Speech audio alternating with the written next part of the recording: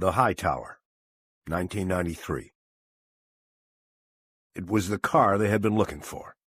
The license plate was gone, but Harry Bosch could tell. A 1987 Honda Accord, its maroon paint long faded by the sun. It had been updated in '92 with the green Clinton bumper sticker, and now even that was faded. The sticker had been made with cheap ink, not meant to last, back when the election was a long shot. The car was parked in a single-car garage so narrow it made Bosch wonder how the driver had been able to get out. He knew he would have to tell the forensics people to be extra diligent while checking for prints on the outside of the car and the garage's inner wall. The forensics people would bristle at being told this, but he would become anxious if he didn't. The garage had a pull-down door with an aluminum handle. Not good for prints, but Bosch would point that out to forensics as well. "Who found it?" he asked the patrol officers. They had just strung the yellow tape across the mouth of the cul-de-sac, which was made by the 2 rows of individual garages on either side of the street and the entrance of the Hightower apartment complex. "The landlord," the senior officer replied. "The garage goes with an apartment he's got vacant, so it's supposed to be empty. A couple of days ago, he opens it up because he's got to store some furniture and stuff, and he sees the car. Thinks maybe it's somebody visiting one of the other tenants, so he lets it go a few days, but then the car stays put, and so he starts asking his tenants about it. Nobody knows the car. Nobody knows whose it is. So then he calls us because he starts thinking it might be stolen because of the missing plates. Me and my partner have got the Gesto bulletin on the visor. Once we got here, we put it together pretty fast." Bosch nodded and stepped closer to the garage. He breathed in deeply through his nose. Marie Gesto had been missing 10 days now. If she was in the trunk, he would smell it. His partner, Jerry Edgar, joined him. "Anything?" he asked. "I don't think so." "Good." "Good?" "I don't like trunk cases. At least we'd have the victim to work with." It was just banter as Bosch's eyes roamed over the car, looking for anything that would help them.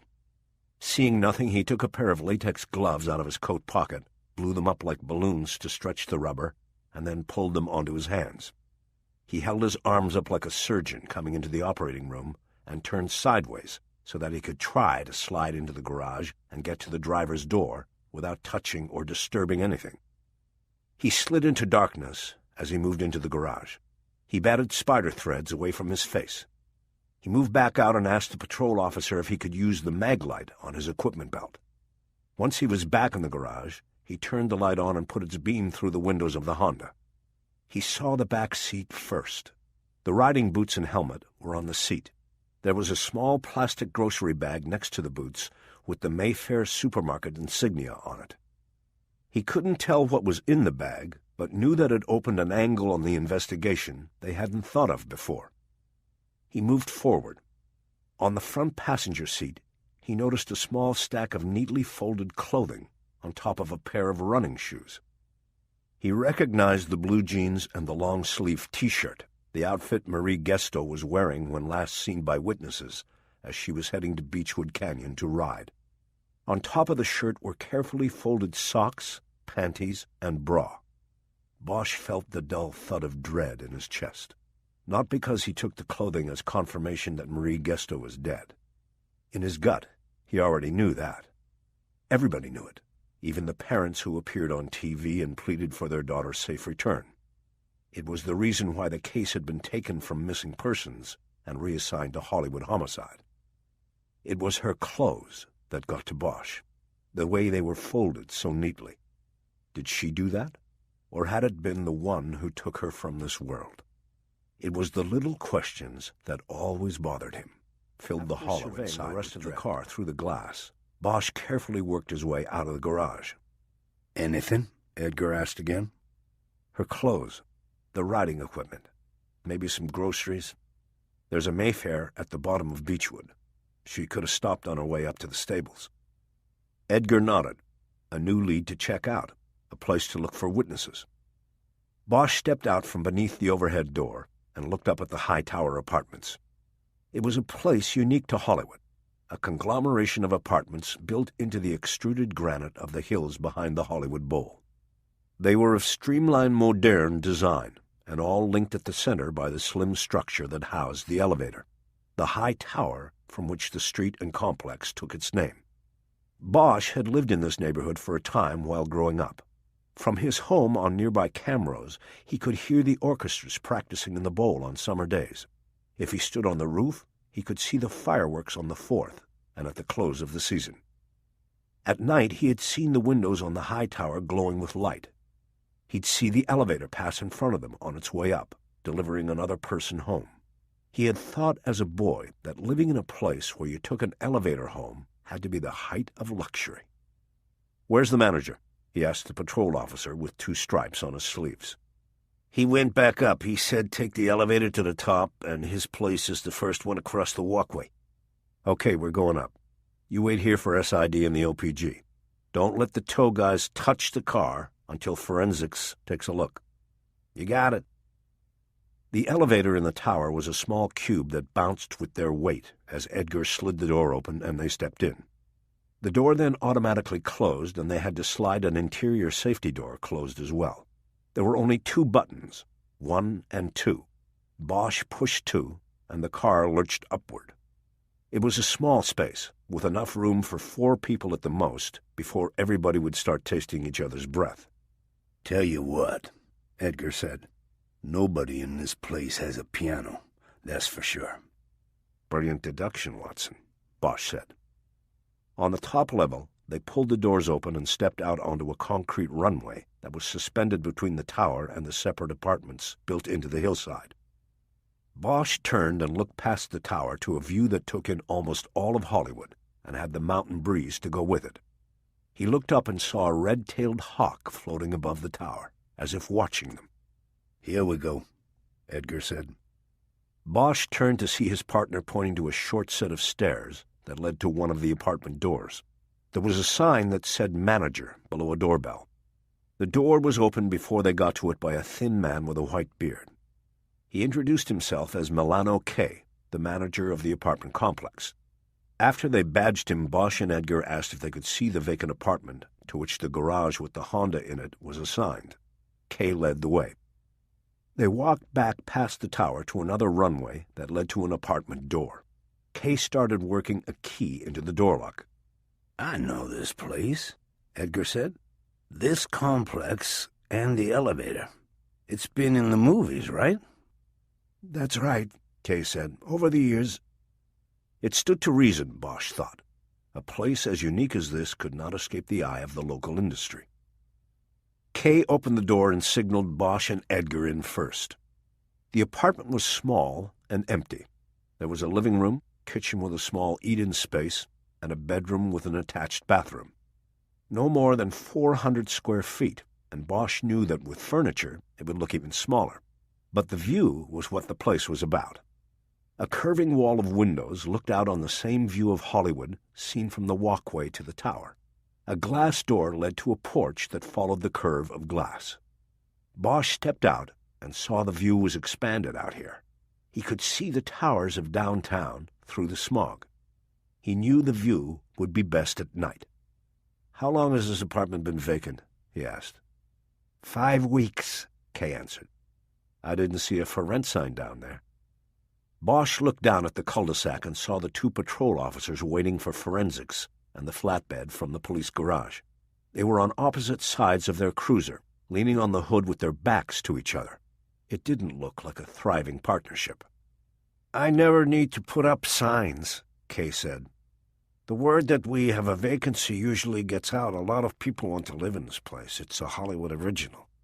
Besides, I've been in the process of getting it ready, repainting and small repairs. I haven't been in any hurry." "What's the rent?" Edgar asked. $1,000 a month. Edgar whistled. It seemed high to Bosch, too, but the view told him there would be somebody who would pay it. "Who would have known that garage down there was empty?" he asked, getting back on track. "Quite a few people. The residents here, of course, and in the last 5 weeks I've shown the place to several interested parties. I usually point out the garage to them. When I go on vacation, there's a tenant here who sort of watches things for me. He showed the apartment, too." "The garage is left unlocked?" "It's left unlocked. There's nothing in it to steal." When the new tenant comes in, they can choose to put a padlock on it if they want to. I leave it up to them, but I always recommend it. Did you keep any kind of records on who you showed the apartment to?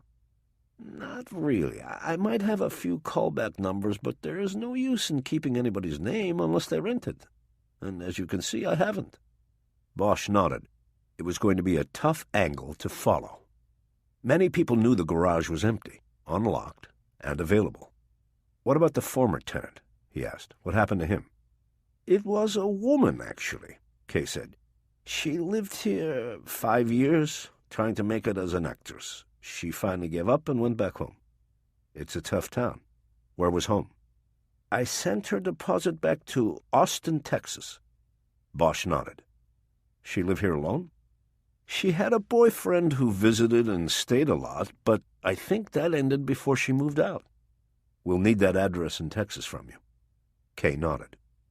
The officers, they said the car belonged to a missing girl, he said. He reached a young woman inside pocket of his jacket and pulled out a photograph of Marie Gesto. He showed it to Kay and asked if he recognized her as someone who might have looked at the apartment. He said he didn't recognize her. Not even from TV? Edgar asked. She's been missing 10 days and it's been in the news. I don't have a TV, Detective, Kay said. No television. In this town, that qualified him as a free thinker, Bosch thought. She was in the newspapers, too, Edgar tried. I read the papers from time to time, Kay said. I get them out of the recycle bins downstairs. They're usually old by the time I see them. But I didn't see any story about her. She went missing 10 days ago, Bosch said. That would have been Thursday the 9th. You remember anything from back then? Anything unusual around here? Kay shook his head. I wasn't here. I was on vacation in Italy. Bosch smiled. I love Italy. Where'd you go? Kay's face brightened. I went up to Lake Como and then over to a small hill town called Asolo. It's where Robert Browning lived. Bosch nodded like he knew the places and knew who Robert Browning was. We've got company, Edgar said. Bosch followed his partner's gaze down to the cul-de-sac. A television truck with a satellite dish on top and a big number 9 painted on the side had pulled up to the yellow tape. One of the patrol officers was walking toward it. Harry looked back at the landlord. Mr. Kay, we'll need to talk more later. If you can, see what numbers or names you can find of people who looked at or called about the apartment. We'll also need to talk to the person who handled things while you were in Italy and get the name and forwarding address of the former tenant who moved back to Texas. No problem. And we're going to need to talk to the rest of the tenants to see if anybody saw that car being dropped off in the garage. We will try not to be too intrusive. No problem with any of that. I'll see what I can dig up on the numbers. They left the apartment and walked with Kay back to the elevator. They said goodbye to the manager and went down, the steel cube lurching again before smoothing out on the descent. Harry, I didn't know you loved Italy, Edgar said. I've never been. Edgar nodded, realizing it had been a tactic to draw Kay out, to put more alibi information on record. You thinking about him? He asked. Not really, just covering the bases. Besides, if it was him, why put the car in his place's own garage? Why call it in? Yeah. But then maybe he's smart enough to know we'd think he'd be too smart to do that. See what I mean? Maybe he's outsmarting us, Harry. Maybe the girl came to look at the place, and things went wrong. He hides the body, but knows he can't move that car because he might get pulled over by the cops, so he waits 10 days and calls it in like he thinks it might be stolen. Then maybe you should run his Italian alibi down, Watson. Why am I Watson? Why can't I be Holmes? Because Watson is the one who talks too much. But if you want, I'll start calling you Holmes. Maybe that would be better. What's bothering you, Harry? Bosch thought of the clothing neatly folded on the front seat of the Honda. He felt that pressure on his insides again, like his body was wrapped in wire being tightened from behind. What's bothering me is that I've got a bad feeling about this one. What kind of bad feeling? The kind that tells me we're never going to find her. And if we never find her, then we never find him. The killer? The elevator jerked to a hard stop, bounced once, and came to a rest. Bosch pulled open the doors. At the end of the short tunnel that led to the cul-de-sac and the garages, he saw a woman holding a microphone and a man holding a television camera waiting for them. "Yeah," he said, "the killer." Part 1. The Killer. Chapter 1. The call came in while Harry Bosch and his partner, Kiz Ryder, were sitting at their desks in the open unsolved unit, finishing the paperwork on the Matarese filing. The day before, they had spent 6 hours in a room with Victor Matarese discussing the 1996 murder of a prostitute named Charisse Witherspoon. DNA that had been extracted from semen found in the victim's throat and stored for 10 years had been matched to Matarese. It was a cold hit. His DNA profile had been banked by the DOJ in 2002 after a forcible rape conviction. It had taken another 4 years before Bosch and Ryder came along and reopened the Witherspoon case, pulled the DNA, and sent it to the state lab on a blind run. It was a case initially made in the lab, but because Charisse Witherspoon had been an active prostitute, the DNA match was not an automatic slam dunk. The DNA could have come from someone who was with her before her killer turned up and hit her repeatedly on the head with a 2x4. So the case didn't come down to the science. It came down to the room and what they could get from Matarese. At 8 a.m. they woke him up at the halfway house where he had been placed upon his parole in the rape case and took him to Parker Center. The first 5 hours in the interview room were grueling. In the 6th, he finally broke and gave it all up, admitting to killing Witherspoon and throwing in 3 more, all prostitutes he had murdered in South Florida before coming to L.A. When Bosch heard his name called out for line 1, he thought it was going to be Miami calling him back. It wasn't. "Bosch," he said after grabbing the phone. "Freddie Olivas, Northeast Division Homicide. I'm over in archives looking for a file, and they say you've already got it signed out." Bosch was silent a moment while his mind dropped out of the Matarese case. Bosch didn't know Olivas, but the name sounded familiar. He just couldn't place it. As far as signed-out files went, it was his job to review old cases and look for ways to use forensic advances to solve them. At any given time, he and Ryder could have as many as 25 files from archives. "I've pulled a lot of files from archives," Bosch said. "Which one are we talking about?" "Gesto, Marie Gesto. It's a 93 case." Bosch didn't respond right away. He felt his insides tighten. They always did when he thought about Gesto, even 13 years later. In his mind, he always came up with the image of those clothes folded so neatly on the front seat of her car. "Yeah, I've got the file. What's happening?" He noticed Ryder look up from her work as she registered the change in his voice. Their desks were in an alcove and pushed up against one another, so Bosch and Ryder faced each other while they worked. "It's kind of a delicate matter," Oliva said. "Eyes only. Relates to an ongoing case I've got, and the prosecutor just wants to review the file. Could I hop on by there and grab it from you?" "Do you have a suspect, Olivas?" Olivas didn't answer at first, and Bosch jumped in with another question. "Who's the prosecutor?" Again, no answer. Bosch decided not to give in. "Look, the case is active, Olivas. I'm working it and have a suspect. If you want to talk to me, then we'll talk. If you've got something working, then I am part of it. Otherwise, I'm busy and you can have a nice day, okay?" Bosch was about to hang up when Olivas finally spoke. The friendly tone was gone from his voice. "Tell you what, let me make a phone call, hotshot. I'll call you right back." He hung up without a goodbye. Bosch looked at Ryder. "Marie Gesto," he said. "The DA wants the file." "That's your own case. Who was calling?" "A guy from Northeast. Freddie Olivas. Know him?" Ryder nodded. "I don't know him, but I've heard of him. He's lead on the Raynard Waits case." Bosch placed the name. You know the one. The Waits case was high profile. Olivas probably viewed it as his ticket to the show. The LAPD was broken into 19 geographic divisions, each with a police station and its own detective bureau.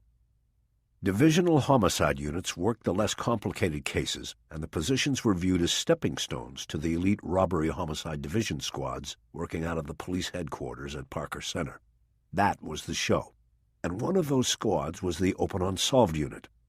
Bosch knew that if Olivas's interest in the Gesto file was even remotely tied to the Waits case, then he would jealously guard his position from RHD encroachment. "He didn't say what he is going?" Ryder asked. "Not yet, but it must be something. He wouldn't even tell me which prosecutor he's working with." "Ricochet." "What?" She said it slower. "Rick O'Shea.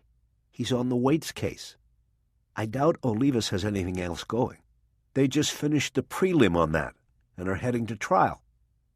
Bosch didn't say anything as he considered the possibilities. Richard Ricochet O'Shea ran the special prosecution section of the DA's office. He was a hotshot, and he was in the process of getting hotter. Following the announcement in the spring that the sitting district attorney had decided against seeking re-election, O'Shea was one of a handful of prosecutors and outside attorneys who filed as candidates for the job. He had come through the primary with the most votes, but not quite a majority. The runoff was shaping up as a tighter race, but O'Shea still held the inside track.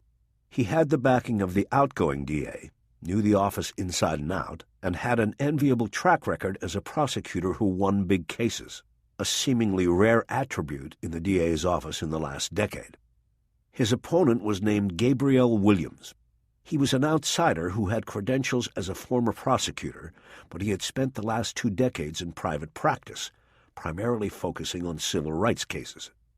He was black, while O'Shea was white. He was running on the promise of watchdogging and reforming the county's law enforcement practices. While members of the O'Shea camp did their very best to ridicule Williams' platform and qualifications for the position of top prosecutor, it was clear that his outsider stance and platform of reform were taking hold in the polls. The gap was closing. Bosch knew what was happening in the Williams-O'Shea campaigns because this year he had been following local elections with an interest he had never exhibited before. In a hotly contested race for a city council seat, he was backing a candidate named Martin Maisel. Maisel was a 3-term incumbent who represented a West Side district far from where Bosch lived. He was generally viewed as a consummate politician who made backroom promises and was beholden to big-money interests to the detriment of his own district. Nevertheless, Bosch had contributed generously to his campaign and hoped to see his re-election. His opponent was a former deputy police chief named Irvin R. Irving, and Bosch would do whatever was within his power to see Irving defeated. Like Gabriel Williams, Irving was promising reform, and the target of his campaign speeches was always the LAPD. Bosch had clashed numerous times with Irving while he served in the department. He didn't want to see the man sitting on the city wrap-ups that ran almost daily in the Times had kept Bosch up to date on other contests as well as the Maisel-Irving contest. He knew all about the fight O'Shea was involved in. The prosecutor was in the process of bolstering his candidacy with high-profile advertisements and prosecutions designed to show the value of his experience. A month earlier, he had parlayed the preliminary hearing in the Raynard Waits case into daily headlines and top-of-the-broadcast reports. The accused double murderer had been pulled over in Echo Park on a late-night traffic stop. Officers spied trash bags on the floor of the man's van with blood leaking from them. A subsequent search found body parts from 2 women in the bags. If ever there was a safe slam-bang case for a prosecutor candidate to use to grab media attention, the Echo Park bagman case appeared to be it. The catch was that the headlines were now on hold. Waits was bound over for trial at the end of the preliminary hearing, and since it was a death penalty case, that trial and the attendant renewal of headlines were still months off and well after the election. O'Shea needed something new to grab headlines and keep momentum going. Now Bosch had to wonder what the candidate was up to with the Gesto case. "Do you think Gesto could be related to Waits?" Ryder asked. "That name never came up in '93, Bosch said. Neither did Echo Park. The phone rang, and he quickly picked it up. "Open Unsolved, this is Detective Bosch. How can I help you?" "Olivas, bring the file over to the 16th floor at 11 o'clock. You'll meet with Richard O'Shea." "You're in, hotshot." "We'll be there." "Wait a minute. What's this we shit? I said you. You be there with the file." "I have a partner, Olivas. I'll be with her." Bosch hung up without a goodbye.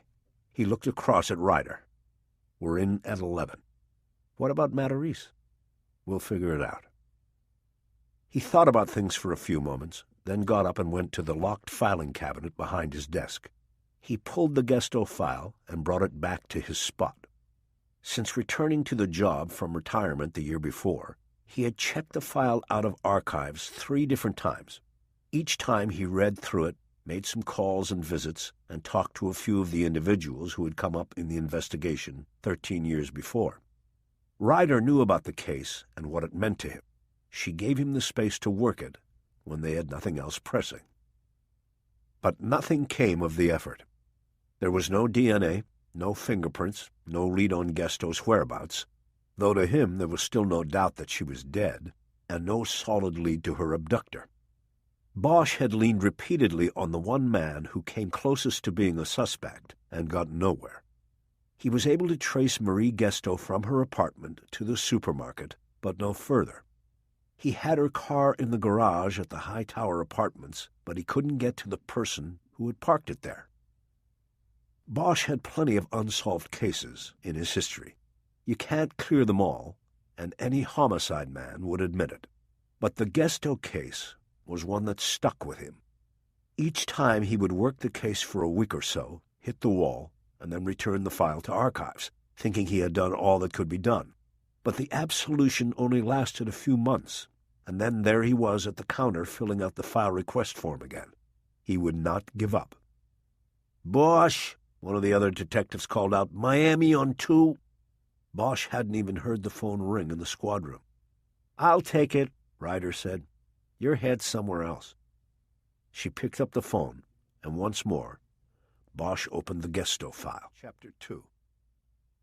Bosch and Ryder were 10 minutes late because of the backup of people waiting for elevators. He hated coming to the criminal courts building because of the elevators. The wait and the jostling for position just to get on one of them put a layer of anxiety on him that he could live without. In reception in the DA's office on the 16th floor, they were told to wait for an escort back to O'Shea's office. After a couple minutes, a man stepped through the doorway and pointed to the briefcase Bosch was holding. "You got it?" he asked. Bosch didn't recognize him. He was a dark-complected Latino in a gray suit. "Olivas?" "Yeah, you brought the file?" "I brought the file." "Then come on back, hotshot." Olivas headed back toward the door he had come through. Ryder made a move to follow, but Bosch put his hand on her arm.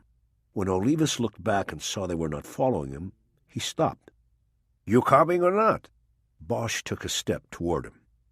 "Olivas, let's get something clear before we go anywhere. You call me hotshot again, and I'm going to shove the file up your ass without taking it out of my briefcase." Olivas raised his hands in surrender. "Whatever you say." He held the door, and they followed him into the internal hallway. They went down a long corridor and took 2 rights before coming to O'Shea's office. It was a large space, particularly by district attorney's office standards. Most of the time, prosecutors shared offices, 2 or 4 to a room, and held their meetings in strictly scheduled interview rooms at the end of each hallway. But O'Shea's office was double-sized with room for a piano crate desk and a separate seating area. Being the head of special prosecutions obviously had its perks. Being the heir apparent to the top job did as well. O'Shea welcomed them from behind his desk, standing up to shake hands. He was about 40 and handsome, with jet black hair. He was short, as Bosch already knew, even though he had never met him before. He had noticed while catching some of the TV coverage of the Waits prelim that most of the reporters who gathered around O'Shea in the hallway outside the courtroom were taller than the man they pointed their microphones at. Personally, Bosch liked short prosecutors. They were always trying to make up for something, and usually it was the defendant, who who ended up paying the price. Everybody took seats, O'Shea behind his desk, Bosch and Ryder in chairs facing him, and Olivas to the right side of the desk in a chair positioned in front of a stack of Ricochet all-the-way posters leaning against the wall. "Thank you for coming in, detectives," O'Shea said. "Let's start by clearing the air a little bit. Freddie tells me you two got off to a rough start." He was looking at Bosch as he spoke. "I don't have any problem with Freddie," Bosch said. "I don't even know Freddie enough to call him Freddie." "I should tell you that any reluctance on his part to fill you in on what we have here came directly from me because of the sensitive nature of what we are doing. So if you are angry, be angry with me." "I'm not angry," Bosch said. "I'm happy. Ask my partner. This is me when I'm happy." Ryder nodded. "He's happy," she said.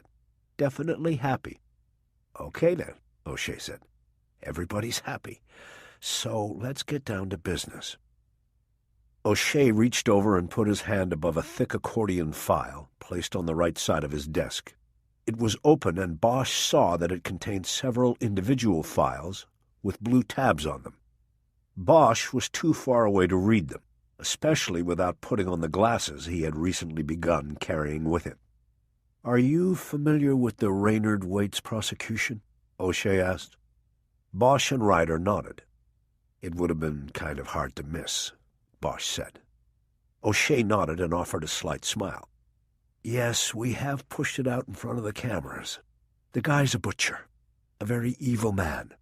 We said from the start that we were going for the death penalty on it." "From what I've heard and seen, he's a poster boy for it," Ryder said encouragingly. O'Shea nodded somberly. "That's one reason why you are here.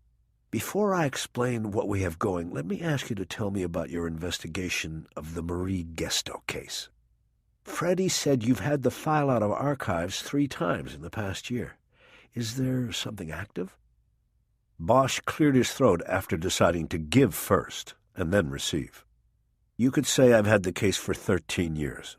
I caught it back in '93 when she went missing." "But nothing ever came of it?" Bosch shook his head. "We had no body. All we ever found was her car, and that was not enough. We never made anybody for it." "Not even a suspect?" "We looked at a lot of people, one in particular. But we couldn't make the connections, and so nobody rose to the level of active suspect. Then I retired in '02, and it went into archives. A couple years go by, and things don't work out the way I thought they would in retirement, and I come back on the job." Bosch didn't think it was necessary to tell O'Shea that he had copied the Gesto file and taken it with him, along with several other open cases, when he left his badge behind and walked out the door in 2002. Copying the files had been an infraction of department regs, and the fewer people who knew that, the better. "In the last year I pulled the Gesto file every time I had a little time to work it," he continued. "But there's no DNA, no latents. There's only legwork. I've talked to all the principals again, everybody I could find. There's still the one guy out there who I always felt could be the guy, but I never could make anything out of it. I talked to him twice this year, leaned pretty hard. And nothing." "Who is it?" "His name's Anthony Garland. He comes from Hancock Park money. You ever heard of Thomas Rex Garland, the oil man?" O'Shea nodded. "Well, T-Rex, as he is known, is Anthony's father." "What's Anthony's connection to Gesto?" "Connection might be too strong a word. Marie Gesto's car was found in a single garage attached to a Hollywood apartment building. The apartment it corresponded to was empty. Our sense of things at the time was that it wasn't just coincidence that the car ended up in there. We thought whoever hid the car there knew the apartment was vacant and that he'd get a decent ride out of hiding it there." "Okay, Anthony Garland knew about the garage, or he knew Marie?" "He knew about the garage. His former girlfriend had lived in the apartment.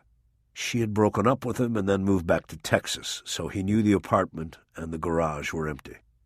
"That's pretty thin. That's all you had?" "Pretty much. We thought it was thin, too.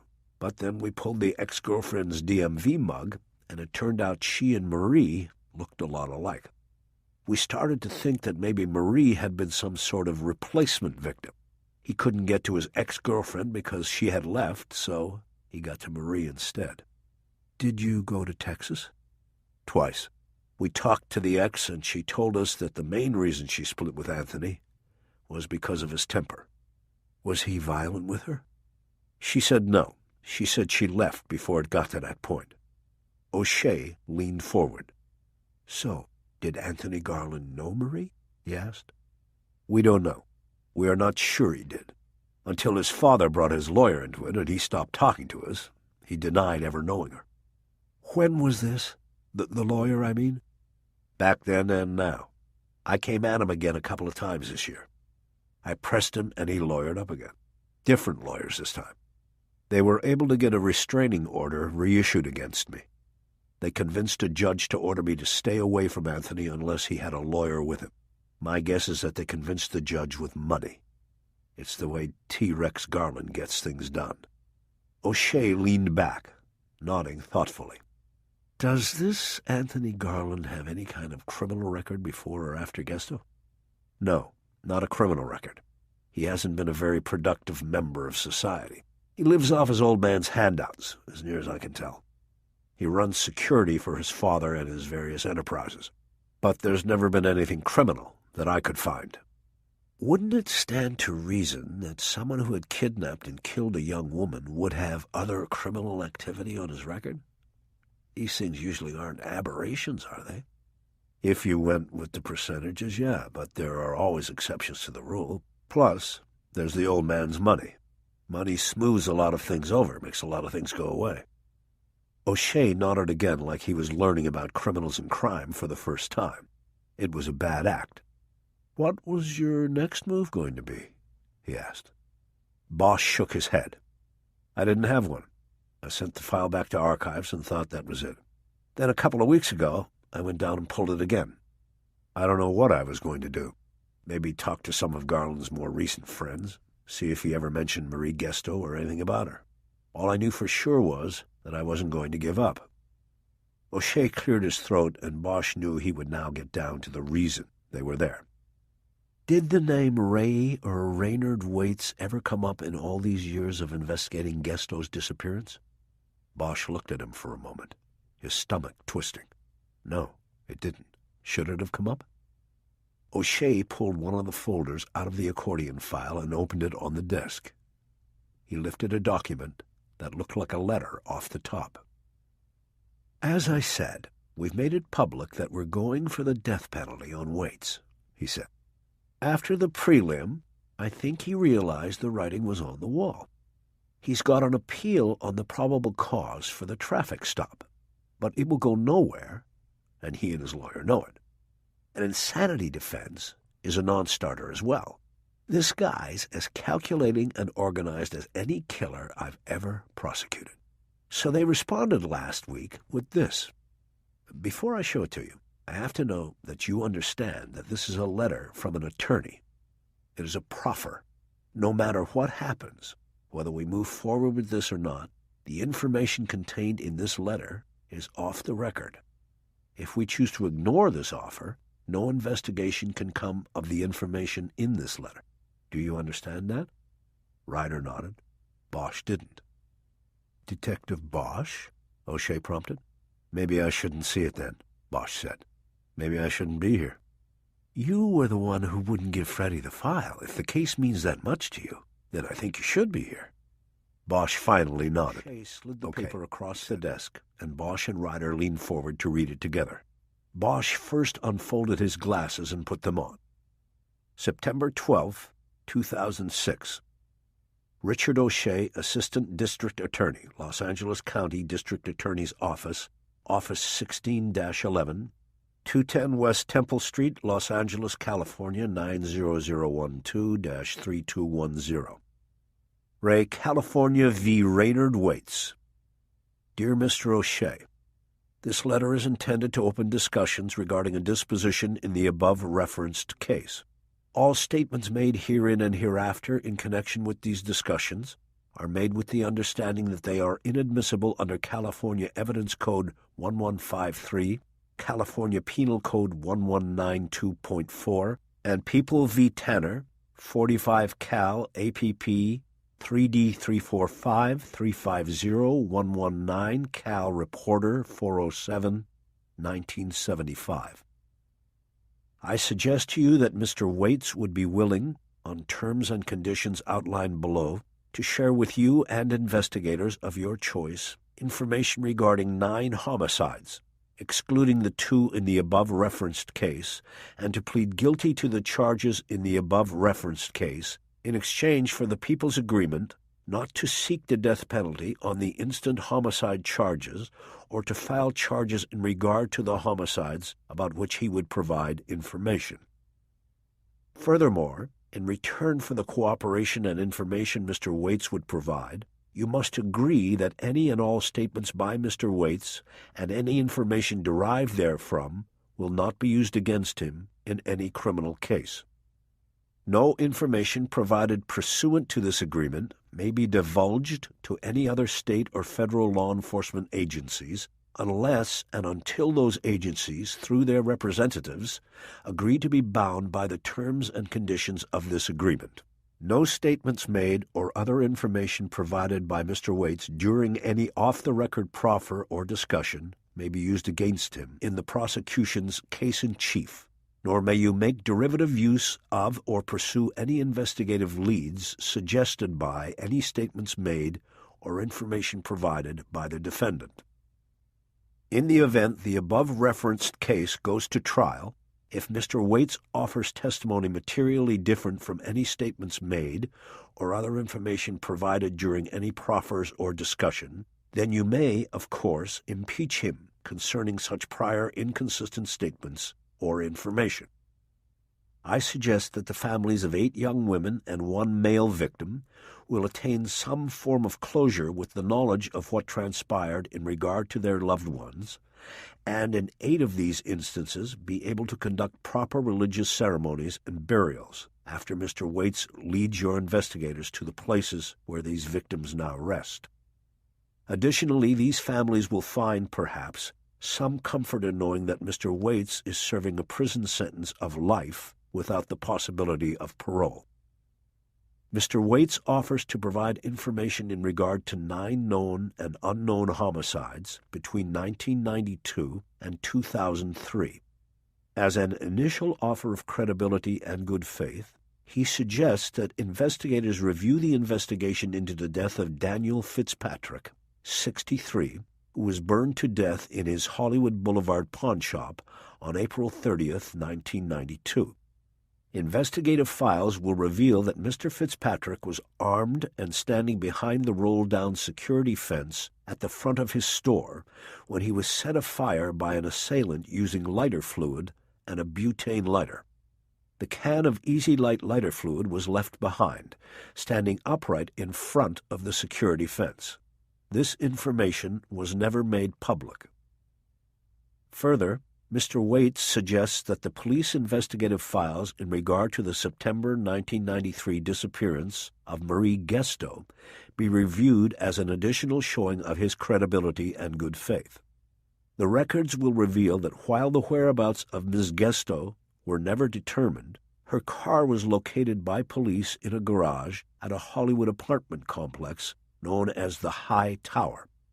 The car contained Ms. Gesto's clothing and equestrian equipment plus a grocery bag containing a 1-pound package of carrots. Ms. Gesto intended to use the carrots to feed the horses she groomed in exchange for riding time at the Sunset Ranch stables in Beechwood Canyon. Again, this information was never made public. I would suggest that if an agreement of disposition could be achieved, such an agreement would fall within the exceptions to California's prohibition against plea bargaining serious felonies, inasmuch as, absent Mr. Waits' cooperation, there are insufficient evidence and material witnesses to prove the people's case in regard to these 9 homicides. Moreover, the people's forbearance regarding the death penalty is entirely discretionary and does not represent a substantial change in sentence. California Penal Code 1192.7a. Please contact me at your earliest convenience if the foregoing is acceptable. Sincerely, Maurice Swan, P.A., 101 Broadway, Suite 2, Los Angeles, California, 90013. He had read almost the entire letter without taking a breath. He now gulped down some air, but it did not displace the cold tightness that was forming in his chest. "You're not going to agree to this, are you?" he asked. O'Shea held his gaze for a moment before responding. "As a matter of fact, I'm negotiating with Swan right now. That was the initial proffer. I've improved the state's take substantially since that arrived." "In what way?" "He'll have to plead to all the cases. We'll get 11 murder convictions." "And you'll get more headlines in time for the election," Bosch thought, but didn't say. "But he still walks?" he asked. "No, Detective, he doesn't walk. He never sees the light of day again. Have you ever been up to Pelican Bay, the place they send sex offenders? It only sounds like a nice place. But no death penalty. You're giving him that." Olivas smirked, as if Bosch didn't see the light. "Yes, that is what we are giving," O'Shea said. "That's all we're giving, no death penalty, and he goes away forever and a day." Bosch shook his head, looked at Ryder, and then back at O'Shea. He said nothing because he knew it wasn't his decision to make. "But before we agree to such a deal," O'Shea said, "we need to make damn sure he is good for those 9. Waits is no dummy. This could all be a trick to avoid the needle, or it could be the real thing. I want to bring you two into this to work with Freddie in finding out which it is. I'll make the calls, and you will be cut loose. That will be the assignment." Neither Bosch nor Ryder responded. O'Shea pressed on. "It's obvious he knows things about the 2 bait cases cited in the letter. Freddie confirmed the Fitzpatrick thing. He was killed during the riots after the Rodney King verdict came in, burned to death behind the roll-down fence in his pawn shop. He was heavily armed at the time, and what is not clear is how his killer got close enough to set him on fire. The can of Easy Light was found just like Waits said, standing upright in front of the security fence. The mention of the Gesto case we could not confirm because you've got the file, Detective Bosch. You've already confirmed the part about the garage. Did he get that right about the clothes and the carrots?" Bosch reluctantly nodded. "The car was public information," he said. "The media was all over it, but the bag of carrots was our ace in the hole.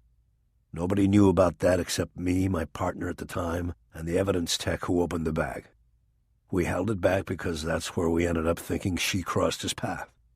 The carrots came from a Mayfair supermarket on Franklin at the bottom of Beechwood Canyon. Turned out it was her routine to stop there before going up to the stables. The day she disappeared, she followed the routine. She came out with the carrots and probably her killer as a trailer. We found witnesses who put her in the store. Nothing else after that. Until we found her car." O'Shea nodded. He pointed to the letter, which was still on the desk in front of Bosch and Ryder. "Then this is looking good." "No, it's not," Bosch said. "Don't do this." "Don't do what?" "Don't make the deal." "Why shouldn't we?" "Because if he is the one who took Marie Gesto and killed her, and he killed those 8 other people, maybe even chopped them up like the 2 they caught him with, then he isn't someone who should be allowed to live, whether in a prison cell or not. They ought to strap him down, put the juice in him, and send him on down the hole to where he belongs." O'Shea nodded as if it were a valid consideration. "What about all of those open cases?" he countered. "Look, I don't like the idea of this guy living out his life in a private room at Pelican Bay any more than you do.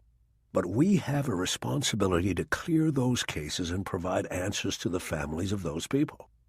Also, you have to remember we've announced that we are seeking the death penalty. That doesn't mean it's automatic. We have to go to trial and win, and then we have to do it all over again to get the jury to recommend death. I'm sure you know that there are any number of things that could go wrong. It only takes one juror to hang a case, and it only takes one to stop the death penalty. It only takes one soft judge to ignore the jury's recommendation anyway." He knew how the system worked, how it could be manipulated, and how nothing was a sure thing. Still, it bothered him. He also knew that a life sentence didn't always mean a life sentence. Every year, people like Charlie Manson and Sirhan got their shot. Nothing lasts forever, not even a life sentence. "Plus, there is the cost factor," O'Shea continued. Waits doesn't have money, but Maurice Swan took the case for publicity value. If we take this to trial, he will be ready for battle. Maury's a damn good lawyer. We can expect experts to cancel out our experts, scientific analysis to cancel out our analysis.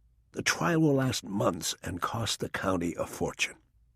I know you don't want to hear that money is a consideration here, but that is the reality. I have the budget management office already on my back about this one. This proffer could be the safest and best way to make sure this man harms no one else in the future. The best way? Bosch asked. Not the right way, if you ask me. O'Shea picked up a pen and drummed it lightly on his desk before responding. Detective Bosch, why did you sign out the Gesto file so many times? Bosch felt Ryder turn and look at him. She had asked him the same thing on more than one occasion. I told you, he said. I pulled it because it had been my case. It bothered me that we never made anybody for it. In other words, it has haunted you. Bosch nodded hesitantly. Did she have family? Bosch nodded again. She had parents up in Bakersfield. They had a lot of dreams for her. Think about them, and think about the families of the others. We can't tell them that Waits was the one unless we know for sure. My guess is that they will want to know, and they are willing to trade that knowledge for his life. It's better that he plead guilty to all of them than that we get him for only 2. Bosch said nothing. He had registered his objection. He now knew it was time to go to work. Ryder was on the same vibe. What is the time frame on this? She asked. I want to move quickly, O'Shea said. If this is legit, I want to clean it up and get it done. Got to get it in before the election, right? Bosch asked. He then immediately regretted it. O'Shea's lips formed a tight line. Blood seemed to collect beneath the skin around his eyes. Detective, he said, I will give you that. I'm running for election, and clearing 11 murders with convictions would be helpful to my cause. But do not suggest the election is my only motivation here.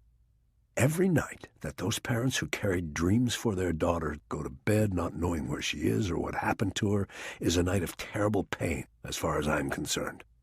Even after 13 years. So I want to move quickly and assuredly, and you can keep your speculations about anything else to yourself.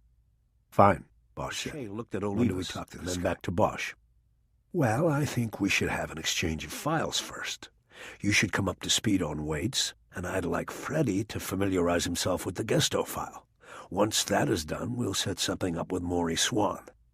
What about tomorrow? Tomorrow's fine, Bosch said. Swan will be there during the interview? O'Shea nodded. Maury's riding this one all the way. He'll milk every angle, probably end up with a book and a movie deal before this thing's over. Maybe even a guest anchor slot on court TV. Yeah, well, Bosch said. At least then he'd be out of the courtroom. Never thought of it that way, O'Shea said. Did you bring the Gesto records? Bosch opened his briefcase on his lap and took out the investigation file, which was contained in a 3-inch thick binder, generally known as a murder book. He handed it to O'Shea, who turned and gave it to Olivas. And I will give you this in return, O'Shea said. He slid the file back into the accordion folder and handed it all across the desk. Happy reading, he said. Are you sure about tomorrow? Bosch looked at Ryder to see if she had an objection. They had another day before they needed to walk the Matarese filing to the DA, but the work was mostly finished, and he knew Ryder could handle the rest. When Ryder said nothing, Bosch looked back at O'Shea. We'll be ready, he said. Then I will call Maury and set it up. Where is Waits? Right here in the building, O'Shea said.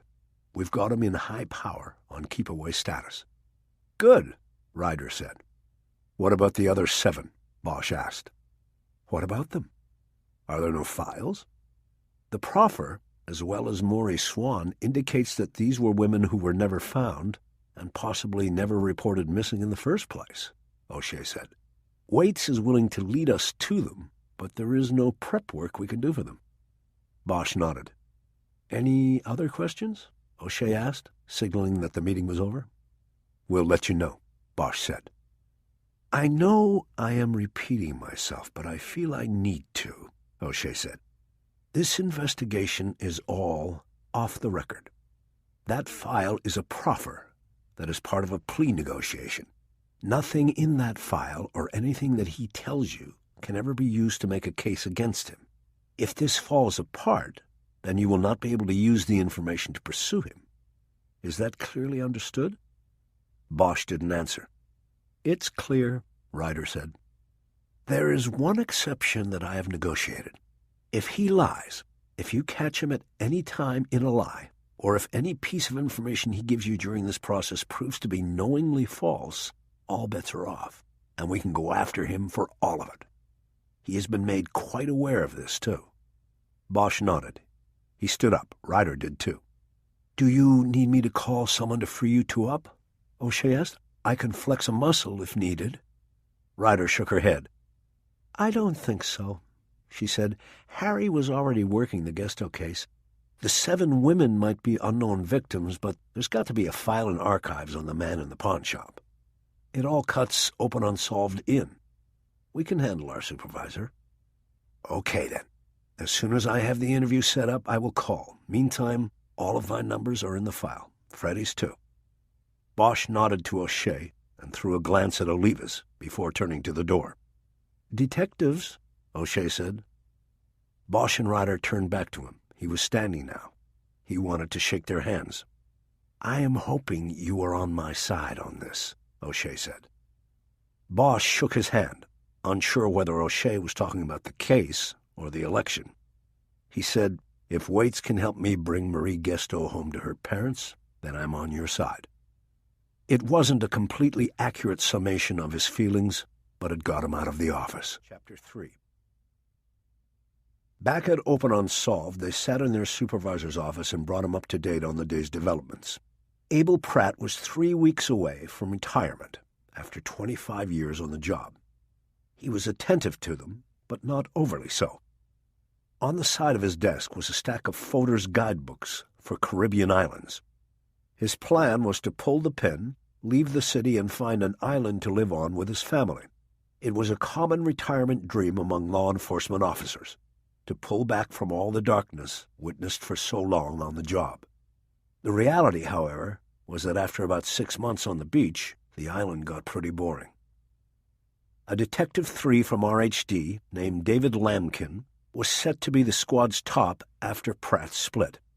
He was a nationally recognized sex crimes expert chosen for the job because so many of the cold cases they were working in the unit were sexually motivated. Bosch was looking forward to working with him and would have liked to be briefing him instead of Pratt, but the timing was off. They went with who they had, and one of the positive things about Pratt was that he was going to give them free rein until he was out the door. He just didn't want any waves, no blowback in his face. He wanted a quiet, uneventful last month on the job. Like most cops with 25-plus years in the department, Pratt was a throwback. He was old school. He preferred working on a typewriter over a computer. Rolled halfway up in the IBM Selectric next to his desk was a letter he had been working on when Bosch and Ryder stepped in. Bosch had grabbed a quick glance at it while he was sitting down and saw it was a letter to a casino in the Bahamas. Pratt was trying to line up a security gig in Paradise, and that about said it all when it came to where his mind was at these days. After hearing their briefing, Pratt gave his approval for them to work with O'Shea, and only became animated when he issued a warning about Raynard Waits' attorney, Maury Swan. "Let me tell you about Maury," Pratt said.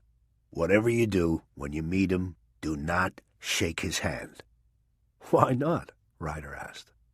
"I had a case with him once. This is way back. It was a gangbanger on a 187. Every day when we started court, Maury made a big deal of shaking my hand and then the prosecutor's. He probably would have shaken the judge's hand, too, if he'd gotten the chance. So, after his guy was convicted, he tried to get a reduced sentence by snitching out the others involved in the murder. One of the things he told me during the debriefing was that he thought I was dirty. He said that during the trial, Maury had told him he could buy all of us. Me, the prosecutor, everybody. So the banger had his homegirl get him the cash, and Maury explained to him that every time he was shaking our hands, he was paying us off. You know, passing the cash palm to palm. He always did those two-handed shakes, too. He was really selling it to his guy, while all along he was keeping the cash. "Holy shit," Ryder exclaimed. "Didn't you guys work up a case on him?" Pratt dismissed the idea with a wave. "It was after the fact, and besides, it was a bullshit he-said case. It wouldn't have gone anywhere, not with Maury being a member of the bar in good standing and all. But ever since then, I heard that Maury likes shaking hands a lot. So when you get in that room with him and Waits, don't shake his hand," smiling at the story, and returned to their own workstation. The division of labor had been worked out on their walk back from the courthouse. Bosch would take Waits, and Ryder would take Fitzpatrick. They would know the files inside and out by the time they sat across the table from Waits in the interview room the following day. Since Ryder had less to read in the Fitzpatrick case, she also would finish the filing on Matarese. This meant Bosch was cleared to study full-time the world of Raynard Waits. After pulling out the Fitzpatrick file for Ryder, he chose to take the accordion folder O'Shea had given them down to the cafeteria. He knew the lunch crowd would be thinning out, and he would be able to spread the files out and work without the distractions of the constantly ringing phones and chatter of the open unsolved squad room. He had to use a napkin to clean a table in the corner, but then quickly settled into his review of the materials. There were 3 files on Waits.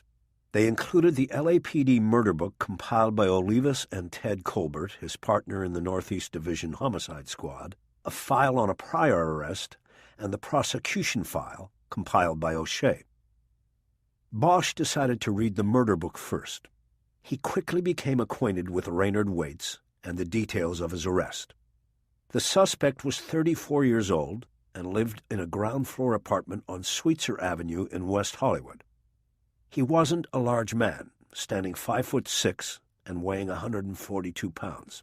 He was the owner-operator of a one-man business, a residential window cleaning company called Clearview Residential Glass Cleaners. According to the police reports, he came to the attention of 2 patrol officers, a boot named Arnolfo Gonzalez and his training officer, Ted Fennell, at 1:50 a.m. on the night of May 11th. The officers were assigned to a crime response team which was watching a hillside neighborhood in Echo Park because of a recent rash of home burglaries that had been occurring on the nights of Dodgers home games. Though in uniform, Gonzalez and Fennell were in an unmarked cruiser near the intersection of Stadium Way and Chavez Ravine Place. Bosch knew the location.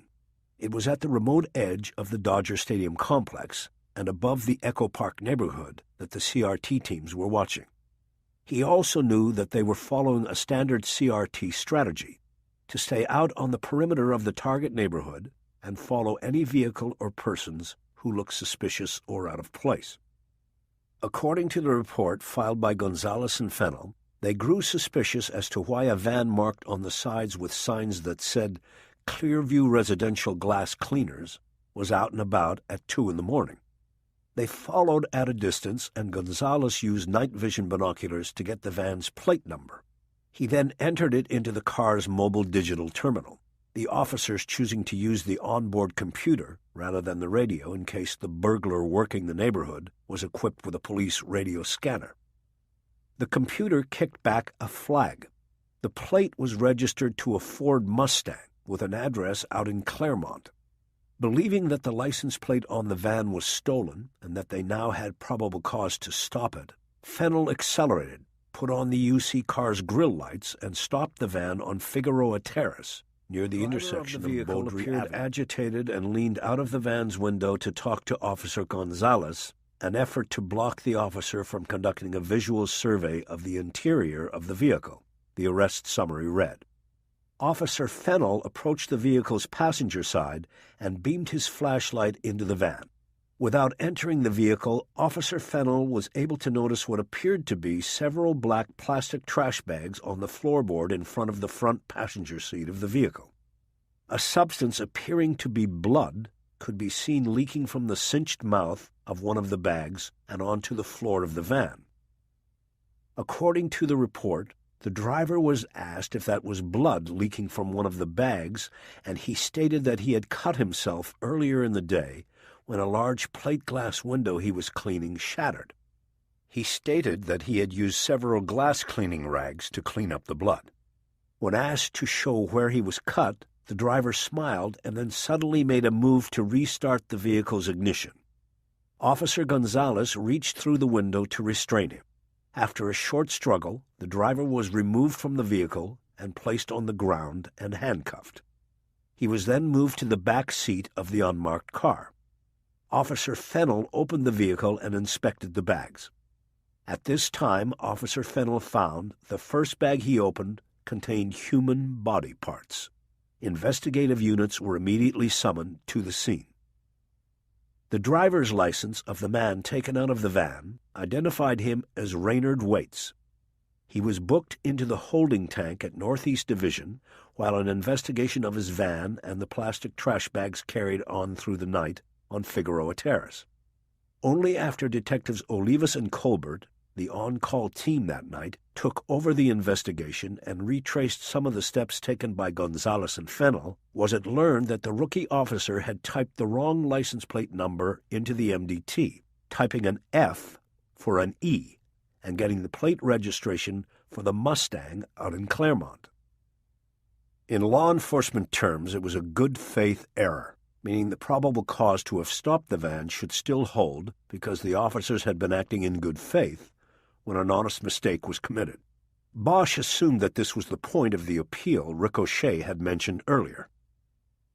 Bosch put aside the murder investigation file and opened the prosecution file. He quickly looked through the documents until he found a copy of the appeal. He scanned it quickly and found what he had expected. Waits was claiming that typing in the wrong plate number was a custom and practice within the LAPD, and often employed when officers on specialty squads wanted to pull over and search a vehicle without legitimate probable cause to do so.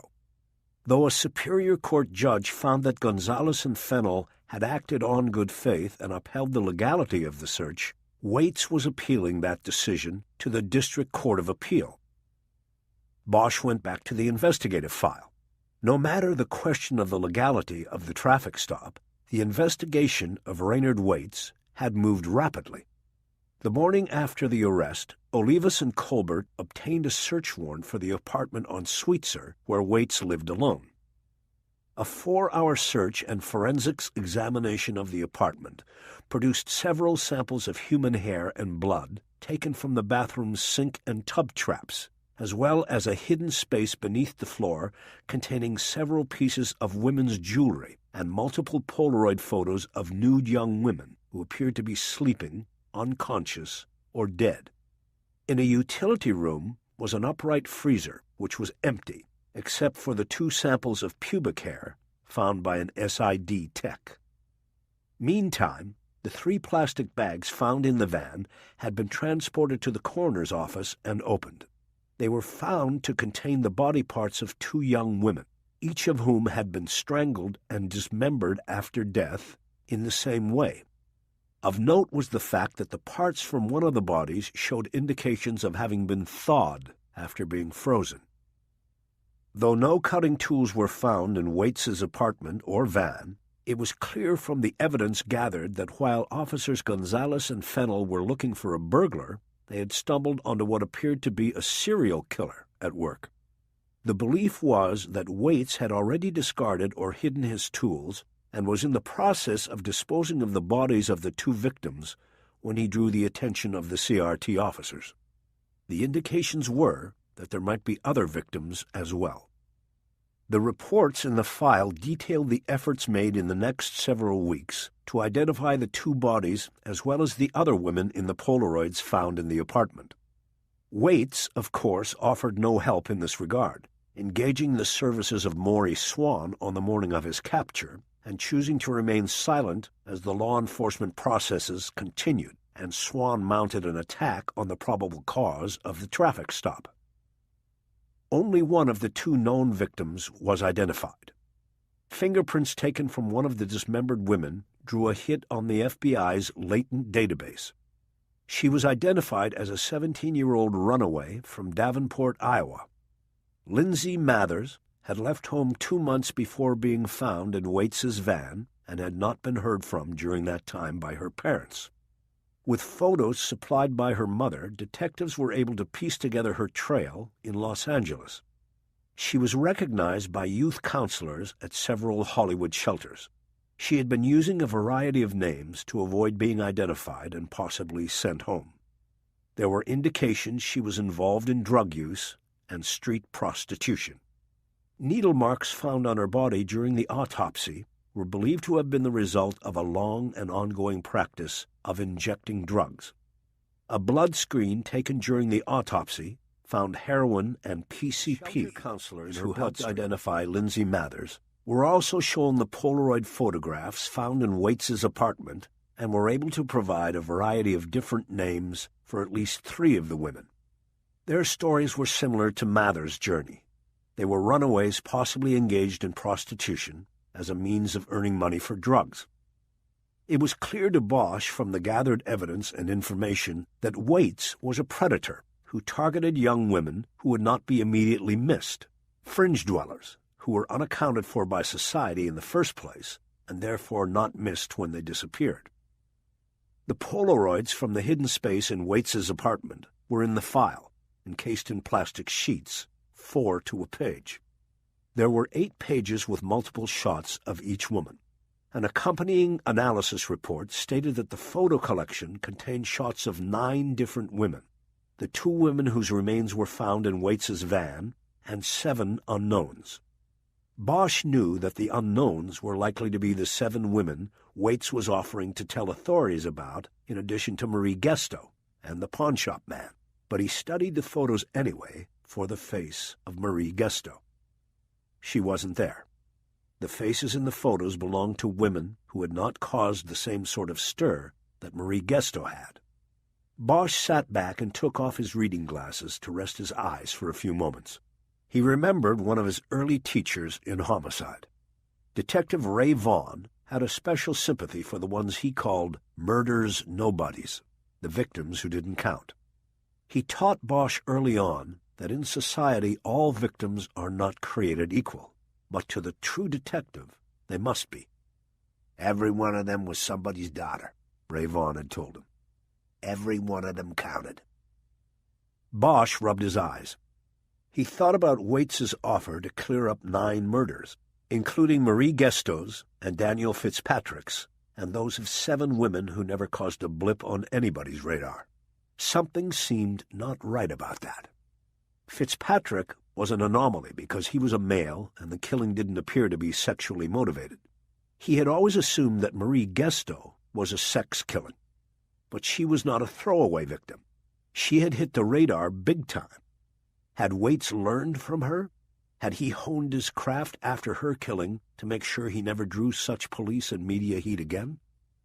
Bosch thought that maybe the heat he had applied on the Gesto case was what caused Waits to change, to become a more skilled and cunning killer. If that was so, then he would have to deal with that guilt at a later time. For now, he had to focus on what was in front of him. He put his glasses on again and went back to the files. The evidence against Waits was solid. Nothing like being caught in possession of body parts. A defense attorney's nightmare, a prosecutor's dream. The case sailed through a preliminary hearing in 4 days, and then the DA's office upped the ante, with O'Shea announcing he would go for the death penalty. Bosch had a legal pad to the side of the open file so that he could write down questions for O'Shea, Waits, or others.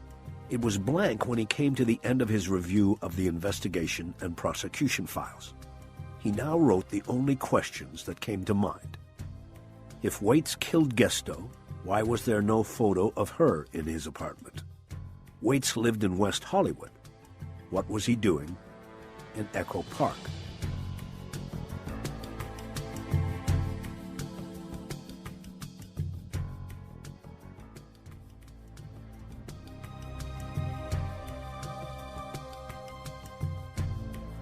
The first question could be easily explained. Bosch knew killers evolved. Waits could have learned from the Gesto killing that he needed reminders of his work. The photos could have started after Gesto. The second question was more troubling to him. There was no report in the file that dealt with this question. It was thought simply that Waits had been on his way to get rid of the bodies, possibly to bury them in the parklands that surrounded Dodger Stadium. No further investigation of this was contemplated or called for, but to Bosch it was something to consider. Echo Park would have been at least a half-hour away by car from Waits's apartment in West Hollywood. That was a long time to be driving with body parts and bags.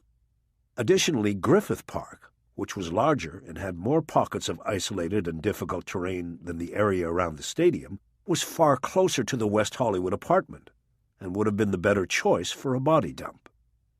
To Bosch, it meant that Waits had a specific destination in mind in Echo Park. This had been missed or dismissed as unimportant in the original investigation. He next wrote 2 words: psych profile. No psychological study of the defendant had been conducted, and Bosch was mildly surprised by this. Perhaps he thought it had been a strategic decision by the prosecution. O'Shea might have chosen not to take this route because he didn't know exactly where it would lead. He wanted to try Waits on the facts and send him to the death chamber. He didn't want to be responsible for opening a door to a possible insanity defense.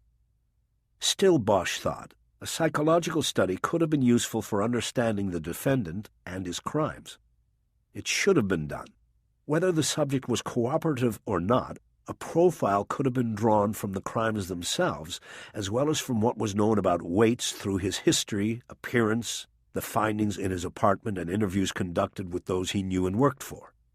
Such a profile might have also been useful to O'Shea as an edge against a move by the defense to claim insanity.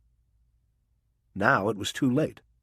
The department had a small psych staff, and there would be no way for Bosch to get anything done before the interview with Waits the next day. And farming a request out to the FBI would result in a 2-month wait at best. Bosch suddenly had an idea about that, but decided to grind it over for a little while before acting on anything. He put the questions aside for the moment and got up to refill his coffee mug. He was using a real coffee mug he had brought down from the open unsolved unit because he preferred it over styrofoam. His mug had come from a famous writer and television producer named Stephen Cannell, who had spent time with the OU unit while researching a project. Printed on the side of the mug was Cannell's favorite piece of writing advice. It said, "What's the bad guy up to?" Bosch liked it because he thought it was a good question for a real detective to always be considering as well. He came back to the cafeteria table and looked at the last file. It was thin and the oldest of the 3. He put aside thoughts of Echo Park and psychological profiles, sat down, and opened the file. It involved the reports and investigation related to Waits's arrest in February 1993 for prowling. It was the only blip on the radar involving Waits until his arrest in the van with the body parts 13 years later. The reports said Waits was arrested in the backyard of a home in the Fairfax district after a neighbor with insomnia happened to look out her window while walking through her dark house. She saw a man looking in the rear windows of the house next door. The woman woke her sleeping husband, and he promptly snuck out of the house, jumped the man, and held him until police arrived. The man was found in possession of a screwdriver and charged with prowling. He carried no identification and gave the name Robert Saxon to the arresting officers. He said he was only 17, but his ruse crumbled, and he was identified as Raynard Waits, 21, a short time later when a thumbprint taken during the booking process scored a match in DMV records to a driver's license issued 9 months earlier to Raynard Waits. That license carried the same day and month of birth with one change. It said Raynard Waits was 4 years older than he had claimed to be as Robert Saxon. Once identified, Waits admitted to police during questioning that he had been looking for a home to burglarize. However, it was noted in the report that the window he had been seen looking through corresponded to the bedroom of a 15-year-old girl who lived in the house. Still, Waits avoided any sort of sex offender jacket in a plea agreement negotiated by his attorney, Mickey Holler. He was sentenced to 18 months probation, which, according to the reports, he completed with high marks and no violation. The incident was an early warning of what was to come. But the system was too overburdened and inefficient to recognize the danger that was in Waits. He worked the dates and realized that while Waits was successfully completing probation in the eyes of the justice system, he was also graduating from prowler to murderer. Marie Gesto was taken before he cleared his tail. "How's it going?" Bosch looked up and quickly took off his glasses so he could focus on distance. Ryder had come down to get coffee. She was holding an empty "What's the bad guy up to" mug. The writer had given one to everybody in the squad. "Almost done," he said. "How about you?" "I'm done with what O'Shea gave us. I called Evidence Archives for the box on Fitzpatrick." "What's in there?" "I don't know for sure, but the inventory in the book just lists the contents as pawn records. That's why I'm having it pulled. And while I'm waiting, I'm going to finish up on Matarese and have it ready to walk over tomorrow. Depending on when we get to talk to Waits, I'll walk Matarese in either first thing or last thing. Did you eat lunch?" "Forgot. What did you see in the Fitzpatrick file?" She pulled out the chair opposite Bosch and sat down. "The case was handled by the short-lived Riot Crimes Task Force. Remember them?" Bosch nodded. "They had a clearance rate of like 10%, she said. Basically, anybody who did anything during those 3 days got away with it, unless they were caught on camera, like that kid who bricked the truck driver while a news chopper was right on top of him." Bosch remembered that there were more than 50 deaths during the 3 days of riots in 1992, and very few were ever solved or explained. It had been a free-for-all, a lawless time in the city. He remembered walking down the middle of Hollywood Boulevard and seeing flaming buildings on both sides of the street. One of those buildings probably contained Fitzpatrick's pawn shop. "It was an impossible task," he said. "I know," Ryder said. "Putting together cases out of that chaos? I can tell from the file on Fitzpatrick that they didn't spend a lot of time with it. They worked the crime scene with a SWAT line guarding the place. The whole thing was pretty quickly written off as random violence, even when there was some stuff they should have routinely looked at." "Like what?" "Well, for starters, Fitzpatrick looks like he was a straight arrow. He took thumbprints off of everybody who brought in stuff to pawn." "His edge against taking in stolen property." "Exactly. And what pawnbroker do you know of back then who voluntarily did that? He also kept an 86 list, customers who were persona non grata for various reasons and customers who complained or threatened him. Apparently, it isn't uncommon for people to come back in to buy back the property they've pawned, only to find they are past the holding period and it's been sold. They get mad. Sometimes they threaten the pawnbroker and so on. Most of this came from a guy who worked for him in the store. He wasn't there the night of the fire." "So was the 86 list checked out?" "It looks like they were going down the list when something happened. They stopped and wrote the case off as random violence associated with the riot. Fitzpatrick was set on fire with lighter fluid. Half the stores on the boulevard that were burned down were started the same way. So they stopped spinning their wheels on it and went on to the next one. There were 2 guys on it. One's retired, and the other works Pacific. He's a patrol sergeant now, PM watch. I left a message." Bosch knew he didn't have to ask if Raynard Waits was a name on the 86 list. That would have been the first thing Ryder said. "You might have an easier time getting to the retired guy," Bosch suggested. "Retired guys always want to talk." Ryder nodded. "That's an idea," she said. "The other thing is, Waits used an alias when he got popped in 93 on a prowling charge. Robert Saxon. I know you checked for Waits on the 86 list. You might want to check Saxon as well." "Got it." "Look, I know you have all of that going, but do you have time to do an auto-track run on Waits today?" The Division of Labor in their partnership had her doing most of the computer work. AutoTrack was a computer database that could provide an individual's address history through utility and cable hookups, DMV records, and other sources. It was tremendously useful in tracing people back through time. I think I can swing it. I just want to see where he's lived. I can't figure out why he was in Echo Park, and it looks like nobody else has given it much thought. To dump the bags, I thought. Right, yeah, we know that. But why Echo Park? He lived closer to Griffith Park, and that would have probably been a better place for burying or dumping bodies. I don't know. Something is missing or doesn't fit right. I think he was going somewhere he knew. He could have wanted the distance, you know. He thought the farther away from him the better. Bosch nodded, but he wasn't convinced. I think I'm going to ride over there. And what? You think you'll find where he was going to bury those bags? You turning psychic on me now, Harry? Not yet. I just want to see if I can get a feel for Waits before we actually talk to the guy. Saying the name made Bosch grimace and shake his head. What? Ryder asked.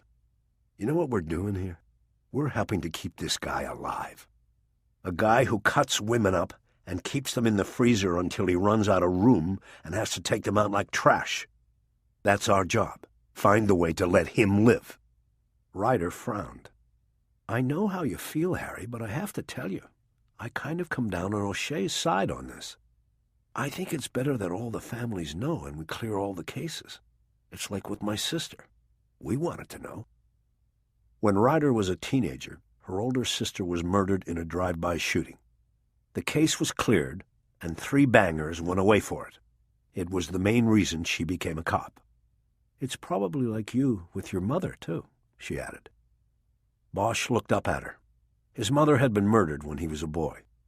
More than 3 decades later, he solved the crime himself because he wanted to know. You're right, he said, but it just doesn't sit right with me at the moment, that's all.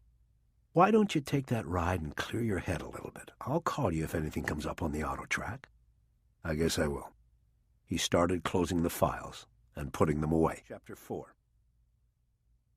In the shadows of downtown spires and under the glow of lights from Dodger Stadium, Echo Park was one of LA's oldest and ever-changing neighborhoods. Over the decades, it had been the destination of the city's immigrant underclass, the Italians coming first, and then the Mexicans, the Chinese, the Cubans, Ukrainians, and all of the others.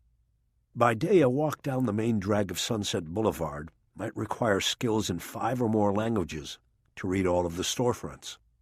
By night, it was the only place in the city where the air could be split by the sound of gang gunfire, the cheers for a home run ball, and the baying of the hillside coyotes, all in the same hour. These days, Echo Park was also a favored destination of another class of newcomer, the young and hip, the cool. Artists, musicians, and writers were moving in. Cafes and vintage clothing shops were squeezing in next to the bodegas and marisco stands. A wave of gentrification was washing across the flats and up the hillsides below the baseball stadium. It meant the character of the place was changing. It meant real estate prices were going up, pushing out the working class and the gangs. Bosch had lived for a short time in Echo Park when he was a boy, and many years back there had been a police bar on Sunset called the Shortstop, but cops were no longer welcome there. The place offered valet parking and catered to the Hollywood crowd, 2 things sure to keep the off-duty officer away. For Bosch, the neighborhood of Echo Park had dropped off the radar. To him, it wasn't a destination. It was a drive-through neighborhood, a shortcut on his way to the medical examiner's office for work or to a Dodgers game for fun. From downtown, he took a quick jog on the 101 freeway north to Echo Park Avenue, and then took that north again toward the hillside neighborhood where Raynard Waits had been arrested. As he passed Echo Lake, he saw the statue known as the Lady of the Lake watching over the water lilies. As a boy, he had lived for almost a year with his mother in the Sir Palmer apartments across from the lake, but it had been a bad time for her and him, and the memory was all but erased. He vaguely remembered that statue, but almost nothing else. At sunset, he turned right and took it down to Beaudry. From there, he drove up the hillside to Figueroa Terrace. He pulled to the curb near the intersection where Waits had been pulled over. A few old bungalow homes built in the 30s and 40s were still there, but for the most part, the houses were post-war concrete block construction. They were modest, with gated yards and barred windows. The cars in the driveways were not new or flashy. It was a working-class neighborhood that Bosch knew would be largely Latino and Asian now. From the back of the homes on the west side, there would be nice views of the downtown towers, with the DWP building front and center. The homes on the east side would have backyards that stretched up into the rugged terrain of the hills. And at the top of those hills would be the far parking lots of the baseball stadium complex. He thought about Waits's window-washing van and wondered again why he had been on this street in this neighborhood. It wasn't the kind of neighborhood where he would have customers. It wasn't the kind of street where a commercial van would be expected at 2 a.m. anyway. The 2 CRT officers had been correct in taking notice. Bosch pulled over and put the car in park. He stepped out and looked around, and then leaned against the car as he contemplated the questions. He still didn't get it. Why had Waits chosen this place? After a few moments, he opened his cell phone and called his partner. "You run that auto track yet?" he asked. "Just did. Where are you?" "Echo Park. Anything come up near here?" I was just looking. The farthest east it puts him is the Montecito apartments on Franklin." Bosch knew that the Montecito wasn't near Echo Park, but it was not far from the High Tower apartments, where Marie Gesto's car had been found. "When was he at the Montecito?" he asked. "After Gesto. He moved in, let's see, in '99 and out the next year, a 1-year stay." "Anything else worth mentioning?" "No, Harry, just the usual. The guy moved house every 1 or 2 years. Didn't like staying put, I guess." "Okay, kids, thanks." "You coming back to the office?" "In a little while." He closed the phone and got back in the car. He took Figueroa Lane to Chavez Ravine Place and hit another stop sign. At one time, the whole area up here was known only as Chavez Ravine, but that was before the city moved all the people out and bulldozed the bungalows and shacks they had called home. A grand housing project was supposed to rise in the ravine, with playgrounds and schools and shopping plazas that would invite back those who had been displaced. But once they cleared it all out, the housing project was scratched from the city's plans, and it was a baseball stadium that went in instead.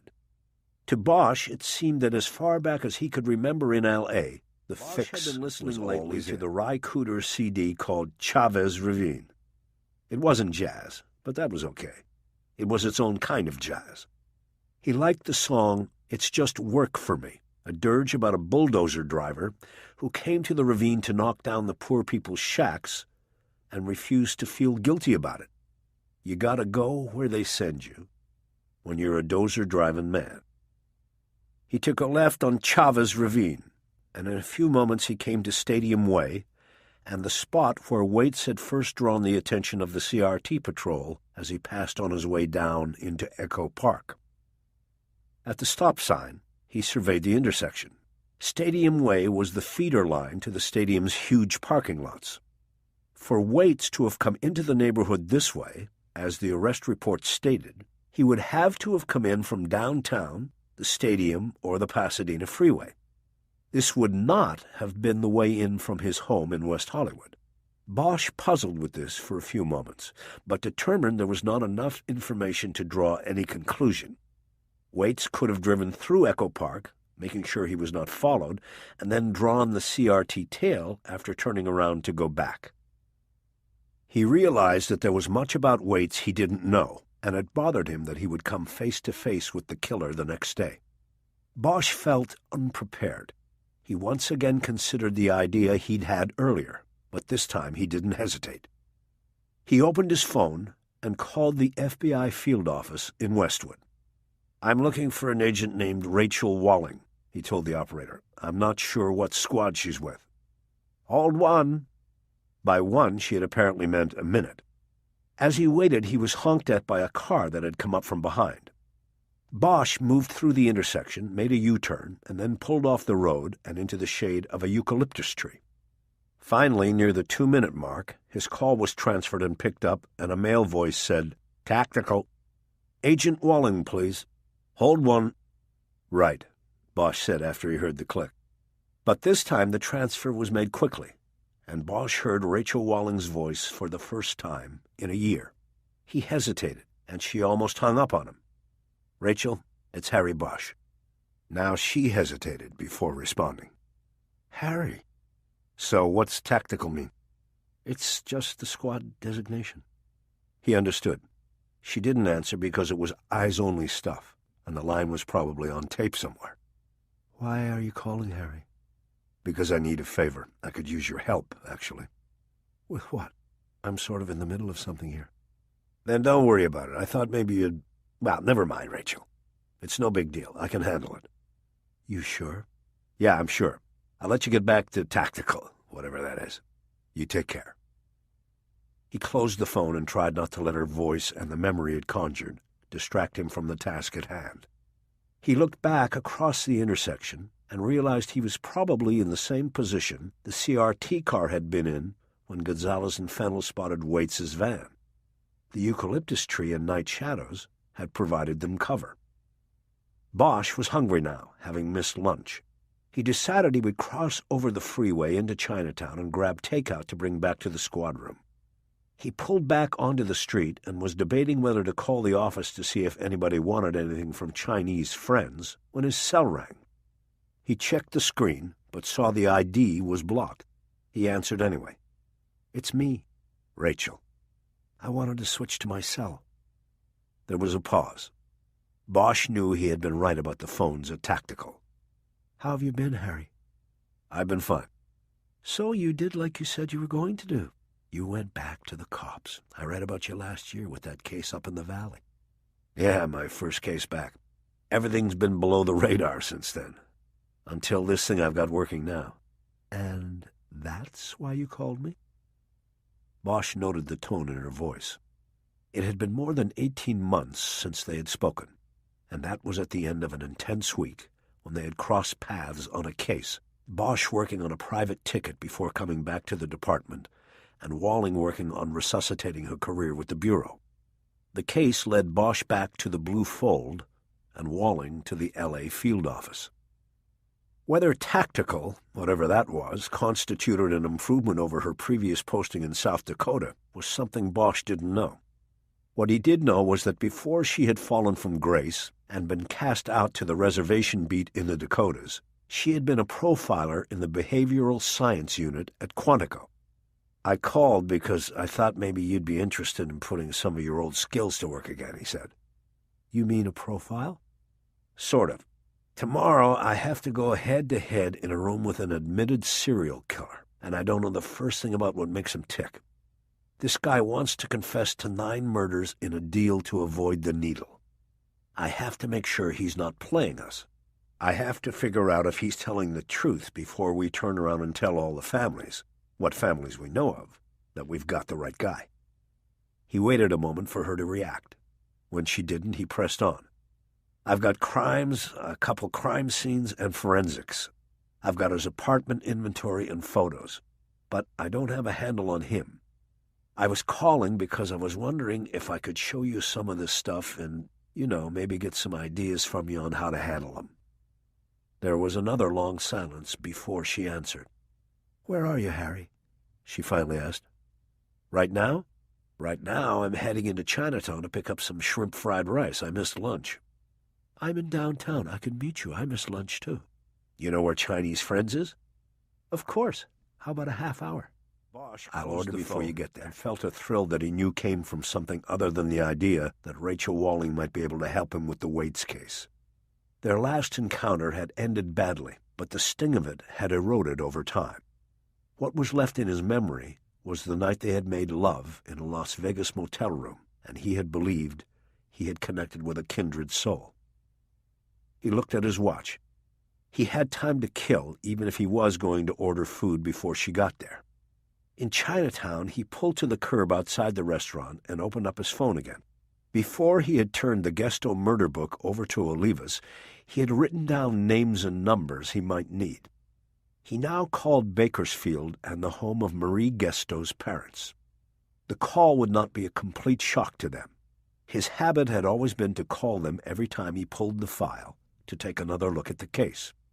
He thought it was some measure of comfort for them to know he had not given up. The missing woman's mother answered the phone. "Irene, it's Harry Bosch." "Oh!" There was always that initial note of hope and excitement when one of them answered. "Nothing yet, Irene," he responded quickly. "I just have a question for you and Dan, if you don't mind." Of course. It's just good to hear from you." "It's nice to hear your voice, too." It had been more than 10 years since he had actually seen Irene and Dan Gesto. After 2 years, they had stopped coming to L.A. in hopes of finding their daughter, had given up her apartment, and gone home. After that, Bosch always called. "What is your question, Harry?" "It's a name, actually. Do you remember Marie ever mentioning someone named Ray Waits? Maybe Raynard Waits. Raynard is an unusual name. You might remember it." He heard her breath catch, and he immediately knew he had made a mistake.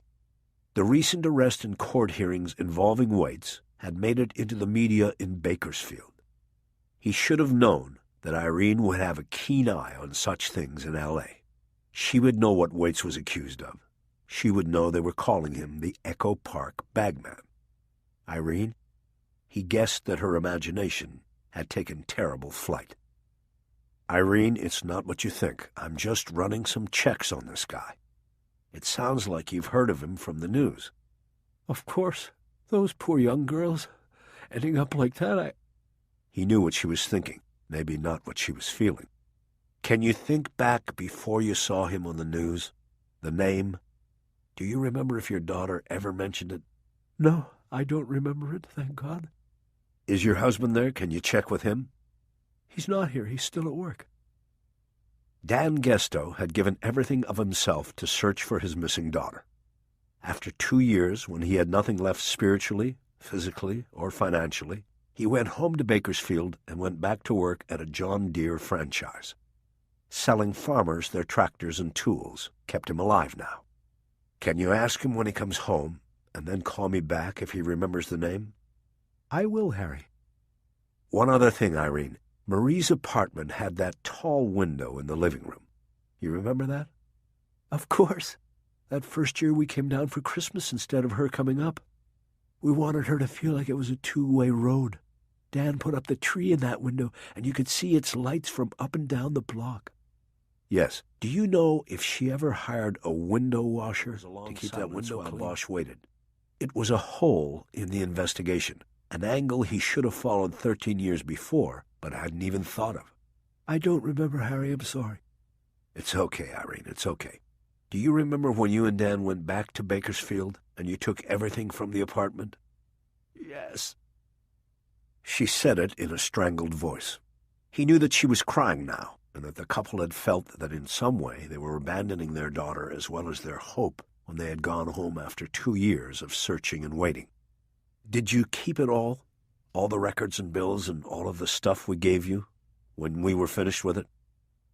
He knew that if there had been a receipt for a window washer, it would have been a lead that was checked out, but he had to ask her anyway to confirm the negative, to make sure it hadn't slipped through the cracks. "Yes, we have it. It's in her room. We have a room with her things in it, in case she ever came home." Bosch knew their hope would not be fully extinguished until Marie was found, one way or the other. "I understand," he said. "I need you to look through that box, Irene, if you can. I want you to look for a receipt from a window washer. Go through her checkbooks and see if she paid a window washer. Look for a company called Clearview Residential Glass Cleaners, or maybe an abbreviation of that. Call me if you find anything, okay, Irene? Do you have a pen there? I think I got a new cell number since the last time I gave it to you." "Okay, Harry," Irene said. "I have a pen." "The number is 323-244-5631. Thank you, Irene. I'm going to go now. Please give your husband my best." "I will. How's your daughter, Harry?" He paused. Over the years, it seemed like he had told them everything about himself. It was a way of keeping solid the bond and his promise to find their daughter. "She's fine. She's great." "What grade now?" Third, but I don't get to see her that much. She's living in Hong Kong with her mother at the moment. I went over last month for a week. They've got a Disneyland over there now. He didn't know why he threw in that last line. It must be very special when you are with her. Yes. She's also sending me email now. She's better at it than me. It was awkward speaking about one's daughter to a woman who had lost her own and didn't know where or why. I hope she comes back soon, Irene Gesto said. Me too. Goodbye, Irene. Call me on the cell whenever you want. Goodbye, Harry. Good luck.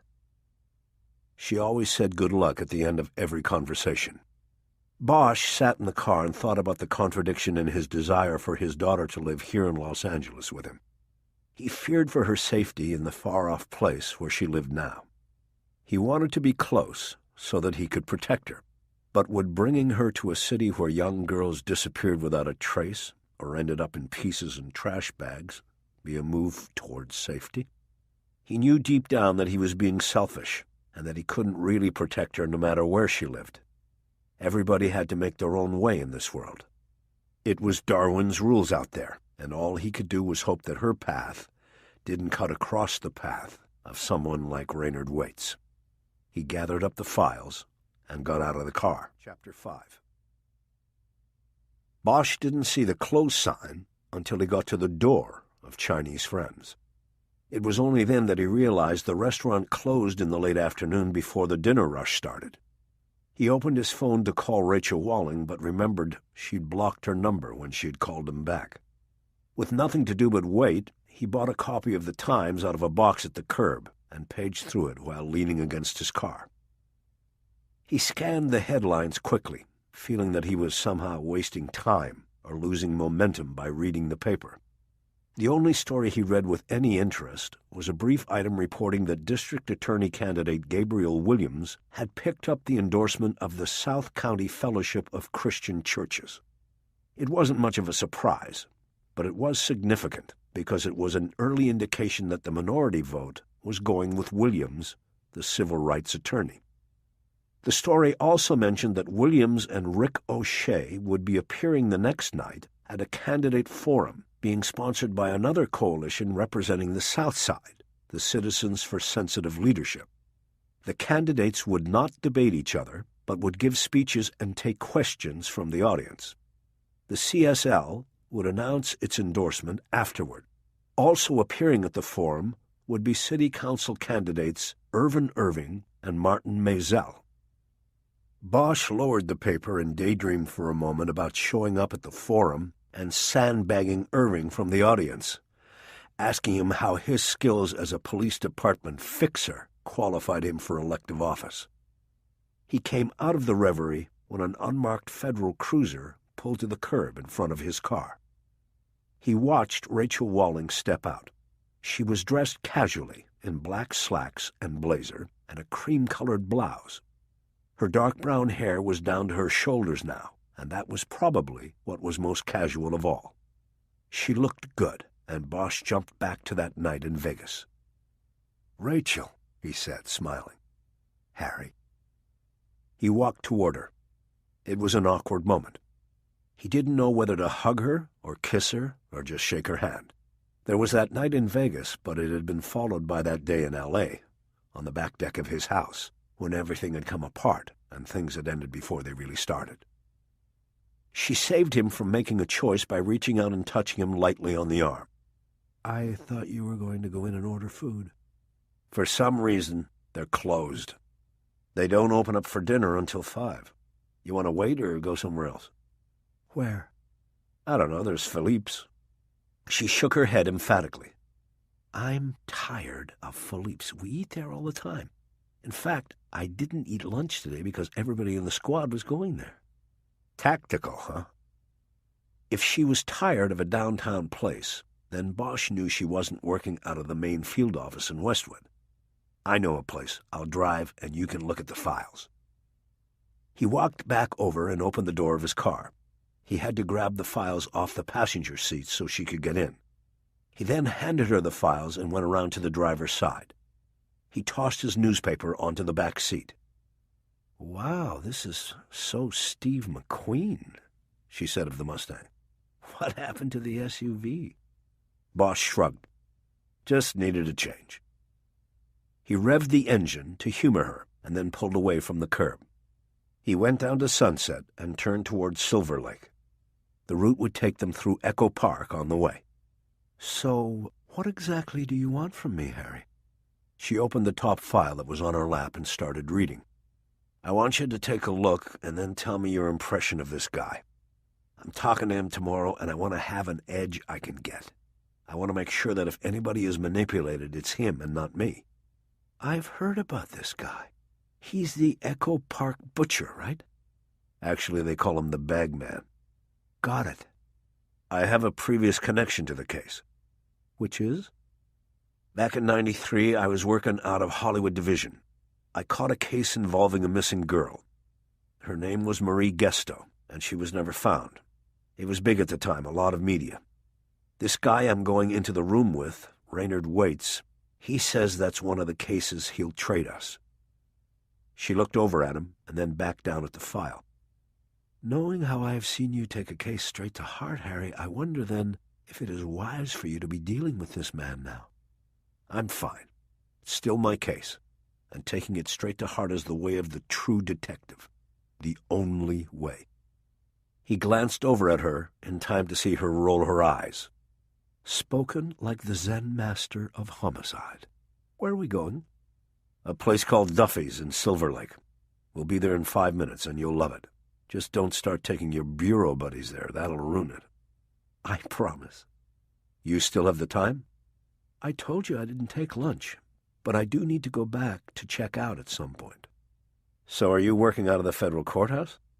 She answered while continuing to scan and turn pages in the file. No, we're off campus. One of those secret federal locations, huh? You know the story. If I told you, I'd have to kill you. Bosch nodded at the joke. That mean you can't tell me what tactical is? It's nothing short for tactical intelligence. We're gatherers. We analyze raw data. We pull off the internet, cell transmissions, satellite feeds. It's actually quite boring. But is it legal? For now. Sounds like a terrorism gig. Except, more often than not, we end up feeding leads to the DEA. And last year we came up with more than 30 different internet scams involving hurricane relief. Like I said, it's raw data. It can lead anywhere. And you traded the wide-open spaces of South Dakota for downtown L.A.? As far as the career choice goes, it was the right move. I don't regret it.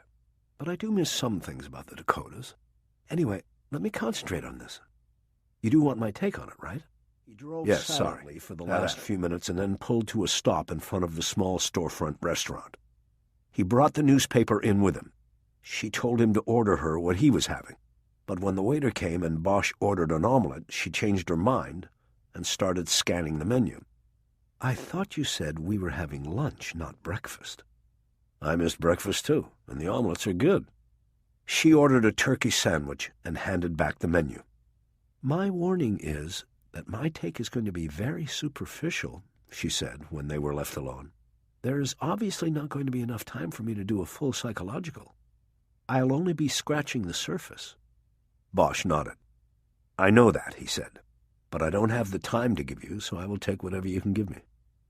She said nothing else and went back to the files. Bosch glanced at the sports pages, but wasn't that interested in the rundown on the Dodgers game the night before. His appreciation for the game had dropped markedly in recent years. He used the newspaper section mostly as a blind so that he could hold it up and appear to be reading while he was actually looking at Rachel. Other than the longer hair, she had changed little since he had last been with her. Still vibrantly attractive, with an intangible sense of damage about her. It was in the eyes. They weren't the hardened cop's eyes he had seen in so many other faces, including his own when he looked in the mirror. They were eyes that were hurt from the inside out. She had a victim's eyes, and that drew him to her. "Why are you staring at me?" she suddenly said. "What?" "You're so obvious." "I was just—" He was saved by the waiter, who appeared and put down plates of food. Walling moved the files aside, and he detected a small smile on her face. They continued their silence as they began to eat. This is good, she finally said. I'm starving. Yeah, me too. So, what were you looking for? When? When you were acting like you were reading the newspaper, but you really weren't. I guess I was trying to see if you were really interested in looking at this. You know, it sounds like you have a lot going. Maybe you don't want to get into this sort of stuff again. She held up half her sandwich, but stopped herself from taking a bite. I hate my job, okay? Or rather, I hate what I'm doing right now.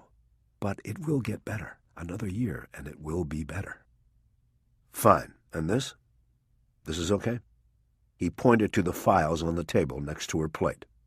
Yes, but there's too much. I can't even begin to help you. It's information overload. I only have today. Why can't you delay the interview? Because it's not my interview to delay, and because it's got politics on it. The prosecutor is running for DA. He needs headlines. He's not going to wait for me to get up to speed. She nodded. All the way with Rick O'Shea. I had to push my way into the case because of Gesto. They're not going to slow down to let me catch up. She put her hand on top of the stack of files as if taking some sort of measure from them that would help her make a decision. Let me keep the files when you drive me back. I'll finish my work, clock out, and continue with this. I'll come see you tonight at your place and give you what I've got. Everything. He stared at her, looking for the hidden meaning. When? I don't know, as soon as I get through it. 9 o'clock at the latest. I have an early start tomorrow. Will that work? He nodded. He wasn't expecting this. Do you still live in that house up on the hill? She asked. Yeah, I'm there. Woodrow Wilson. Good. My place is down off Beverly, not too far. I'll come up to your place. I remember the view. Bosch didn't respond. He wasn't sure what he had just invited into his life. Can I give you something to think about until then? She asked. Maybe do some checking? Sure, what? The name. Is that his real name? Bosch frowned. He had never considered the name. He assumed it was real. Waits was incarcerated. His fingerprints would have been run through the system to confirm identity. I assume so. His fingerprints matched a previous arrest. That previous time, he tried to give a false name, but a DMV thumbprint made him his Waits. Why? Do you know what a Reynard is? Reynard spelled R-E-Y instead of R-A-Y? Bosch shook his head. This was coming from left field. He hadn't even been thinking about the name. No, what is it? It's a name for a young male fox. A young female is a vixen, and the male is a Reynard. I studied European folklore in college, back when I thought I wanted to be a diplomat. In medieval French folklore, there is a character that is a fox named Reynard. He is a trickster. There are stories and epics about the scheming fox, named Reynard. The character has appeared repeatedly through the centuries in books, children's books mostly. You can Google it when you get back to the office, and I'm sure you will get many hits. Bosch nodded. He wasn't going to tell her he didn't know how to Google. He barely knew how to email his 8-year-old daughter. She tapped a finger on the stack of files. A young fox would be a small fox, she said. In the description, Mr. Waits is small in stature. You take it all in context of the full name, and the little fox waits, Bosch said. The young fox waits. The trickster waits. For the vixen. Maybe that's how he saw it with his victims. Bosch nodded. He was impressed. We missed that. I can do some checking on the ID as soon as I get back. And hopefully I will have more for you tonight. She went back to eating, and Bosch went back to watching her. Chapter 6. As soon as Bosch dropped Rachel Walling at her car, he opened his phone and called his partner. Ryder reported that she was finishing up the paperwork on the Matarese case, and that they would soon be able to go on it and able to file charges at the DA's office the following day. Good. Anything else? I got the box on Fitzpatrick from Evidence Archives, and it turned out to be 2 boxes. Containing what? Mostly old pawn records that I can tell were never even looked at. They were sopping wet back then, from when the fire was put out. The guys from Riot Crimes put them in plastic tubs. They've been moldering in them ever since. And man, do they stink. Bosch nodded as he computed this. It was a dead end, and it didn't matter. Raynard Waits was about to confess to the killing of Daniel Fitzpatrick anyway. He could tell that Ryder was looking at it the same way. An uncoerced confession is a royal flush. It beats everything. "Have you heard from Olivas or O'Shea?" Ryder asked. "Not yet. I was going to call Olivas, but wanted to talk to you first. Do you know anybody in city licensing?" "No, but if you want me to call over there, I can in the morning. They're closed now. What are you looking for?" Bosch checked at his watch. He didn't realize how late it had gotten. He guessed that the omelet at Duffy's was going to count as breakfast, lunch, and dinner. "I was thinking we should run Waits's business and see how long he's had it, whether there were ever any complaints, that sort of thing. Olivas and his partner should have done it, but there is nothing in the files about it." She was silent for a while before speaking. "You think that could have been the connection to the Hightower?" "Maybe. Or maybe to Marie. She had a nice big picture window in her apartment. It isn't something I remember coming up back then, but maybe we missed it." "Harry, you never miss a thing, but I'll get on it first thing." "The other thing is the guy's name. It could be phony." "How so?" He told her about contacting Rachel Walling and asking her to look at the files. This was initially met with resounding silence, because Bosch had crossed one of those invisible LAPD lines by inviting the FBI into the case without command approval, even if the invitation to Walling was unofficial. But when Bosch told Ryder about Reynard the Fox, she dropped her silence and became skeptical.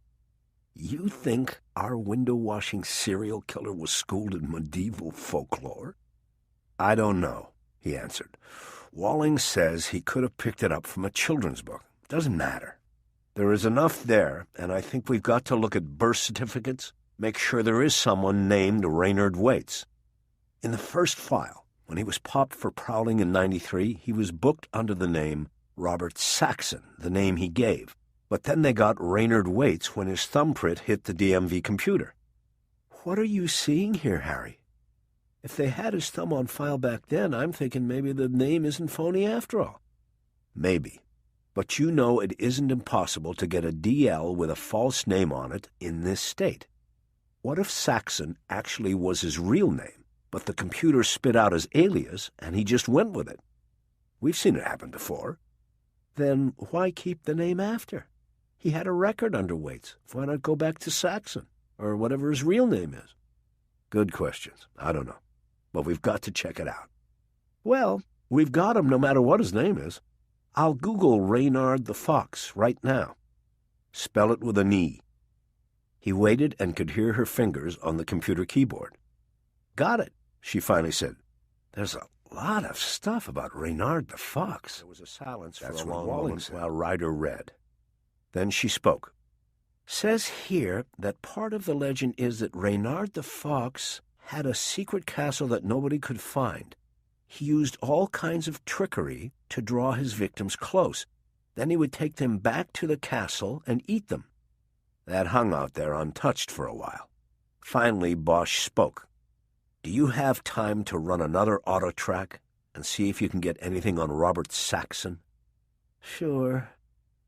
There was not a lot of conviction in her tone, but Bosch wasn't going to let her off the hook. He wanted to keep things in motion. "Read me his DOB off the arrest report," Ryder said. "I can't. I don't have it here." "Where is it? I don't see it on your desk." "I gave the files to Agent Walling. I'll get them back later tonight. You'll have to go on the computer to pull the arrest report." A lengthy silence went by before Ryder responded. "Harry, those are official investigative files. You know you shouldn't have parted with them, and we're going to need them tomorrow for the interview." "I told you I'll have them back tonight." "Let's hope so. But I gotta tell you, partner, you're doing the cowboy thing again, and I don't like it very much." "Kiz, I'm just trying to keep things moving, and I want to be ready for this guy in that room tomorrow. What Walling is giving me will give us an edge." "Fine. I trust you. Maybe at some point you will trust me enough to ask my opinion before you go off and make decisions that affect both of us."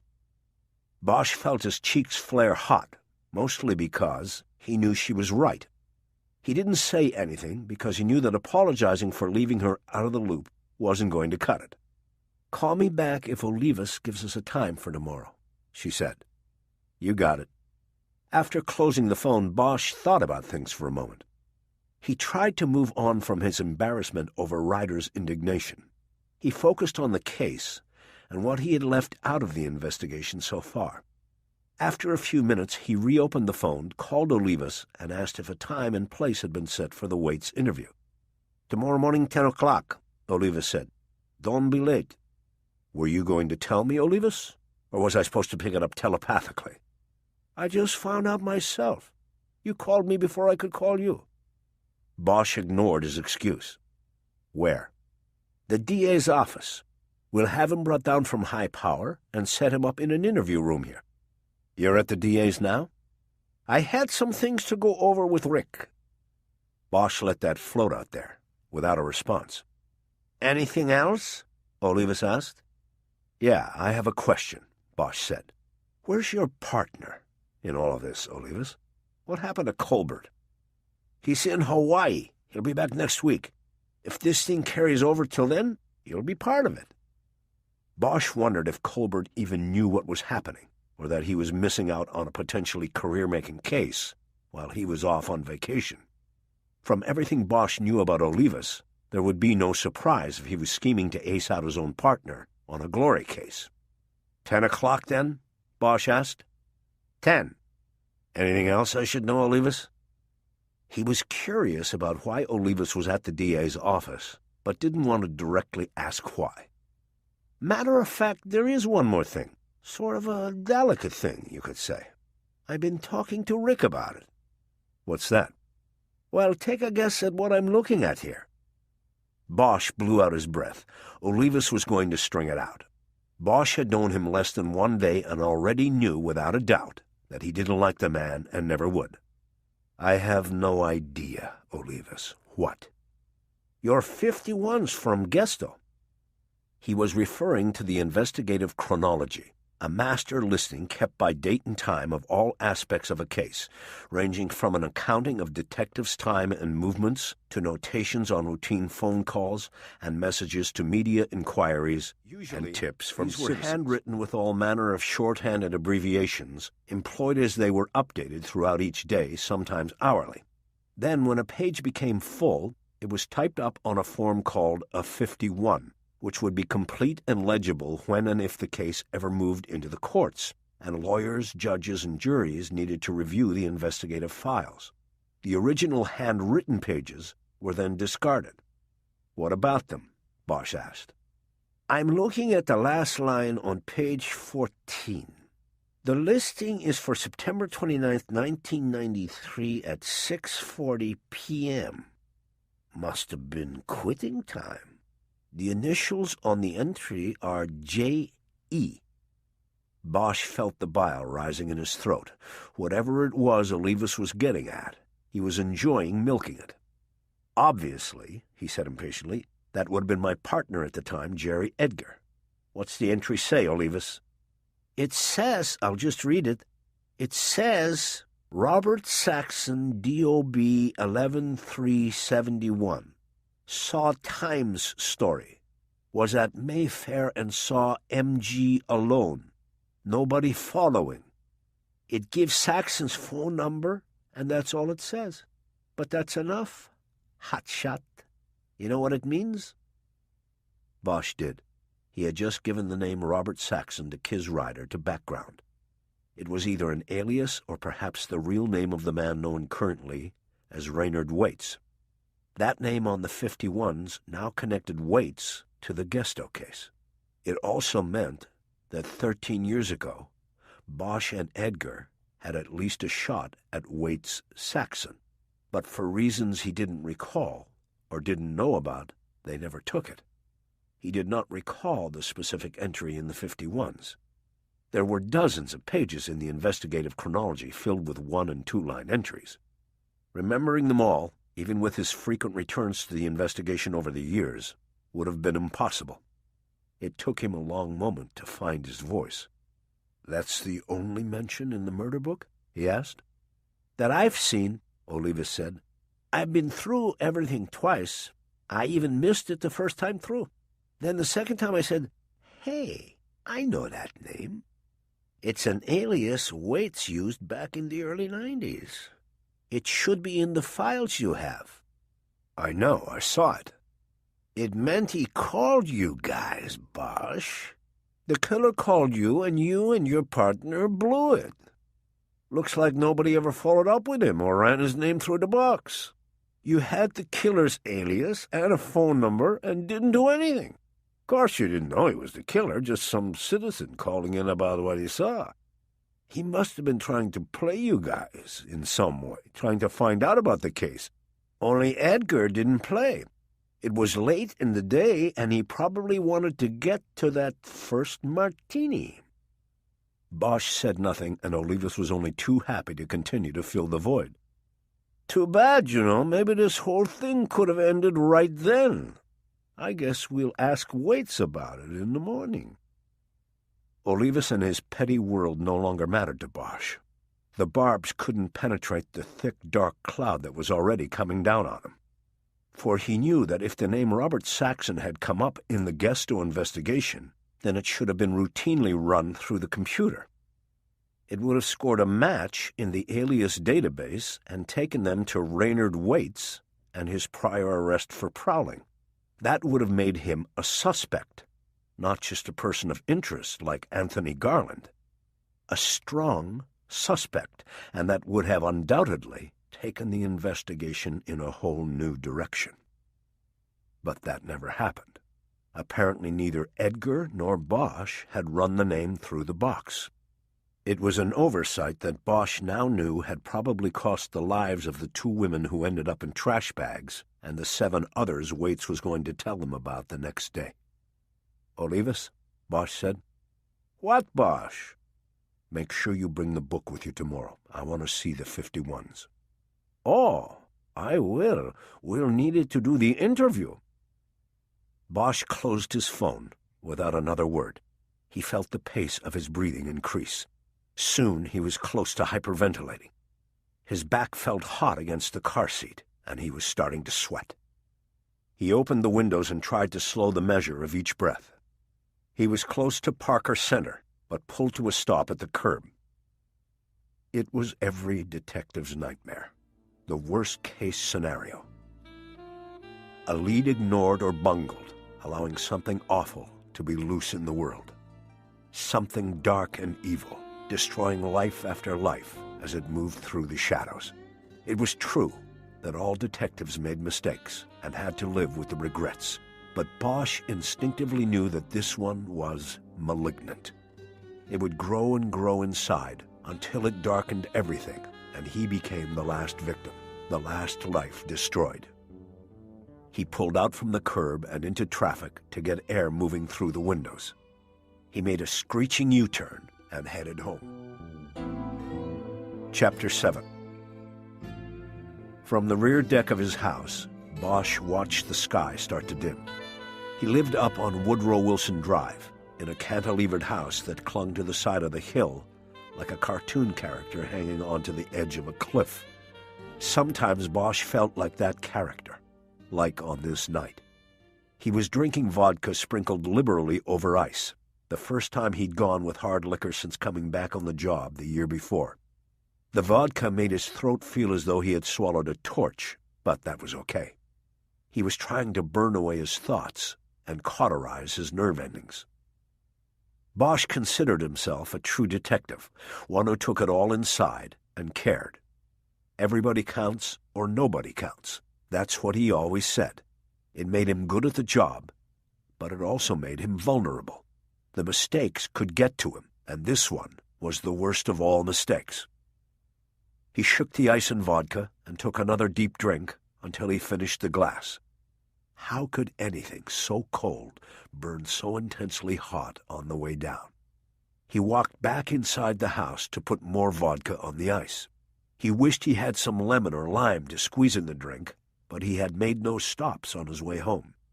In the kitchen, with fresh drink in hand, He picked up the phone and called Jerry Edgar's cell phone. He still knew the number by heart.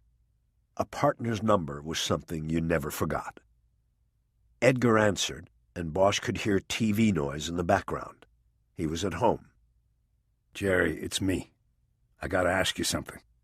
"Harry, where are you?" "Home, man. But I'm working on one of our old ones." "Oh, well, let me go down the list of Harry Bosch obsessions. Let's see. Fernandez?" "No." "That kid, Spike, whatever her name was?" "Nope." "I give up, man. You got too many ghosts for me to keep track of." "Gesto." "Shit, I should have gone with her first. I know you've been working it on and off since you've been back. What's the question?" "There's an entry in the 51s. It's got your initials on it. Says a guy named Robert Saxon called and said he saw her in the Mayfair." Edgar waited a moment before replying. "That's it? That's the entry?" "That's it. You remember talking to the guy?" "Shit, Harry.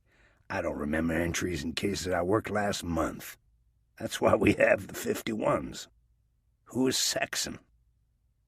Bosch shook his glass and took a drink before answering. The ice tumbled against his mouth, and vodka spilled down his cheek. He wiped it with the sleeve of his jacket and then brought the phone back to his mouth. "He's the guy, I think." "You've got the killer, Harry?" "Pretty sure. But we could have had him back then. Maybe." "I don't remember anybody named Saxon calling me. He must have been trying to get his rocks off calling us." "Harry, are you drunk, man?" "Getting there." "What's wrong, man? If you got the guy, it's better late than never. You should be happy. I'm happy. Did you call her parents yet?"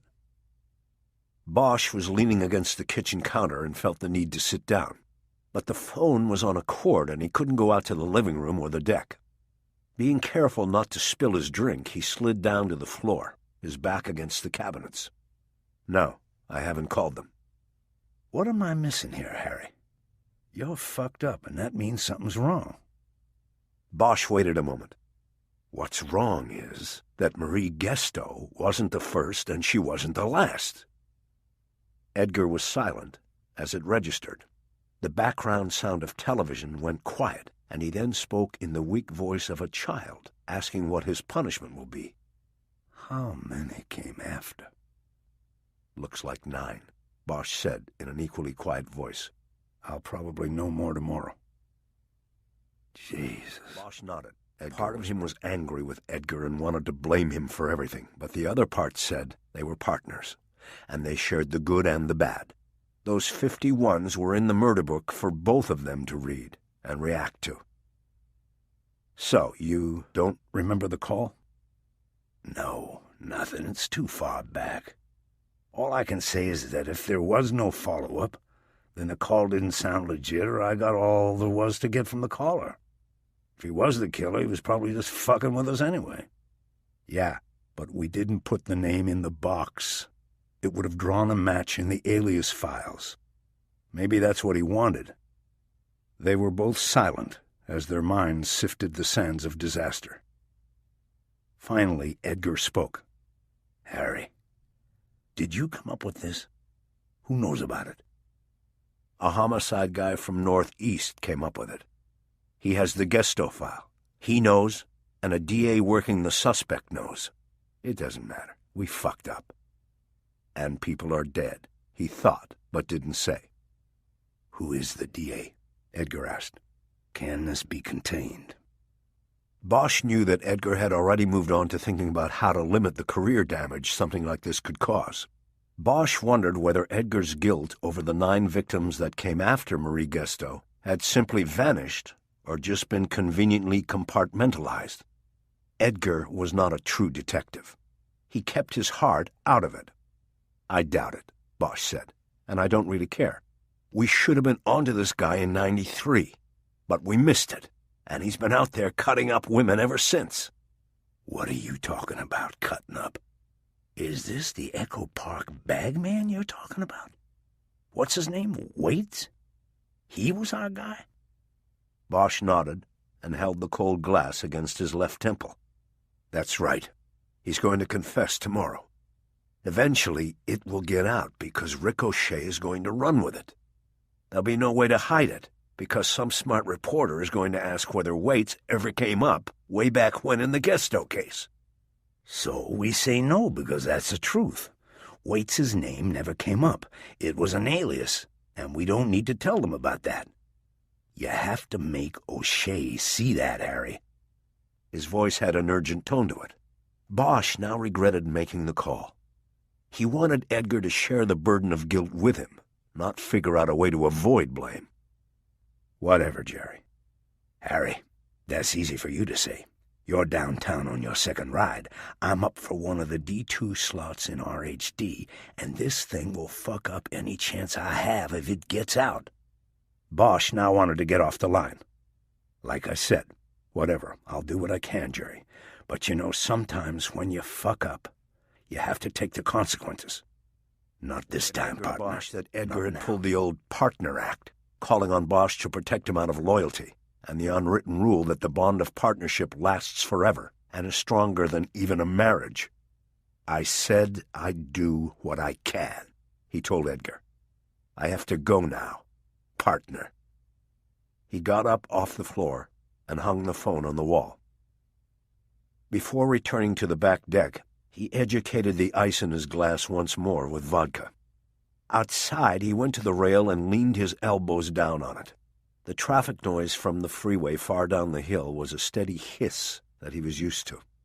He looked up at the sky and saw that the sunset was a dirty pink. He saw a red-tailed hawk floating on an upper current.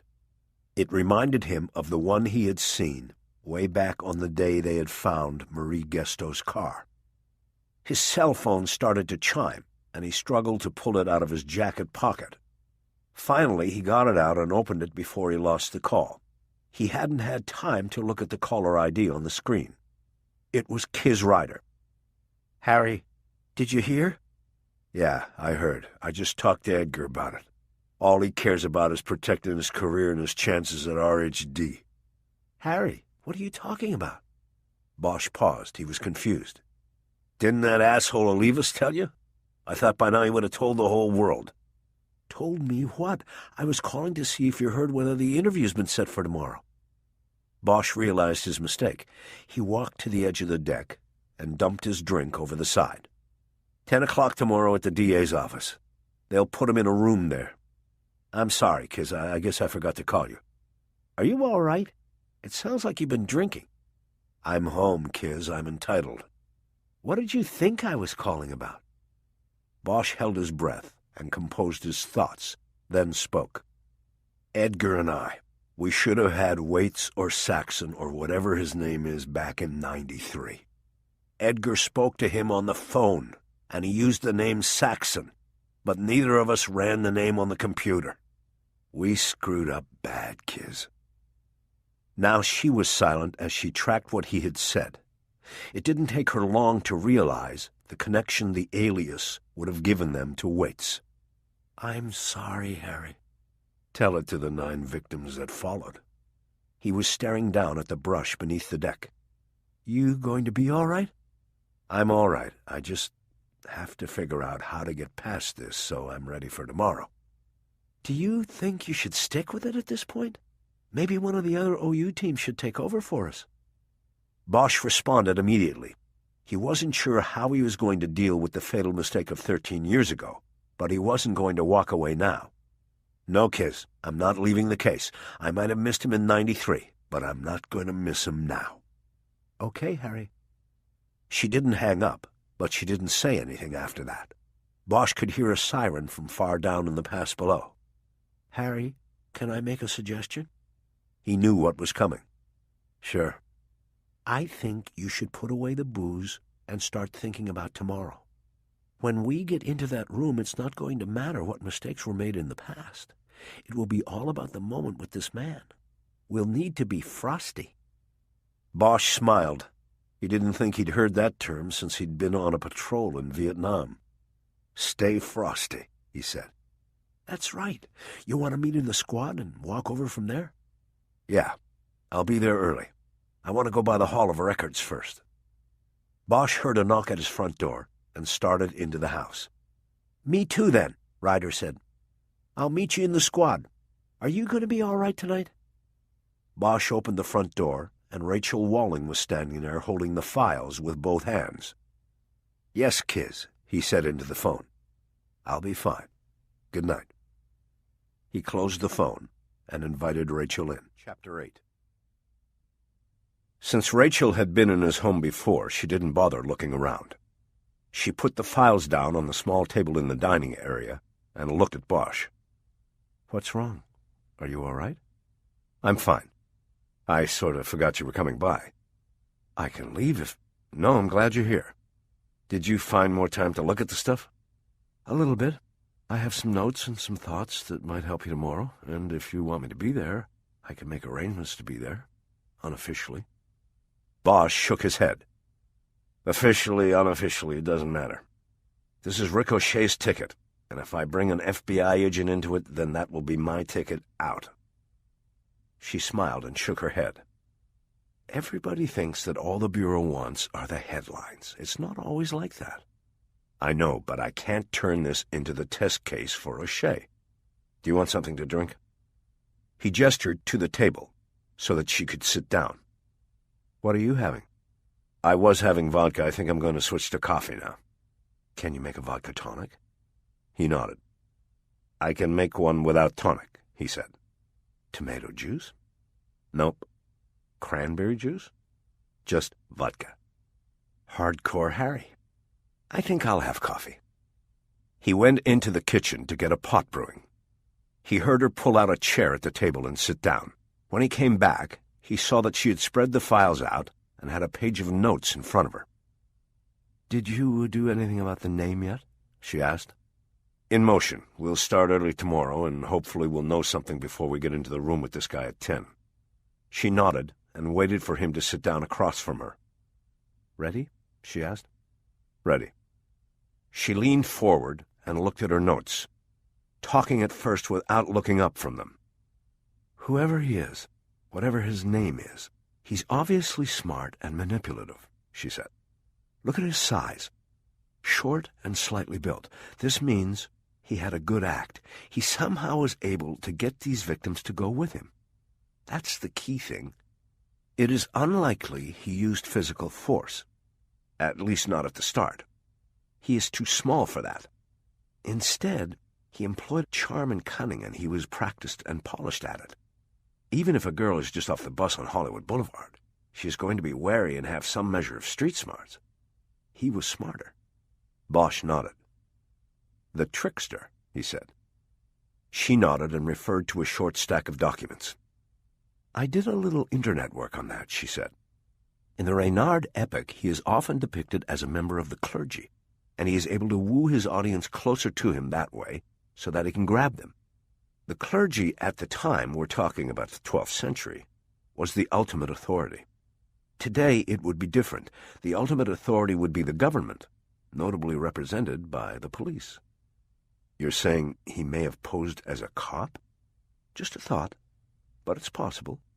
He had to have had something that worked." "What about a weapon or money? He could have just flashed the green. These women, these girls would have gone for money." "I think it was more than a weapon and more than money. To use either of them, you still need to get close. Money doesn't lower the safety threshold. It had to be something else. His style or patter, something more than or in addition to money. When he got them close, then he would use the weapon." Bosch nodded and wrote a few notes on a page of a notebook he grabbed off a shelf behind where he sat. "What else?" he asked. "Do you know how long he's had his business?" "No, but we'll know tomorrow morning. Why?" "Well, because it shows another dimension of his skills. But my interest in it is not just because he ran his own business. I'm also curious about the choice of business. It allowed him to be mobile and to travel throughout the city. If you saw his van in your neighborhood, there would be no cause for concern, except late at night, which obviously led to his downfall. And the job also allowed him inside people's homes. I'm curious as to whether he started the job to help him fulfill his fantasies, the killings, or already had the business before he began acting on these impulses.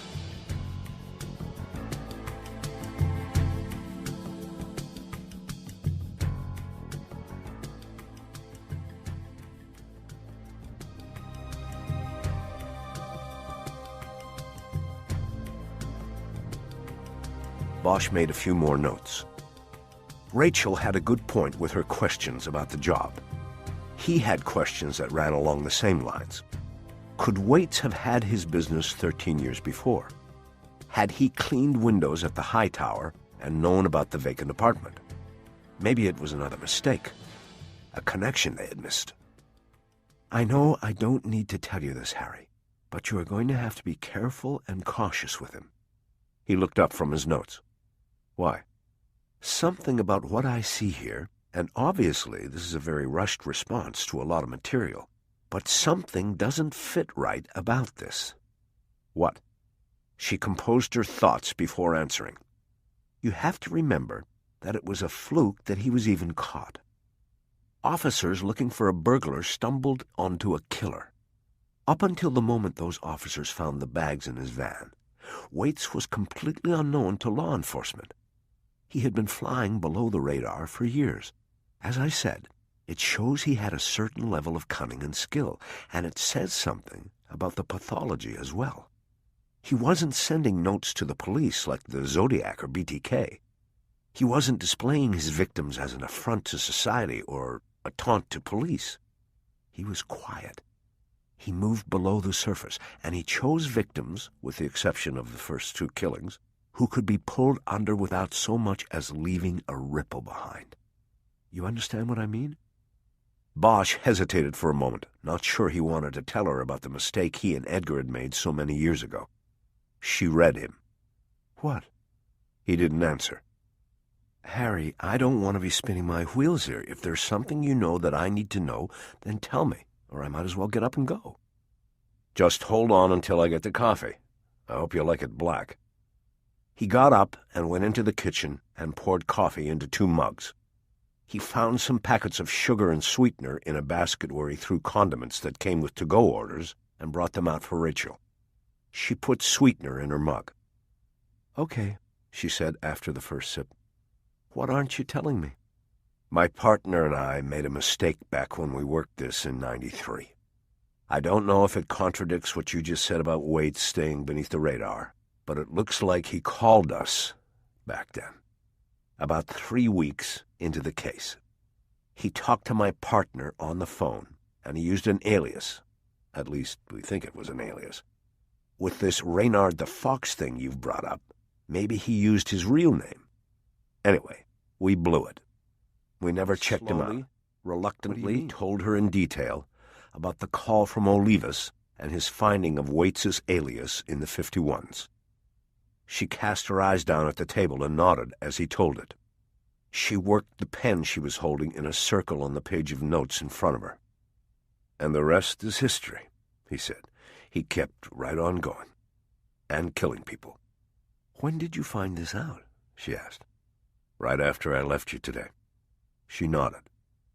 Which explains why you were hitting the vodka so hard. I guess so. I thought... Never mind what I thought. No, it wasn't because of seeing you, Rachel. Seeing you is, actually very nice. She took up her mug and drank from it, then looked down at her work, and seemed to steel herself to move on. Well, I don't see how his calling you back then changes my conclusions, she said. Yes, it does seem out of character for him to have made contact under any name. But you have to remember the Gesto case took place in the early stages of his formation. There are a number of aspects involving Gesto that don't fit with the rest. So for it to be the only case where he made contact would not be all that unusual. Okay. She referred to her notes again, continuing to avoid his eyes since he had told her of the mistake. So, where was I before you brought that up? You said that after the first 2 killings, he chose victims he could pull beneath the surface without notice. Exactly. What I'm saying is that he was getting his satisfaction in the work. He didn't need anybody else to know he was doing it. He wasn't getting off on the attention. He wanted no attention. His fulfillment was self-contained. It needed no outside or public component. So then what bothers you? She looked up at him. What do you mean? I don't know, but you look like something about your own profile of the guy bothers you. Something you don't believe. She nodded, acknowledging that he had read her correctly. It's just that his profile doesn't support someone who would cooperate at this stage of the game, who would tell you about the other crimes. What I see here is someone who would never admit to it, any of it. He would deny it, or at the very least keep quiet about it until they put the needle in his arm. All right, so that's a contradiction. Don't all of these guys have contradictions? They're all messed up in some way. No profile is ever 100%, right? She nodded. That's true, but it still doesn't fit. And so I guess what I'm trying to say is that from his point of view, there is something else, a higher goal, if you will, a plan. This whole confession thing is indicative of manipulation. Bosch nodded, like what she had said was obvious. Of course it is. He's manipulating O'Shea and the system. He's using this to avoid the needle. Maybe so, but there may be other motives as well. She said the last two words sternly, as if she were correcting a subordinate or even a child. Don't worry, I will, Bosch said. He decided not to dwell on it. What do you think about the dismemberment? He asked. What's it say? I actually spent most of my time studying the autopsies. I have always believed that you learn the most about a killer from his victims. Cause of death in each case was determined to be strangulation. There were no stab wounds on the bodies. There was just the dismemberment. These are two different things. I think the dismemberment was simply part of the cleanup. It was a way for him to easily dispose of the bodies. Again, it shows his skills, planning, and organization. The more I read, the more I realized how lucky we were to get him that night. She ran a finger down the sheet of notes she had written and then continued. I find the bags very intriguing. 3 bags for 2 women. 1 bag held both heads and all 4 hands. It was as if he possibly had a separate destination or plan for the bag containing the identifiers, the heads and the hands. Have they been able to determine where he was going when they pulled him over? Bosch shrugged. Not really. The assumption was that he was going to bury the bag somewhere around the stadium.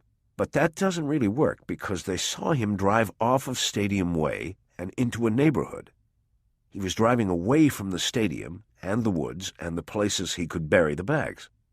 There were some open lots down in the neighborhood and access to the hillsides below the stadium, but it seems to me that if he was going to bury them, he would not have gone into a neighborhood. He would go deep into the park, where there was less chance of being noticed. Exactly. She glanced at some of her other documents. What? Bosch asked. Well, this Reynard the Fox thing might have nothing to do with all of this. It may all be coincidence. But in the epic, Reynard had a castle that was his secret hideaway.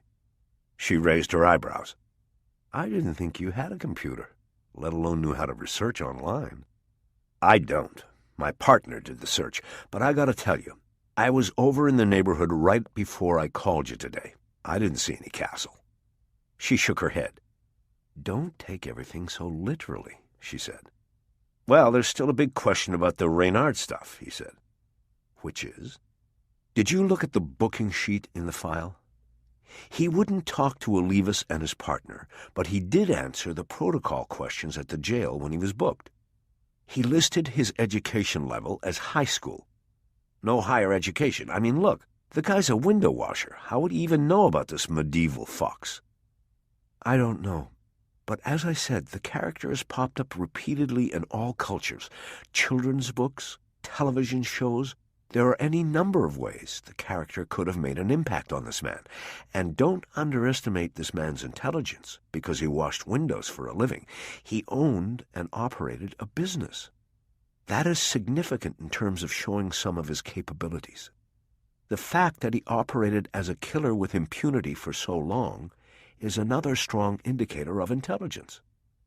Bosch wasn't completely convinced. He fired off another question that would take her in a new direction. How do the first two fit in? He went from public spectacle with the riots, and then a big media splash with Marie Gesto to, as you say, diving completely beneath the surface.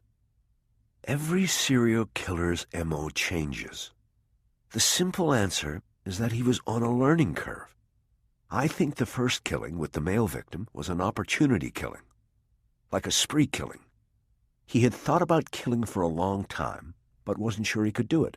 He found himself in a situation, the chaos of the riots, where he could test himself.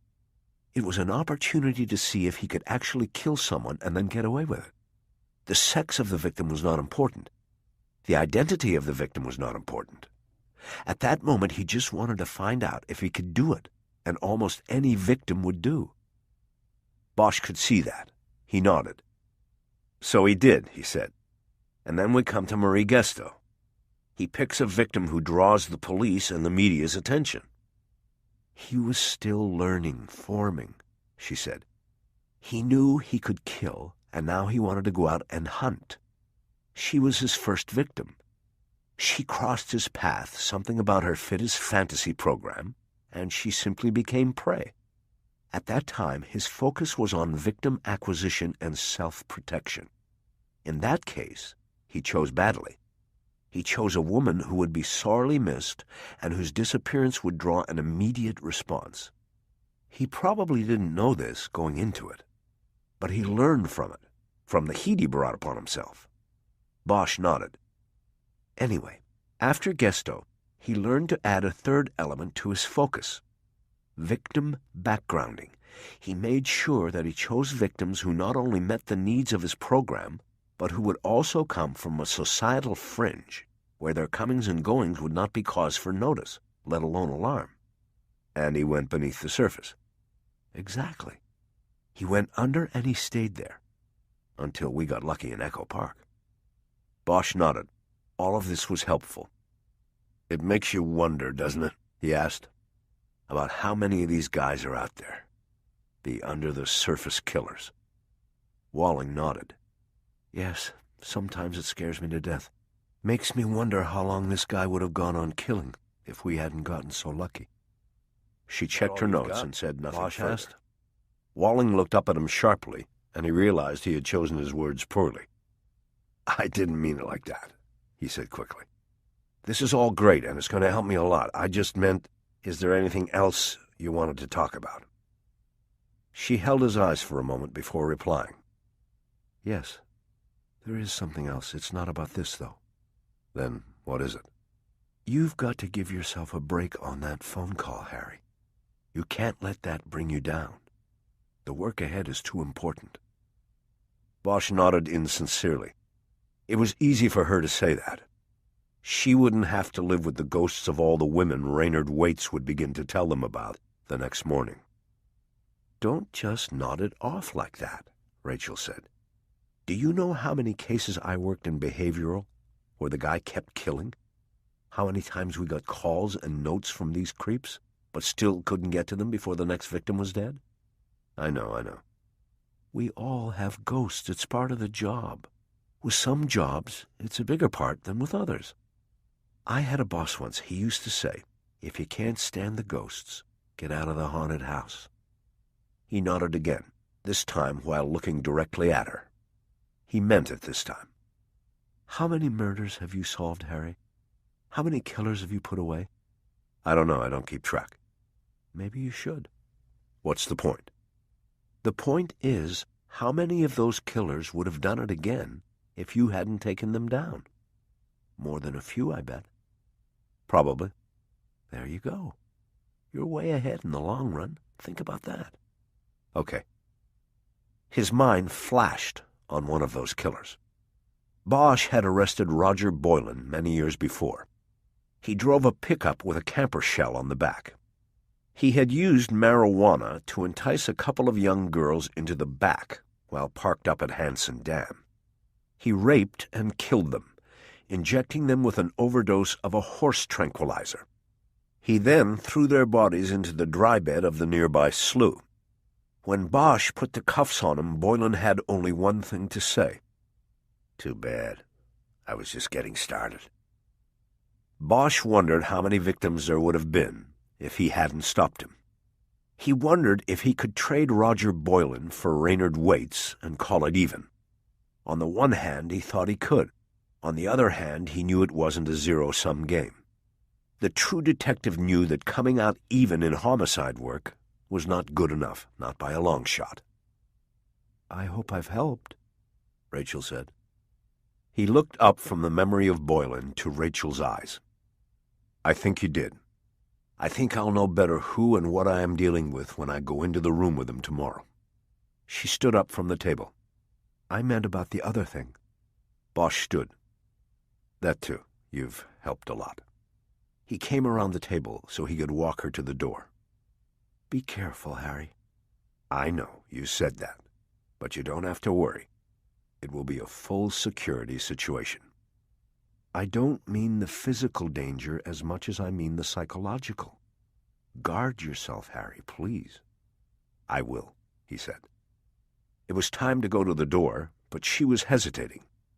She looked down at the contents of the file spread across the table and then at Bosch.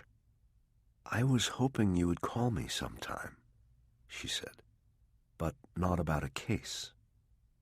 Bosch had to take a few moments before coming back. "I thought, because of what we said, that He wasn't sure how to finish. He wasn't sure what he was trying to say. She reached up and put her hand lightly on his chest. He took a step closer, coming into her space.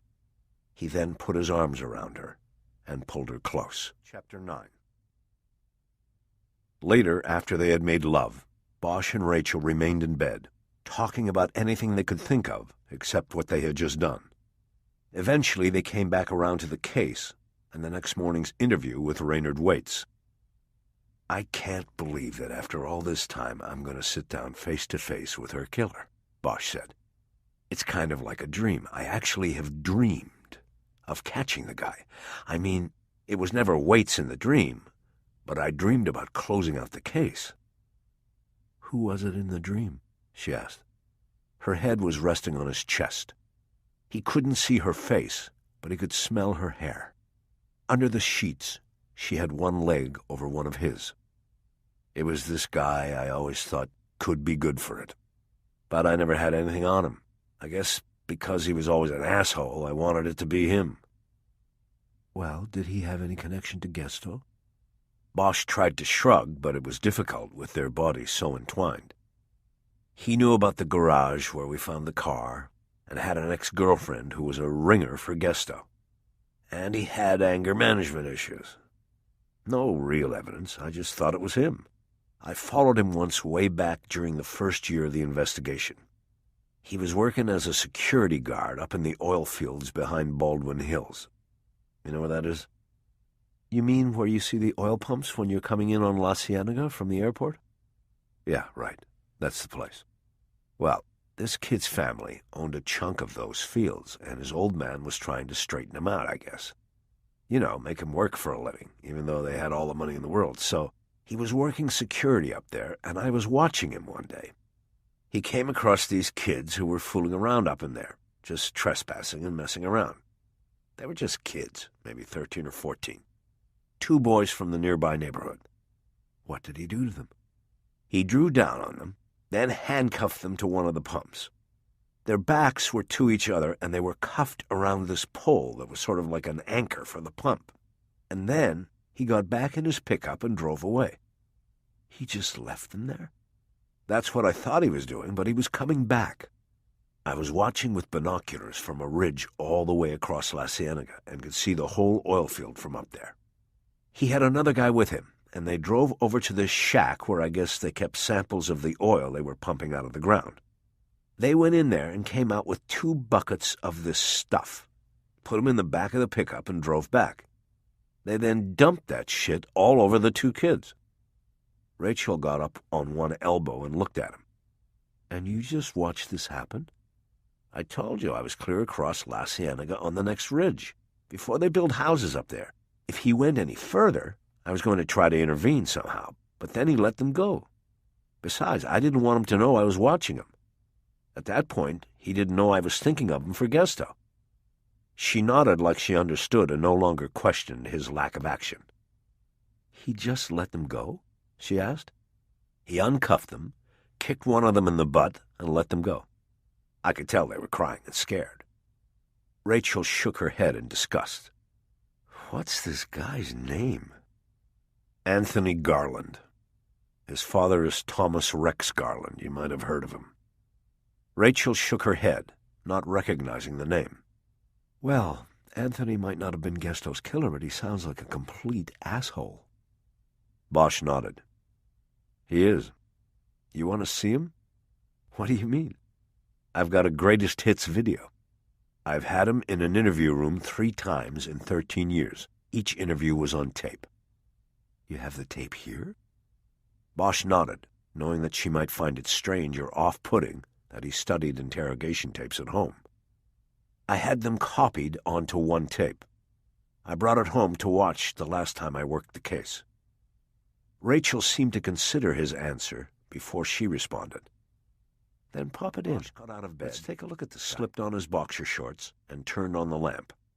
He went out to the living room and looked in the cabinet beneath the television. He had several crime scene tapes from old cases, as well as various other tapes and DVDs. He finally located a VHS tape marked Garland on the box and took it back to the bedroom. He had a television with a built-in VCR on the bureau. He turned it on, slid in the tape, and sat on the edge of the bed with the remote. He kept his boxers on now that he and Rachel were working. Rachel stayed under the covers, and as the tape was queuing up, she reached a foot toward him and tapped her toes on his back. "Is this what you do with all the girls you bring here? Show them your interrogation techniques?" Bosch glanced back at her and was almost serious with his response. "Rachel, I think you're the only person in the world I could do this with." She smiled. "I think I get you, Harry Bosch." He looked back at the screen. The tape was playing. He hit the mute with the remote. "This first one is March 11th of 94. It's about 6 months after Gesto disappeared, and we were grasping for anything.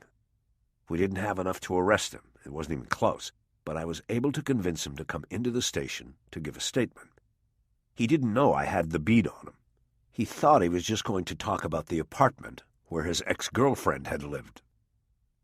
On the screen was a grainy color picture of a small room with a table at which 2 men sat. One was a much younger-looking Harry Bosch, and the other was a man in his early 20s, with wavy, surfer-white hair. Anthony Garland. He was wearing a T-shirt that said Lakers across the chest. The sleeves were tight on his arms, and tattoo ink was visible on his left biceps. Black barbed wire wrapped the muscles of the arm. He came in voluntarily. He came in looking like he was headed to a day at the beach. Anyway, he brought up the sound. On the screen, Garland was looking all around the room with a slight smile on his face. "So this is where it happens, huh?" he asked. "Where what happens?" Bosch asked. "You know, you break the bad guys down and they confess to all the crimes." He smiled coyly. "Sometimes," Bosch said. "But let's talk about Marie Gesto. Did you know her?" "No, I told you I didn't know her. Never saw her before in my life." "Before what?" "Before you showed me her picture." "So if somebody told me you knew her, then they'd be lying." "Fucking A right. Who told you that shit?" "But you knew about the empty garage at the high tower, right?" "Yeah, well, my girlfriend had just moved out, and so, yeah, I knew the place was empty. That doesn't mean I stashed the car in there. Look, you asked me all of this stuff at the house. I thought there was something new going on here. Am I under arrest or something?" "No, Anthony, you are not under arrest. I just wanted you to come down so we could go over some of this stuff." "I've already gone over it with you." "But that was before we knew some other things about you and about her. Now it's important to go over the same ground again. Make a formal record of it." Garland's face seemed to momentarily contort in anger. He leaned across the table. "What things? What the fuck are you talking about? I had nothing to do with this. I've told you that at least twice now. Why aren't you out there looking for the person who did it?" Bosch waited until Garland calmed a bit before answering. Because maybe I think I'm with the person who did it. Fuck you, man. You got nothing on me because there's nothing to get. I've told you this from day one. I'm not the guy. Now Bosch leaned across the table. Their faces were a foot apart. I know what you told me, Anthony, but that was before I went to Austin and talked to your girlfriend. She told me some things about you that, frankly, Anthony, require me to pay a little more attention. Fuck her. She's a whore. Yeah? If she's all of that, then why'd you get angry with her when she left you? Why did she have to run from you? Why didn't you just let her go? Because nobody leaves me. I leave them, okay? Bosch leaned back and nodded. Okay. So in as much detail as you can remember, tell me what you did on September 9th of last year. Tell me where you went and who you saw. Using the remote, Bosch started fast-forwarding the tape. He didn't have an alibi for the time we believed Marie was grabbed outside the supermarket. But we can skip ahead here because that part of the interview took forever. Rachel was now sitting up in the bed behind him with the sheet wrapped around her. Bosch looked back at her. What do you think of this guy so far? She shrugged her bare shoulders. He seems like a typical rich asshole, but that doesn't make him a murderer. Bosch nodded. This now is 2 years later. The lawyers from his daddy's firm slapped a TRO on me, and I could only interview the kid if he had counsel present. So there's nothing much here, but there's one thing I want you to see. His lawyer in this is Dennis Franks, an associate of Cecil Dobbs, a big-shot Century City guy who handles things for T-Rex. T-Rex? The father slowed the fast-forward down a notch so he could better see where the action on the tape was. On the screen was Garland sitting at a table with a man right next to him. As the image moved in fast motion, the lawyer and his client conferred many times in mouth-to-ear communications. Bosch finally slowed it to normal speed, and the audio came back up. It was Franks, the lawyer, doing the talking. My client has fully cooperated with you, but you continue to harass him at work and home with these suspicions and questions that have not 1 ounce of evidentiary support. I'm working on that part of it, Counselor, Bosch said, and when I get it, there won't be a lawyer in the world who can help him. Fuck you, Bosch, Garland said. You better hope you never come for me alone, man. I'll put you down in the dirt. Franks put a calming hand on Garland's arm. Bosch was silent for a few moments before responding. You want to threaten me now, Anthony? You think I'm like one of those teenagers you cuff out in the oil fields and dump crude on? You think I'm going to go away with my tail between my legs? Garland's face pinched together and turned dark. His eyes looked like frozen black marbles. Bosch hit the pause button on the VCR remote. There, he said to Rachel, pointing at the screen with the remote. That's what I wanted you to see. Look at his face. Pure, perfect rage. That's why I thought it was him. Walling didn't respond. Bosch glanced at her, and she looked as though she had seen the face of pure, perfect rage before. She looked to be almost intimidated by it. Bosch wondered if she had seen it in one of the killers she had faced, or in someone else. Bosch turned back to the television and hit the fast-forward button again. Now we jump almost 10 years to when I brought him in last April. His old man had changed lawyers, and the new guys dropped the ball. They never went back to the judge when the first restraining order expired. So I took another shot at him. He was surprised to see me. I grabbed him when he came out of Kate Mantellini's at lunch one day. He probably thought I was long gone from his life. He stopped the fast-forward and played the tape. On the screen, Garland looked older and wider. His face had spread, and he wore his now thinning hair cropped short. He wore a white shirt with a tie. The taped interviews had followed him from the end of boyhood to well into manhood. This time he sat in a different interview room. This one was at Parker Center. If I'm not under arrest, then I should be free to go, he said. Am I free to go? I was hoping you'd answer a few questions first, Bosch replied. I answered all your questions years ago. This is a vendetta, Bosch. You will not give up. You will not leave me alone. Am I free to go or not? Where did you hide her body? Garland shook his head. My God, this is unbelievable. When will this end? It will never end, Garland. Not until I find her and not until I lock you up. This is fucking crazy. You're crazy, Bosch. What can I say to make you believe me? What can I... You can tell me where she is, and then I'll believe you. Well, that's the one thing I can't tell you, because I don't... Bosch suddenly killed the TV with the remote. For the first time, he realized how case-blind he had been, going after Garland as relentlessly as a dog chasing a car.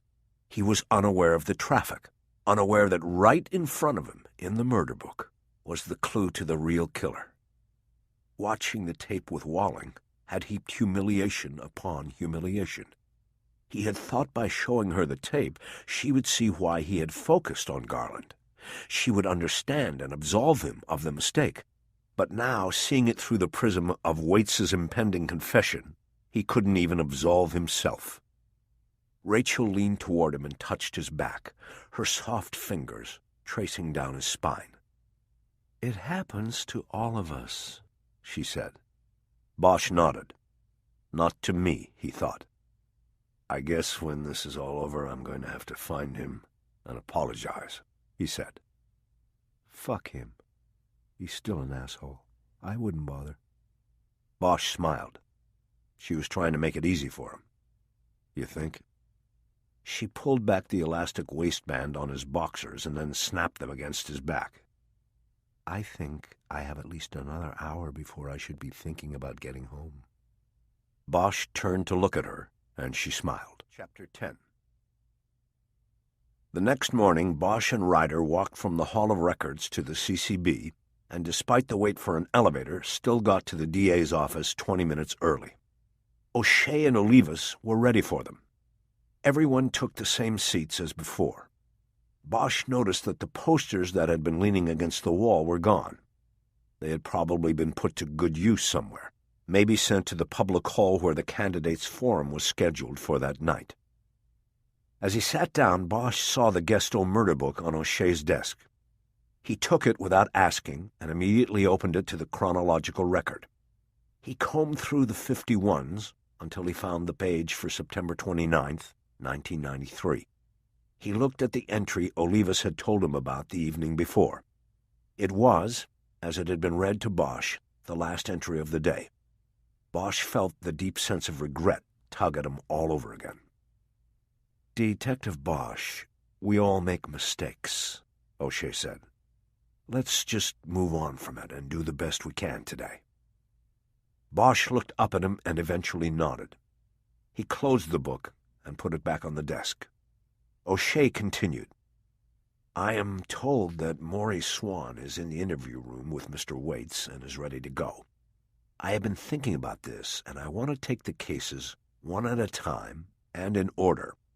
We start with Fitzpatrick, and when we are satisfied by the confession, we move on to the Gesto case, and when we are satisfied there, we move on to the next one, and so on. Everybody nodded except for Bosch. I'm not going to be satisfied until we have her remains, he said. Now O'Shea nodded. He lifted a document off his desk. I understand that. If you can locate the victim based on the statements from Waits, then fine. If it is a matter of him leading us to the body, I have a release order ready to go to the judge. I would say that if we reach a point where we are taking this man out of lockup, then the security should be extraordinary. There will be a lot riding on this, and we cannot have any screw-ups. O'Shea took the time to look from detective to detective to make sure they understood the gravity of the situation. He would be gambling his campaign and political life on the security of Raynard Waits. We'll be ready for anything, Olivas said. The look of concern on O'Shea's face didn't change. You're going to have a uniformed presence, right? He asked. I don't think it's necessary. Uniforms draw attention, Olivas said. We can handle him, but if you want it, we'll have it. I think it would be good to have, yes. No problem, then. We'll either get a car from Metro to go with us or a couple deputies from the jail. O'Shea nodded his approval. Then, are we ready to start? "There's one thing," Bosch said. "We're not sure who that is in the interview room waiting for us, but we're pretty sure his name isn't Raynard Waits." A look of surprise played off O'Shea's face and immediately became contagious. Olivas dropped his mouth open an inch and leaned forward. "We made him on fingerprints," Olivas protested. "On the prior." Bosch nodded. "Yes, the prior. As you know, when he was popped 13 years ago for prowling, he first gave the name Robert Saxon, along with the birth date of 11/3/75. This is the same name he used later that year when he called about Gesto, only then he gave the birth date of 11/3/71. But when he was pulled in on the prowling, and they ran his prints through the computer, they matched the thumb to the DL of Raynard Waits, with a birth date of 11/3/71. So we keep getting the same month and day, but different years. Anyway, when confronted with the thumbprint, he copped to being Raynard Waits, saying he had given the false name and year because he was hoping to be handled as a juvenile. This is all in the file. "But where does all of it go?" O'Shea said impatiently. "Just let me finish. He got probation for the prowling because it was a first offense. In the probation report bio, he said he was born and raised in L.A., okay? We just came from the Hall of Records. There is no record of Raynard Waits being born in L.A. on that date or any other. There have been a lot of Robert Saxons born in L.A., but none on November 3rd of either of the years mentioned in the files. The bottom line," Ryder said, "is we don't know who the man we are about to talk to is." O'Shea pushed back from his desk and stood up. He paced around the spacious office as he thought and spoke about this latest information. "Okay, so what are you saying? That the DMV had the wrong prints on file, or there was some sort of a mix-up?" Bosch turned in his seat so he could look at O'Shea while he answered. "I'm saying that this guy, whoever he really is, could have gone to the DMV 13, 14 years ago to set up a false ID. What do you need to get a driver's license? Proof of age. Back then you could buy phony IDs and birth certificates on Hollywood Boulevard, no problem. Or he could have bribed a DMV employee. Could have done a lot of things. The point is, there is no record of him being born in L.A. as he said he was. That puts all the rest in doubt." "Maybe that's the lie," Olivas said. "Maybe he is Waits, and he lied about being born here. It's like when you're born out in Riverside. You tell everybody you're from L.A. Bosch shook his head. He didn't accept the logic Olivas was slinging. "The name is false," Bosch insisted. "Raynard is a take on a character from medieval folklore known as Reynard the Fox. Put that with the last name, and you have the little fox Waits. Get it? You can't convince me somebody gave him momentary silence to the room." "I don't know," O'Shea said, thinking out loud. "Seems a little far-fetched, this medieval connection." "It's only far-fetched because we can't nail it down," Bosch countered. "You ask me, it's more far-fetched that this would be his given name." "So what are you saying?" Olivas asked. "That he changed his name and continued to use it even after he had an arrest tail on it? That doesn't make sense to me." "Doesn't make a lot of sense to me either. But we don't know the story behind it yet." "Okay, so what are you suggesting we do?" O'Shea asked. "Not much," Bosch said. "I'm just bringing it up, but I do think we ought to go on the record with it up there. You know, ask him to state his name, DOB, and place of birth, as if it is the routine way to start one of these interviews. If he gives us Waits, then we might be able to catch him in the lie down the road and prosecute him for everything. You said that was the deal. If he lies, he fries. We can turn it all against him." O'Shea was standing by the coffee table behind where Bosch and Ryder sat. Bosch turned again to watch him take in the suggestion. The prosecutor was grinding it over and nodding. "I don't see where it could hurt," he finally said. "Just get it on the record, but let it go at that. Real subtle and routine. We can come back to him on it later, if we find out more about this." Bosch looked at Ryder. "You'll be the one starting out with him, asking about the first case. Your first question can be about his name." "Fine," she said. O'Shea came back around the desk. "Okay, then," he said. "Are we ready? It's time to go. I will try to stay with it as long as my schedule allows. Don't be offended if I jump in from time to time with a question." Bosch answered by standing up. Ryder followed suit, and then Olivas. "One last thing," Bosch said. "We picked up a Maurice Swan story yesterday that maybe you guys ought to know." Both Bosch and Ryder took turns telling the story Abel Pratt had told them.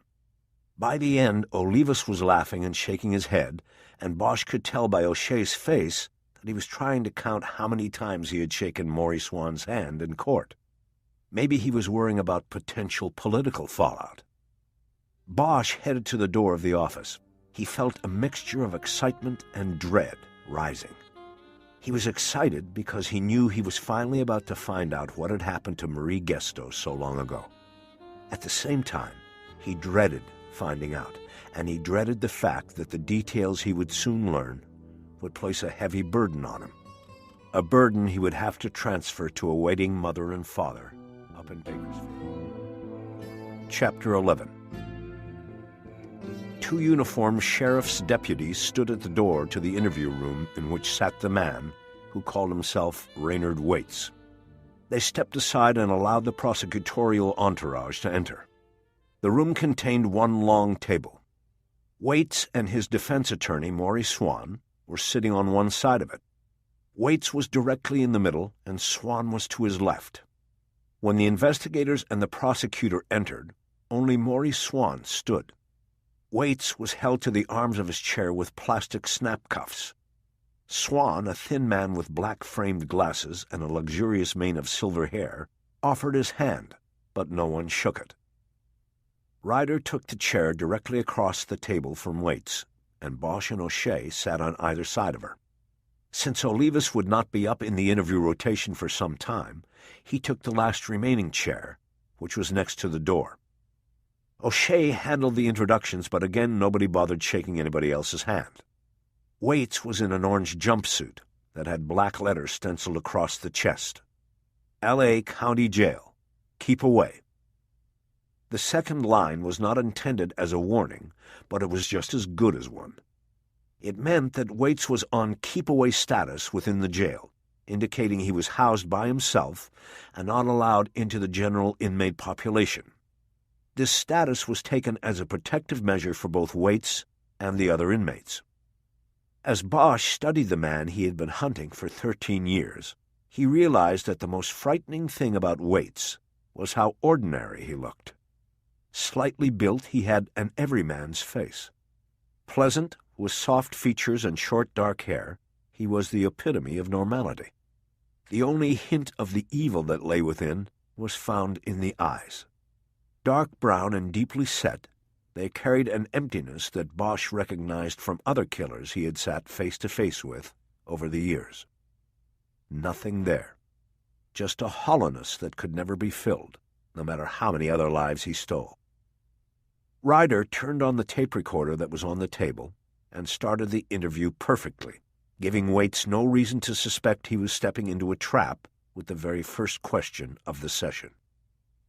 As was probably explained to you already by Mr. Swan, we are going to record each session with you and then turn the tapes over to your attorney, who will hold them until we have a completed agreement. Is that understood and approved by you?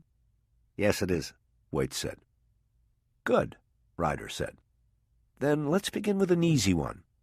Can you state your name, birth date, and place of birth for the record?" Waits leaned forward and made a face like he was stating the obvious to schoolchildren. "Raynard Waits," he said impatiently. "Born November 3rd, 1971, in the city of Angels. Angels. The city of Angels." "If you mean Los Angeles, could you please say it?" "Yes, Los Angeles." "Thank you. Your first name is unusual. Could you spell it for the tape?" Waits complied. Again, it was a good move by Ryder. It would make it even more difficult for the man in front of them to argue later that he had not knowingly lied during the interview. "Do you know where the name came from?" "My father pulled it out of his ass, I guess. I don't know. I thought we were here to talk about dead people, not the piddly basic shit." "We are, Mr. Waits, we are." Bosch felt an enormous sense of relief inside. He knew that they were about to sit through a retelling of horrors, but he felt they already had Waits caught in a lie that might spring a fatal trap on him. There was now a chance that he was not going to walk away from this to a private cell and a life of public maintenance and celebrity. "We want to take these in order," Ryder said. "Your attorney's proffer suggests that the first homicide you were ever involved in was the death of Daniel Fitzpatrick in Hollywood on April 30th, 1992. The sort of matter-of-fact demeanor one would expect from someone giving directions to the nearest gas station. His voice was cold and calm. "Yes, I burned him alive behind his security cage. It turned out that he wasn't so secure back there, not even with all of his guns." "Why did you do that?" "Because I wanted to see if I could. I had been thinking about it for a long time, and I just wanted to prove myself." Bosch thought about what Rachel Walling had said to him the night before. She had called it a spree killing. It looked like she had been right. "What do you mean by prove yourself, Mr. Waits?" Ryder asked. "I mean, there is a line out there that everybody thinks about, but not many have the guts to cross. I wanted to see if I could cross it." "When you say you had been thinking about it for a long time, had you been thinking about Mr. Fitzpatrick in particular?" Annoyance flared in Waits's eyes. It was as if he were putting up with her. "No, you stupid cunt," he replied calmly. "I had been thinking about killing someone. You understand? All my life I'd wanted to do it." Ryder shook off the insult without a flinch and kept moving. "Why did you choose Daniel Fitzpatrick? Why did you choose that night?" "Well, because I was watching TV and I saw the whole city coming apart.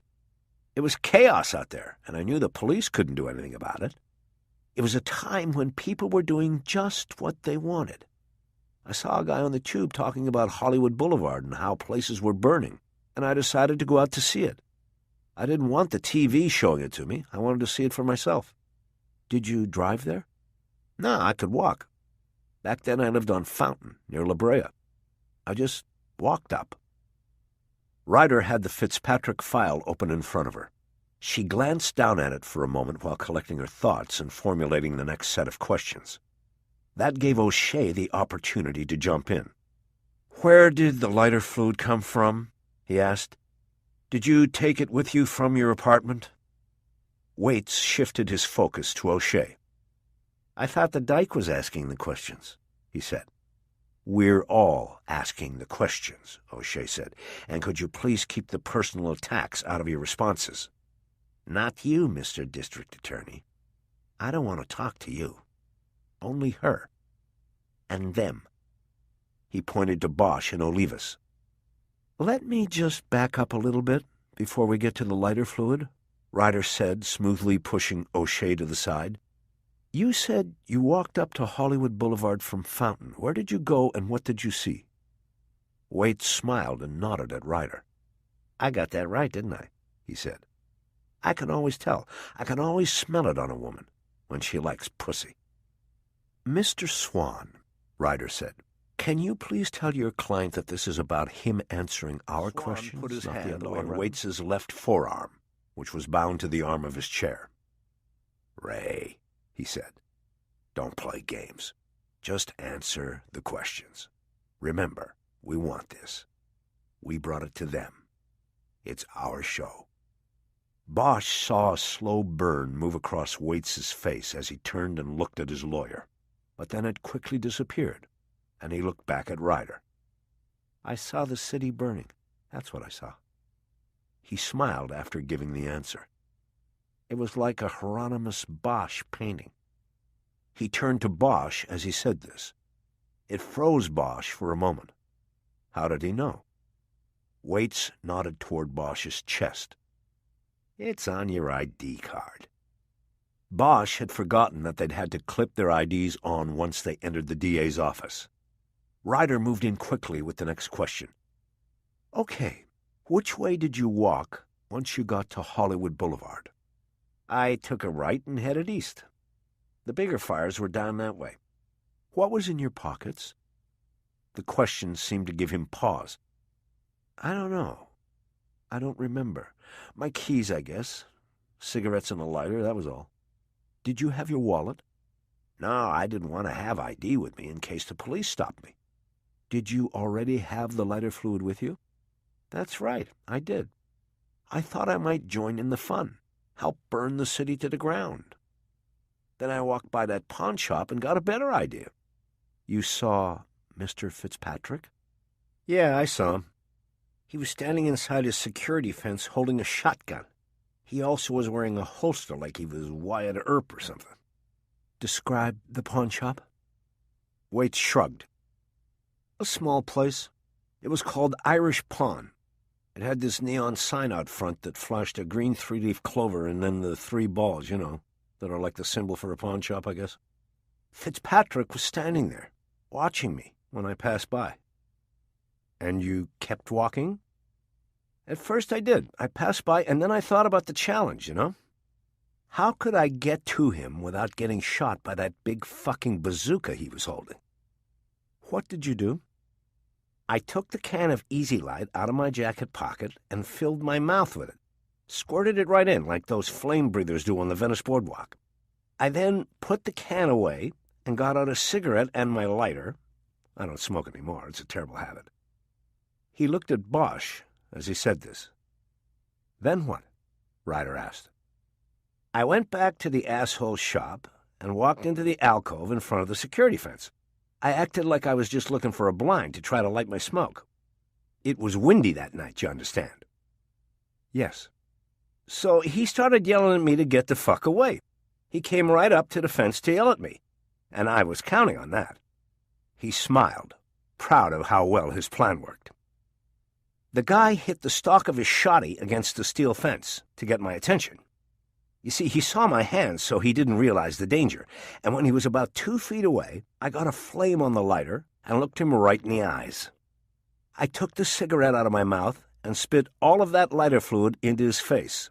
Of course, it hit the lighter on the way, and I was a fucking flamethrower. He had a face full of flames before he knew what hit him. He dropped the shotty pretty fast so he could try to slap at the flames, but his clothes went up, and pretty soon he was one crispy critter. It was like being hit by napalm, man. Waits tried to raise his left arm, but couldn't. It was bound to the armrest at the wrist. He turned and raised his hand instead. Unfortunately, I burned my hand a little bit. Blisters, the whole thing. It really hurt, too. I can't imagine what that asshole Wyatt Earp felt. Not a good way to go, if you ask me. Bosch looked at the upraised hand. He saw discoloration in the skin tone, but not a scar. The burn had not gone deep. After a long measure of silence, Ryder asked another question. Did you seek medical attention for your hand? No, I didn't think that would be too smart, considering the situation. And from what I heard, the hospitals were overflowing. So I went on home and took care of it myself. The can of lighter fluid in front of the store? Oh, that was when I was walking away. I just took it out, wiped it off, and put it down. Did Mr. Fitzpatrick call out for help at any time? Waits paused as if to ponder the question. Well, that's hard to say. He was yelling something, but I'm not sure it was for help. He just kind of sounded like an animal to me. I closed the door on my dog's tail once when I was a kid. It sort of reminded me of that. What were you thinking as you were walking home? I was thinking far fucking out. I finally did it, and I knew I was going to get away with it, too. I felt like I was pretty goddamn invincible, if you want to know the truth. How old were you? I was 20, man, and I fucking did it. Did you ever think about the man you killed? Who you burned to death? No, not really. He was just there for the taking, like the rest of them that came after. It was like they were there for me. Ryder spent another 40 minutes questioning him, eliciting smaller details that nonetheless matched those contained in the investigative reports.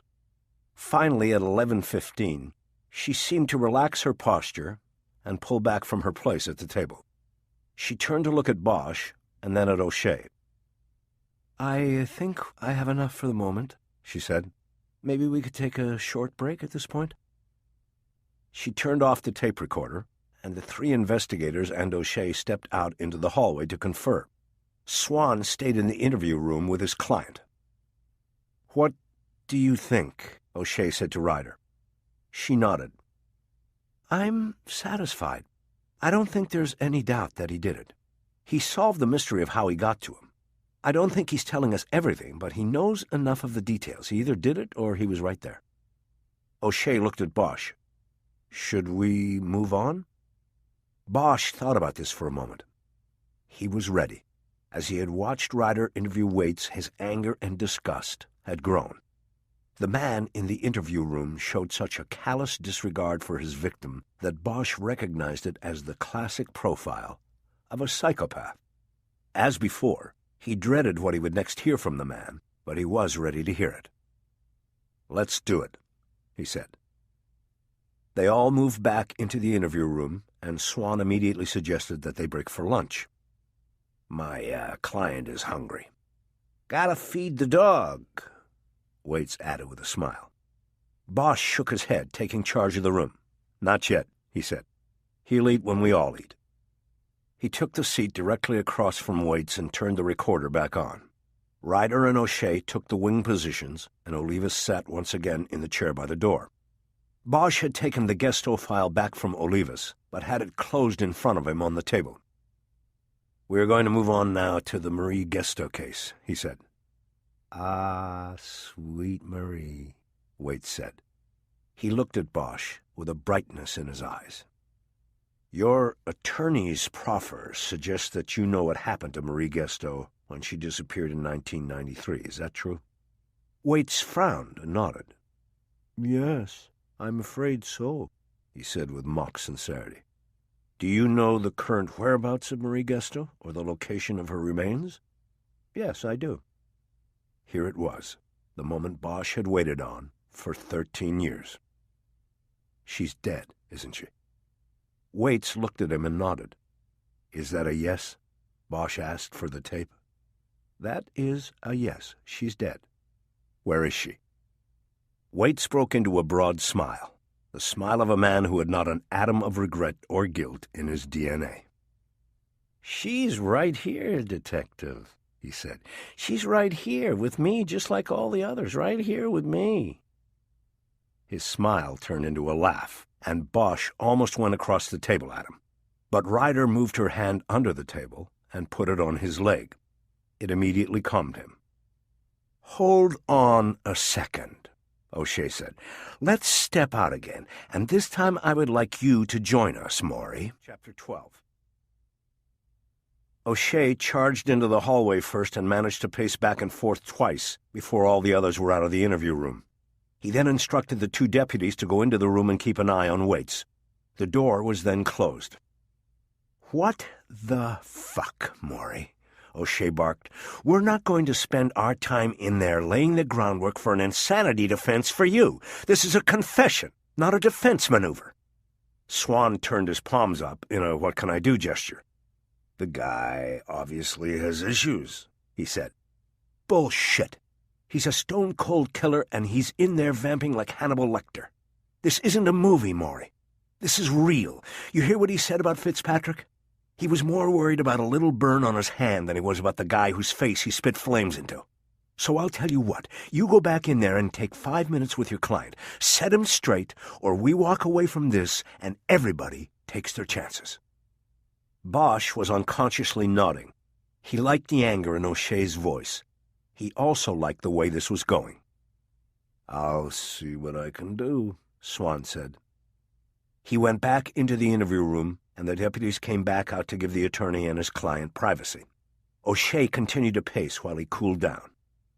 "Sorry about that," he said to no one in particular. "But I'm not going to let them control this thing." "They already are," Bosch said. "Waits is, at least." O'Shea looked at him, ready for a fight. "What are you saying?" "I mean we're all here because of him. The bottom line is we are engaged in an effort to save his life, at his own request." O'Shea emphatically shook his head. "I'm not going to go back and forth on that issue with you again, Bosch. The decision has been made. At this point, if you're not on board, the elevator's right down the hall to the left. I'll handle your part of the interview." or Freddie will." Bosch waited a beat before answering. "I didn't say I wasn't on board. Gesto is my case, and I will see it through." "Nice to hear it," O'Shea said with full sarcasm. "Too bad you weren't so attentive back in '93. He reached over and knocked harshly on the interview room door. Bosch stared at his back, with anger welling up from some place deep inside. Swan opened the door almost immediately. "We're ready to continue," he said as he stepped back to let them in. After everyone retook their seats and the recorder was turned back on, Bosch shook off his anger at O'Shea and locked eyes with Waits again. He asked the same question again. "Where is she?" Waits smiled slightly, like he was tempted to set things off again. But then the smile turned into a smirk, and he answered, "Up in the hills." "Where in the hills?" "Up near the stables. That's where I got her, right when she was getting out of her car." "Is she buried?" "Yes, she is buried." "Exactly where is she buried?" "I would have to show you. It's a place I know but I can't describe. I would just have to show you." "Try to describe it." "It's just a place in the woods near where she parked. You go in and there's a path, and then I went off the path, way off the path. You could go look and either find it right away or maybe never find it. There's a lot of territory up there. You remember they searched up there, but they never found her." "And after 13 years you believe you could lead us to this spot?" "It hasn't been 13 years. A sudden rush of horror came over Bosch. The idea that he had held her captive was too abhorrent to think about. "It's not what you think, Detective," Waits said. "How do you know what I'm thinking?" "I just do.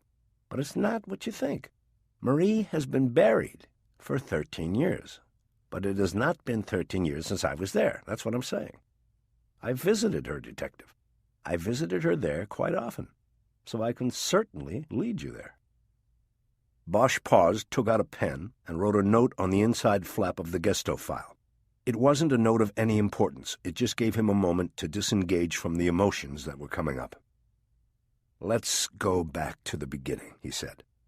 "Did you know Marie Gesto before September 1993? "No, I didn't." "Had you ever seen her before the day you abducted her?" "Not that I remember." "Where did you first cross paths with her?" "At the Mayfair.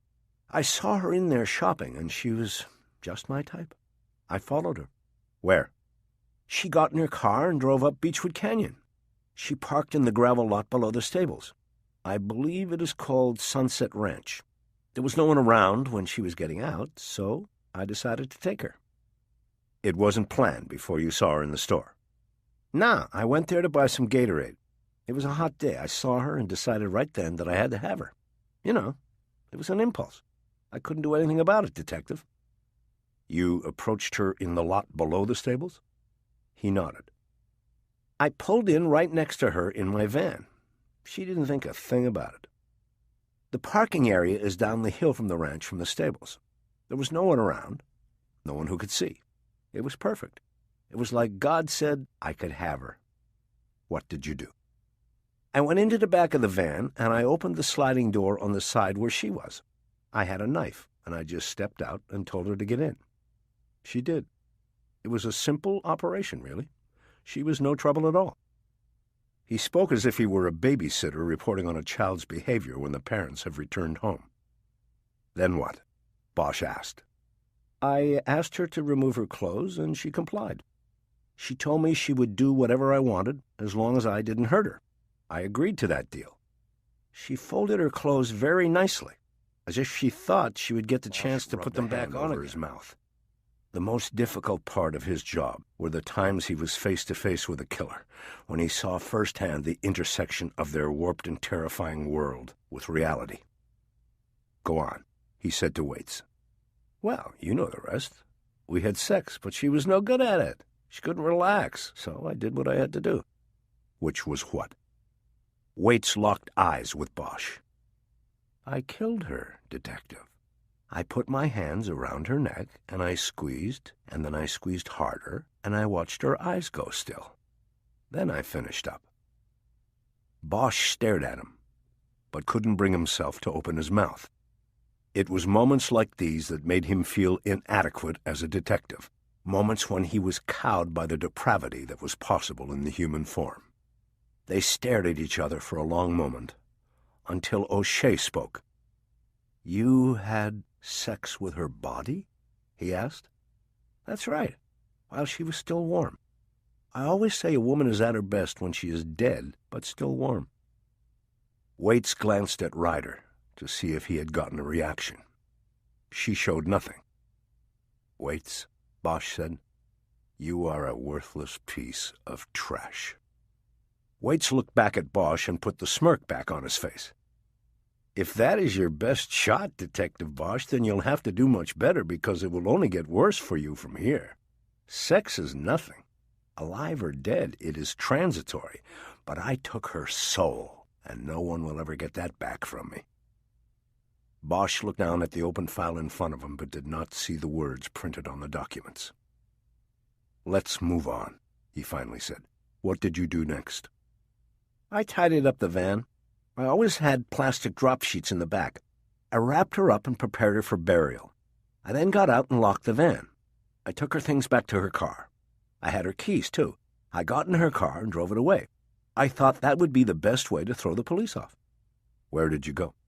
"You know where I went, Detective. The High Tower. I knew there was an empty garage that I could use there. A week or so before, I had gone to look for work there, and the manager happened to mention there was an open apartment. He showed it to me because I acted like I was interested." "He showed you the garage, too?" "No, just pointed it out. On my way out, I noticed that there was no lock on the latch." "So you drove Marie Gesto's car there and stashed it in the garage?" "That's right." "Did anyone see you? Did you see anyone?" "No and no. I was very careful. Remember, I had just killed someone." "What about your van? When did you go back up Beechwood to get it?" "I waited until that night. I thought that would be better because I had some digging to do. You understand, I'm sure."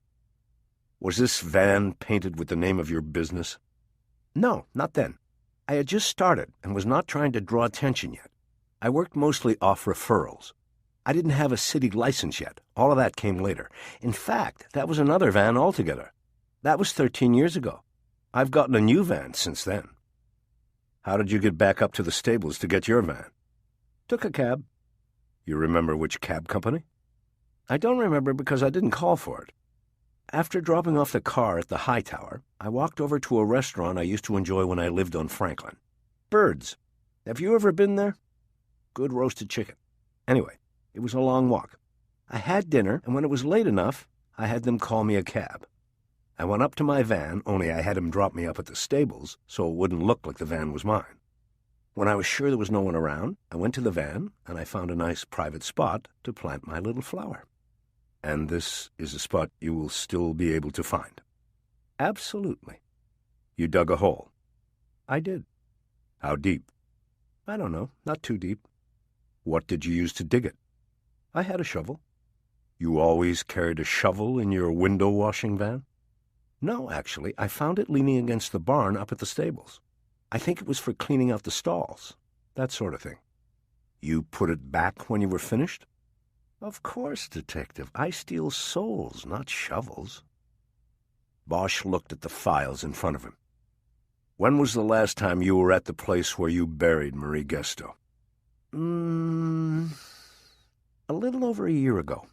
I usually made the trip every September 9th, to celebrate our anniversary. This year, I was a bit tied up, as you know." He smiled good-naturedly. Bosch knew he had covered everything in general terms. It would all come down to whether Waits could lead them to the body and if forensics would then match his story. "There came a time after the murder when the media paid a lot of attention to Marie Gesto's disappearance," Bosch said. "Do you remember that?" "Of course. That taught me a good lesson. I never acted so impulsively again. I was more careful about the flowers I picked after that." "You called the investigators on the case, didn't you?" "As a matter of fact, I did. I remember that. I called and told them that I had seen her in the Mayfair store and that she hadn't been with anybody." "Why did you call?" Waits shrugged. "I don't know. I just thought it would be fun. You know, to actually talk to one of the men who was hunting me. Was it you? My partner. Yes, I thought I might be able to shift the focus away from the Mayfair. After all, I had been in there, and I thought, who knows, maybe someone could describe me. Bosch nodded. You gave the name Robert Saxon when you called. Why? Waits shrugged again. It was just a name I used from time to time. It's not your real name? No, Detective, you know my real name. What if I told you I don't believe a fucking word you've said here today? What would you say to that? I would say, take me to Beechwood Canyon, and I will prove every word of what I have said here. Yeah, well, Bosch pushed back his chair and told the others he would like to confer with them in the hallway. Leaving Waits and Swan behind, they stepped out of the room into the cooler air of the hallway. Can you guys give us some space? O'Shea said to the two deputies. When everybody else was in the hallway and the interview room door was closed, O'Shea continued. Getting stuffy in there, he said. Yeah, with all of his bullshit, Bosch said. What now, Bosch? The prosecutor asked. What now is that I don't believe him. Why not? Because he knows every answer, and some of them don't work. We spent a week with the cab companies going over records for every pickup and drop. We knew that if the guy moved her car to the high tower, then he needed some kind of a ride back to his own car. The stables were one of the points we checked. Every cab company in the city. Nobody made a pickup or a drop-off up there that day or night. Olivas injected himself into the conversation by stepping up next to O'Shea. That's not 100%, and you know it, Bosch, he said. A cabbie could have given him a ride off the books. They do it all the time. There's also gypsy cabs. They hang outside restaurants all over the city. I still don't buy his bullshit stories. He's got an answer for everything. The shovel just happens to be leaning against the barn. How was he going to bury her if he didn't happen to see it? O'Shea spread his arms wide. There's one way to test him, he said. We take him out on a field trip, and if he leads us to that girl's body, then the little details that bother you aren't going to matter. On the other hand, if there is no body, then there is no deal. When do we go? Bosch asked. I'll go see the judge today. We'll go tomorrow morning if you want. Wait a minute, Olivas said. What about the other 7? We still have a lot to talk to this bastard about. O'Shea held one hand up in a calming motion. Let's make Gesto the test case. He either puts up or shuts up with this one. Then we'll go from there. O'Shea turned and looked directly at Bosch.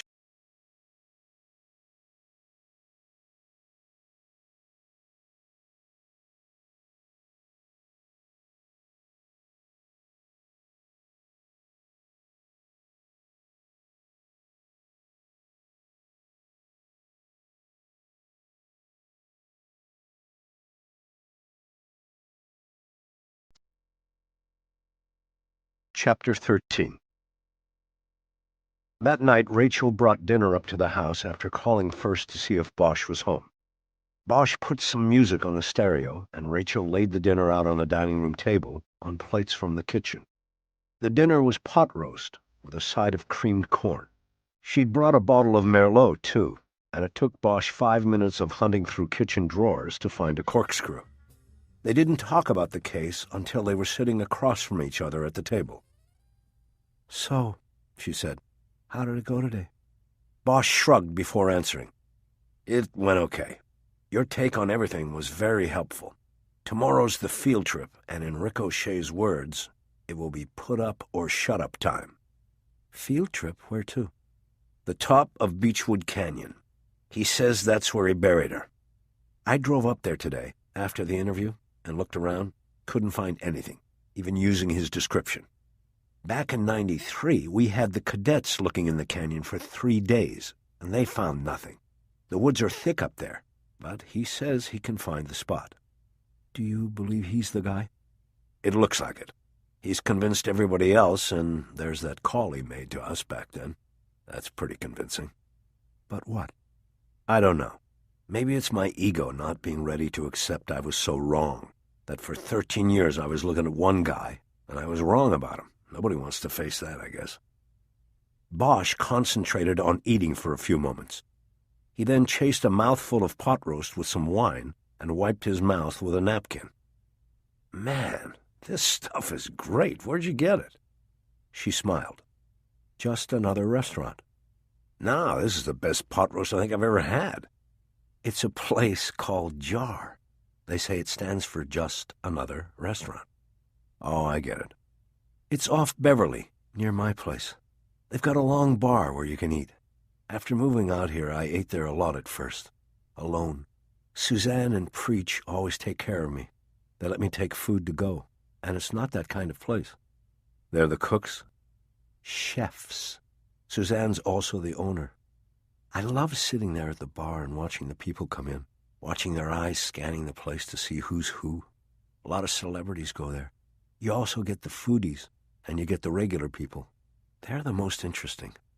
"Somebody once said that if you circle around a murder long enough, you get to know a city. Maybe it's the same with sitting at the counter in a restaurant." "And easier to do. Harry, are you changing the subject, or are you going to tell me about Raynard Waite's confession?" "I'm getting to it. I thought we'd finish eating first." "That bad, huh?" "It's not that. I think I just need a break from it. I don't know." She nodded like she understood. She poured more wine into their glasses. "I like the music. Who is this?" Bosch nodded, his mouth full once again. "I call this Miracle in a Box. It's John Coltrane and Thelonious Monk at Carnegie Hall. The concert was recorded in 1957, and the tape sat in an unmarked box in archives for almost 50 years. Just sat there, forgotten. Then some Library of Congress guy was going through all the boxes and performance tapes and recognized what they had there. They finally put this out last year. It's nice." "It's more than nice. It's a miracle to think it was there all that time." "It took the right person to find it, to recognize it." He looked at her eyes for a moment. He then looked down at his plate and saw he was down to his last bite. "What would you have done for dinner if I hadn't called?" Rachel asked. Bosch looked back at her and shrugged. He finished eating and started telling her about Raynard Waite's confession. "He's lying," she said when he was finished. "About the name? We've got that covered." "No, about the plan. Rather, the lack of a plan. He tells you he just saw her in the Mayfair, followed her and grabbed her? No way. I don't buy that. The whole thing doesn't feel like a spur-of-the-moment thing. There was a plan to this, whether he's telling you or not." Bosch nodded. He had the same misgivings about the confession. "We'll know more tomorrow, I guess," he said. "I wish I could be there." Bosch shook his head. "I can't make a federal case out of this. Besides, it's not what you do anymore. Your own people wouldn't let you go, even if you were invited." Bosch got up and started clearing the plates. They worked side by side at the sink, and after everything was cleaned and put away, they took the bottle out on the deck. There was enough left for them each to have a half glass. The evening chill drew them close to one another as they stood at the railing and looked down at the lights in the Cahuenga Pass. "Are you staying tonight?" Bosch asked. "Yes." "You don't have to call, you know. I'll give you a key. Just come up." She turned and looked at him. He put his arm around her waist. "That fast?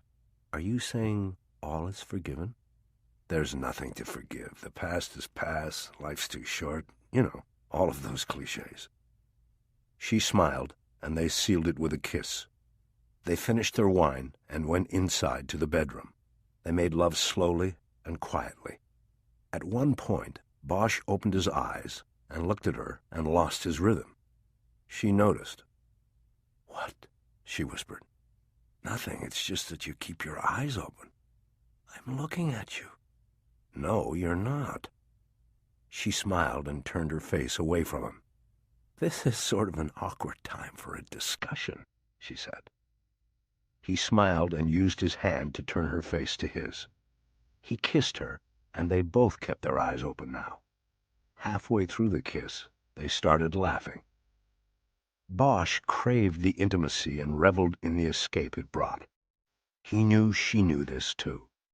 Her gift to him was in taking him away from the world, and that was why the past no longer mattered. He closed his eyes, but didn't stop smiling. Part 2. The Field Trip. Chapter 14. It seemed to Bosch to take forever to amass the motorcade, but by 10:30 Wednesday morning, the entourage was finally pulling out of the basement garage of the Criminal Courts building. The first car in line was unmarked. It was driven by Olivas. A sheriff's deputy from the jail division was riding shotgun, while in the back, Bosch and Ryder were positioned on either side of Raynard Waits. The prisoner was in a bright orange jumpsuit and was bound by shackles on his ankles and wrists. The manacles on his wrists were secured in front to a chain that went around his waist. Another unmarked car driven by Ricochet and carrying Maury Swan and a DA's office evidence videographer was second in the motorcade. It was followed by two vans, one from the LAPD's Scientific Investigation Division and the other from the coroner's office. The group was prepared to locate and disinter the body of Marie Gesto. It was a perfect day for a field trip. A brief overnight rain shower had cleared the sky, and it was a brilliant blue with just the last wisps of upper-level clouds in view. The streets were still wet and shiny. The precipitation had also kept the temperature from climbing with the sun's ascent. Though there can never be a good day to dig up the body of a 22-year-old woman, the glory of the weather would offer a counterbalance to the grim duty at hand. Tight formation as they made their way onto the North 101 freeway off the Broadway ramp. Traffic was heavy in downtown and moving at a slower than usual pace because of the wet streets. Bosch asked Olivas to crack a window to let in some fresh air and hopefully wash out the funk of Waits's body odor. It had become apparent that the admitted killer had not been allowed a shower or issued a laundered jumpsuit that morning. "Why don't you just go ahead and light up, Detective?" Waits said. Since they were sitting shoulder to shoulder, Bosch had to turn awkwardly to look at Waits. "I want the window open because of you, Waits. You stink. I haven't had a smoke in 5 years." "I'm sure. Why do you think you know me? We've never met. What makes you think you know me, Waits?" "I don't know you. I know your type. You have an addictive personality, Detective. Murder cases, cigarettes, maybe even the alcohol I smell coming out of your pores. You're not that hard to read." Waits smiled, and Bosch looked away. He thought about things for a moment before speaking again. "Who are you?" he asked. "Are you talking to me?" Waits asked. "Yes, I'm talking to you. I want to know, who are you?" "Bosch," Olivas quickly interjected from the front. "The deal is we don't question him without Maury Swan being present, so leave him alone." "This isn't an interrogation. I'm just making conversation back here." "Yeah, well, I don't care what you want to call it. Don't." Bosch could see Olivas looking at him in the rearview mirror. They held each other's stare until Olivas had to put his eyes back on the road. Bosch leaned forward so that he could turn and look past Waits and over at Ryder. She rolled her eyes at him. It was her don't make trouble look. "Maury Swan," Bosch said. "Yeah, he's a good goddamn lawyer, all right. Got this man the deal of a lifetime." "Bosch," Olivas said. "I'm not talking to him. I'm talking to my partner." Bosch leaned back, deciding to drop it. Next to him, the manacles clinked as Waits tried to adjust his position. "You didn't have to take the deal, Detective Bosch," he said quietly. "It wasn't my choice," Bosch said without looking at him. "If it had been, we wouldn't be doing this." Waits nodded. "An eye for an eye, man," he said. "I could have guessed you're the kind of man who would—" "Waits," Olivas said sharply. "Just keep your mouth shut." Olivas reached toward the dash and turned on the radio. Loud mariachi music blared from the speakers. He immediately slapped the button to kill the sound. "Who the fuck was driving this last?" he asked of no one in particular. Bosch knew Olivas was covering up. He was embarrassed that he had not changed the channel or lowered the volume when he brought the car back last time. The car remained silent. They were cutting through Hollywood now, and Olivas put on his turn signal and moved into the exit lane for Gower Avenue. Bosch turned around to look out the back window and see if they still had the other 3 vehicles with them. The group remained intact, but Bosch could now see a helicopter trailing above the motorcade. It had a large number 4 on its white underbelly. Bosch jerked back around and looked at Olivas in the rear view. "Who called out the media, Olivas? Was that you or your boss?" "My boss? I don't know what you're talking about." Olivas glanced at him in the mirror, but then quickly back at the road. It was too furtive a move. Bosch knew he was lying. "Yeah, right. What's in this for you? Ricochet's going to make you chief of investigations after he wins, is that it?" Now Olivas held his eyes in the mirror.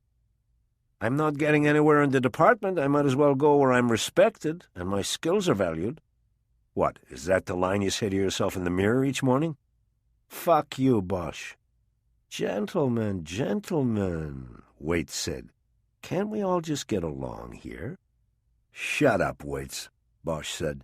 "You might not care that this is being turned into a commercial for candidate O'Shea, but I do. Olivas, pull over. I want to talk to O'Shea."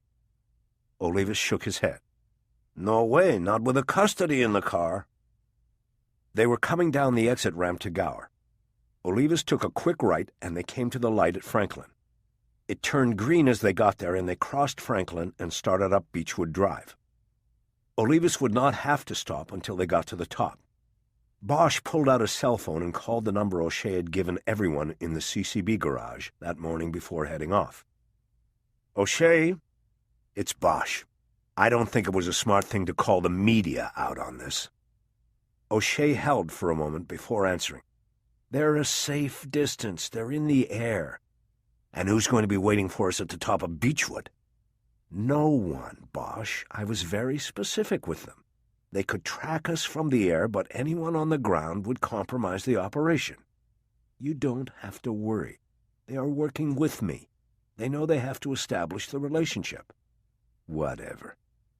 Bosch closed his phone and jammed it back into his pocket. "You need to calm down, Detective," Waits said. "And Waits, you need to keep quiet." "Just trying to be helpful." "Then shut the fuck up." The car turned silent again. Bosch decided that his anger over the trailing media chopper and everything else was a distraction he didn't need. He tried to put it out of his mind and think about what was a quiet neighborhood on the slope of the Santa Monica Mountains between Hollywood and Los Feliz. It didn't have the rustic, wooded charm of Laurel Canyon to the west, but it was preferred by its inhabitants because it was quieter, safer, and self-contained. Unlike most of the canyon passes to the west, Beechwood reached a dead end at the top. It was not a route for going over the mountains, and consequently the traffic in Beechwood did not consist of people just passing through. It consisted of people who belonged. That made it feel like a real neighborhood. As they ascended, the Hollywood sign atop Mount Lee was directly in view through the windshield. It had been put up on the next ridge more than 80 years ago to advertise the Hollywood Land real estate development at the top of Beechwood. The sign was eventually shortened and now advertised a state of mind more than anything else. The only official indication left of Hollywood Land was the fortress-like stone gateway halfway up Beechwood. The gateway, with its historical plaque commemorating the development, led to a small village circle with shops, a neighborhood market, and the enduring Hollywood Land real estate office. Further up, at the dead end at the top, was the Sunset Ranch, the starting point of more than 50 miles of horse trails that stretched over the mountains into and throughout Griffith Park. This was where Marie Gesto traded menial work in the stables for time on horseback. This was where the grim motorcade of investigators, body recovery experts, and a manacled killer finally came to a stop. The Sunset Ranch parking lot was merely a level clearing located on the slope below the ranch itself. Gravel had been dumped and spread. Visitors to the ranch had to park here and then leg it up to the stables at the top. The parking lot was isolated and surrounded by dense woods. It could not be seen from the ranch, and that was what Waits had counted on when he had stalked and abducted Marie Gesto. Bosch waited impatiently in the car until Olivas disabled the rear door locks. He then got out and looked up at the helicopter circling above. He had to work hard to keep his anger in check. He closed the car door and made sure it was locked. The plan was to leave Waits locked inside until everyone was sure the area was secure. Bosch walked directly to O'Shea as he was getting out of his car. "Call your contact at Channel 4 and ask them to take the chopper up another 500 feet. The noise is a distraction. We don't—" "I already did, Bosch, okay? Look, I know you don't like the media presence, but it is an open society we live in, and the public has a right to know what is going on here. Especially when it can help with your election, right?" O'Shea spoke to him impatiently. "Educating voters is what a campaign is all about. Excuse me. We have a body to find." O'Shea abruptly walked away from him and over to Olivas, who was maintaining a vigil next to the car containing Waits. Bosch noticed that the sheriff's deputy was also standing guard at the rear of the car. He was holding a shotgun at ready position. Ryder came up to Bosch. "Harry, are you all right?" "Never better. Just watch your back with these people." He was watching O'Shea and Olivas. They were now conferring about something. The sound of the helicopter's rotor blades prevented Bosch from hearing their exchange. Ryder put her hand on his arm in a calming gesture. "Let's just forget about the politics and get this over with," Ryder said. "There's something more important than all of that. Let's find Marie and bring her home. That's what is important." Bosch looked down at her hand on his arm, realized she was right, and nodded. A few minutes later, O'Shea and Olivas convened everyone except Waits in a circle in the gravel parking lot. In addition to the lawyers, investigators, and the sheriff's deputy, there were 2 body recovery experts from the coroner's office, along with a forensic archaeologist named Kathy Cole, an LAPD forensic tech, as well as the videographer from the DA's office. Bosch had worked with almost all of them before. O'Shea waited until the videographer had his camera going before he addressed the troops. "Okay, people, we are here on a grim duty to find and collect the remains of Marie Gesto," he said somberly. "Raynard Waits, the man in the car, is going to lead us to the place where he has told us he buried her. Our primary concern here is the security of the suspect and the safety of all of you people at all times. Be careful and be alert. 4 of us are armed. Mr. Waits will be manacled and under the watchful eyes of the detectives and Deputy Doolin with the shotgun. Mr. Waits will lead the way, and we all will be watching his every move. I would like the video and the gas probe to go along with us while the rest of you wait here. When we find the location and confirm the body, we will back away until we can secure Mr. Waits, and then all of you will come to the location, which will, of course, be handled as the crime scene it is. Any questions so far?" Maurice Swan raised his hand. "I am not staying here," he said. "I am going to be with my client at all times." "That's fine, Mr. Swan," O'Shea said, "but I don't think you are dressed for it." It was true. Inexplicably, Swan had worn a suit to a body excavation. Everyone else was dressed for the job. Bosch wore blue jeans, hiking boots, and an old Academy sweatshirt with cut-off sleeves. Ryder wore similar attire. Olivas was in jeans, a T-shirt, and nylon windbreaker that said LAPD across the back. The others in the troop were dressed the same way. "I don't care," Swan said. "If I ruin my shoes, I'll write them off as a business expense, but I stay with my client, not negotiable." "Fine," O'Shea said. "Just don't get too close or get in the way." "Not a problem." "Okay then, people. Let's do this." Olivas and the deputy went to the car to retrieve Waits. Bosch heard the noise of the circling helicopter getting louder as the news crew came down for a better angle and a closer look with their camera. After Waits was helped up out of the car, his manacles were checked by Olivas, and he was led into the clearing. The deputy stayed 6 feet behind him at all times, with the shotgun up and ready. Olivas kept a grip on Waits's upper left arm. They stopped when they reached the others in the group.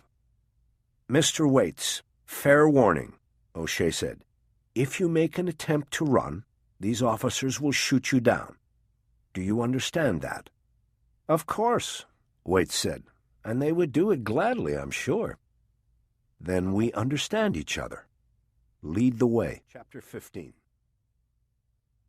Waits led them toward a dirt path that fed off the lower end of the gravel parking lot.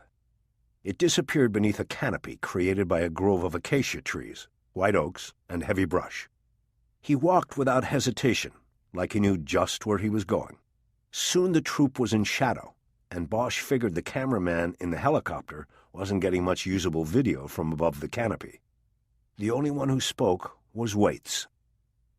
"Not too much farther," he said, as though he were a nature guide leading them to a secluded waterfall.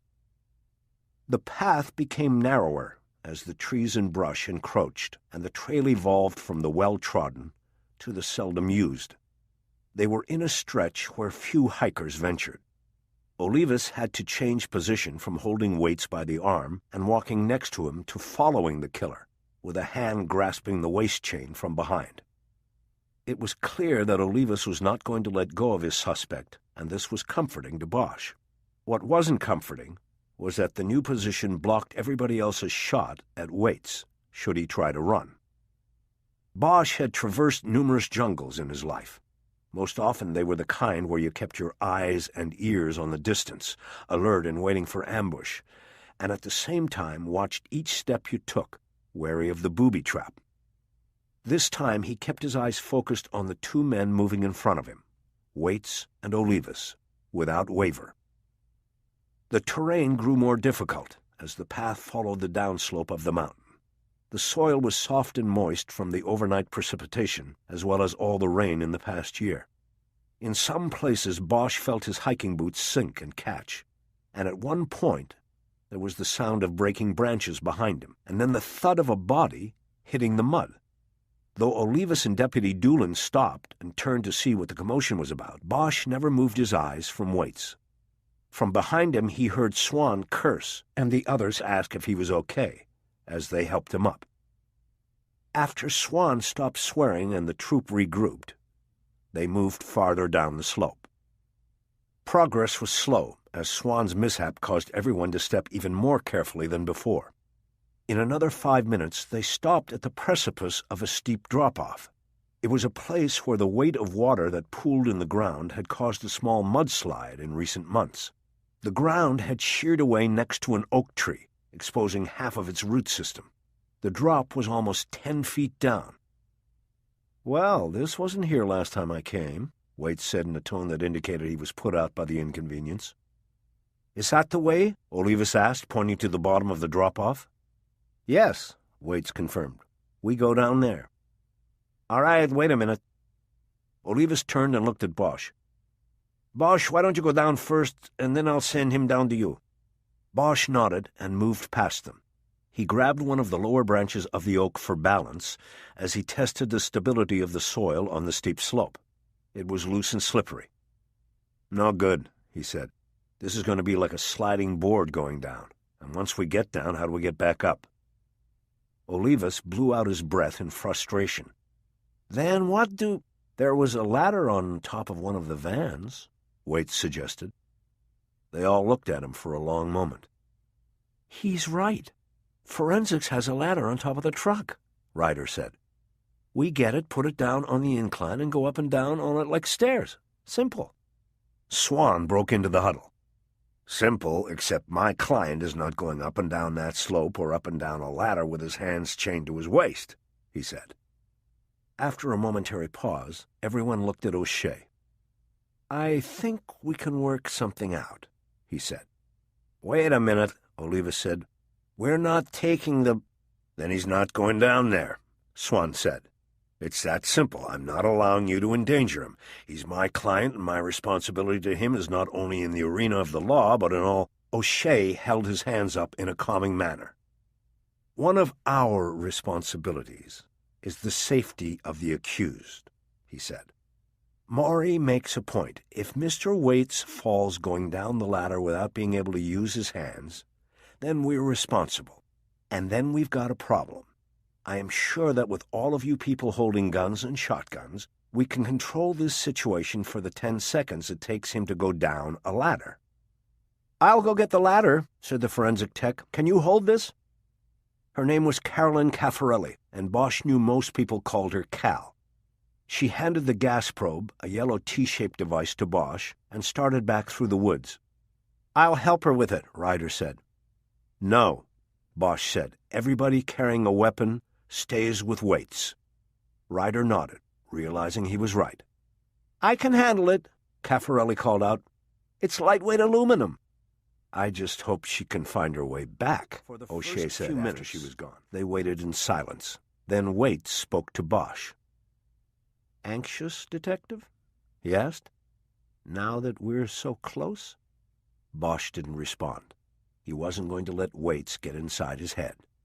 Waits tried again. "I think about all the cases you have worked. How many are like this one? How many are like Marie? I bet she—" "Waits, shut the fuck up," Olivas commanded. "Ray, please," Swan said in a soothing voice. "Just making conversation with the detective." "Well, make it with yourself," Olivas said. The silence returned until a few minutes later when they all heard the sound of Caffarelli carrying the ladder through the woods. She banged it a few times on low-level limbs, but finally got it to their position. Bosch helped her slide it down the slope, and they made sure it was steady on the steep incline. When he stood up and turned back to the group, Bosch saw that Olivas was uncuffing one of Waits's hands from the chain running around the prisoner's waist. He left the other hand secured. "The other hand, Detective," Swan said. "He can climb with one hand free," Olivas insisted. "I am sorry, Detective, but I am not going to allow that. He has to be able to hold on and break a fall if he happens to slip. He needs both hands free. He can do it with one." While the posturing and debate continued, Bosch swung himself onto the ladder and went down the slope backwards. The ladder was steady. At the bottom, he looked around and realized that there was no discernible path. From this point, the trail to Marie Gesto's body was not as obvious as it had been above. He looked back up at the others and waited. "Freddie, just do it," O'Shea instructed in an annoyed tone. "Deputy, you go down first and be ready with that shotgun in case Mr. Waits gets any ideas. Detective Ryder, you have my permission to unholster your weapon. You stay up here with Freddie and be ready as well." Bosch climbed back up a few steps on the ladder so the deputy could carefully hand him the shotgun. He then stepped back down, and the uniformed man came down the ladder. Bosch gave him back the weapon and returned to the ladder. "Toss me the cuffs," Bosch called up to Olivas. Bosch caught the cuffs and then took a position 2 rungs up on the ladder.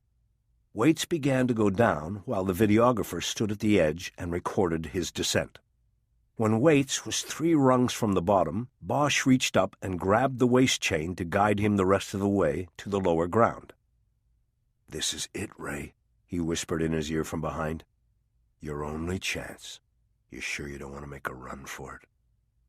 Safely at the bottom, Waits stepped off the ladder and turned to Bosch, holding his hands up for the cuffs. His eyes held on Bosch's. "No, Detective. I think I like living too much." "I thought so." Bosch cuffed his hands to the waist chain and looked back up the slope at the others. "Okay, we're secure." One by one, the others came down the ladder. Once they had regrouped at the bottom, O'Shea looked around and saw that there was no longer a path. They could go in any direction. "Okay, which way?" he said to Waits. Waits turned in a half-circle as if seeing the area for the first time. Olivas almost lost it. "You better not be pulling—" "That way," Waits said coyly as he nodded to the right of the slope. "Lost my bearings there for a second." "No bullshit, Waits," Olivas said. "You take us to the body right now or we go back, go to trial, and you get the hot shot of Jesus juice you've got coming. You got that?" "I got it. And like I said, This way." The group moved off through the brush, with Waits leading the way, Olivas clinging to the chain at the small of his back, and the shotgun never more than 5 feet behind. The ground on this level was softer and more muddy. Bosch knew that runoff from last spring's rains had likely gone down the slope and collected here. He felt his thigh muscles begin to tighten as every step was a labor to pull his work boots from the sucking mud. They came to a small clearing shaded by a tall, fully mature oak. Bosch saw Waits looking up and followed his eyes. A yellowish-white hairband hung limply from an overhead branch. "It's funny," Waits said. "It used to be blue." Bosch knew that at the time of Marie Gesto's disappearance, she was believed to have had her hair tied back with a blue hairband, known as a scrunchie. A friend who had seen her earlier on that last day had provided a description of what she was wearing. The scrunchie was not with the clothing found neatly folded in her car at the Hightower Apartments. Bosch looked up at the hairband. 13 years of rain and exposure had taken its color. Bosch lowered his eyes to Waits, and the killer was waiting for him with a smile. "We're here, Detective. You've finally found Marie." "Where?" Waits' smile broadened. "You're standing on her." Bosch abruptly stepped back a pace, and Waits laughed. "Don't worry, Detective Bosch. I don't think she minds. What was it the great man wrote about sleeping the big sleep? About not caring about the nastiness of how you died or where you fell?" Bosch looked at him for a long moment, wondering once again about the literary airs of the window washer. Waits seemed to read him. "I've been in jail since May, Detective. I've done a lot of reading." "Step back," Bosch said.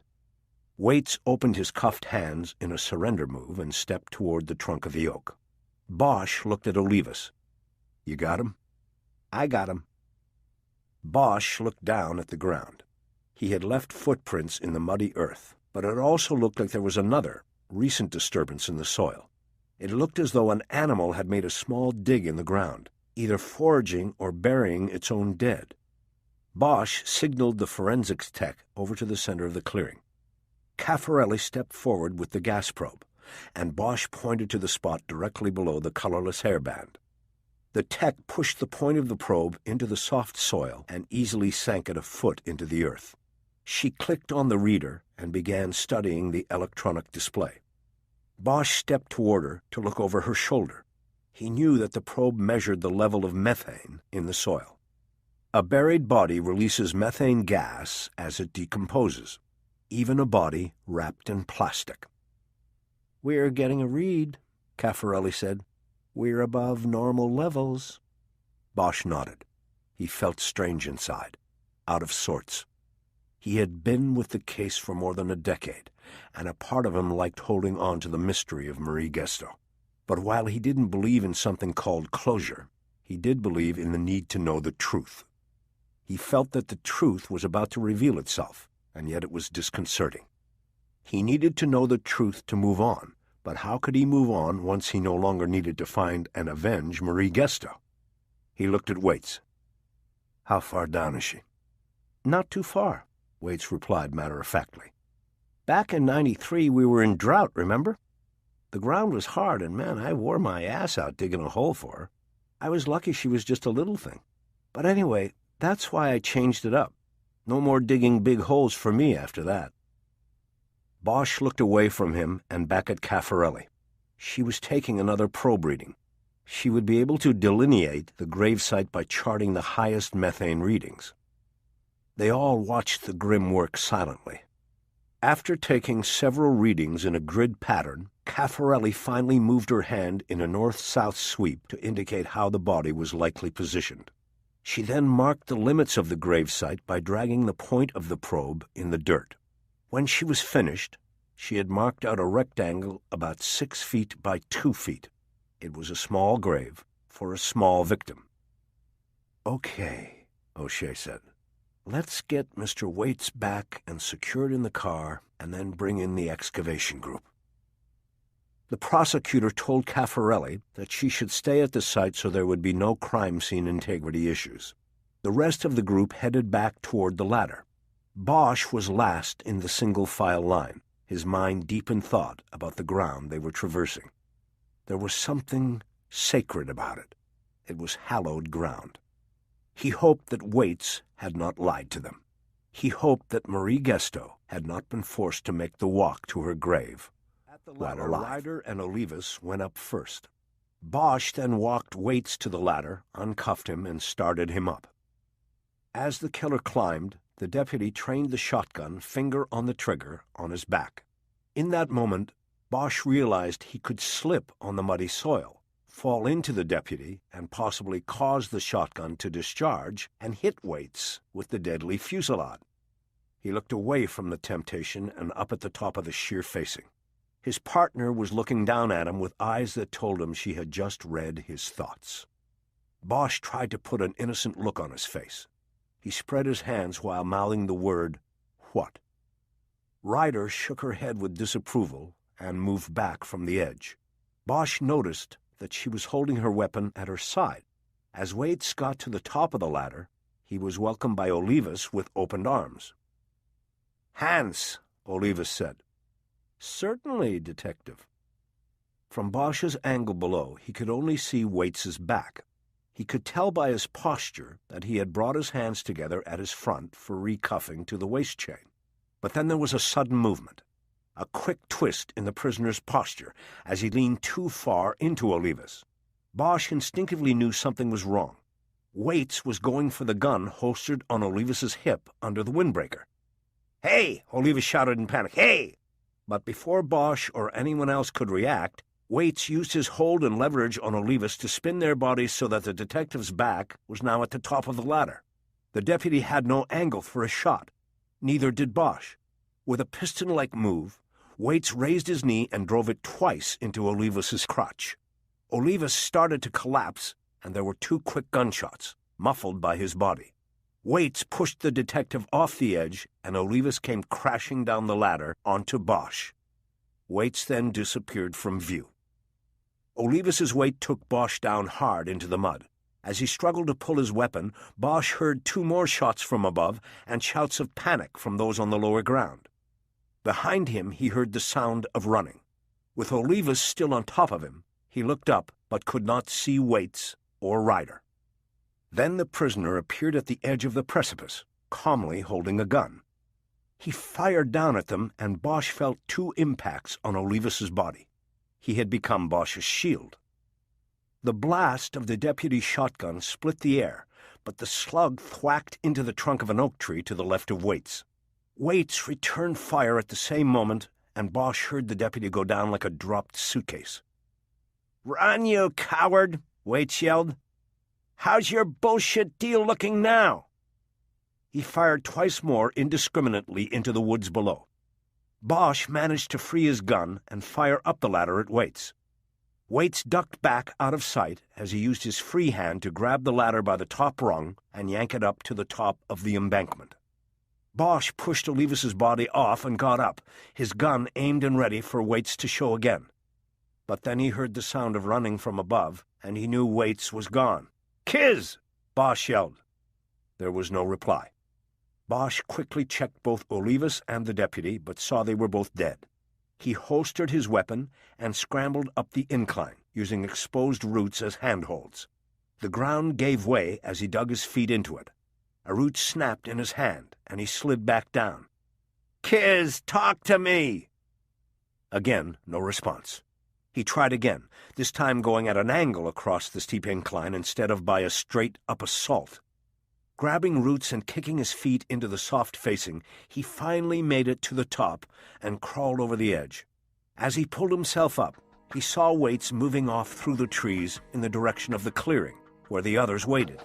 He pulled his gun again and fired 5 more shots, but Waits never slowed.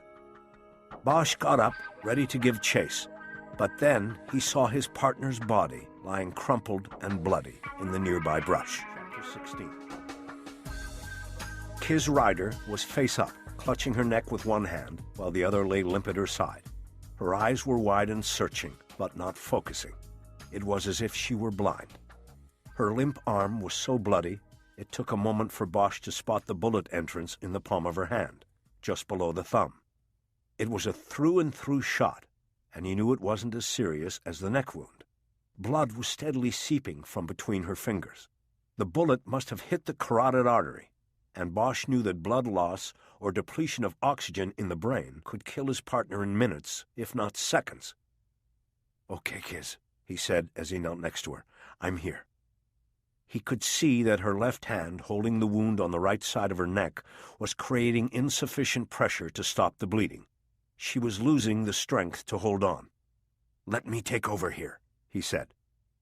He moved his hand under hers and pressed against what he now realized were two wounds, bullet entry and exit.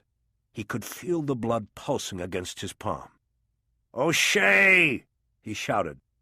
"Bosch?" O'Shea called back from below the drop-off. "Where is he? Did you kill him?"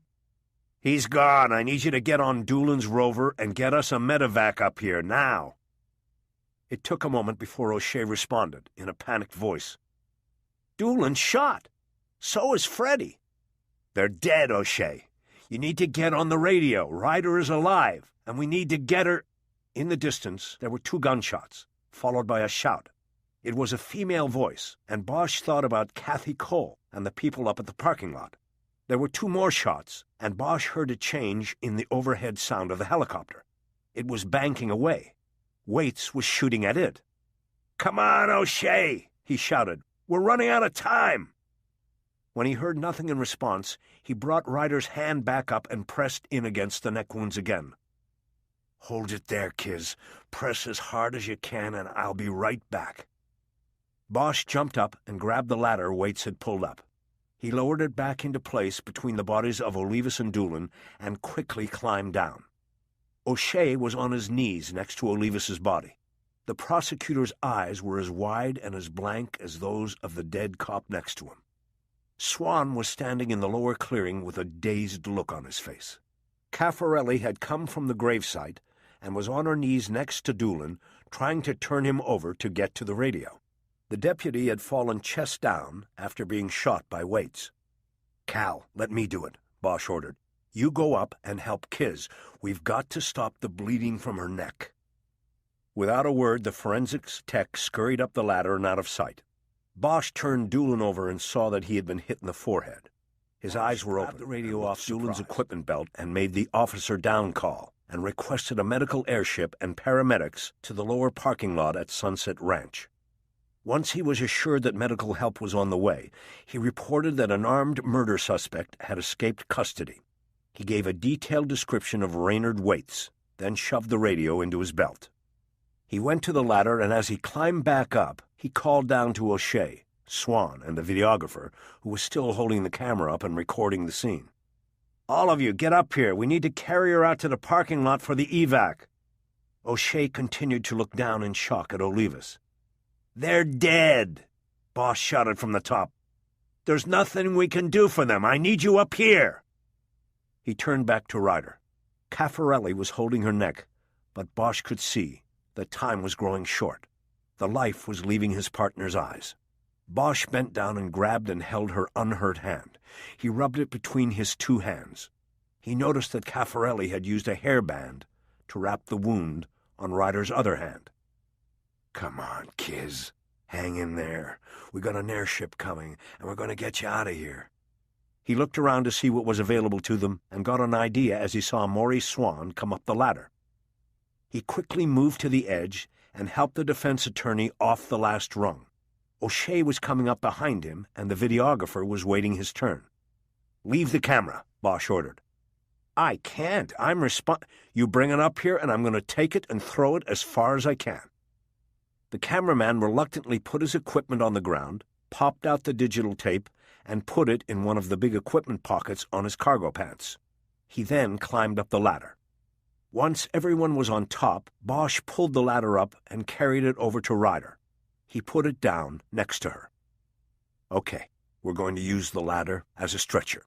2 men on each side. And Cal, I need you to walk beside us and keep that pressure on her neck." "Got it," she said. "Okay, let's put her on the ladder." Bosch moved by Ryder's right shoulder, while the other 3 men took positions at her legs and other shoulder. They carefully lifted her onto the ladder. Caffarelli kept her hands in place on Ryder's neck. "We have to be careful," Bosch urged. "We tip the thing and she'll fall. Cal, keep her on the ladder." "Got it. Let's go." They raised the ladder and started moving back up the trail. Ryder's weight, distributed among the 4 carriers, was not a problem, but the mud was. 2 times Swan, in his courthouse shoes, slipped, and the makeshift stretcher almost went over. Each time Caffarelli literally hugged Ryder to the ladder and kept her in place. It took less than 10 minutes to get to the clearing. Bosch immediately saw that the coroner's van was now missing, but Kathy Cole and her 2 assistants were still there, standing unharmed by the SID van. Bosch scanned the sky for a helicopter but saw none. He told the others to put Ryder down next to the SID van. Carrying it the last distance with one hand hooked under the ladder, he used his free hand to operate the radio. "Where's my airship?" he yelled at the dispatcher. The response was that it was on the way with a 1-minute ETA. They softly lowered the ladder to the ground and looked around to make sure there was enough open space in the lot to set a helicopter down. Behind him, he heard O'Shea interrogating Cole. "What happened? Where did Waits go?" "He came out of the woods and shot at the news helicopter. Then he took our van at gunpoint and headed down the hill." "Did the chopper follow him?" "We don't know. I don't think so. It flew away when he started shooting." Bosch heard the sound of an approaching helicopter and hoped it wasn't the Channel 4 chopper coming back. He walked to the middle of the most open area of the parking lot and waited. In a few moments, a silver-skinned medevac airship crested the mountaintop, and he started waving it down. 2 paramedics jumped from the aircraft the moment it landed. One carried an equipment case, while the other brought a folding stretcher. They knelt on either side of Ryder and went to work. Bosch stood and watched, with his arms folded tightly across his chest. He saw them put a breathing mask over her face and then begin to examine her wounds. To himself, Bosch repeated the mantra, "Come on, Kiz, come on, Kiz, come on, Kiz." One of the paramedics turned toward the chopper and made a hand signal to the pilot, spinning an upraised finger in the air. Bosch knew it meant that they had to get going. Time would be of the essence on this run. The helicopter's engine started to rev higher. The pilot was ready. The stretcher was unfolded, and Bosch helped the paramedics move Ryder onto it. He then took one of the handles and helped them carry it to the waiting airship. "Can I go?" Bosch yelled loudly as they moved toward the open door of the helicopter. "What?" yelled one of the paramedics. "Can I go?" The paramedic shook his head. "No, sir. We need room to work on her. It's going to be close." Bosch nodded. "Where are you taking her?" "St. Joe's." Bosch nodded again. St. Joseph's was in Burbank. By air, it was just on the other side of the mountain, 5 minutes flying time at most. By car, it would be a lengthy drive around the mountain and through the Cahuenga Pass. Ryder was carefully loaded into the airship, and Bosch stepped back.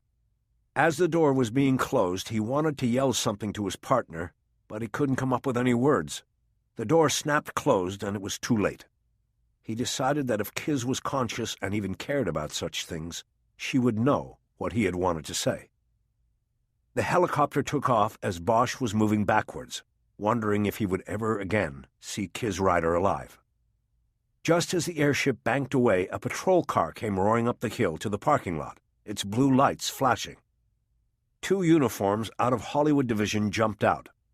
One of them had his gun out, and he pointed it at Bosch.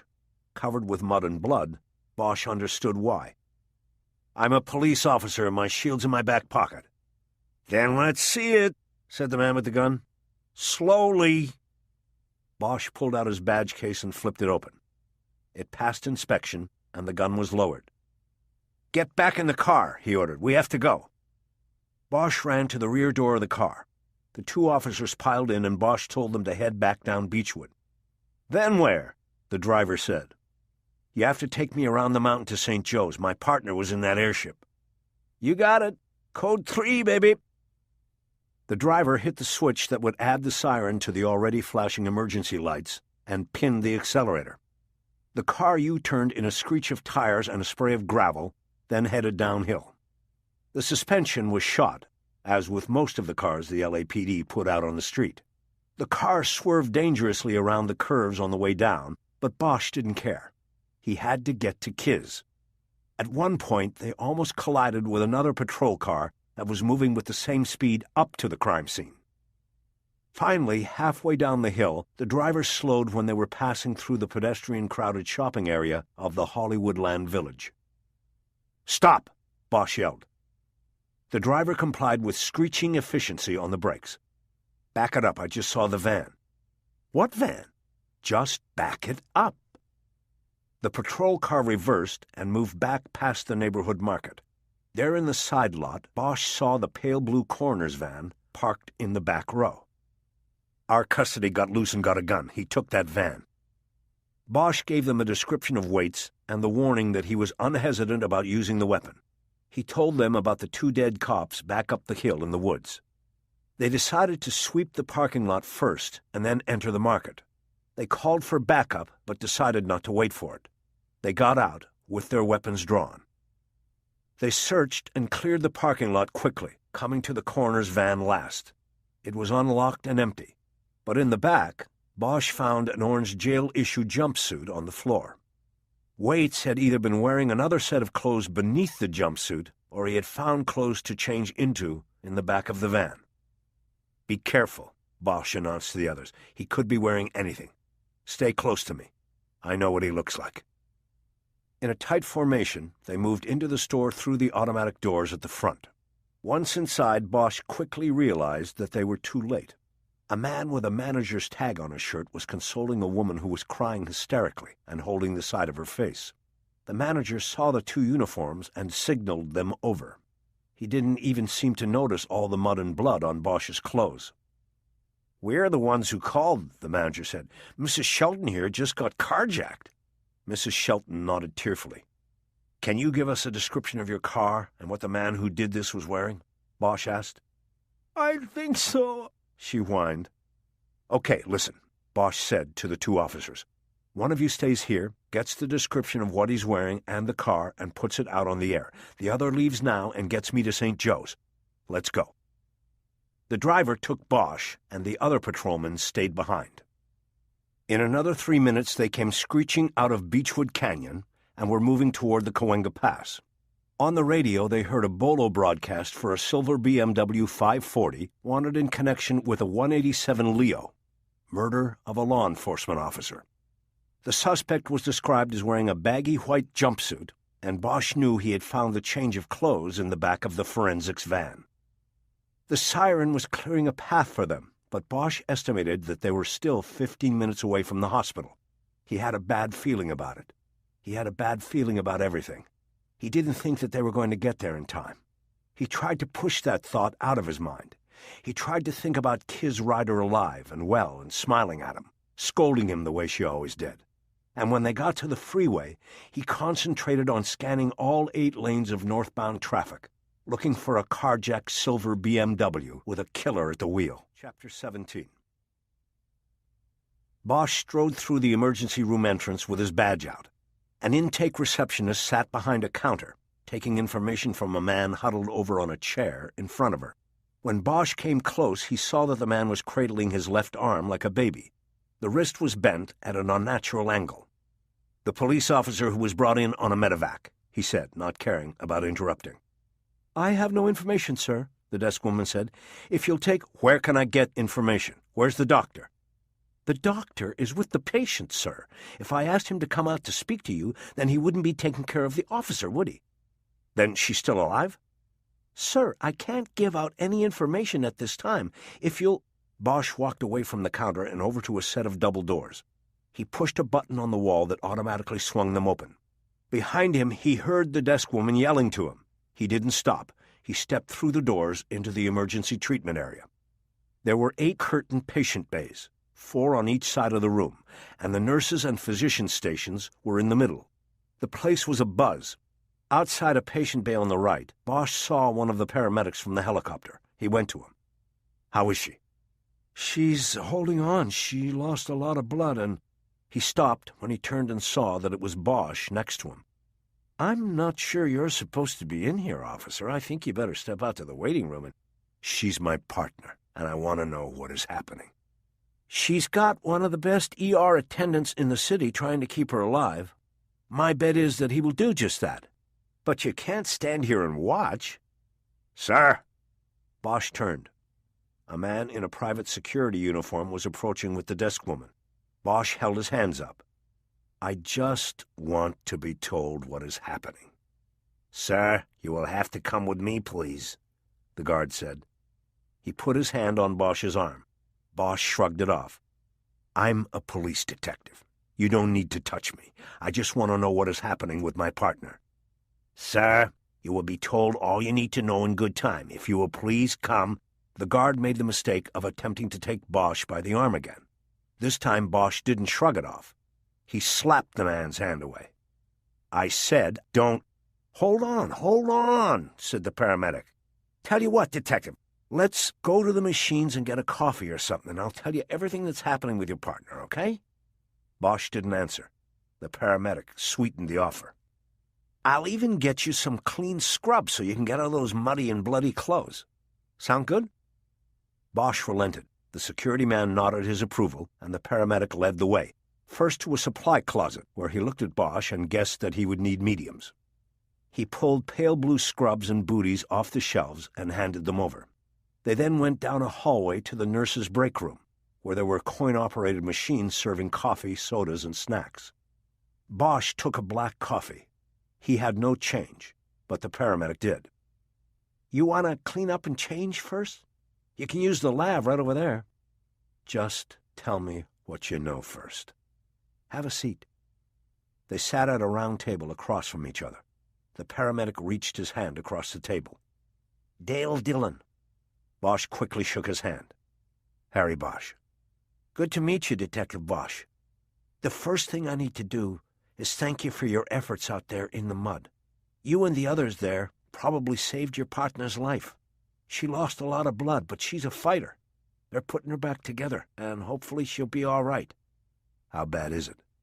"It's bad, but it's one of those cases where they won't know until she stabilizes.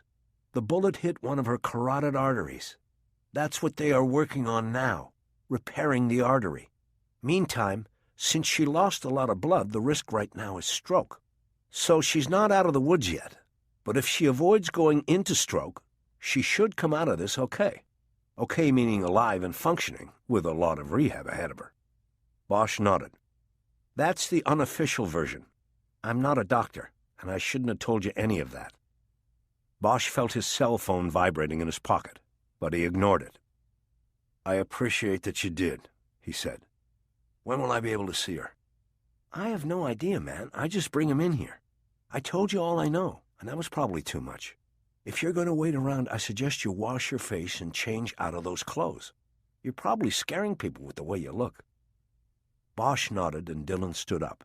He had diffused a potentially explosive ER situation, and his work was done. "Thanks, Dale." "No problemo. Take her easy. And if you see the security guard, you might want to—" He left it at that. "I will," Bosch said.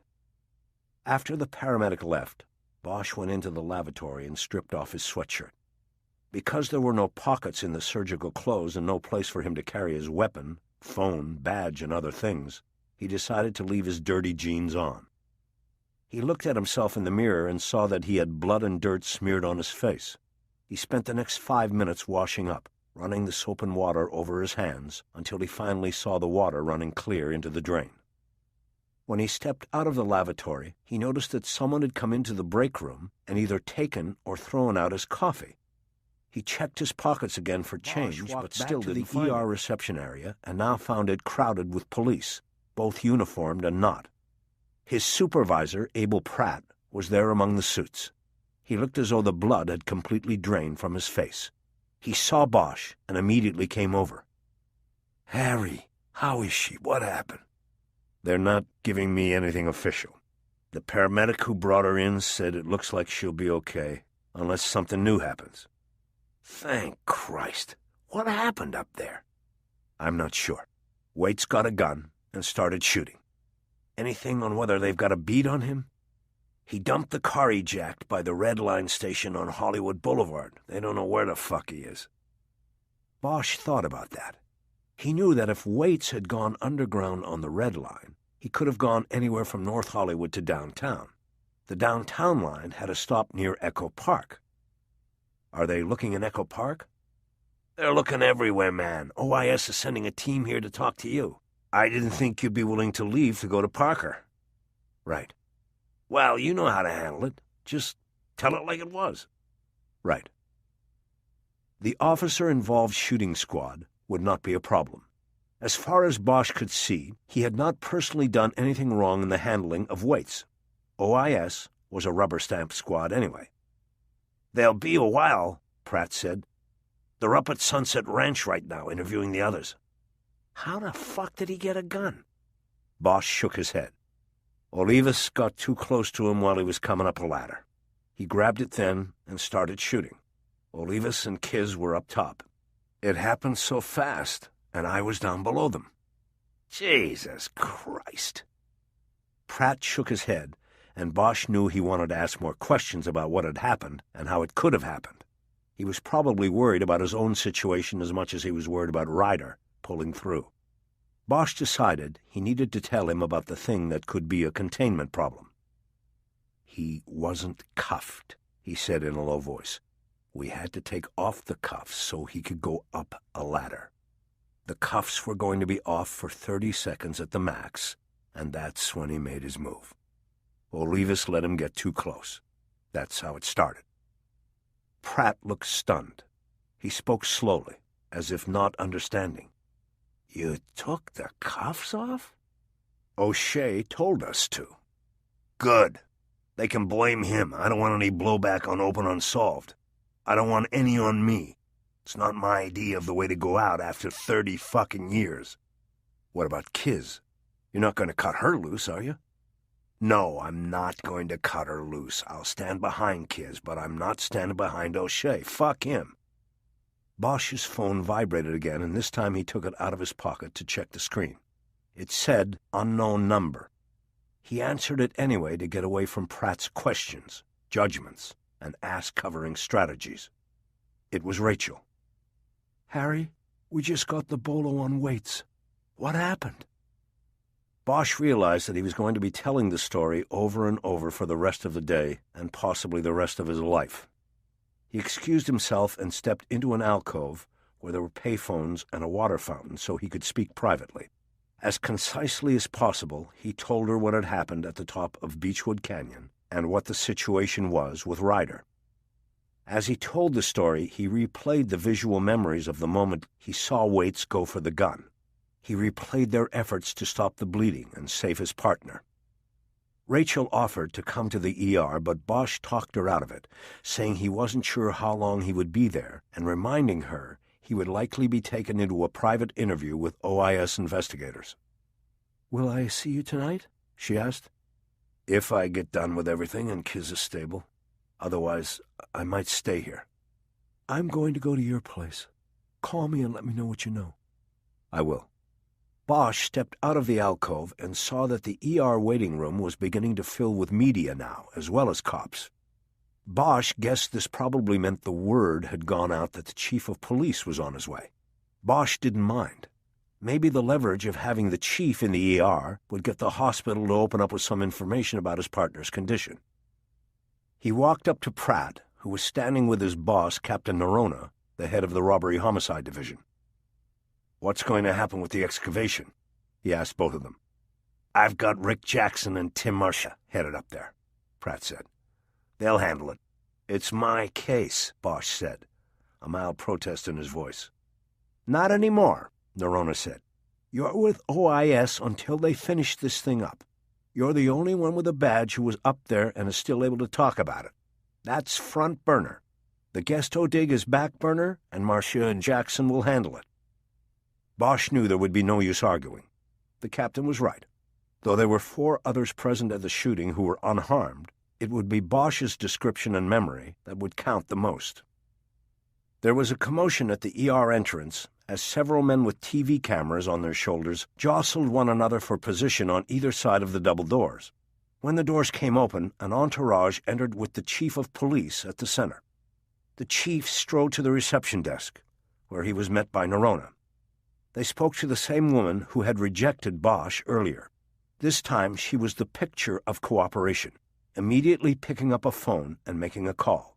She obviously knew who counted. 3 minutes, the hospital's chief surgeon came through the ER doors and invited the chief back for a private consultation. As they moved through the doors, Bosch hitched a ride, joining the group of sixth-floor commanders and assistants in the chief's wake. "Excuse me, Dr. Kim," a voice from behind the group called. They all stopped and turned. It was the desk woman. She pointed at Bosch and said, "He's not with that group." The chief noticed Bosch for the first time and corrected her. "He most certainly is," he said in a tone that invited no disagreement. The desk woman looked chastened. The group moved forward, and Dr. Kim ushered them into an unused ER patient bay. They gathered around an empty bed. "Chief, your officer is being—" "Detective. She's a detective." "I'm sorry. Your detective is being cared for in ICU by Drs. Patel and Worthing. I cannot interrupt their care to have them update you, so I am prepared to answer what questions you might have." "Fine. Is she going to make it?" the chief said bluntly. "We think so, yes. That is really not the question. The question is about permanent damage, and we won't know that for some time. One of the bullets damaged one of the carotid arteries. The carotid delivers blood and oxygen to the brain. We don't know at this point what the interruption of the flow was or is, and what damage might have occurred." "Aren't there tests that can be conducted?" "Yes, sir, there are, and preliminarily we are seeing routine brain activity at this time. That is very good news so far." "Is she able to talk?" "Not at this time. She was anesthetized during surgery and is going to be several hours before she might be able to talk. Accent on might. We won't know what we have until late tonight or tomorrow, when she comes out of it." The chief nodded. "Thank you, Dr. Kim." The chief started to make a move toward the opening in the curtain, and everyone else turned to leave as well. Then he turned back to the head surgeon. "Dr. Kim," he said in a low voice, "at one time, this woman worked directly for me. I don't want to lose her." "We're doing our very best, Chief. We won't lose her." The police chief nodded. As the group then shuffled toward the doors to the waiting room, Bosch felt a hand grasp his shoulder. He turned to see that it was the chief. He pulled Bosch aside and into a private discussion. "Detective Bosch, how are you doing?" "I'm okay, Chief. Thank you for getting her here so quickly. It didn't seem that quick at the time, and it wasn't just me. There were a few of us. We worked together." "Right, yes, I know. O'Shea's already on the news talking about carrying her out of the jungle, making hay out of his part." It didn't surprise Bosch to hear that. "Walk with me for a moment, Detective," the chief said. They walked through the waiting area and out to the ambulance drive-up area. The police chief didn't speak until they were out of the building and out of earshot of all others. "We're going to take a big hit for this," he finally said. "We've got a goddamn admitted serial killer running around loose in the city. I want to know what happened up on that mountain, Detective. How did things go so awfully wrong?" Bosch nodded his contrition. He knew that what had happened in Beechwood Canyon would be like a bomb detonating and sending a shock wave through the city and the department. "That's a good question, Chief," he replied. "I was there, but I'm not sure what happened." Once again, Bosch began to tell the story.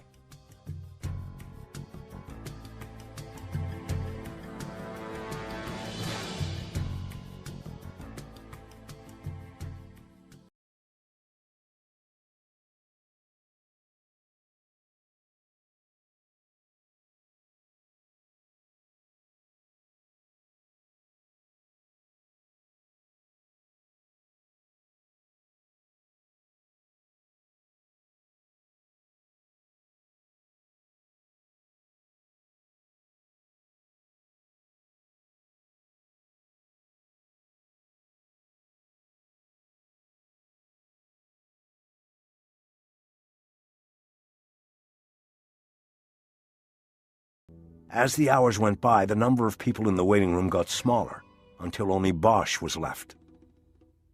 Ryder was not currently in a relationship, and her parents had left Los Angeles after the death of her sister, so there was no one but Bosch to wait for the chance to see her.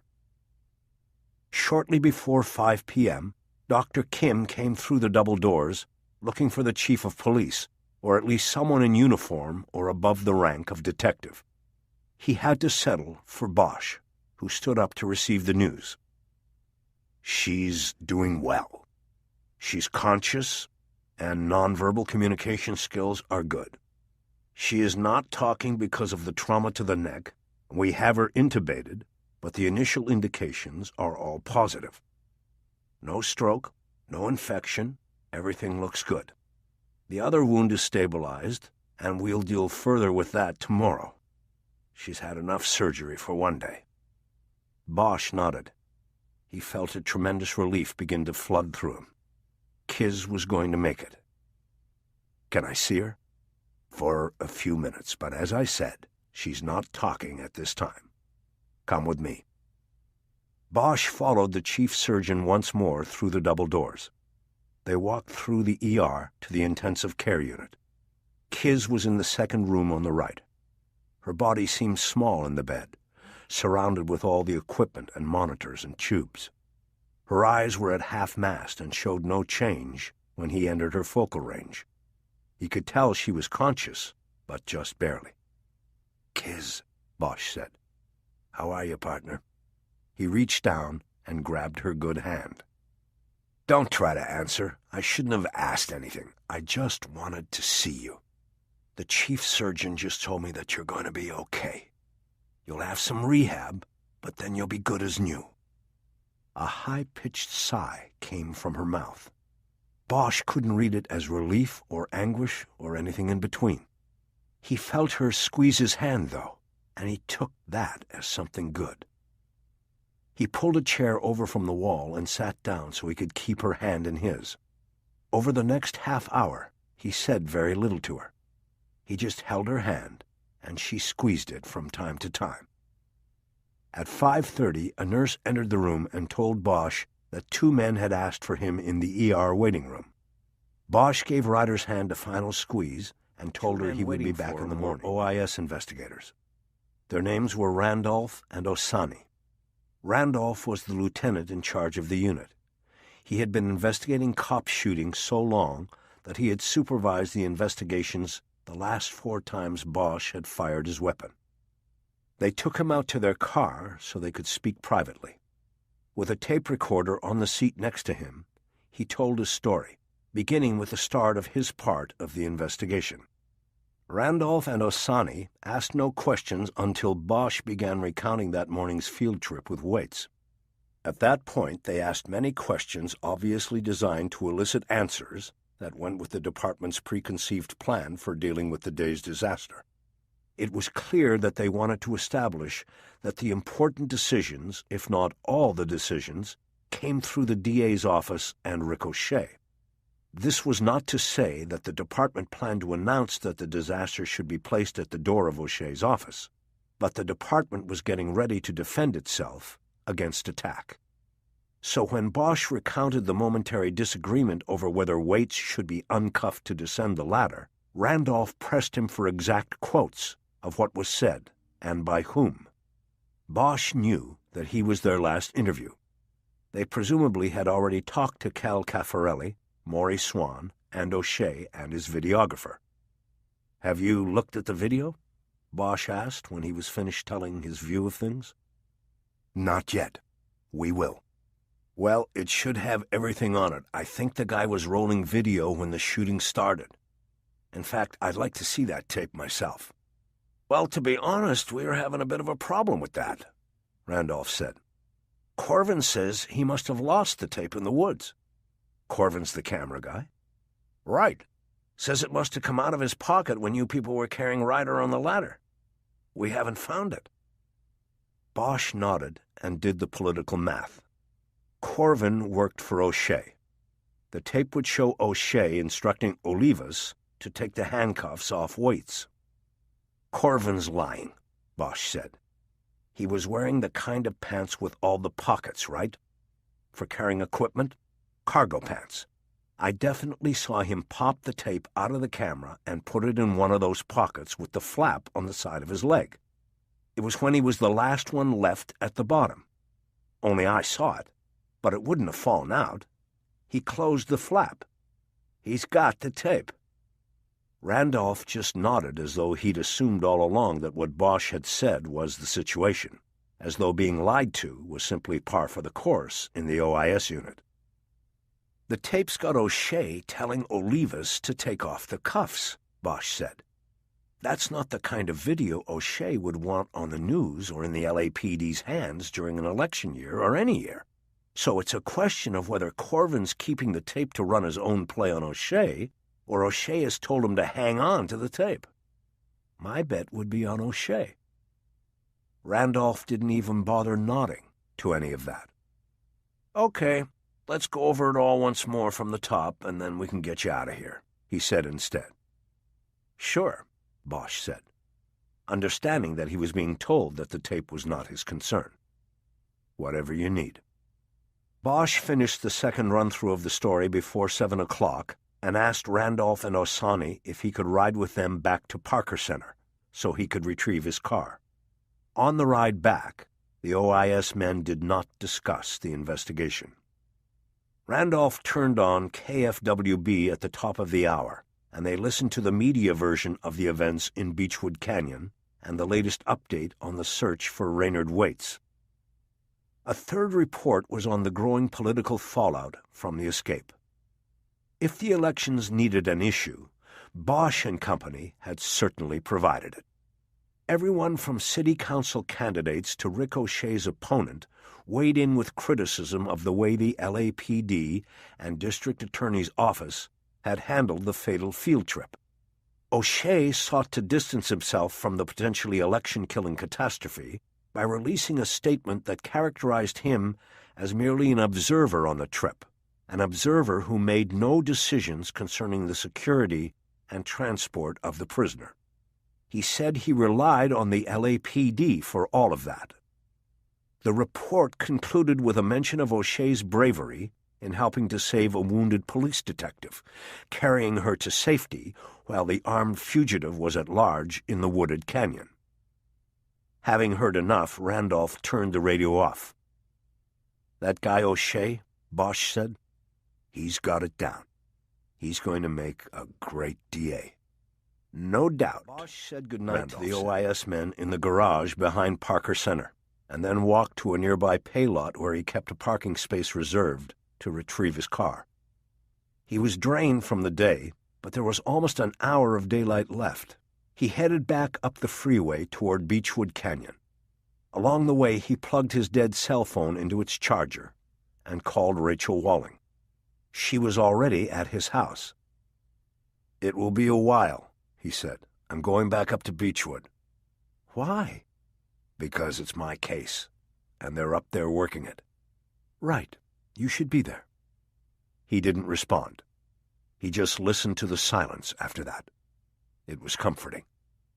"I'll get home as soon as I can," he finally said. Bosch closed the phone as he was exiting the freeway at Gower, and a few minutes later he was heading up Beechwood Drive. Near the top he rounded a curve just as a pair of vans were passing on their way down. He recognized them as a body wagon, followed by the SID van with the ladder on top. He felt a space open up in his chest. He knew they had come from the excavation. Marie Gesto was in that front van. When he got to the parking lot, he saw Marcia and Jackson, the two detectives who had been assigned to take over the excavation, peeling off the jumpsuits they had worn over their clothes and throwing them into the open trunk of their car. They were finished for the day. Bosch parked next to them and got out. "Harry, how's Kiz?" Marcia asked immediately. "They say she's going to be okay." "Thank goodness." "What a mess, huh?" Jackson said. Bosch just nodded. "What did you find?" "We found her," Marcia said. "Or I should say we found a body. It's going to be a dental identification. You've got dental records, right?" "In the file on the top of my desk," We'll get it and take it over to Mission. The coroner's office was on Mission Road. A medical examiner with dental expertise would compare Marie Gesto's dental x-rays with those taken from the body reclaimed at the spot Waits had led them to that morning. Marcia closed the trunk of the car, and he and his partner looked at Bosch. "You doing all right?" Jackson asked. "Long day," Bosch said. "And from what I hear, they might get longer," Marcia said, "until they catch this guy." Bosch nodded. He knew they wanted to know how it could have happened. 2 cops dead, and another in ICU, but he was tired of telling the story. "Listen," he said, "I don't know how long I'm going to be hung up on this. I'm going to try to get clear tomorrow, but obviously it's not going to be up to me. Either way, if you get the ID, I'd appreciate it if you'd let me make the call to the parents. I've been talking to them for 13 years. They'll want it to come from me. I want it to come from me." "You got it, Harry," Marcia said. "I've never complained about not having to make a notification," Jackson added. They spoke for another few moments, and then Bosch looked up and appraised the dying light of the day. In the woods, the path would already be in deep shadows. He asked if they had a flashlight in the car that he could borrow. "I'll bring it back tomorrow," he promised, though they all knew he might not be back the following day. "Harry, there's no ladder in the woods," Marcia said. "SID took it with them." Bosch shrugged and looked down at his mud-caked boots and pants. "I might get a little dirty," he said. Marcia smiled as he popped the trunk and reached in for a mag light. "You want us to stick around?" he asked as he gave Bosch the heavy light. "You slip in there and break an ankle, it'll be just you and the coyotes all night." "No, I'll be fine. I've got my cell anyway. And besides, I like coyotes. Be careful in there." Bosch stood by while they got into their car and drove off. He checked the sky again and headed down the path Waits had taken them on that morning. It took him 5 minutes to get to the drop-off where the shooting had occurred. He turned on the flashlight and for a few moments played the beam over the area. The place had been trampled by the coroner's people, OIS investigators, and forensics techs. There was nothing left to see. Eventually, he slid down the incline using the same tree route he had used to climb up that morning. In another 2 minutes, he came to the final clearing, now delineated by yellow police line tape tied from tree to tree at the edges. In the center was a rectangular excavation hole no more than 4 feet deep. Bosch ducked under the tape and entered the hallowed ground of the hidden dead. Part 3. Hallowed Ground. Chapter 19. In the morning, Bosch was making coffee for Rachel and himself when he got the call. It was his boss, Abel Pratt. "Harry, you're not coming in. I just got the word." Bosch had half expected it. From who? "The 6th floor. OIS hasn't wrapped it up, and because the thing is so hot with the media, they want you to cool it on the sidelines for a few days until they see how it's going to go." Bosch didn't say anything. The 6th floor was where the department administration was located. The they Pratt had referred to was a collective of groupthink commanders who became frozen whenever a case hit big on TV or in politics, and this one had hit both. Bosch wasn't surprised by the call, just disappointed. The more things changed, the more they stayed the same. "Did you watch the news last night?" Pratt asked. "No, I don't watch the news." "Maybe you should start. We've now got Irving all over the box weighing in on this mess, and he's zeroed in on you specifically. Gave a speech last night on the South Side saying that hiring you back was an example of the chief's ineptitude and the department's moral corruption. I don't know what you did to the guy, but he's got a real hard-on for you, man. Moral corruption. That's taking the gloves off." "Yeah. Soon he'll be blaming me for his hemorrhoids. Is the 6th floor sidelining me in reaction to him or to OIS?" "Come on, Harry. You think I'd be privy to that conversation? I just got the call where I was told to make the call. Know what I mean?" "Yeah." "But look at it this way. With Irving punking you like that, the last thing the chief would do is cut you loose, because it would look like Irving was right. So the way I would read this thing is that they want to go by the numbers and nail it down tight before they close it down. So enjoy home duty. Stay in touch. Yeah, and what do you hear about Kiz? Well, they don't have to worry about home duty with her. She's not going anywhere. That's not what I mean. I know what you mean. And? It was like peeling a label off a beer bottle. It never came all at once. And I think Kiz could be in some trouble. She was up on top with Olivas when Waits made his move. The question is, why didn't she take his ass out when she had the chance? It looks like she froze Harry. That means she could get hurt in this thing. Bosch nodded. Pratt's political take on the situation seemed on target. It made Bosch feel bad. Right now, Ryder had to fight to stay alive. Later, she'd have to fight to keep her job. He knew that no matter what the fight was, he would stand beside her the whole way. "Okay," he said. "Anything new on Waits?" "Nothing, man. He's in the wind, probably down in Mexico by now. If that guy knows what's best for him, he'll never raise his head above sea level again." Bosch wasn't so sure about that, but didn't express his disagreement. Some instinct, told him that Waits was lying low, yes, but that he had not gone very far. He thought about the Red Line subway Waits had apparently disappeared into, and its many stops between Hollywood and downtown. He remembered the legend of Reynard the Fox and the secret castle.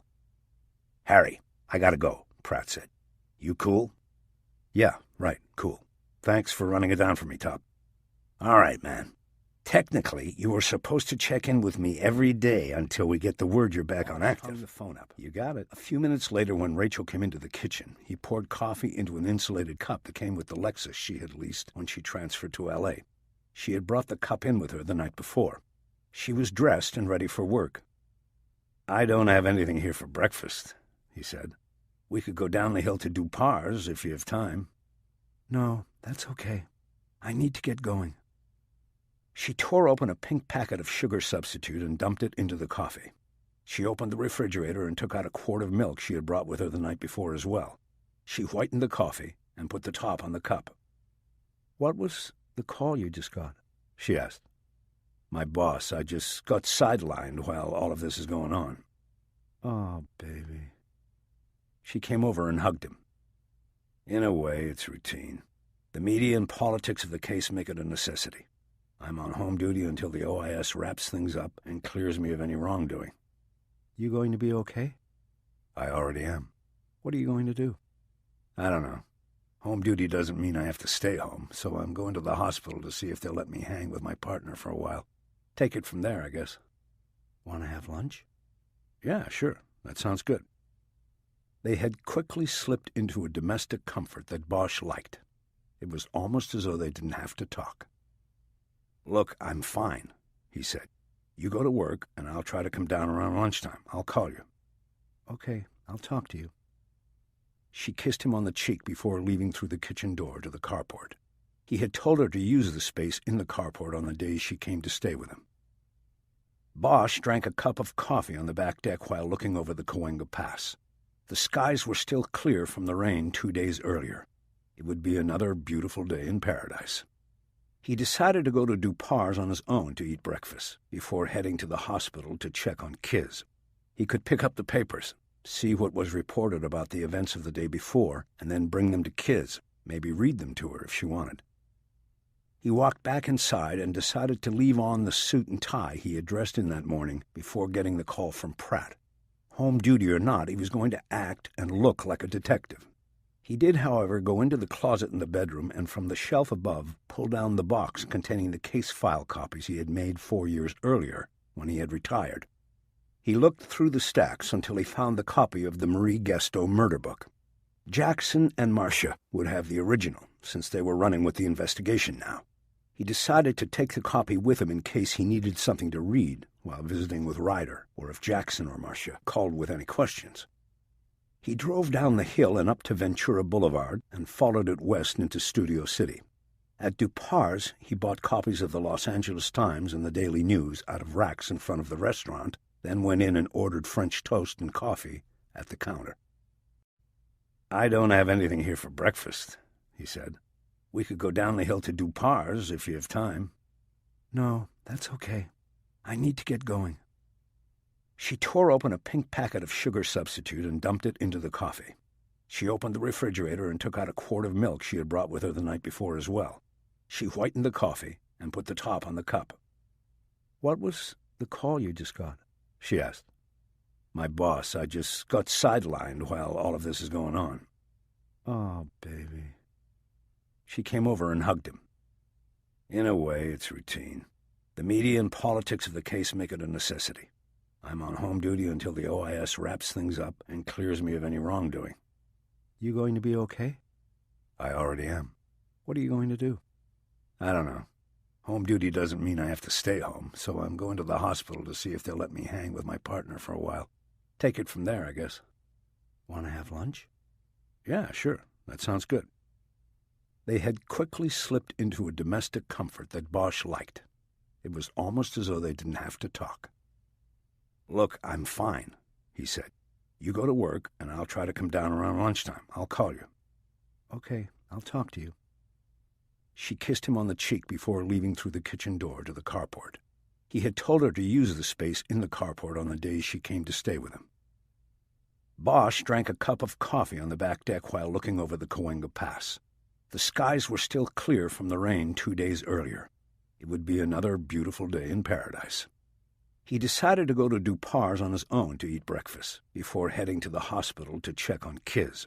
He could pick up the papers, see what was reported about the events of the day before, and then bring them to Kiz, maybe read them to her if she wanted. He walked back inside and decided to leave on the suit and tie he had dressed in that morning before getting the call from Pratt. Home duty or not, he was going to act and look like a detective. He did, however, go into the closet in the bedroom and from the shelf above pull down the box containing the case file copies he had made 4 years earlier when he had retired. He looked through the stacks until he found the copy of the Marie Guesto murder book. Jackson and Marcia would have the original, since they were running with the investigation now. He decided to take the copy with him in case he needed something to read while visiting with Ryder, or if Jackson or Marcia called with any questions. He drove down the hill and up to Ventura Boulevard and followed it west into Studio City. At Dupar's, he bought copies of the Los Angeles Times and the Daily News out of racks in front of the restaurant, then went in and ordered French toast and coffee at the counter. The Beechwood Canyon story was on the front page of both papers. Both displayed color booking photos of Raynard Waits, and the articles played up the hunt for the mad killer, the formation of an LAPD task force, and a toll-free telephone tip line just for finding Waits. The editors of the newspapers apparently considered that angle more important to the readers and a better selling point than the killing of 2 cops in the line of duty and the wounding of a third. The stories contained information released during the numerous press conferences held the day before, but very few details about what had actually happened in the woods at the top of Beechwood Canyon. According to the stories, it was all under continuing investigation, and information was being jealously guarded by those in charge. The short bios of the officers involved in the shooting and Deputy Doolin were sketchy at best. Both of the victims killed by Waits had been family men. The wounded detective, Kisman Ryder, had recently separated from a life partner, code for reporting that she was gay. Bosch didn't recognize the names of the reporters on the stories and thought maybe they were new to the police beat and without sources close enough to the investigation to reveal the inside details. On the jump pages of both papers, he found sidebar stories that focused on the political response to the shooting and escape.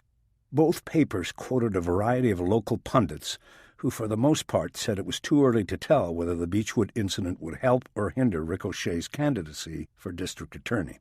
While it was his case that went horribly awry, the reports of his selfless efforts to help save the wounded law officer while an armed killer was loose in the very same woods could be a balancing positive. Said one pundit, "In this city, politics are like the movie business. Nobody knows anything. This could be the best thing that happens to O'Shea. It could be the worst." Of course, O'Shea's opponent, Gabriel Williams, was quoted liberally in both papers, calling the incident an unpardonable disgrace and laying all blame at O'Shea's feet. Bosch thought about the missing videotape and wondered how much it would be worth to the Williams camp. Perhaps, he thought, Corwin the videographer had already found out. In both papers, Irving got his licks in, and in doing so took a specific swipe at Bosch for being the epitome of what was wrong in the police department, something Irving, as a city councilman, would write. He said Bosch should never have been hired back into the department the year before, and that Irving, as a deputy chief at the time, had lobbied hard against it. The paper said Bosch was under investigation by the department's OIS squad and could not be reached for comment.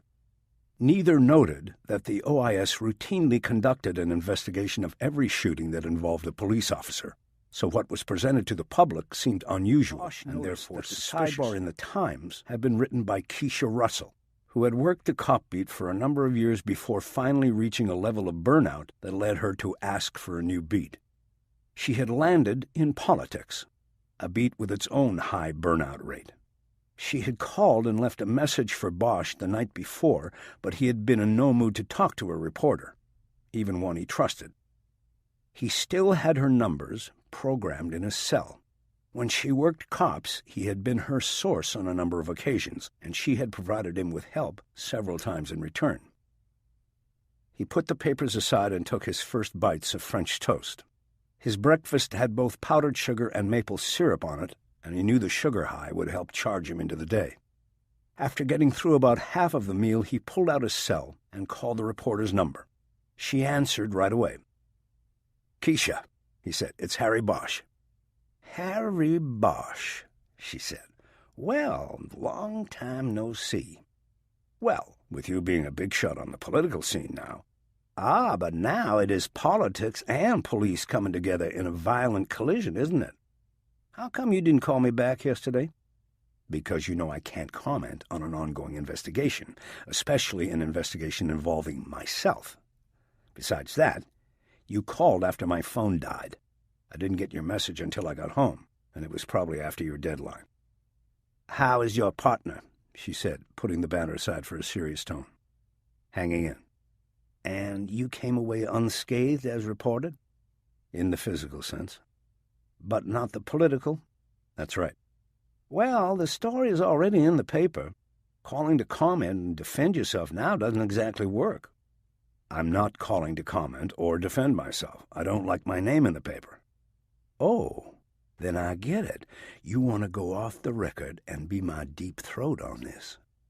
"Not quite." He heard her blowing out her breath in frustration.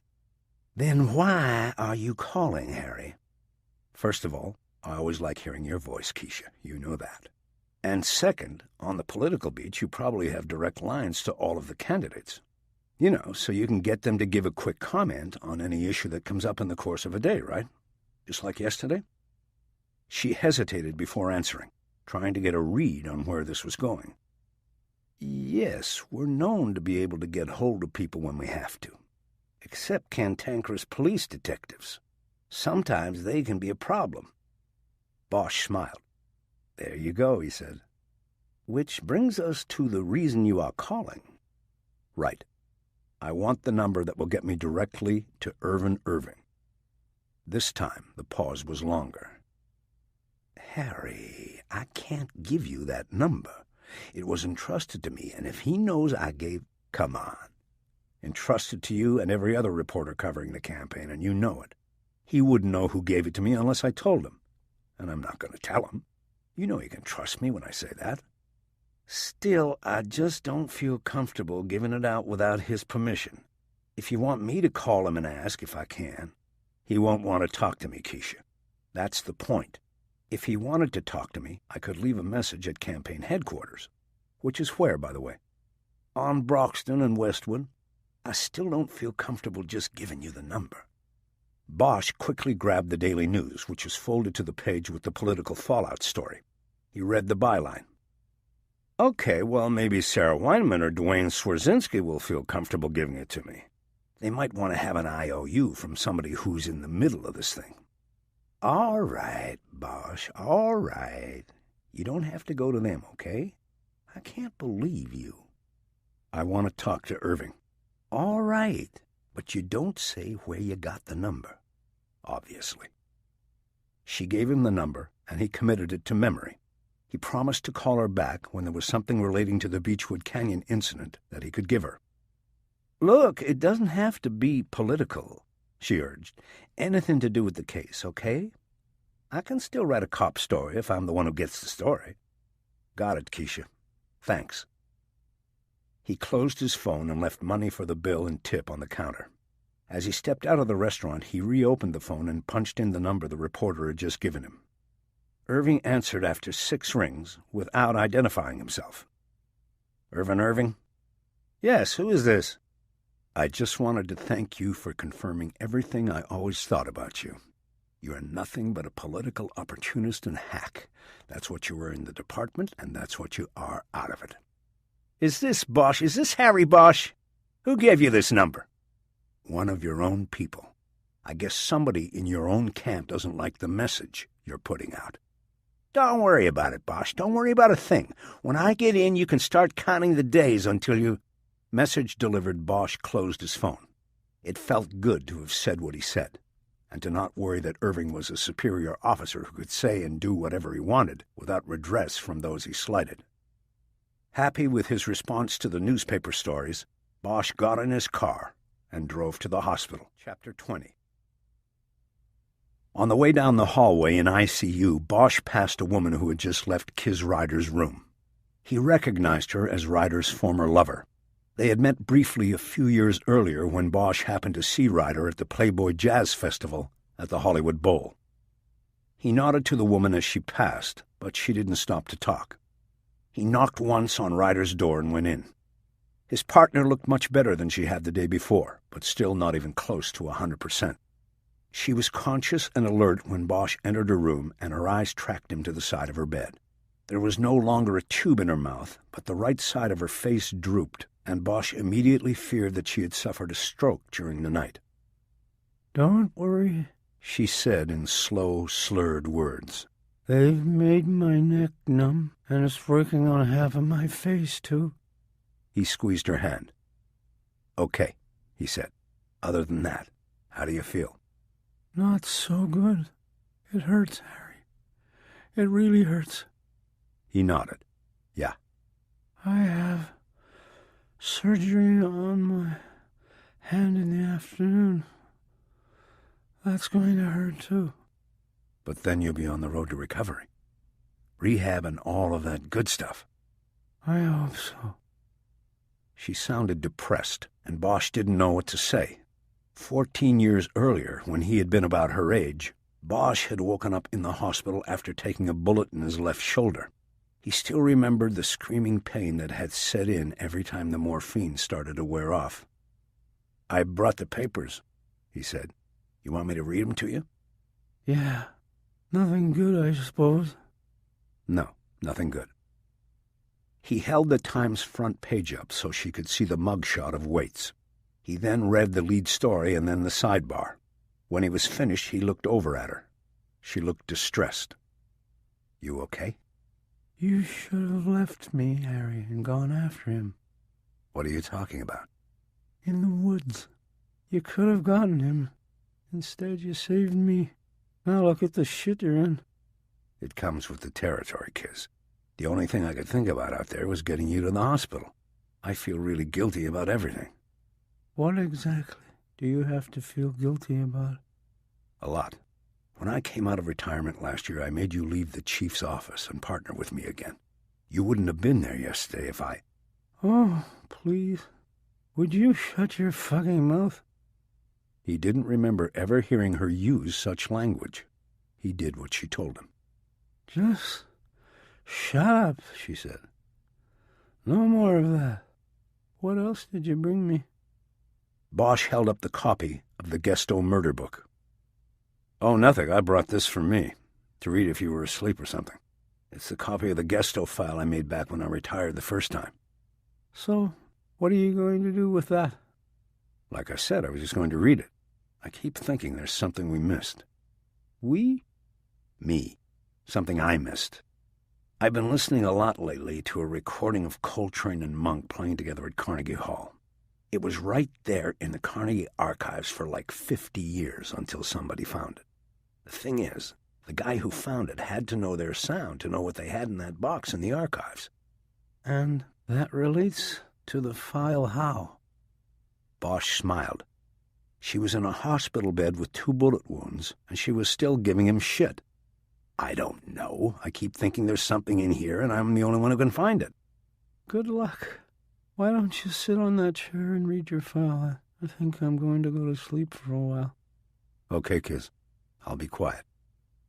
He pulled the chair away from the wall and brought it closer to the bed. As he sat down, she spoke again. I'm not coming back, Harry. He looked at her. It was not what he wanted to hear, but he wouldn't object. Not now, at least. Whatever you want, Kiz. Sheila, my old girl, was just visiting. She saw the news and came in. She says she'll take care of me until I get better, but she doesn't want me going back to the cops. Which explained why she hadn't wanted to talk to Bosch out in the hallway, he thought. That was always a point of contention with us, you know. I remember you told me. Look, you don't have to tell me any of this stuff now. It's not just Sheila, though. It's me. I shouldn't be a cop. I proved that yesterday. What are you talking about? You're one of the best cops I know. He saw a tear roll down her cheek. I froze out there, Harry. I fucking froze, and I let him just shoot me. Don't do this to yourself, Kiz. Those men are dead because of me. When he grabbed Olivas, I couldn't move. I just watched. I should have put him down, but I just stood there. And I let him shoot me next. Instead of raising my gun, I raised my hand. No, Kiz, you didn't have an angle on him. If you had fired, you might have hit Olivas. After that, it was too late. He hoped she understood that he was telling her what to say when the OIS came around. No, I have to own up to it. Kiz, you want to quit? That's fine. I'll back you 100%, but I won't back you on this other shit. You understand? She tried to turn her face away from him, but the bandages on her neck prevented her from turning. Okay, she said. More tears came down, and Bosch knew that she had wounds that were far deeper than those in her neck and hand. You know, you should have gone up top, she said. What are you talking about? Out there with the ladder. If you had been up top instead of me, none of this would have happened. Because you wouldn't have hesitated, Harry. You would have blown his shit away. Bosch shook his head. Nobody knows how they're going to react in a situation until they're in that situation. I froze. Look, go to sleep, Kiz. Get better, and then make your decision. If you don't come back, I will understand. But I'm always going to be your backup, Kiz. No matter what happens and where you go. She used her left hand to wipe her face. She closed her eyes, Thanks, Harry. And he watched as she finally gave it up. She mumbled something he couldn't understand, and then was asleep. Bosch watched her for a while and thought about not having her as a partner anymore. They had worked well together, like family. He would miss it. He didn't want to think about the future right now. He opened the murder book and decided to start reading about the past. He started from page 1, the initial crime report. A few minutes later, he had it covered and was about to turn to the witness reports when his phone began vibrating in his pocket. He walked out of the room to answer the call in the hallway. It was Lieutenant Randolph from the officer-involved shooting unit. "Sorry, we're holding you off active while we take our time with this thing," he said. "It's all right, I know why." "Yeah, a lot of pressure." "What can I do for you, Lieutenant?" "I was hoping maybe you'd take a ride down here to Parker Center and look at this videotape we've got." "You have the tape from O'Shea's cameraman?" There was a pause before Randolph answered. "We have a tape from him, yes. I'm not sure it's a complete tape, and that's what I want you to look at. You know, tell us what might be missing. Can you come down?" "I'll be there in 45 minutes." "Good. I'll be waiting. How's your partner?" Bosch wondered if Randolph knew where he was. "She's still hanging in. I'm at the hospital now, but she's still out of it." He hoped to delay Ryder's OIS interview as long as possible. In a few days, once she was off the painkillers and clear of mind, maybe she'd think better of volunteering that she had frozen when Waits made his move. "We're waiting to hear when we can interview her," Randolph said. "Probably be a few days, I would think." "Probably. Anyway, see you soon. Thanks for coming down." Bosch closed the phone and went back into the room. He picked the murder book up off the chair where he had left it and checked on his partner. She was asleep. He quietly left the room. He made good time on the drive in and called Rachel to tell her that lunch looked good, since he was already going to be downtown. They agreed to go fancy, and she said she would make a reservation at the Water Grill for noon. He said he would see her there. The OIS squad was on the 3rd floor at Parker Center. It was at the opposite end of the building from the Robbery Homicide Division. Randolph had a private office with video equipment set up on a stand. He was sitting behind the desk while Osani was working with the equipment and getting ready to play the tape. Randolph motioned Bosch to the only other seat. "When did you get the tape?" Bosch asked. "It was delivered this morning. Corvin said it took him 24 hours to remember he had put it in one of those cargo pockets you mentioned. This, of course, came after I reminded him I had a witness who saw the tape go in the pocket." "And you think it's been doctored?" "We'll know for sure after I give it to SID, but yeah, it's been edited. We found his camera at the crime scene, and Osani here was bright enough to write down the number on the counter. When you roll this tape, the counter on the tape doesn't match. About 2 minutes of tape are missing." Osani started the "Why don't tape, you roll it, Reggie?" and Bosch watched as it began with the huddle of investigators and techs in the Sunset Ranch parking lot. Corvin had stayed close to O'Shea at all times, and there was an uninterrupted flow of raw video footage which seemed to always keep the candidate for district attorney at center. This continued as the group followed Waits into the woods and until they all stopped at the top of the steep drop-off. Then it was clear there was a cut where it was to be presumed that Corvin had turned the camera off and then back on again. There was no discussion on the tape of whether the handcuffs should be removed from Waits's wrists. The video cut from Kiz Ryder saying they could use the SID ladder to Caffarelli returning to the spot with the ladder. Osani stopped the tape so they could discuss it. "It's likely that he did stop the camera while we were waiting for the ladder," Bosch said. "That probably took 10 minutes max. But he probably didn't stop it until after the back and forth about the cuffs on Waits." "Are you sure?" "No, I'm just assuming. But I wasn't watching Corvin, I was watching Waits." "Right. Sorry." "Don't be. I don't want you to give me anything that wasn't there." "Did any of the other witnesses back me on this? Did they say they heard the discussion about uncuffing him?" "Caffarelli, the SID tech, heard it. Corvin said he didn't, and O'Shea said it never happened. So you got 2 from the LAPD saying yes, and 2 from the DA's office saying no, and no tape to back it up either way. Classic pissing match." "What about Maurice Swan?" "He'd be the tiebreaker, except he's not talking to us. Says it is in his client's best interest to remain mute." That didn't surprise Bosch, coming from a defense lawyer. "Is there another edit you wanted to show me?" "Possibly. Go ahead, Reggie." Osani started the video again, and it took them through the descent on the ladder and then to the clearing where Caffarelli methodically used the probe to mark the location of the body. The shot was uninterrupted. Corvin simply turned the camera on and shot everything, probably with the idea that he would edit it later if the tape was ever needed in a court hearing, or possibly a campaign documentary. The tape continued and documented the group's return to the ladder. Ryder and Olivas went up to the top, and Waits was uncuffed by Bosch. But as the prisoner started his climb up the ladder, the tape cut off just as he reached the upper rungs and Olivas was leaning down to grab him. "That's it?" Bosch asked. "That's it," Randolph said.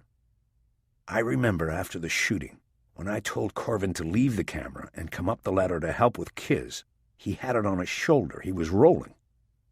"Yeah, well, we asked about why the tape ended, and he claimed that he thought he was going to run short on tape. He wanted to keep some for when the diggers came in and excavated the body. So he turned the camera off when Waits was going up the ladder. That makes sense to you? I don't know. You? Nope, I think that's bullshit. He had the whole thing on tape. That's just an opinion. Whatever, Bosch said. The question is, why cut the tape at this point? What was on it? You tell me. You were there. I told you everything I could remember. Well, you better remember more. You're not in such good shape here. What are you talking about? There's no discussion on the tape of whether the man should or shouldn't be cuffed. What is on the tape is Olivas uncuffing him for the climb down and you uncuffing him for the climb back up. Bosch realized that Randolph was right and that the tape made him look like he had uncuffed Waits without even discussing it with the others. O'Shea's setting me up. I don't know if anyone is setting anyone up. Let me ask you something. When the shit hit the fan out there and Waits grabbed the gun and started shooting, do you remember seeing O'Shea at that point? Bosch shook his head. I ended up on the ground with Olivas on top of me. I was worried about where Waits was, not O'Shea. I don't know where O'Shea was. All I can tell you is that he wasn't in my picture. He was behind me somewhere. Maybe that's what Corvin had on the tape. O'Shea running away like a coward. Randolph's use of the word coward sparked something in Bosch. He now remembered. From on top of the embankment, Waits had called someone, presumably O'Shea, a coward. Bosch remembered hearing the sound of running behind him. O'Shea had run. Bosch thought about this. First of all, O'Shea had no weapon with which to protect himself from the man he was going to put in prison for life. By all rights, running from the gun would not be unexpected or unreasonable.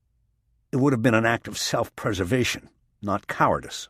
But since O'Shea was a candidate for top prosecutor in the county, running away under any circumstances would probably not look so good, especially if it was on video on the 6 o'clock news. I remember now, Bosch said. Waits called somebody a coward for running. It must have been O'Shea. Mystery solved, Randolph said. Bosch turned back to the monitor. Can we back it up and look at that last part again? He asked. Just before it cuts off, I mean. Osani worked the video, and they watched it silently from the moment Waits was uncuffed for the second time. Can you stop it right before the cut? The image Bosch on the asked. screen. It showed Waits past the halfway point on the ladder and Olivas reaching down to grab him. The angle of Olivas's body had caused his windbreaker to fall open. Bosch could see his pistol in a pancake holster on his left hip, grips out so that he could take the gun with an across-the-body pull. Bosch stood up and walked to the monitor. He took out a pen and tapped it on the screen. "You notice that?" he said. "It looks like he's got the snap on his holster open." Randolph and Osani studied the screen. The safety snap was something they obviously hadn't noticed before. "Could have been that he wanted to be ready if the prisoner made a move," Osani said. "It's within regs." Neither Bosch nor Randolph responded. Whether it fell within department regulations or not, it was a curiosity that could not be explained, since Olivas was dead. "You can turn it off, Reg," Randolph finally said. "No. Can you show it one more time?" Bosch asked. "Just this part at the ladder?" Randolph nodded to Osani, and the tape was backed up and replayed.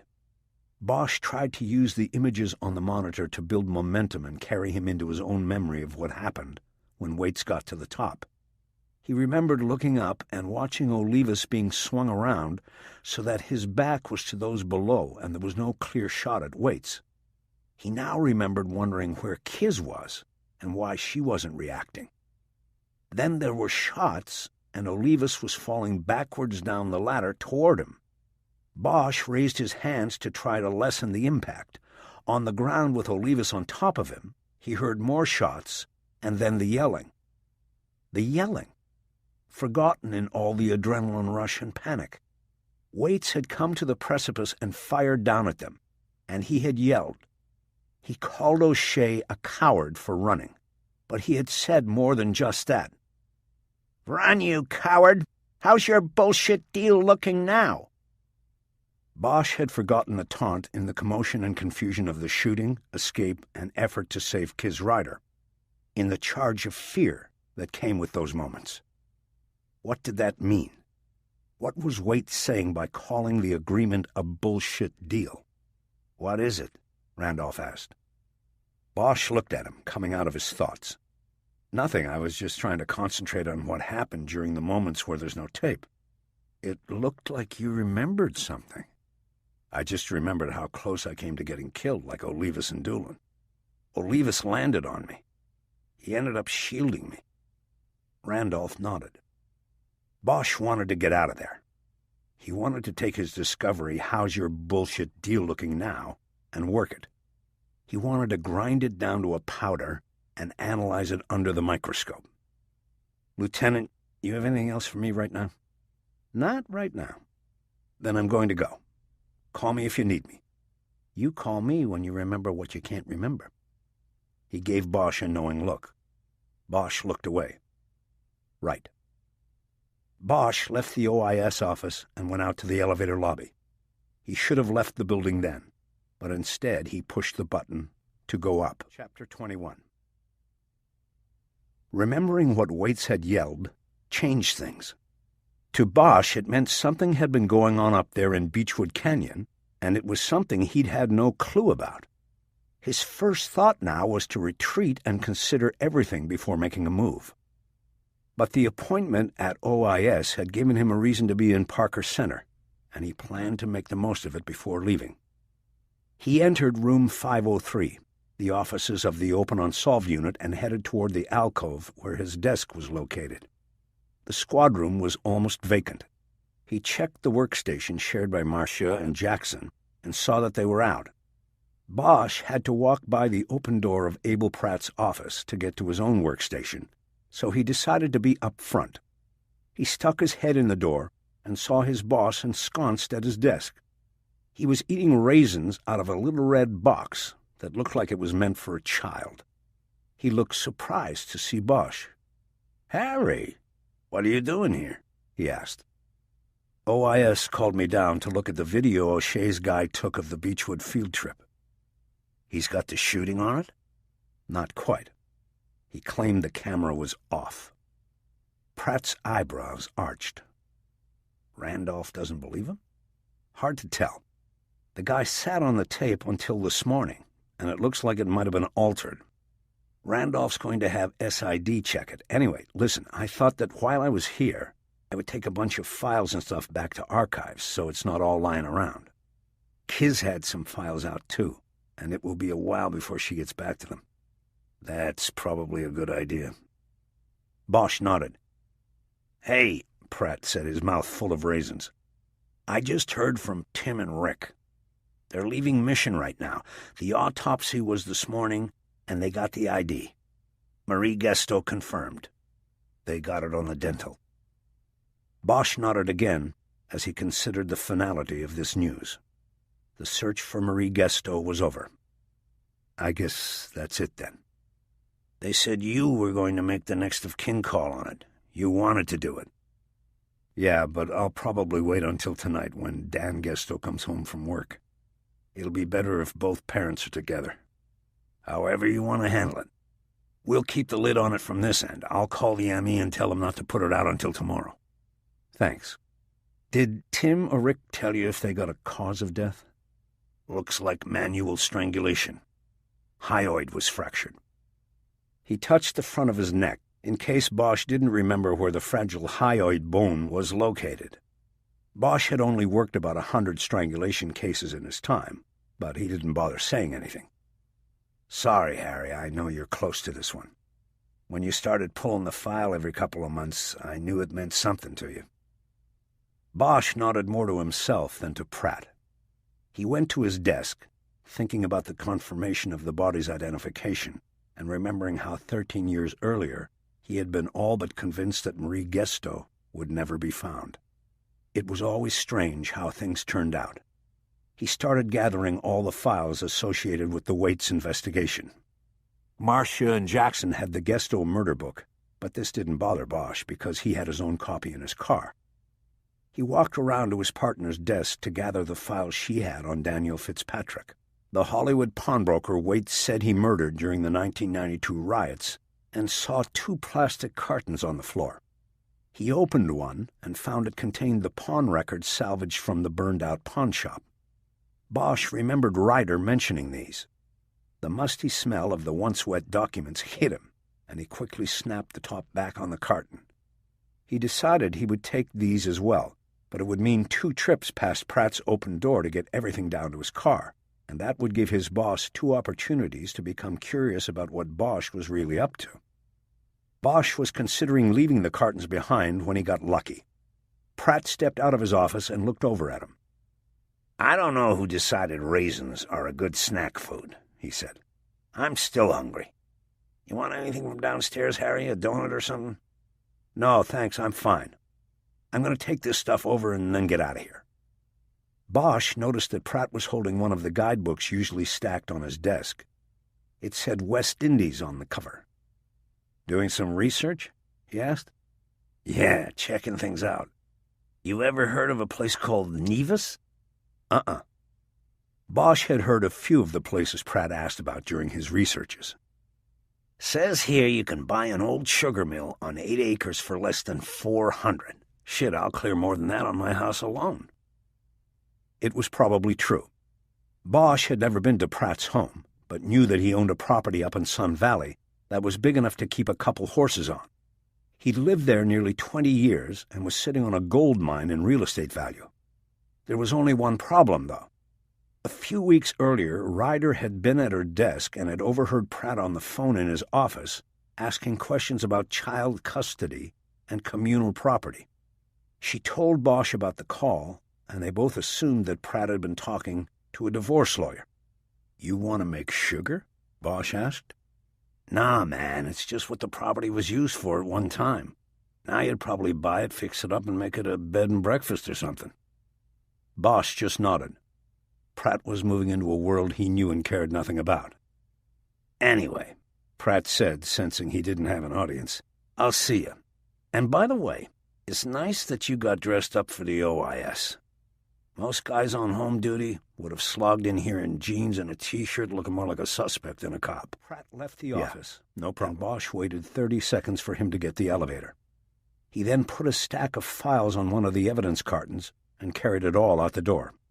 He was able to take it down and out to his car and get back before Pratt returned from the cafeteria.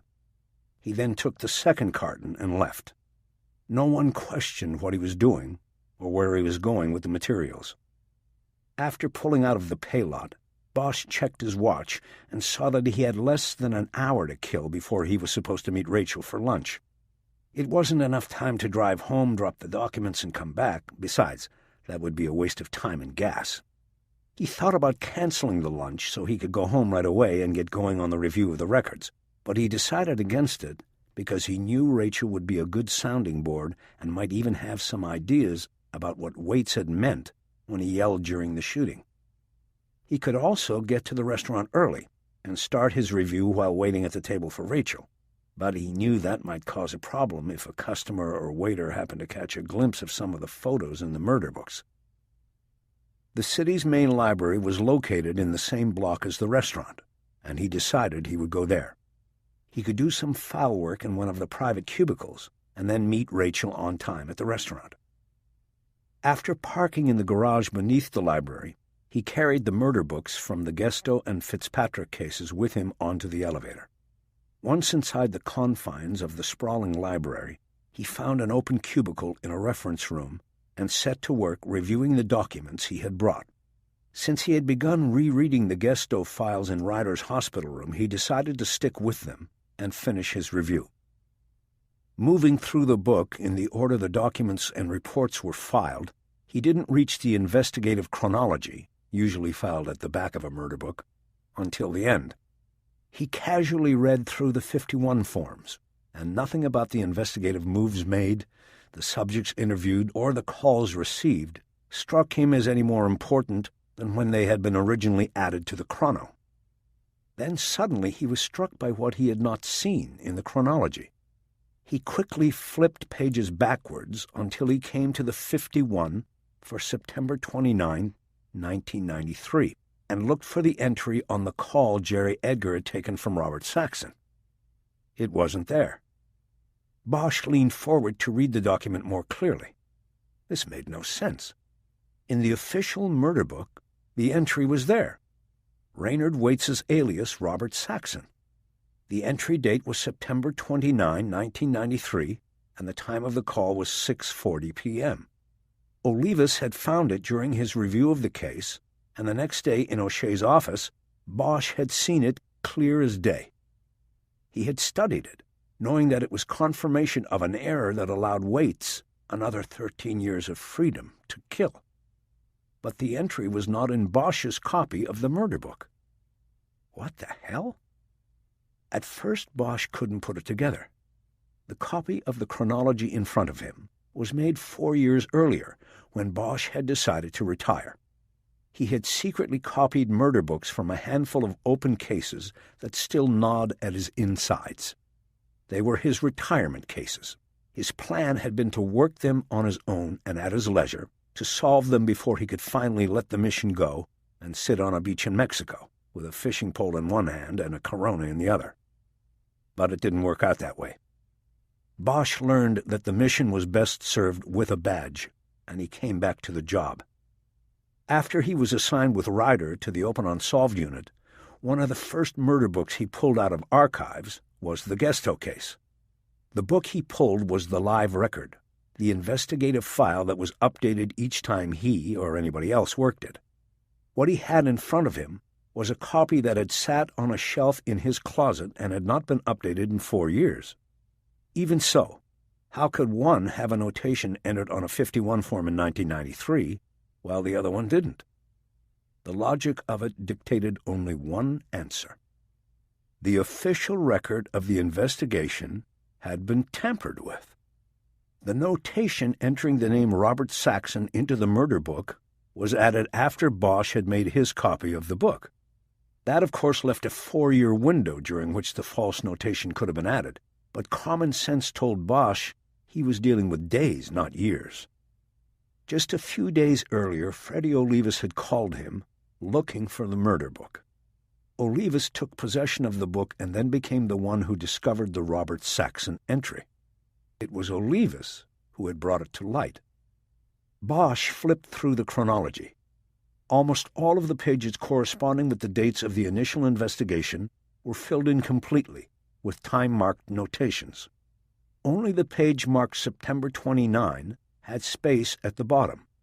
This would have allowed Olivas to remove the page from the binder, type in the Saxon entry, and then return it to its place, setting the stage for his supposed discovery of this link between Waits and Gesto.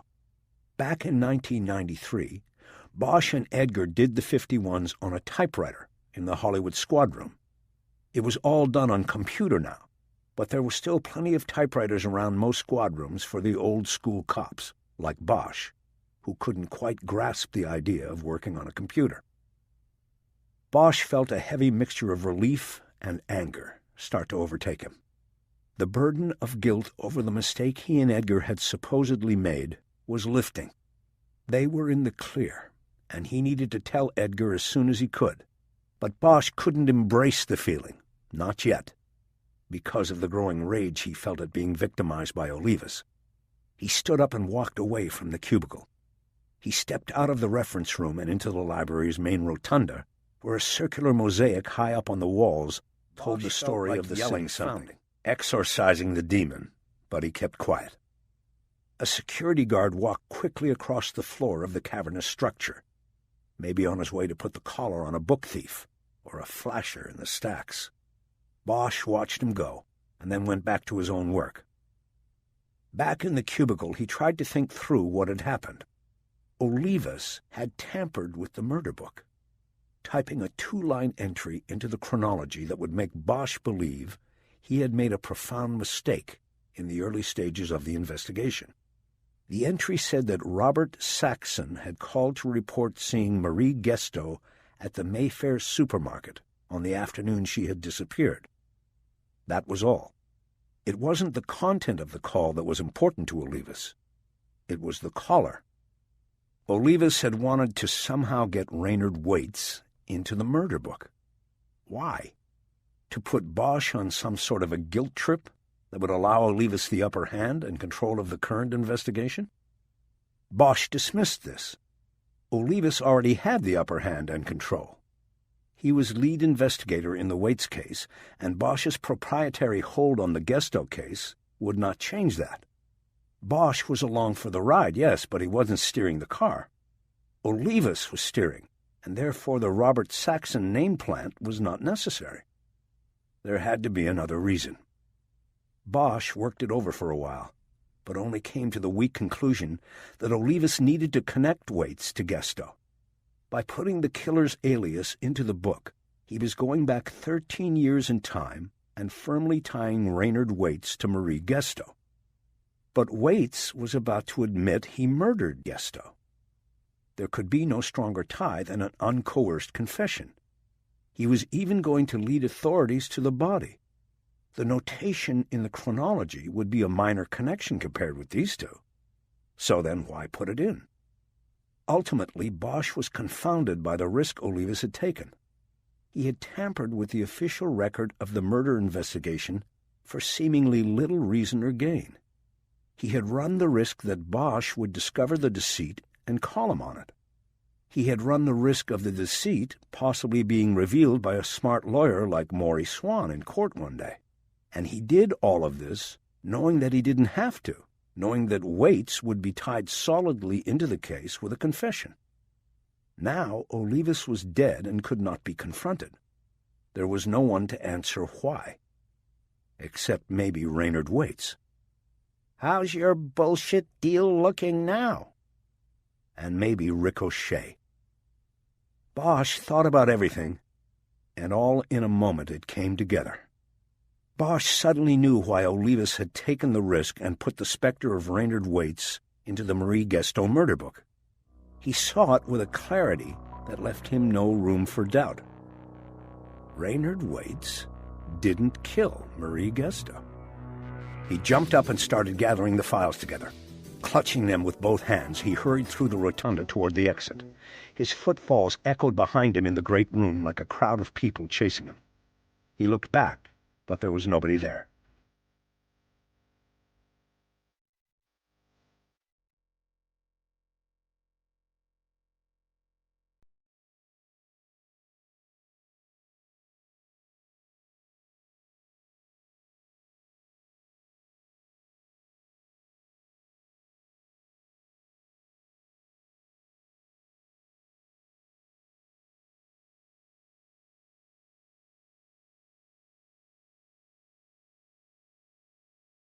Obscured the look of annoyance on her face as Bosch was led to the table by a waiter.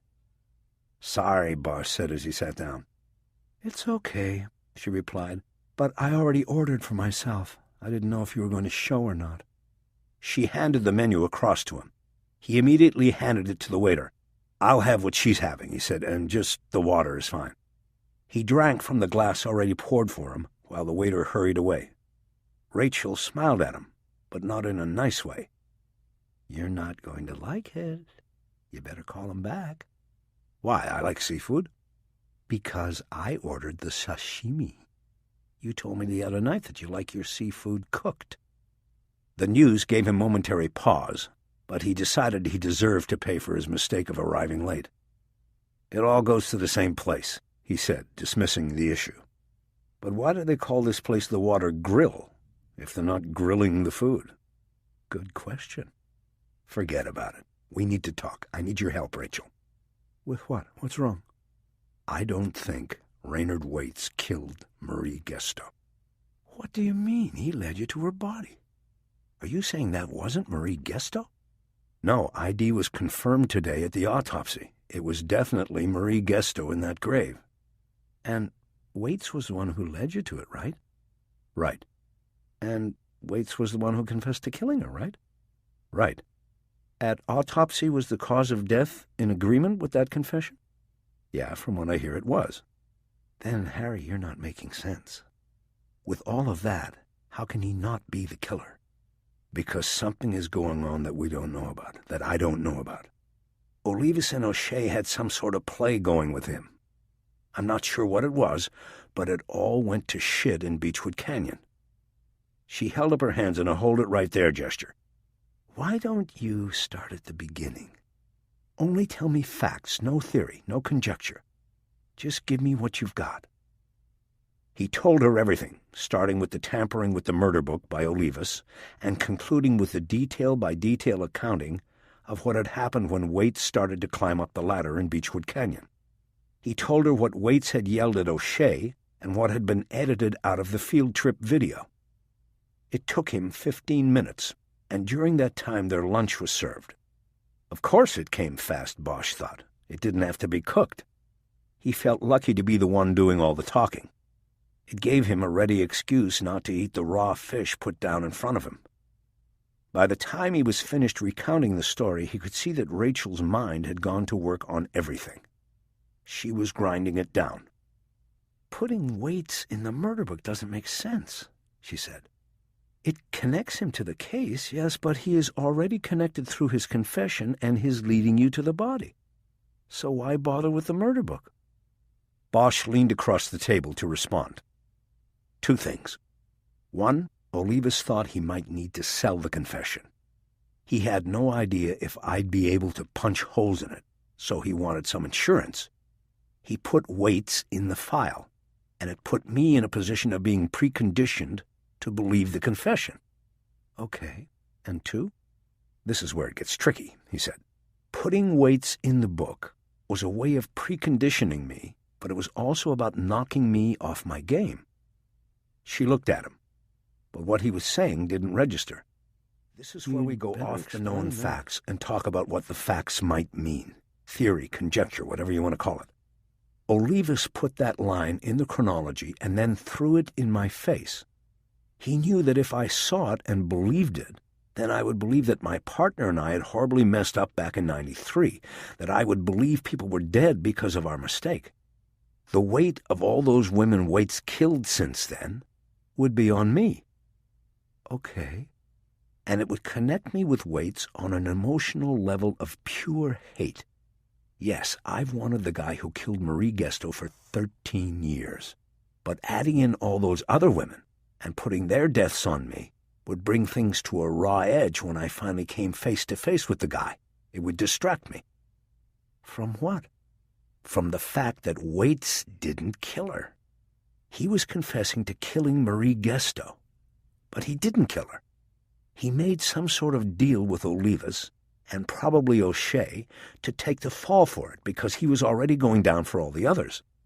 I was so overcome with my hatred that I didn't have my eyes on the prize. I wasn't paying attention to the details, Rachel. All I wanted to do was jump across the table and choke the guy out. You are forgetting something. What? Now she leaned across the table, keeping her voice down so as not to disturb the other diners. He led you to her body. If he didn't kill her, how did he know where to go in the woods? How did he lead you right to her? Bosch nodded.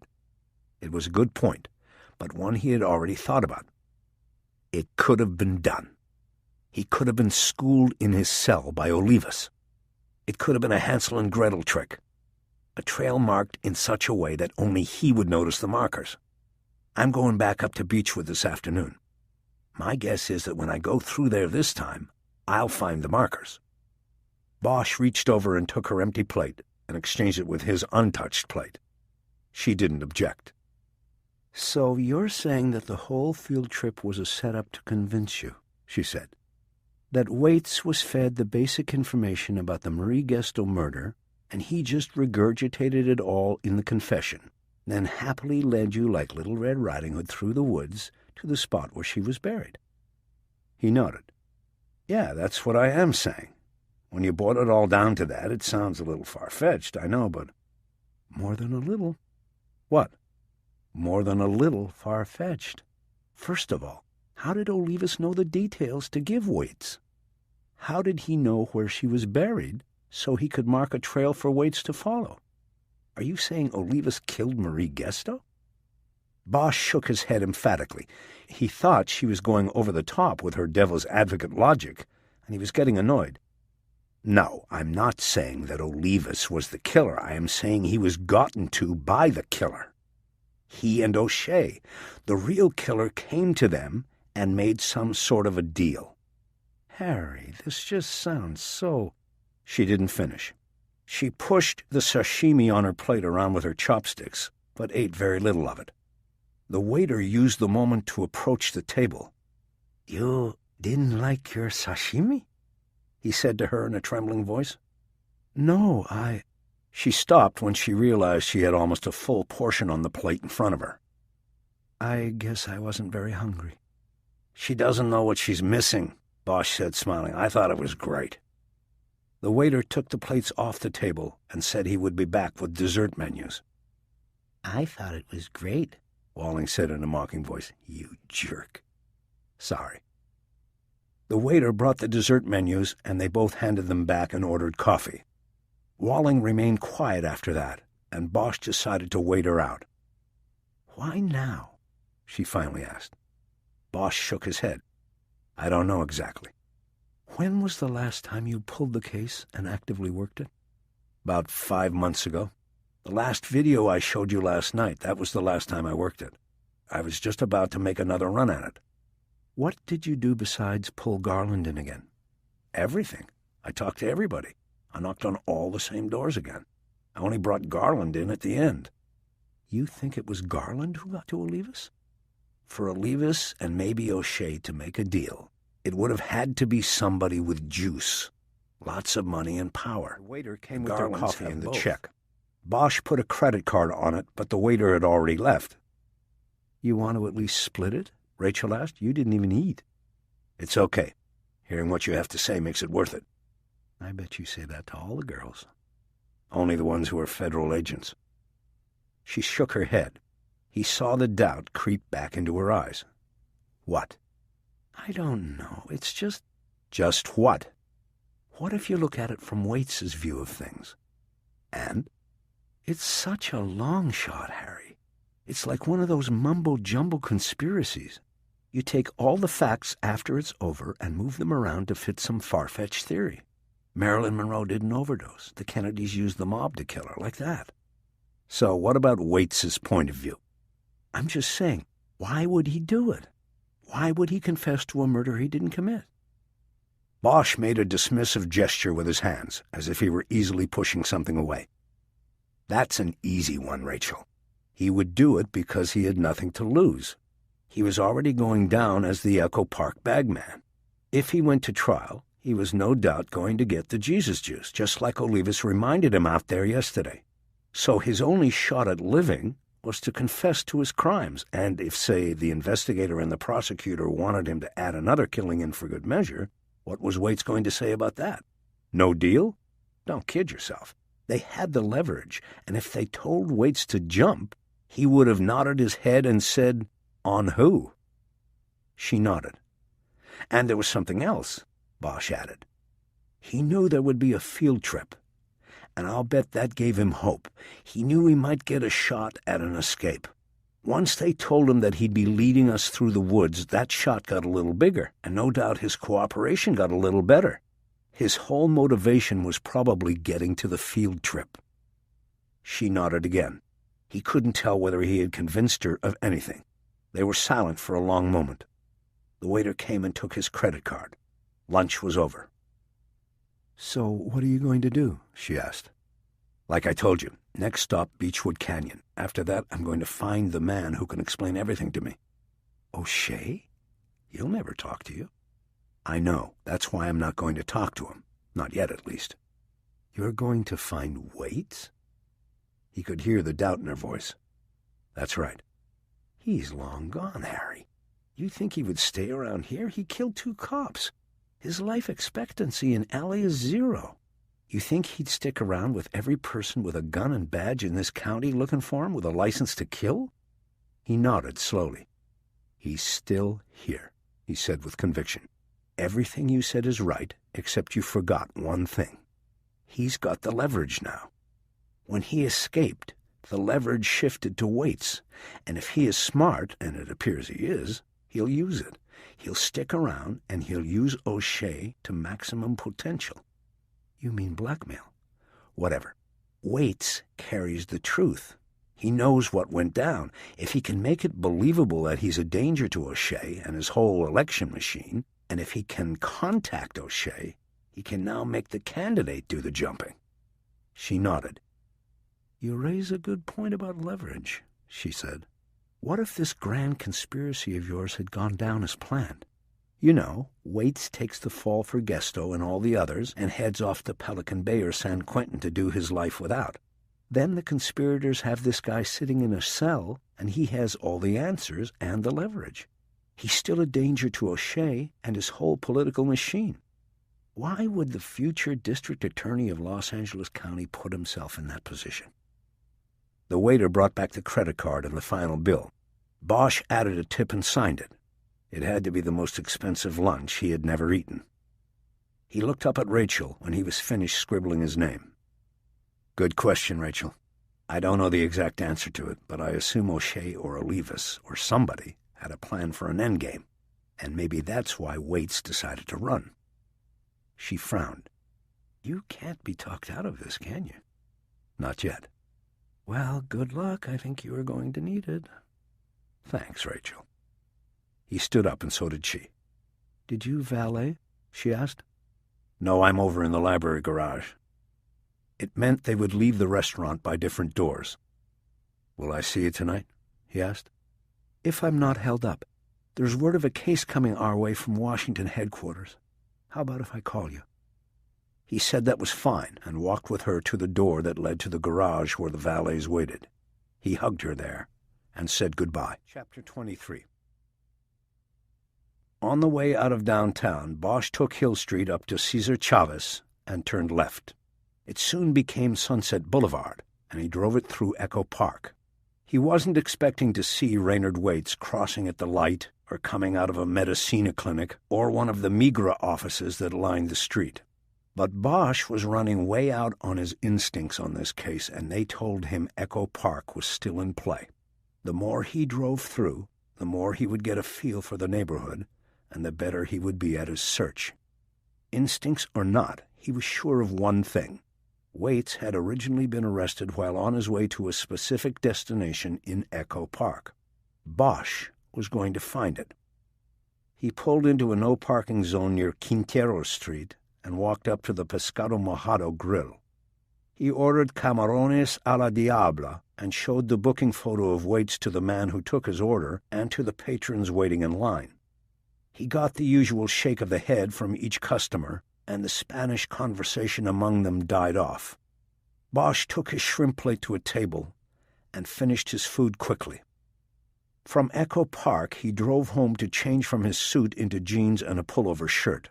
Then he drove over to Beechwood Canyon and made his way to the top of the hill. The parking clearing below Sunset Ranch was empty, and Bosch wondered if all the activity and media attention from the day before had kept riders away. He got out of his car and went to its trunk. He pulled out a coiled 30-foot length of rope and headed into the brush on the same path he had taken behind Waits the day before. He was only a few steps down the path when his cell phone started vibrating. He stopped, dug the phone out of his blue jeans, and saw on the screen that it was Jerry Edgar calling. Bosch had left him a message earlier while driving home. "How's Kiz?" "Doing better." "You ought to go visit her, man. Get over whatever it is you two need to get over and visit her. You didn't even call yesterday." "Don't worry, I will. I was thinking about cutting out of here early and dropping by." "You going to be there?" "I might. Give me a call when you're going and I'll try to meet you. Anyway, that's not really why I called. There's a couple things I wanted to tell you. First, they got a confirmation on the ID at the autopsy today. It was Marie Gesto." Edgar was silent a moment before responding. "Have you talked to her parents?" "No, not yet. Dan's got that job selling tractors. I was going to call up there tonight when he's home and they're together." "That's what I'd do. What else you got, Harry? I got a guy in a room here, and I'm about to go in and break his ass down on a murder-rape we're working." "Sorry to interrupt. I thought you called me." "I did, man, but I was calling you back real quick in case it was important." "It is important. I thought you'd want to know I think that line that was found in the 51s on this case was phonied. I think when it all shakes out, we'll be clear on it." This time there was no hesitation in his old partner's response. "What are you saying? Waits never called us back then?" "That's right." "Then how'd that entry get into the chrono?" "Somebody added it. Recently. Somebody trying to fuck with me." "God damn it!" Bosch could hear the anger and relief in Edgar's voice. "I haven't slept since you called me up and told me that shit, Harry. They didn't only fuck with you, man." "That's what I figured. That's why I called. I haven't figured it all out, but that's the way it's looking. When I get the whole story, I'll let you know. Now go back to your interview. And nail that guy. Harry, my man, you just made my day. I'm going to go into the room and crunch this asshole's bones." "I'm glad to hear that. Call me if you're going to see Kiz." "You got it." But Bosch knew Edgar was just paying lip service to the idea. He wouldn't be visiting Kiz, not if he was in the middle of a breaking case like he said. After closing and pocketing the phone, Bosch looked around and took in his surroundings. He looked high and low, from the ground to the overhead canopy, and didn't see any obvious markings.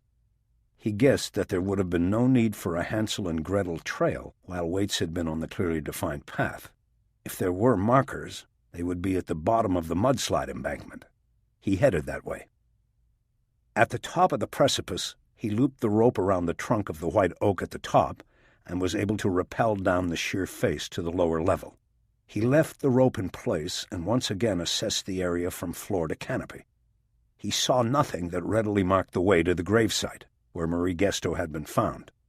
He started walking toward the gravesite, looking for carvings in the trunks of the trees, ribbons in the branches, anything that Waits might have used to lead the way. Bosch got to the gravesite without seeing a single indication of a marked trail. He was disappointed. His lack of findings went against the theory he had outlined for Rachel Walling. But Bosch was sure he was right in his thinking, and he refused to believe there was no trail. He thought it was possible that whatever markings had been there had been trampled over and obliterated by the army of investigators and technicians who had descended on the woods the day before. He made his way back to the embankment and then turned and looked toward the gravesite. He tried to put his mind into the position Waits was in. He had never been to the spot before, yet he had to readily choose a direction to go in while everyone else watched. How did he do it? Bosch stood motionless, thinking and looking off into the woods in the direction of the gravesite. He did not move for 5 minutes. After that he had the answer. In the middle distance, on the sight line to the gravesite, was a tall eucalyptus tree. It was split at ground level, and 2 fully matured trunks rose at least 50 feet through the canopy of other trees. In the split, about 10 feet off the ground, was a branch that had fallen and become lodged horizontally between the trunks. The formation of split trunk and branch created an inverted A that was clearly recognizable and could have been noticed quickly by someone scanning the woods and looking specifically for it. Bosch headed toward the eucalyptus, certain that he had the first marker that Waits had followed. When he reached the position, he looked again in the direction of the gravesite. He slowly scanned until he again picked up on an anomaly that was obvious and unique in terms of the immediate vicinity. He walked toward it. It was a young California oak. What made it noticeable to Bosch from a distance was that its natural balance was off. It had lost the symmetrical spread of its branches because one of the lower limbs was missing. Bosch walked to it and looked up at a broken outcropping on the trunk where a 4-inch thick limb had been attached about 8 feet up. By grabbing a lower branch and pulling himself up into the tree, he was able to examine the break more closely and found that it was not a natural break. The outcropping showed a smooth cut through the top half of the branch. Someone had sawed across the top of the branch and then pulled down on it to break it. Bosch was no tree surgeon, but he thought the cut and break looked recent. The exposed inner wood was light in color, and there was no indication of regrowth or natural repair. Bosch dropped to the ground and looked around in the brush. The fallen limb was nowhere to be found. It had been dragged away so as not to be noticed and cause suspicion. To him it was further proof that a Hansel and Gretel trail had been left for Waits to follow. He turned and looked in the direction of the final clearing. He was less than 20 yards from the gravesite, and he was easily able to pick out what he believed to be the last marker. High up in the oak tree that shaded the gravesite was a nest that looked like the home of a large bird, an owl or a hawk. He walked to the clearing and looked up. The hair scrunchie Waits had said marked the spot had been removed by the forensics team. Looking further up into the tree, Bosch could not see the nest from directly beneath. Olivas had planned it well. He had used 3 markers recognizable only from a distance, nothing that would draw a second glance from those following Waits, yet 3 markers that could easily lead him to the gravesite. As his eyes dropped to the open grave at his feet, he remembered that he had noticed a disturbance in the soil the day before. He had credited it to animals foraging in the dirt. Now he believed the disturbance had been left by the first digging into the soil to confirm the gravesite. Olivas had been out here before any of them. He had come out to mark the trail and confirm the grave. He had either been told where to find it or had been led to it by the real killer. Bosch had been staring at the grave and putting the scenario together for several seconds before he realized he was hearing voices. At least 2 men in conversation, their voices approaching. Bosch could hear them moving through the brush, their footfalls heavy in the mud and on the bed of fallen leaves. They were coming from the same direction Bosch had come from. He moved quickly across the small clearing and got behind the massive trunk of the oak tree. He waited, and soon he could tell that the men had reached the clearing. "Right here," said the first voice. "She was right here for 13 years. No shit, this is spooky." Bosch didn't dare look around the tree and risk exposing himself. No matter who it was, media, cops, or even tourists, he didn't want to be seen here. The 2 men stayed in the clearing and batted meaningless conversation back and forth for a few moments. Luckily, neither approached the trunk of the oak and Bosch's position. Then finally, Bosch heard the first voice say, "Well, let's go get this done and get out of here." The men trod off in the direction from which they had come. Bosch looked around the tree and caught a glimpse of them just before they disappeared back into the brush. He saw Osani and another man he assumed was also from the OIS unit. After giving them a head start, Bosch moved from around the tree and crossed the clearing. He took a position behind an old eucalyptus and watched as the OIS men walked back to the sheer facing left by the mudslide. Osani and his partner made so much noise walking through the brush that it was quite easy for Bosch to pick and move his way toward the embankment as well. Under cover of their noise, he got to the eucalyptus that was Waits's first marker and watched the 2 men as they set up to take measurements from the bottom of the embankment to the top. There was a ladder on the facing now, positioned much like the ladder had been the day before. Bosch realized that the 2 men were cleaning up the official report. They were taking distance measurements that had either been forgotten or deemed unnecessary the day before. Today, in light of the political fallout involved, Osani climbed the ladder to the top while his partner remained below. He then took a tape measure off his belt and pulled out several lengths, passing the end down to his partner. They took measurements with Osani calling out the lengths and his partner writing them down in a notebook.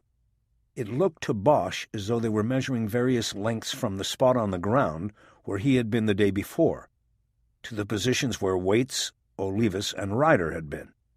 Bosch had no idea what the importance of such measurements would be to the investigation. Bosch's phone started to vibrate in his pocket, and he quickly pulled it out and shut it off. As the screen died, he saw that the incoming number had a 485 prefix, which he knew meant Parker Center. A few seconds later, Bosch heard the ringing of a cell phone in the clearing, where Osani and the other men were working. Bosch peeked around the tree and saw Osani take a phone off his belt. He listened to the caller and then took a sweeping look around the woods, doing a 360-degree turn. Bosch ducked back. "No, Lieutenant," Osani said. "We don't see him." The car's in the lot, but we don't see him. We don't see anybody out here." Osani listened some more and said yes several times before closing the phone and returning it to his belt. He went back to work with the tape measure, and within another minute or so the two OIS men had what they needed. Osani climbed the ladder, and then both men pulled it up the embankment. It was at that moment that Osani noticed the rope looped around the trunk of the white oak at the edge of the embankment. He put the ladder down on the ground and went to the tree. He pulled the rope from under the trunk and started coiling it. He looked out into the woods as he did this, and Bosch moved back behind one of the eucalyptus's two trunks. A few minutes later they were gone, loudly trudging back through the woods to the parking clearing the ladder carried between them. Bosch went to the embankment, but waited until he could no longer hear the OIS men before using the roots as handholds to climb up. When he got to the parking clearing, there was no sign of Osani and his partner. Bosch turned his phone back on and waited for it to boot up. He wanted to see if the caller from Parker Center had left a message. Before he could listen, the phone started vibrating in his hand. He recognized the number as one of the lines from the Open Unsolved unit. He took the call. "This is Bosch." "Harry, where are you?" It was Abel Pratt. There was an urgency in his voice. "Nowhere. Why?" "Where are you?" Something told Bosch that Pratt knew exactly where he was. "I'm in Beechwood Canyon. What's going on?" There was a moment of silence before Pratt responded, the urgent tone replaced with one of annoyance. "What's going on is that I just got a call from Lieutenant Randolph at OIS. He says there's a Mustang registered to you sitting in the lot up there. I tell him that's really strange because Harry Bosch is on home duty and is supposed to be staying 1,000,000 miles away from the investigation in Beechwood Canyon." Thinking quickly, Bosch came up with what he thought was a way out. "Look, I'm not investigating anything. I'm looking for something. I lost my challenge coin out here yesterday. I'm just looking for it." "What?" "My RHD chip. It must have come out of my pocket when I was sliding down the embankment or something. I got home last night and it wasn't in my pocket." As he spoke, Bosch reached into his pocket and pulled out the coin he was claiming to have lost. It was a heavy metal coin about the size and width of a casino chip. One side showed a gold detective's badge, and the other side showed the caricature of a detective. Suit, hat, gun, and exaggerated chin set against an American flag background. It was known as a challenge coin or chip, and was a carryover from the practice of elite and specialized military units. Upon acceptance into the unit, a soldier is given a challenge coin and is expected to carry it always. At any time or place, a fellow unit member can ask to see the coin. This most often takes place in a bar or canteen. If the soldier fails to be carrying the coin, then he picks up the tab. The tradition had been observed for several years in the RHD. Bosch had been given his coin upon returning from retirement. "Fuck the coin, Harry," Pratt said angrily. "You can replace it for $10. Stay away from the investigation. Go home and stay home until you hear from me. Am I clear?" "You're clear. Besides, what the fuck? If you lost your coin out there, the forensics people would have found it already. They went over that scene with a metal detector looking for cartridges." Bosch nodded. "Yeah, he sort of forgot about that." "Yeah, Harry, you forgot? Are you bullshitting with me?" "No, Top, I'm not. I forgot. I was bored and I decided to come look for it. I saw Randolph's people and decided to keep my head down. I just didn't think they'd call in my plate." "Well, they did, and then I got the call. I don't like blowback like this, Harry. You know that." "I'm going home right now." "Good. Stay there." Pratt didn't wait for Bosch's response. He clicked off, and Bosch closed his phone. He flipped the heavy coin into the air, caught it in his palm, badge side up, and pocketed it. He then walked to his car. Chapter 24. Something about being told to go home made Bosch not go home. After leaving Beechwood Canyon, he made a stop at St. Joe's to check in on Kiz Ryder. She had changed locations again. She was now out of ICU and on a regular patient floor. She didn't have a private room, but the other bed in the room was empty. They often did that for cops. Speaking was still difficult for her, and the malaise of depression she exhibited that morning had not lifted. Bosch didn't stay long. He passed on a get-well from Jerry Edgar and then left, finally going home as instructed and hauling in the 2 cartons and files he had collected earlier from the open unsolved unit. He put the cartons on the floor in the dining room and spread the files out on the table. There was a lot, and he knew he could probably occupy himself for at least a couple days with what he had taken from the office. He went over to the stereo and turned it on. He knew that he already had the Coltrane Monk collaboration from Carnegie Hall in the machine. The player was on shuffle, and the first song out was called Evidence. Bosch took that as a good sign as he went back to the table. To begin, he had to take an inventory of exactly what he had so he could decide how to approach his review of the material. First and foremost was the copy of the investigative record in the current case Raynard Waits was being prosecuted for. This had been turned over by Olivas, but not studied closely by Bosch and Ryder because their assignments and priorities were the Fitzpatrick and Gesto cases. On the table, Bosch also had the Fitzpatrick murder book Ryder had pulled out of the archives, as well as his secret copy of the Gesto murder book, of which he had already completed a review. Finally, on the floor were the 2 plastic cartons containing whatever pawn records had been salvaged after Fitzpatrick's business was torched and then soaked by fire hoses during the 1992 riots. There was a small drawer in the side of the dining room table.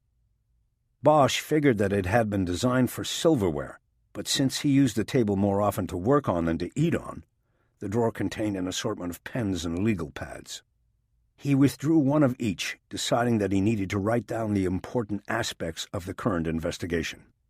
After 20 minutes and 3 torn-off and crumpled pages, his free-form thoughts had filled less than half a page. / arrest. Echo Park. / escape. Parentheses red line, close parentheses. Who is Waits? Where is the castle? Parentheses destination, Echo Park, close parentheses. Beechwood Canyon, setup, false confession. Who benefits? Why now? Bosch studied the notes for a few moments. He knew that the last 2 questions he had written were actually the starting point. If things had gone according to plan, who would have benefited from Waits's false confession? Waits, for one, by avoiding a death sentence. But the real winner was the real killer. The case would have been closed, all investigations halted. The real killer would escape justice. Bosch looked at the 2 questions again. Who benefits? Why now? He considered them carefully and then reversed their order and considered them again. He came to a single conclusion. His continued investigations of the Marie Gesto case had created a need for something to be done now. He had to believe that he had knocked too hard on someone's door and that the entire Beechwood Canyon plan had come about because of pressure he was continuing to exert on the case. This conclusion led to the answer to the other question at the bottom of the sheet. Who benefits? Bosch wrote, Anthony Garland, Hancock Park. For 13 years, Bosch's instinct had told him Garland was the one. But beyond his instincts, there was no evidence directly connecting Garland to the murder. Bosch had not yet been made privy to the evidence, if any, that was developed during the excavation of the body and the autopsy, but he doubted that after 13 years there would be anything usable, no DNA or forensics that could tie the killer to the body. Garland was a suspect under the replacement victim theory. That is, his rage toward the woman who had dropped him led him to kill a woman who reminded him of her. The shrinks would call it a long-shot theory, but Bosch now moved it front and center. Do the math, he thought. Garland was the son of Thomas Rex Garland, wealthy oil baron from Hancock Park. O'Shea was in a highly contested election battle, and money was the gasoline that kept a campaign engine running. It was not inconceivable that a quiet approach had been made to T-Rex, a deal struck, and a plan enacted. O'Shea gets the money he needs to win the election, Olivas gets the head investigator nod in O'Shea's office, and Waits takes the fall for Gesto, while Garland takes a ride. L.A. was a sunny place for shady people. Bosch knew that better than most. He had no hesitation in believing Olivas had been part of such a scheme. And the thought of O'Shea, a career prosecutor, selling his soul for a shot at the top slot didn't give him pause for very long either. "Run, you coward! How's your bullshit deal looking now?" He opened his phone and called Keisha Russell at the Times. After several rings, he checked his watch and saw it was a few minutes after 5. He realized that she was probably on deadline and ignoring her calls. He left a message at the prompt, asking her to call back. Since it was so late in the day, Bosch decided he had earned a beer. He went to the kitchen and got an Anchor Steam out of the box. He was happy he had gone high-end the last time he bought beer. He took the bottle out on the deck and watched as the heart of rush hour gripped the freeway below. The traffic slowed to a crawl, and the incessant sound of car horns of every variety began. It was just far enough away to be less than intrusive. Bosch was glad he was not down there in the fight. His phone buzzed, and he pulled it out of his pocket. It was Keisha Russell calling back. "Sorry, I was going over tomorrow's story with the copy editor. I hope you spelled my name right." "Actually, you're not in this one, Harry. Surprise." "Glad to hear it. What can you do for me?" I was actually going to ask you to do something for me." "Of course you were. What could it be?" "You're a political reporter now, right? Does that mean you look at campaign contributions?" "I do. I review every filing by every one of my candidates. Why?" He walked back inside and muted the stereo. "This is off the record, Keisha. I'd like to know who has been supporting Rick O'Shea's campaign." "O'Shea? Why?" "I'll tell you when I can tell you. I just need the information right now." "Why do you always do this to me, Harry?" It was true. They had danced like this many times in the past, but their history was that Bosch was always true to his word when he said he would tell her when he could tell her. He hadn't double-crossed her once, and so her protests were banter, a mere prequel to her doing what Bosch wanted her to do. That was part of the dance as well. "You know why," he said, playing his part. "Just help me out, and there will be something for you when the time is right." "Someday I want to decide when the time is right." "Hold on." She clicked off and was gone for almost a minute. As he waited, Bosch stood over the spread of documents on the dining room table. He knew that he was spinning his wheels with this angle on O'Shea and Garland. They could not be touched at the moment. They were guarded by money and the law and the rules of evidence. Bosch knew the correct angle of investigation was to go at Raynard Waits. His job was to find him and break open the case. "Okay," Russell said after getting back on the line. "I have the most up-to-date filing. What do you want to know?" "How up-to-date is up-to-date?" "This was filed last week, Friday." "Who are his main contributors?" "There's nobody who is really big, if that's what you mean. He's mostly running a grassroots campaign. Most of his contributors are fellow lawyers, almost all of them." Bosch thought of the Century City law firm that handled things for the Garland family now, and had gotten the most recent court order preventing Bosch from questioning Anthony Garland about Marie Gesto without an attorney present. The head of the firm was Cecil Dobbs. "Is one of those lawyers Cecil Dobbs?" Yes, C.C. Dobbs, Century City address. He gave 1,000. Bosch remembered the lawyer in his collection of videotaped interviews with Anthony Garland. "What about Dennis Franks?" "Franks? Yes, a lot of people from that firm contributed." "What do you mean?" "Well, according to election law, you give your home and work address when you make a contribution. Dobbs and Franks have a Century City work address, and, 9, 10, 11 other people gave the same address. They each gave 1,000 too. It's probably all the lawyers in the same firm. So $13,000 from there, is that it? That's it from there, yes. Bosch thought about whether to specifically ask if the name Garland was on the contributors list. He didn't want her making phone calls or snooping around in his investigation. No big corporate contributors? Nothing of major consequence. Why don't you tell me what you're looking for, Harry? You can trust me. He decided to go for it. You have to hold on to it until you hear from me. No phone calls, no inquiries. You just sit on this, right? Right, until I hear from you. Garland. Thomas Rex Garland? Anthony Garland. Anybody like that on there? No. Isn't Anthony Garland the kid you were looking at once from Cursed Out Loud? He was hoping she wouldn't make the connection. A decade earlier, when she was a hellion on the cop beat, she had come across a search warrant application he had filed in an effort to search Anthony Garland's home. The application had been rejected for lack of probable cause, but the filing was public record, and at the time Russell, the ever-industrious reporter, routinely combed through the search warrants at the courthouse. Bosch had talked her out of writing a story identifying the scion of the local oil family as a suspect in the Guesto murder, but here it was a decade later, and she remembered the name. "You can't do anything with this, Keisha," he responded. "What are you doing?"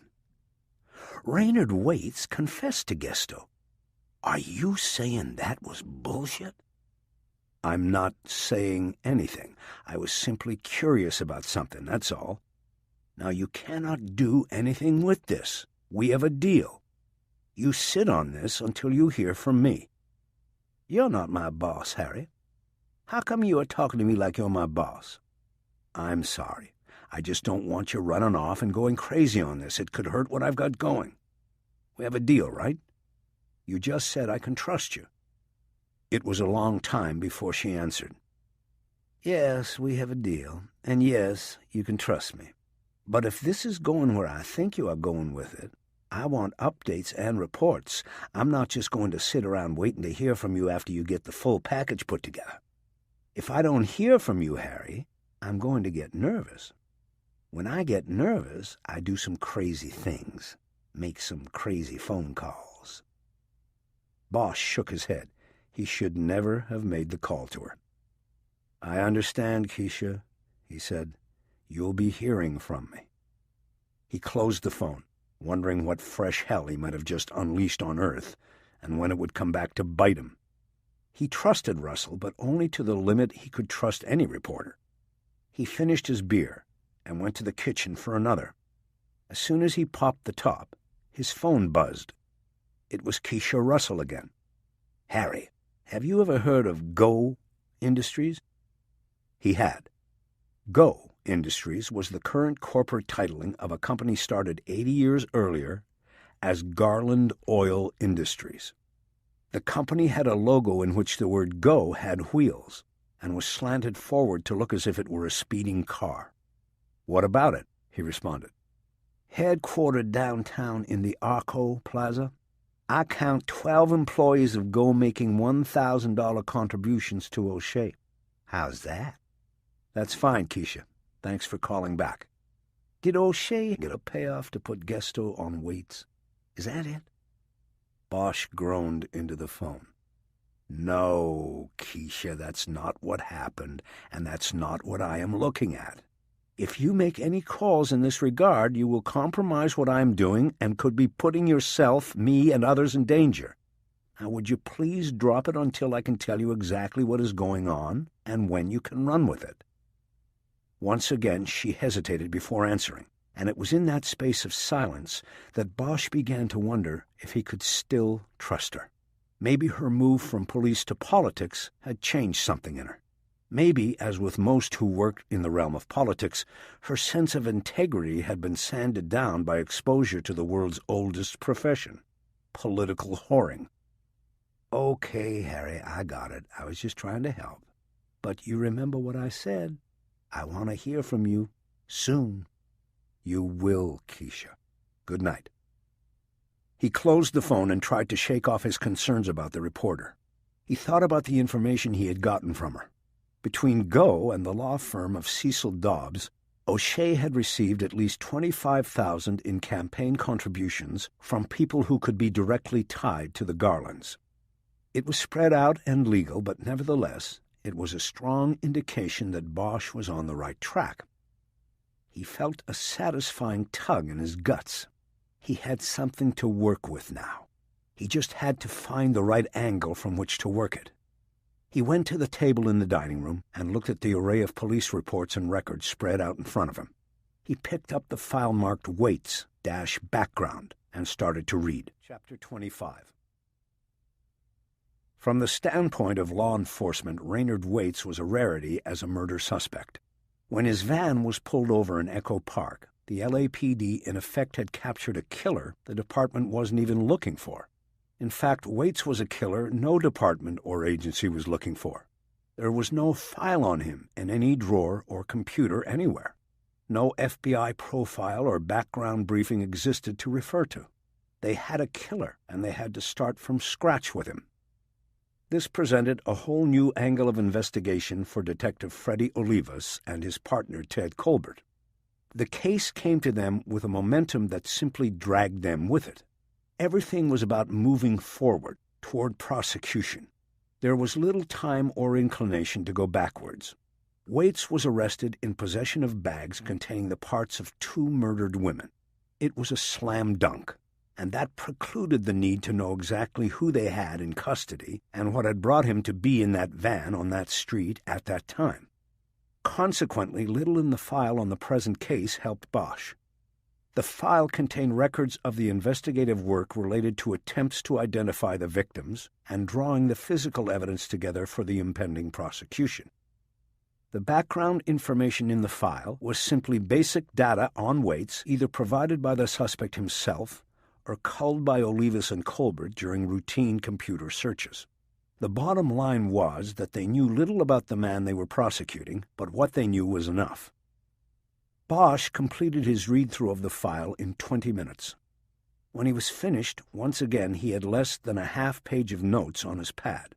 He had constructed a short timeline that charted the suspect's arrests, admissions, and use of the names Raynard Waits and Robert Saxon. 4/30/92. Daniel Fitzpatrick murdered. Hollywood. 5/18/92. Raynard Waits, DOB 11371, DL issued. Hollywood. 2/01/93.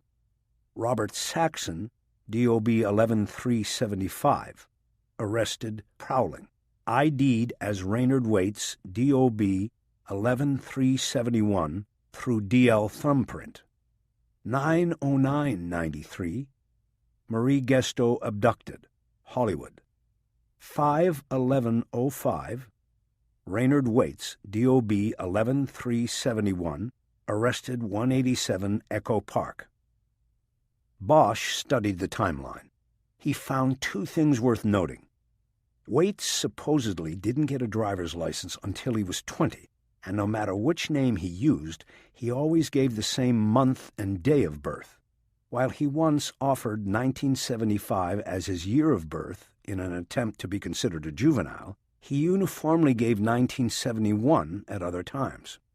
Bosch knew that the latter was a practice often employed by people switching identities. Change the name but keep some of the other details the same to avoid getting confused or forgetting basic information. An obvious giveaway, especially if it's a cop asking for it.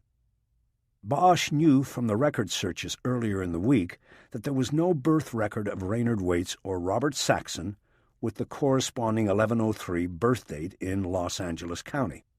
The conclusion he and Kis Ryder had reached from this was that both names were false. But now Bosch considered that maybe the birth date of 1103/71 was not false. Maybe Waits, or whoever he was, kept his real date of birth as he changed his name. Bosch now looked at the close proximity between the date of the Fitzpatrick murder and the date of issue of Waits's driver's license. It was less than a month. He added to this the fact that according to the records, Waits did not apply for a driver's license until he was 20. He thought it was unlikely that a boy growing up in the autotopia of L.A. would wait until he was 20 to get his driver's license. It was yet one more indication that Raynard Waits was not his name. Bosch started to feel it. Like a surfer waiting for the right swell before starting to paddle, he felt his wave coming in.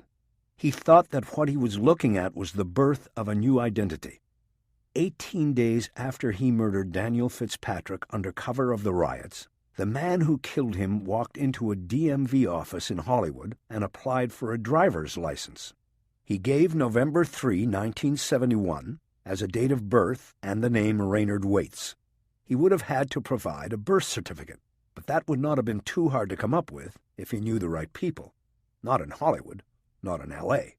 Getting a phony birth certificate would have been an easy, almost risk-free task. The Fitzpatrick murder and the change of ID were connected. It was a cause and effect. Something about the murder caused the killer to change his identity. This belied the confession given 2 days earlier by Raynard Waits. He had characterized the murder of Daniel Fitzpatrick as a thrill kill, an opportunity to indulge a long-held fantasy. He went out of his way to depict Fitzpatrick as a victim chosen at random, chosen simply because he was there. But if that was truly the case, and if the killer had no previous connection to the victim, then why did the killer act almost immediately to reinvent himself with a new identity? Within 18 days, the killer procured a false birth certificate and got a new driver's license. Raynard Waits was born. Bosch knew there was a contradiction in what he was considering. If the killing of Fitzpatrick had taken place as Waits had confessed, then there would have been no reason for him to quickly create a new identity. But the facts, the timeline of the murder and the issuance of the driver's license, contradicted this. The conclusion to Bosch was obvious. There was a connection. Fitzpatrick was not a random victim.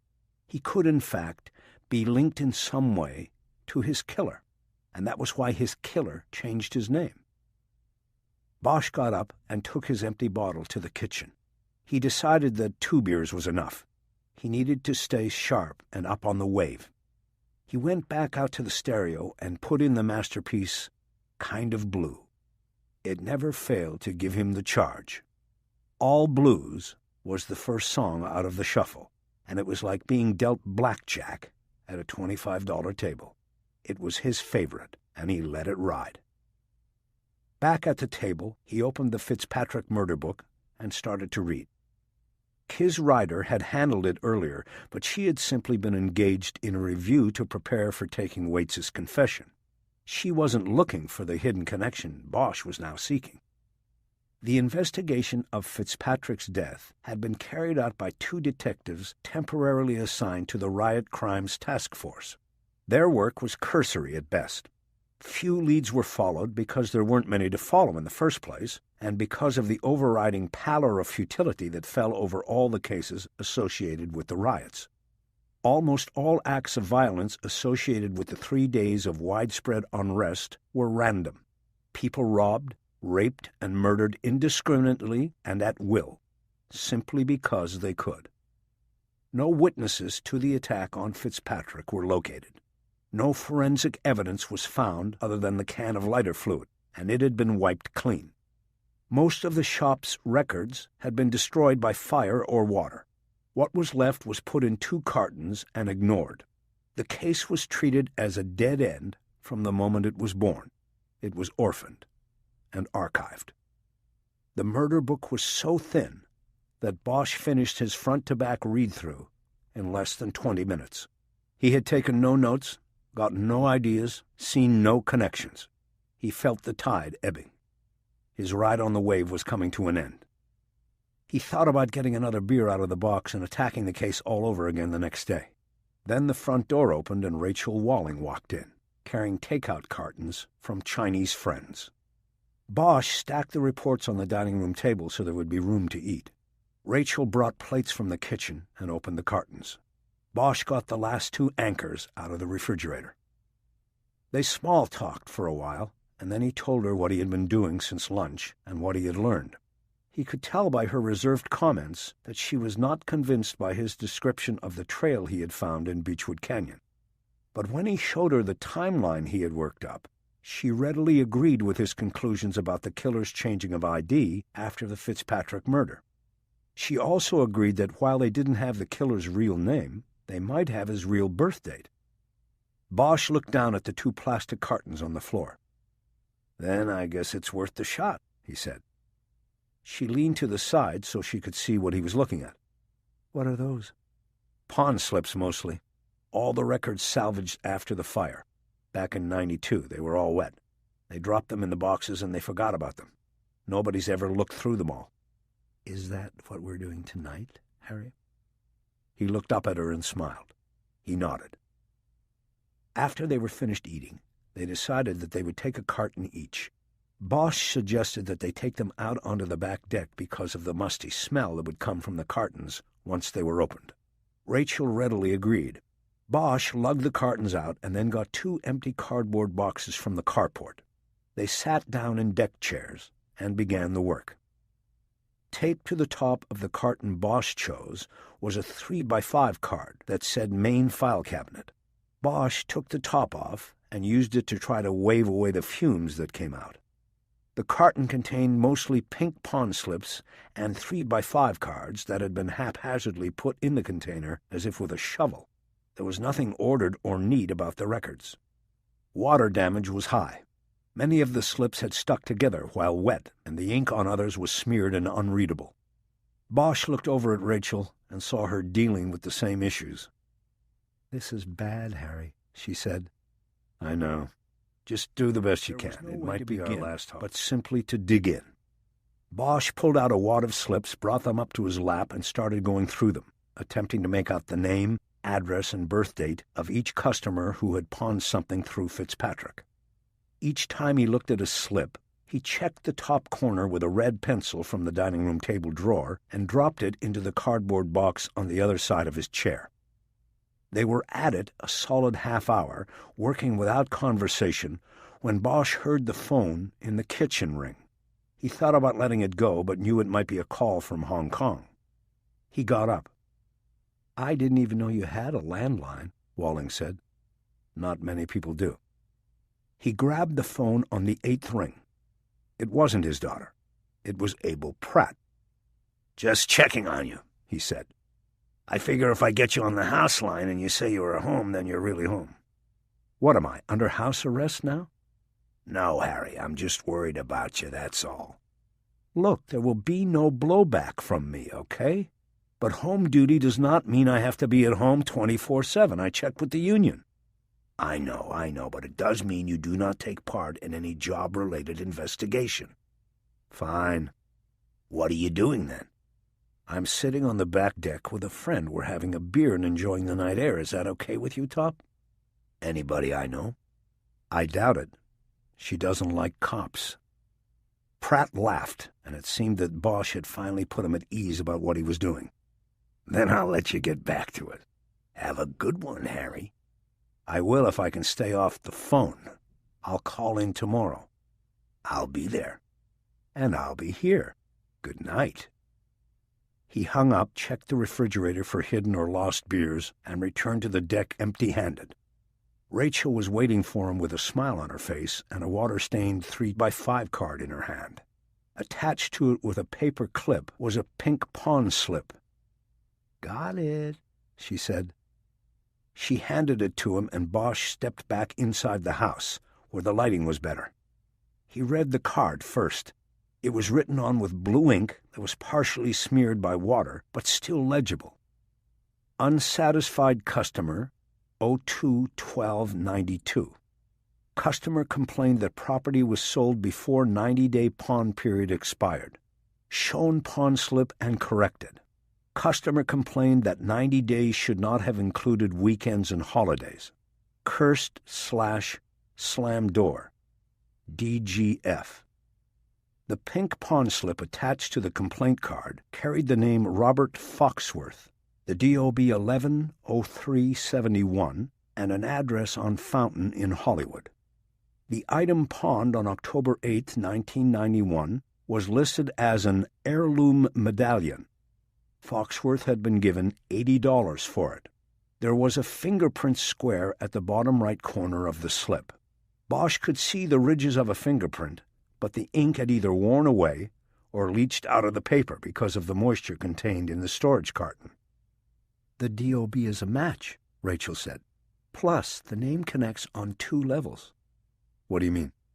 "Well, he took Robert forward when he used the name Robert Saxon, and he took the Fox in Foxworth forward when he used Reynard. Maybe that's where this whole Reynard thing came from. If his real name is Foxworth, maybe when he was a kid his parents told him stories about a fox named Reynard." "If his real name is Foxworth," Bosch repeated, "maybe we just found another alias." "Maybe, but at least it's something you didn't have before." Bosch nodded. He could feel his excitement building. She was right. Finally, they had a new angle to pursue. Bosch pulled out his phone. "I'm going to run the name and see what happens." He called Central Dispatch and asked a service operator to run the name and birth date they had found on the pawn slip. It came back clean and with no record of a current driver's license. He thanked the operator and hung up. "Nothing," he said, "not even a driver's license." "But that's good," Rachel said. "Don't you see? Robert Foxworth would be about to turn 35 right now. If there's no history or current license, then that is further confirmation that he is no more, that he's either dead or he became someone else." "Reynard Waits." She nodded. "I guess I was hoping for a DL with an Echo Park address," Bosch said. "I guess that's too much to ask for." "Maybe not. Is there a way in this state to check defunct driver's licenses? Robert Foxworth, if that's his real name, probably got a license when he turned 16 in 1987. When he switched identities, it would have expired." Bosch considered this. He knew that the state did not start requiring a thumbprint from licensed drivers until the early 90s. It meant Foxworth could have gotten a driver's license in the late 80s, and there would be no way to connect him to his new identity as Reynard Waits. "I could check with DMV in the morning. It's not something I can get through communications dispatch tonight." "There is something else you can check tomorrow," she said. "Remember the quick and dirty profile I did the other night? I said these early crimes weren't aberrations. He built up to them." Bosch understood. A juvie jacket. She nodded. "You might find a juvenile record on Robert Foxworth, again, if that's his real name. It wouldn't have been accessible through dispatch either." She was right. State law kept juvenile records from trailing an offender into adulthood. The name may have come up clean when Bosch called dispatch to run it, but that didn't mean it was squeaky clean. As with the driver's license information, Bosch would have to wait until morning, when he could get into the juvenile records at the Department of Probation. But as soon as his hopes were lifted, he knocked them down again. "Wait a minute, that doesn't work," he said. His prints would have drawn him as Reynard Waits. They would have hit the prints taken from Robert Foxworth as a juvenile. His record might not be available, but the prints stay in the system. Maybe, maybe not. 2 separate systems, 2 separate bureaucracies. The crossover doesn't always work. That was true, but it was more wishful thinking than anything else. Bosch now reduced the juvenile angle to a long shot. It was more likely that Robert Foxworth had never been in the juvenile system. Bosch was beginning to think the name was just another false identity in a string of them. Rachel tried to change the subject. "What do you think about this heirloom medallion he pawned?" she asked. "I have no idea." "The fact that he wanted to get it back is interesting. Makes me think maybe it wasn't stolen. Like maybe it belonged to someone in his family and he needed to get it back." "It would explain him cursing and slamming doors, I guess." She nodded. Bosch yawned, and all at once he realized how tired he was. He had been running all day just to get to this name and the uncertainties that accompanied it. The case was crowding his brain. Rachel seemed to read him. "Harry, I say we quit while we're ahead and have another beer." "I don't know how far ahead we are, but I could use another beer," Bosch said. "There's only one problem with that." "What?" No more beer. Harry, you invited a girl over to do your dirty work and help you crack the case, and all you give her is one beer? What's wrong with you? What about wine? You have some wine? Bosch shook his head sadly. But I'm on my way to the store. That's good. I'm on my way to the bedroom. I'll be waiting for you there. Then I won't delay. Make mine a red wine, will you? I'm on it. Bosch hurried from the house. He had parked earlier at the front curb so that Rachel could use the carport if she came over. As he walked out the front door, he noticed a vehicle sitting at the opposite curb 2 houses down. The vehicle, a silver SUV, caught his eye because it was parked in a red zone. There was no parking allowed along that curb, since it was too close to the next curve in the road. A car could come around the bend and easily collide with any car parked there. As Bosch looked up the street, the SUV suddenly took off without its lights on. It sped north around the bend and disappeared. Bosch ran to his car, jumped in, and headed north after the SUV. He drove as fast as he could safely go. Within 2 minutes, he had followed the curving street around to the 4-way stop at Mulholland Drive. There was no sign of the SUV, and it could have gone in any of 3 directions from the stop. Shit! Bosch sat at the intersection for a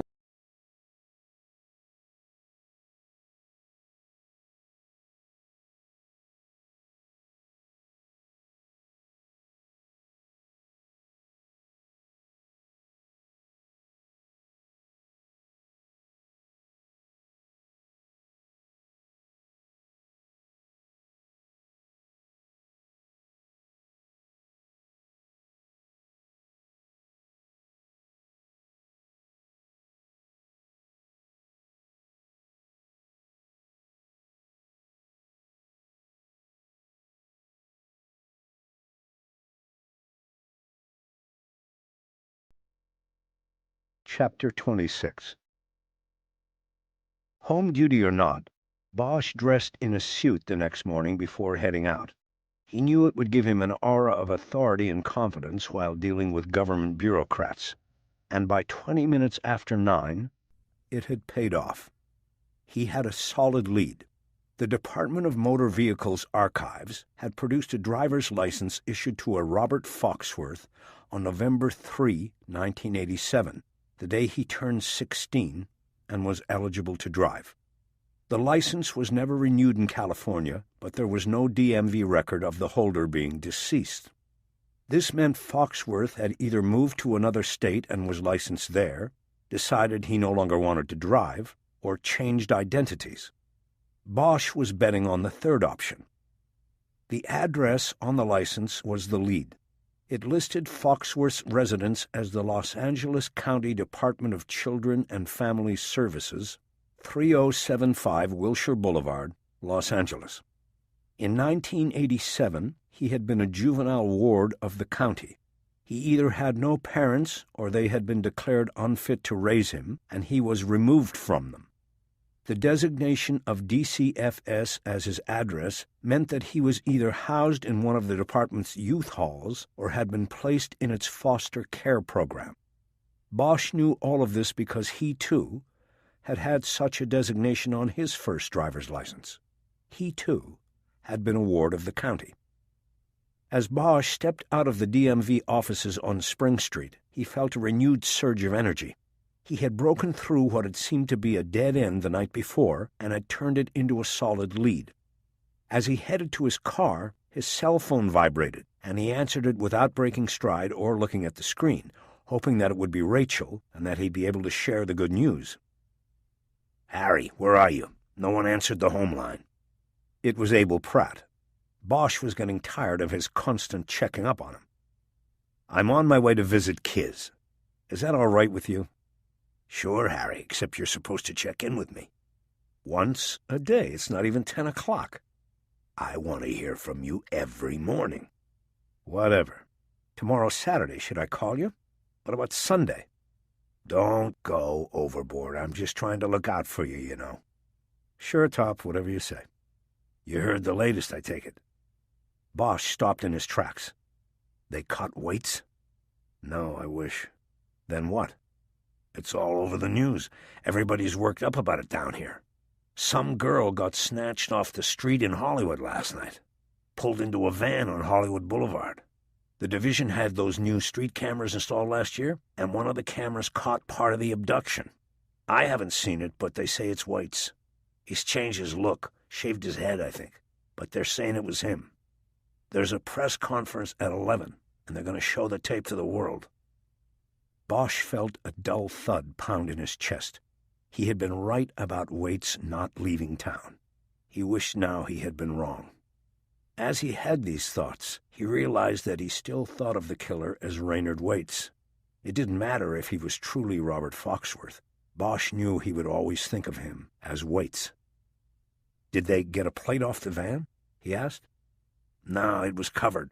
All they put out was that it was a plain white Econoline van, like the other one he used, but older. Look, I've got to go. I just wanted to check in. Hopefully, this is the last day. OIS will finish up and you'll be back in the unit. Yeah, that would be good. But listen, during his confession, Waits said he had a different van in the 90s. Maybe the task force should get somebody to look through old DMV registrations under his name. They might come up with a plate to go with the van. It's worth a shot, I'll tell them. Okay. Stay close to home, Harry. And give my regards to Kiz. Closed the phone, right, happy that he'd been able to come up with the Kiz line on the spot like that. But he also knew that he was becoming a good liar with Pratt, and that didn't make him very happy. Bosch got into his car and headed toward Wilshire Boulevard. The call from Pratt had increased his sense of urgency. Waits had abducted another woman, but there had been nothing in the files to indicate that he killed his victims immediately. That meant the latest victim might still be alive. Bosch knew that if he could get to Waits, he could save her. The DCFS offices were crowded and loud. He waited at a records counter for 15 minutes before he got the attention of a clerk. After taking Bosch's information and typing it into a computer, she told him that there was indeed a juvenile file relating to Robert Foxworth, DOB 110371, but that to see it, he would need a court order authorizing his search of the records. Bosch just smiled. He was too excited by the fact that a file was actually still in existence to be upset by one more frustration. He thanked her and told her he would be back with the court order. Bosch stepped back out into the sunlight. He knew he was at a crossroads now. Dancing around the truth of where he was during phone calls with Abel Pratt was one thing. But if he was to apply for a search warrant seeking the DCFS records without departmental approval, coming in the form of a supervisor's okay, then he would be completely going off the reservation. He would be conducting a rogue investigation and committing a firing offense. He figured he could take what he had into Randolph at OIS or the Fugitive Task Force and let them run with it, or he could go the rogue route and accept the possible consequences. Since coming back from retirement, Bosch had felt less constricted by the rules and regulations of the department. He had already walked out the door once and knew that if push came to shove, he would be able to do it again. The second time would be easier. He didn't want it to come to that, but he could do it if he had to. He pulled out his phone and made the one call he knew might save him from making a choice between two bad options. Rachel Walling answered her cell on the second ring. "So, what's happening over there in Tactical?" he asked. "Oh, we always have something happening here. How did it go downtown?" "Did you hear that Waits abducted another woman last night?" She had a habit of asking more than one question at a time, especially when she was excited. Bosch told her that he had heard about the abduction and then related the tale of his morning's activities. "So, what are you going to do?" "Well, I'm thinking about seeing if the FBI might be interested in joining the case." "And what about the case would carry it across the federal threshold?" "You know, corruption of public officials, campaign finance violations, kidnapping, cats and dogs living together, the usual stuff." She stayed serious. "I don't know, Harry.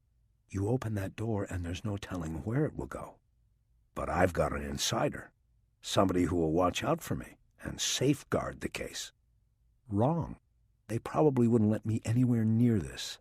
It's not my group, and there's the conflict of interest. What conflict? We've worked together before. I'm just telling you how this will likely be received. Look, I need a search warrant. If I go off the reservation to get one, I probably won't be able to come back on again. I know it will be the last straw with Pratt, that's for sure. But if I can say that I was brought into a federal investigation, then that would give me a valid explanation. It would give me an out. All I want is to look at Foxworth's DCFS file. I think it will lead us to whatever's in Echo Park. She was quiet for a long moment before responding. Where are you right now? I'm still at DCFS. Go get a donut or something. I'll be there as soon as I can. You sure? No, but that's what we're going to do. She hung up the phone. Bosch closed his and looked around. Instead of a donut, he went over to a newspaper box and got the morning edition of the Times. He took a seat on the planter that ran along the front length of the DCFS building and looked through the paper for stories on the Raynard Waits and Beechwood Canyon investigations. There was no story on the abduction on Hollywood Boulevard because that had occurred during the night and long after the paper's deadline. The coverage of the Waits story had moved off the front page to the state and local section, but it was still extensive. There were 3 stories in all. The most prominent report was on the so far unsuccessful nationwide search for the escaped serial killer. Most of the information had already been rendered obsolete by the events of the night. There was no nationwide search anymore. Waits was still here inside the section and was framed by 2 sidebars. One was an update on the investigation that filled in some of the details of what had happened during the shootout and escape, and the other story was a political update. This latter story was written by Keisha Russell, and Bosch quickly scanned it to see if anything they had discussed about Ricochet's campaign financing had gotten into the paper. Luckily, there was nothing, and he felt his trust in her rising. Bosch finished reading the stories, and there was still no sign of Rachel. He moved into other sections of the paper, studying the box scores of sporting events he cared nothing about and reading reviews of movies he would never see. When there was nothing left for him to read, he put the paper aside and started pacing in front of the building. He became anxious, worried that he'd lose the edge the morning's discoveries had given him. He got out his phone to call her, but decided instead to call St. Joseph's Hospital and check on Kiz Ryder's condition. He was transferred to the 3rd-floor nursing station and was then put on hold. While he was waiting to be connected, he saw Rachel finally pull up in a federal cruiser. He closed the phone, crossed the sidewalk, and met her as she was getting out. "What's the plan?" he said by way of greeting. "What? No, how are you doing, or thanks for coming?" "Thanks for coming. What's the plan?" They started walking into the building. "The plan is the federal plan. I go in and draw down on the man in charge the full force and weight of the government of this great country. I raise the specter of terrorism, and he gives us the file." Bosch stopped. "You call that a plan?" "It's worked pretty well for us for more than 50 years. She didn't stop. He now had to hurry to catch up. "How do you know it's a man in charge?" "Because it always is. Which way?" He pointed straight ahead in the main hallway. Rachel didn't break stride. "I didn't wait around for 40 minutes for this, Rachel." "You have a better idea?" "I had a better idea. A federal search warrant, remember?" "That was a non-starter, Bosch. I told you. I open that door and you get trampled. This is better, in and out. If I get you the file, I get you the file. Doesn't matter how." She was 2 paces in front of him now, moving with federal momentum. Bosch secretly started to believe. She moved through the double doors beneath the sign that said Records with an authority and command presence that could not be questioned. The clerk Bosch had dealt with was at the counter speaking with another citizen. Walling stepped right up and didn't wait for an invitation to speak. She drew her credentials from her suit jacket pocket in one smooth move. "FBI, I need to see your office manager in regard to a matter of urgency." The clerk looked at her with an unimpressed face. "I will be with you as soon as I "You're with me now, honey. Go get your boss, or I'll go get him. This is life or death urgent." The woman made a face that seemed to indicate she had never encountered such rudeness before. Without a word to the citizen in front of her, or anyone else, she stepped away from the counter and walked to a door behind a row of cubicles. They waited less than a minute. The clerk stepped back out through the door, followed by a man wearing a white short-sleeved shirt and a maroon tie. He came directly to Rachel Walling. "I'm Mr. Osborne. How can I help you?" "We need to step into your office, sir. This is a highly confidential matter." "Over this way, please." He pointed to a swing door at the far end of the counter. Bosch and Walling walked down to it, and its lock was buzzed open. They followed Osborne back through the rear door to his office. Rachel let him get a look at her credentials once he was seated behind a desk festooned with dusty Dodgers memorabilia. There was a wrapped sandwich from Subway, front and center on his desk. "What's this all—" "Mr. Osborne, I work for the Tactical Intelligence Unit here in Los Angeles. I'm sure you understand what that means. And this is Detective Harry Bosch of the LAPD. We're working a joint investigation of high importance and urgency. We've learned from your clerk that there exists a file pertaining to an individual named Robert Foxworth, date of birth 11/3/71. It is vitally important that we be allowed to review that file immediately." Osborne nodded, but what he said didn't go with a nod. "I understand, but here at DCFS we work under very precise laws, state laws that protect the children. The records of our juvenile wards are not open to the public without court order. My hands are—" "Sir, Robert Foxworth is no longer a juvenile. He is 34 years old. The file might contain information that will lead us to the containment of a very grave threat to this city. It will undoubtedly save lives." "I know, but you have to understand that we are not—" "I do understand. I understand perfectly that if we don't see that file now, we could be talking about a loss of human life. You don't want that on your conscience, Mr. Osborne, and neither do we. That's why we are on the same team. I'll make a deal with you, sir. We will review the file right here in your office with you watching. In the meantime, I will get on the phone and instruct a member of my team at Tactical to draw up a search warrant. I will see to it that it is signed by a judge and furnished to you before the end of business today." "Well, I'd have to call it up from archives." "Are the archives here in the building?" "Yes, down below." "Then please call archives and get that file up here. We don't have a lot of time, sir." "Just wait here. I will handle it personally." The man left the office, Thank you, Mr. and Rachel looked at Bosch with a slight smile. "Now let's hope he doesn't change his mind," she said. "You're good," he responded. "I tell my daughter that she could talk a zebra out of its stripes. I think you could talk a tiger out of its." "If I get this, you owe me another lunch at Water Grill." "Fine, just no sashimi." They waited for Osborne's return for nearly 15 minutes. When he came back to the office, he was carrying a file folder that was nearly an inch thick. He presented it to Walling, who took the file as she was standing up. Bosch took the cue and stood as well. "We'll get this back to you as soon as possible," she said. "Thank you, Mr. Osborne." "Wait a minute, you said you were going to look at it here." Rachel was heading toward the office door, gathering that momentum again.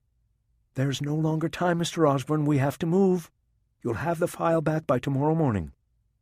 She was already through the door. Bosch followed, closing it behind him on Osborne's final words. "What about the court order?" As they passed behind the clerk, Walling asked her to buzz them out. Rachel kept a 2-pace lead on Bosch as they headed out into the hallway. He liked walking behind her and admiring how she handled herself. Command presence in spades. "Is there a Starbucks around here where we could sit and look at this thing? I'd like to look before heading back." "There's always a Starbucks around." Out on the sidewalk, they walked east until they came to a tiny luncheonette that had a small inside counter with stools. It beat looking for a Starbucks, so they went in. While Bosch ordered 2 coffees from the man behind the counter, Rachel opened the file. By the time the coffees were put down on the counter and paid for, she had a 1-page lead on him. They sat side by side, and she passed each page to him after she was finished her review of it. They worked silently, and neither one drank their coffee. Buying the coffee had merely bought them the workspace at the counter. The first document in the file was a copy of Foxworth's birth certificate. He was born at Queen of Angels Hospital. The mother was listed as Rosemary Foxworth, DOB 62154, Philadelphia, PA, and the father was listed as unknown. The mother's address was an apartment on Orchid Avenue in Hollywood. Bosch placed the address in the middle of what was now called the Kodak Center, part of the Hollywood renovation and rebirth plan. It was all glitz and glass and red carpets now, but back in 1971 it would have been a neighborhood patrolled by streetwalkers and hypes. The birth certificate also listed the doctor who delivered the child and a hospital social worker involved in the case. Bosch did the math. Rosemary Foxworth was 17 years old when she gave birth to her son. No father listed or in attendance. No father known. The listing of a social worker meant the county was picking up the tab on the delivery, and the home address did not bode well for a happy start for baby Robert.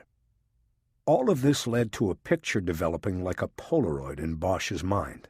He guessed that Rosemary Foxworth had been a runaway from Philadelphia, that she hit Hollywood and shared a flop apartment with others like her. She probably worked the nearby streets as a prostitute. She probably used drugs. She gave birth to the boy, and then the county eventually stepped in and took him away.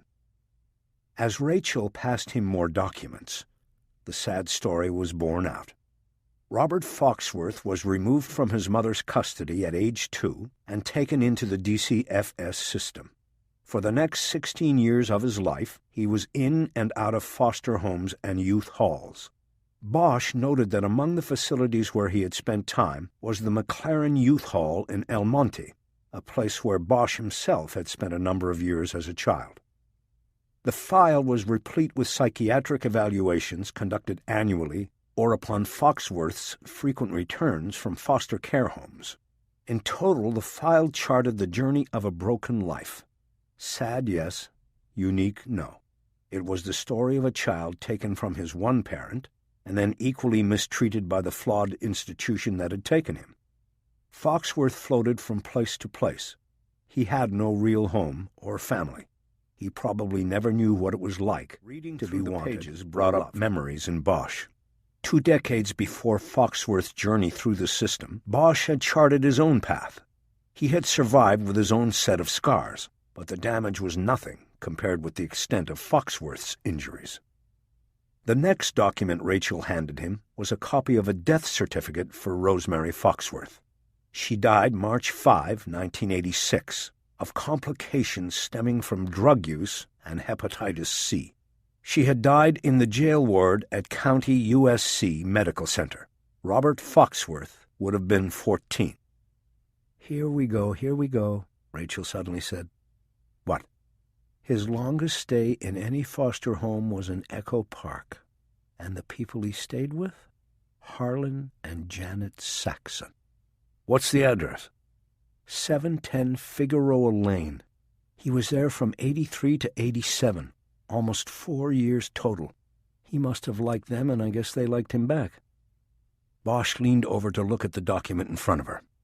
He was on Figueroa Terrace, only a couple of blocks from there when he got pulled over with the bodies, he said. If they had followed him for just 1 more minute, they would have had the place. If that's where he was going. It's got to be where he was going. She handed him the page and moved on to the next. But Bosch stood up and walked away from the counter. He had read enough for the time being. He had been looking for the connection to Echo Park, and now he knew he had it. He was ready to put the bookwork aside. He was ready to make a move. Harry, these shrink reports from when he was a teenager, he was talking about some sick shit here. Like what? A lot of anger toward women? Young, promiscuous women, prostitutes, drug users? You know what the psychology is here? You know what I think he ended up doing? No and no. What? He was killing his mother over and over again. All those missing women and girls they've hung on him? The one last night? To him, they were like his mother, and he wanted to kill her for abandoning him, and maybe kill them before they did the same thing, brought a child into the world. Bosch nodded. That's a nice shake-and-bake shrink job. If we had the time, you could probably find his rosebud memory, too. But she didn't abandon him. They took him away from her. She shook her head. Doesn't matter, she said. Abandonment through lifestyle. The state had no choice but to step in and take him away from her. Drugs, prostitution, the whole thing.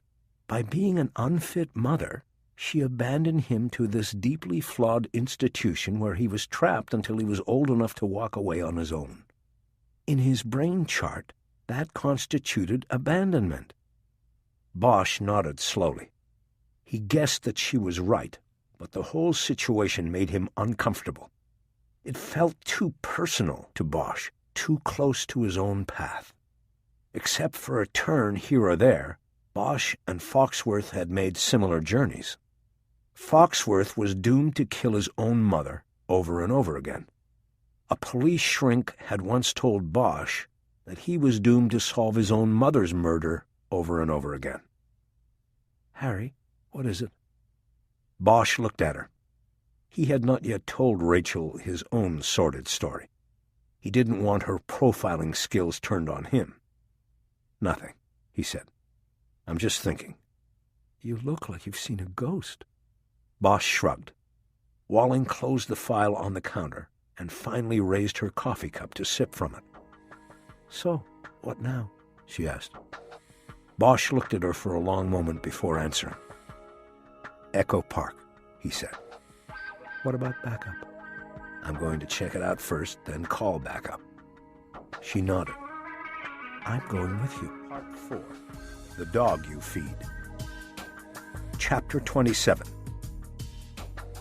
Bosch and Walling used Bosch's Mustang, since it would give them at least a small degree of cover compared with her Federal Cruiser, which screamed law enforcement. They drove to Echo Park, but did not approach the Saxon house at 710 Figueroa Lane. There was a problem. Figueroa Lane was a short turnaround street that extended for a block off the end of Figueroa Terrace and curved up along the ridge below Chavez Ravine. There was no cruising by it without being obvious about it, even in a Mustang. If Waits was there and watching for law enforcement, he would have the advantage of seeing them first. Bosch stopped the car at the intersection of Beaudry and Figueroa Terrace and drummed his fingers on the steering wheel. He picked a good place for the secret castle, he said. There's no getting close to it without being picked up on radar, especially in daylight. Rachel nodded. Medieval castles were built on hilltops for the same reason. Bosch looked to his left, toward downtown, and saw the tall buildings rising over the roofs of the homes on Figueroa Terrace. One of the closest and tallest buildings was the Department of Water and Power headquarters. It was directly across the freeway. I've got an idea, he said. They drove out of the neighborhood and back into downtown. Bosch entered the DWP garage and parked in one of the visitor slots.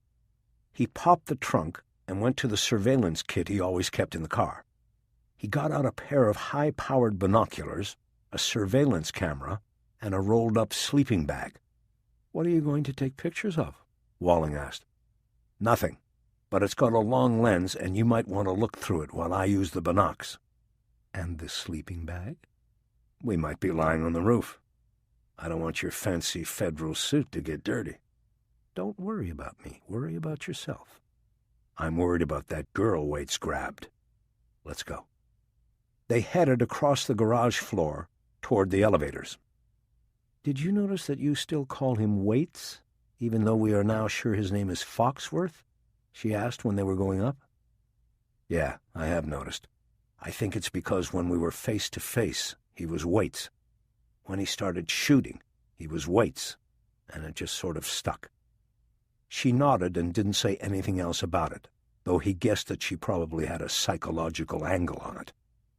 When they reached the lobby, Bosch went to an information desk, showed his badge and credentials, and asked to see a security supervisor. He told the desk man that it was urgent. In less than 2 minutes, a tall black man in gray pants and a navy blazer over his white shirt and tie came through a door and directly toward them. This time Bosch and Walling both showed their creds, and the man appeared properly impressed by the federal-local tandem. "Hieronymus," he said, reading Bosch's police ID. "Do you go by Harry?" "That's right." The man put out his hand and smiled. "Jason Edgar. I believe you and my cousin were partners." Not just because of the coincidence, but because he knew it meant that he would have this man's cooperation. He put the sleeping bag under his other arm and shook his hand. "That's right. He told me he had a cousin with the DWP. You used to get him billing info when we needed it." "Nice to meet you." "Likewise, man. What do we have here? If the FBI's involved, are we talking about a terrorism situation?" Rachel raised a hand to calm the situation. "Not quite," she said. "Jason, we're just looking for a place where we can look down on a neighborhood across the freeway in Echo Park. There's a house we're interested in, and we can't get close to it without being obvious about it. Know what I mean? We were thinking that maybe from one of the offices here or from the roof, we could get an angle and just see what's happening over there." "I've got just the spot," Edgar said without hesitation. "Follow me." He led them back to the elevators and had to use a key to get the 15th floor button to light. On the way up, he explained that the building was going through a floor-by-floor renovation. At the moment, the work had moved to the 15th floor. The floor had been gutted and was empty, waiting for the contractor to come in to rebuild according to the renovation plan. "You can have the whole floor to yourselves," he said. "Pick any angle you want for an op."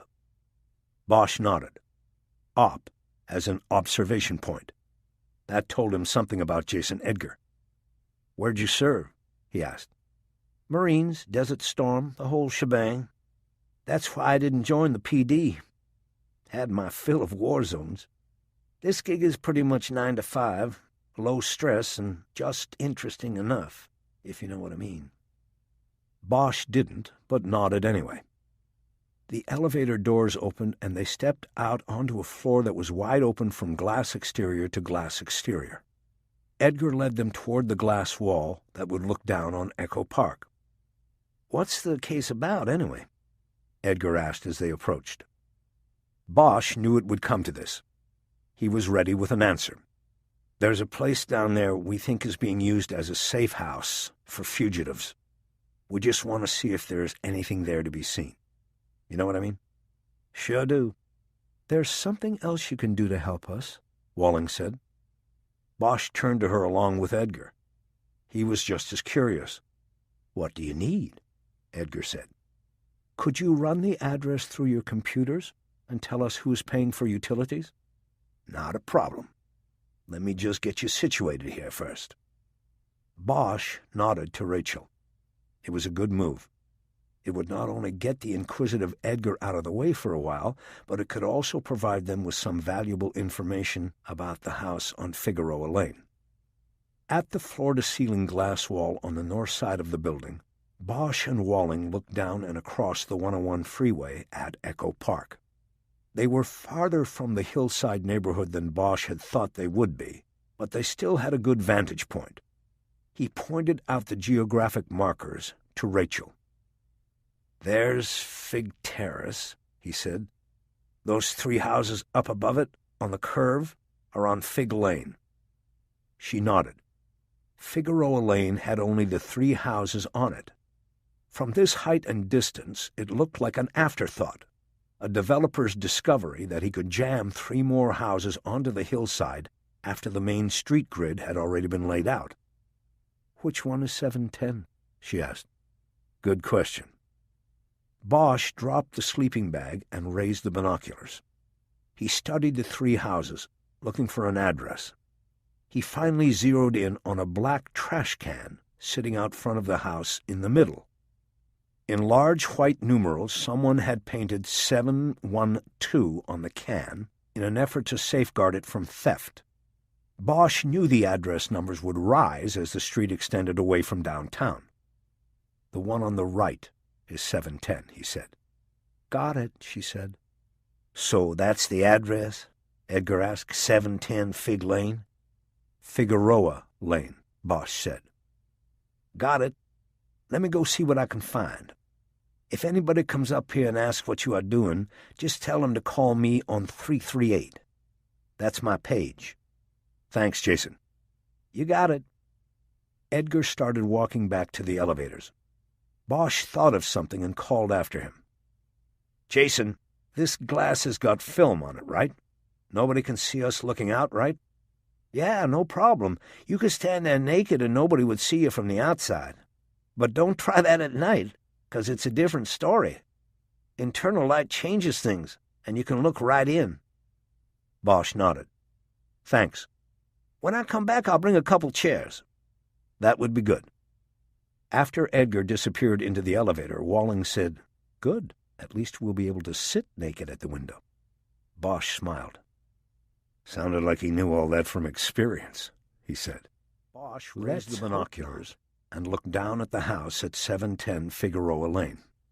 It was of similar design to the other two on the street, built high on the hillside with steps leading down to a street-front garage cut into the embankment below the house. It had a red barrel-tile roof and a Spanish motif. But while the other houses on the street were neatly painted and cared for, 710 appeared run down. Its pink paint had faded. The embankment between the garage and the house was overrun with weeds. The flagpole that stood at the corner of the front porch flew no flag. Bosch fine-tuned the focus of the field glasses and moved them from window to window, looking for indications of occupancy, hoping to get lucky and see Waits himself looking back out. Next to him, he heard Walling click off a few photos. She was using the camera. I don't think there's any film in that. It's not digital. It's all right, just force of habit. And I wouldn't expect a dinosaur like you to have a digital camera. Beneath the binoculars, Bosch smiled. He tried to think of a rejoinder, but let it go. He focused his attention back on the house. It was of a style commonly seen in the city's older hillside neighborhoods.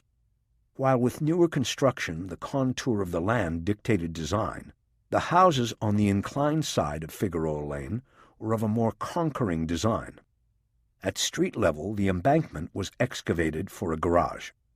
Then above this, the hillside was terraced, and a small single-level home had been constructed. The mountains and hillsides all over the city were molded this way in the 40s and 50s as the city sprawled through the flats and grew up the hillsides like a rising tide. Bosch noticed that at the top of the stairs that ran from the side of the garage up to the front porch, there was a small metal platform. He checked the stairs again and saw the metal guide rails. "There's a lift on the stairs," he said. "Whoever's living there now is in a wheelchair." He saw no movement behind any window viewable from the angle they had. He dropped his focus down to the garage. It had a pedestrian entrance door and double garage doors that had been painted pink a long time before. The paint, what was left of it, was gray now, and the wood was splintering in many places from direct exposure to the afternoon sun. One garage door looked as though it had closed at an uneven angle to the pavement. It didn't look operational anymore. The pedestrian entrance door had a window, but a shade was pulled down behind it. Across the top panel of each of the garage doors was a row of small square windows, but they were being hit with direct sunlight, and the dazzling reflection prevented Bosch from seeing in. Bosch heard the elevator ding and put the binoculars down for the first time. He checked behind him and saw Jason Edgar carrying 2 chairs toward them. "Perfect," Bosch said. He took one of the chairs and positioned it near the glass so he could sit on it backwards and prop his elbows on the seat back. Classic surveillance form. Rachel positioned her chair so she could sit normally in it. "Did you get a chance to check with records, Jason?" she asked. "I did," Edgar said. "Services to that address are billed to a Janet Saxon and have been for 21 years. "Thank you." "No problem. I take it that's all you need from me right now?" Bosch looked up at Edgar. Jason, you've been a great help. We appreciate it. We'll probably stick around a little bit and then split. You want us to let you know or drop these chairs off somewhere? Just tell the guy in the lobby on your way out. He'll get a message to me. And leave the chairs. I can take care of that. Will do, thanks. Good luck. Hope you get your man. Everybody shook hands, and Edgar returned to the elevator. Bosch and Walling returned to watching the house on Figueroa Lane. Bosch asked Rachel if she would prefer taking shifts, and she said no. He asked if she would rather use the binoculars, and she said she would stick with the camera. Its long lens actually allowed her a closer focus than the binoculars did. 20 minutes went by, and no movement at the house was seen. Bosch had spent the time moving back and forth between the house and the garage, but was now training his focus on the heavy brush on the ridgeline up above, looking for another possible observation position that would put them closer. Walling spoke excitedly. "Harry, the garage." Bosch lowered his glasses and picked up the garage. The sun had moved behind a cloud, and the glare had dropped off the line of windows across the top panel of each garage door. Bosch saw Rachel's discovery. Through the windows of the garage door that appeared to still be functional, he could see the back of a white van. "I heard that a white van was used in the abduction last night," Walling said. "That's what I heard, too. It's part of the bolo." He was excited. A white van in a house where Raynard Waits had lived. "That's it," he called out. "He has to be in there with the girl. Rachel, we gotta go." They got up and hurried to the elevator. Chapter 28. They debated backup as they sped out of the DWP garage. Walling was for it. Bosch was against. "Look, all we have is a white van," he said. "She might be in that house, but he might not be. If we storm in there with the troops, we could lose him. So all I want to do is check it out up close. We can call for backup when we get there, if we need it." He believed his view was certainly reasonable, but so was hers. "And what if he is in there?" she asked. "The two of us could be walking into an ambush. We need at least one team of backup, Harry, to do this correctly and safely. We'll call them when we get there." "That will be too late. I know what you're doing. You want this guy for yourself, and you're willing to risk that girl and us to get it." "You want me to drop you off, Rachel?" "No, I don't want you to drop me off, Harry." "Good. I want you to be there." Decision made, they ended the discussion. Figueroa Street ran behind the DWP building. Bosch took it east under the 101 freeway, crossed Sunset, and then followed it as it jogged north and under the 110 freeway. Figueroa Street became Figueroa Terrace, and they drove to where it ended and Figueroa Lane curved up to the crest of the hillside. Bosch pulled the car to the curb before driving up it. "We walk up, and then we stay close to the line of garages until we get to 710, he said. "If we stay in close, he won't have an angle on us from the house." "What if he isn't in the house? What if he's in the garage waiting for us?" "Then we deal with it. We clear the garage first, and then go up the stairs to the house." "The houses are on the hillside. We still need to cross the street."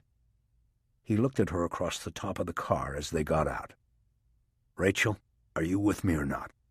"I told you I'm with you." "Then let's go." Bosch got out and started trotting up the sidewalk leading up the hill. He pulled out his phone and turned it off so it wouldn't possibly vibrate while they were sneaking the house. He was huffing by the time he got to the top. Rachel was right behind him and didn't show the same level of oxygen depletion. Bosch hadn't smoked in years, but the damage of 25 years before that had been done. Their only visual exposure to the pink house at the end of the street came when they got to the top and had to cross over to the garages that lined the east side of the street. They walked it, Bosch casually holding Walling by the arm and whispering in her ear, "I'm using you to block my face," he said. "He's seen me, but he's never seen you." "It doesn't matter," she said when they got across. "If he saw us, you can expect he knows what's happening." He ignored the warning and started moving in front of the garages, which were built right along the sidewalk line. They got to 710 quickly, and Bosch went to the panel of windows over one of the doors. Cupping his hands against the dirty glass, he looked in and saw that the interior was crowded by the van and stacks of boxes, barrels, and other junk. He saw no movement and heard no sound. A door at the back wall of the garage was closed. He stepped over to the garage's pedestrian door and checked the knob. "Locked," he whispered. He stepped back and looked at the two pull-up doors. Rachel was now standing by the far door and leaning in close to it to listen for sounds from inside. She looked at Bosch and shook her head. Nothing. He looked down and saw that there was a handle at the bottom of each pull-up door, but no exterior locking mechanism.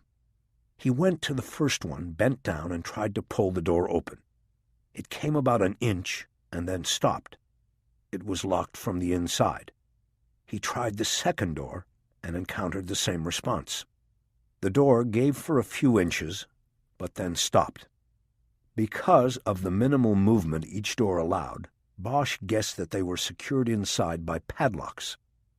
Bosch stood up and looked at Rachel. He shook his head and pointed upward, meaning it was time to go up to the house. They moved to the concrete stairs and quietly started up. Bosch led the way and stopped 4 steps from the top. He crouched and tried to catch his breath. He looked at Rachel. He knew they were winging it. He was winging it. There was no way to approach the house but to go directly to the front door.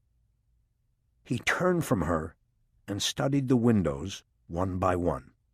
He saw no movement, but he thought he could hear the sound of a television or radio coming from inside.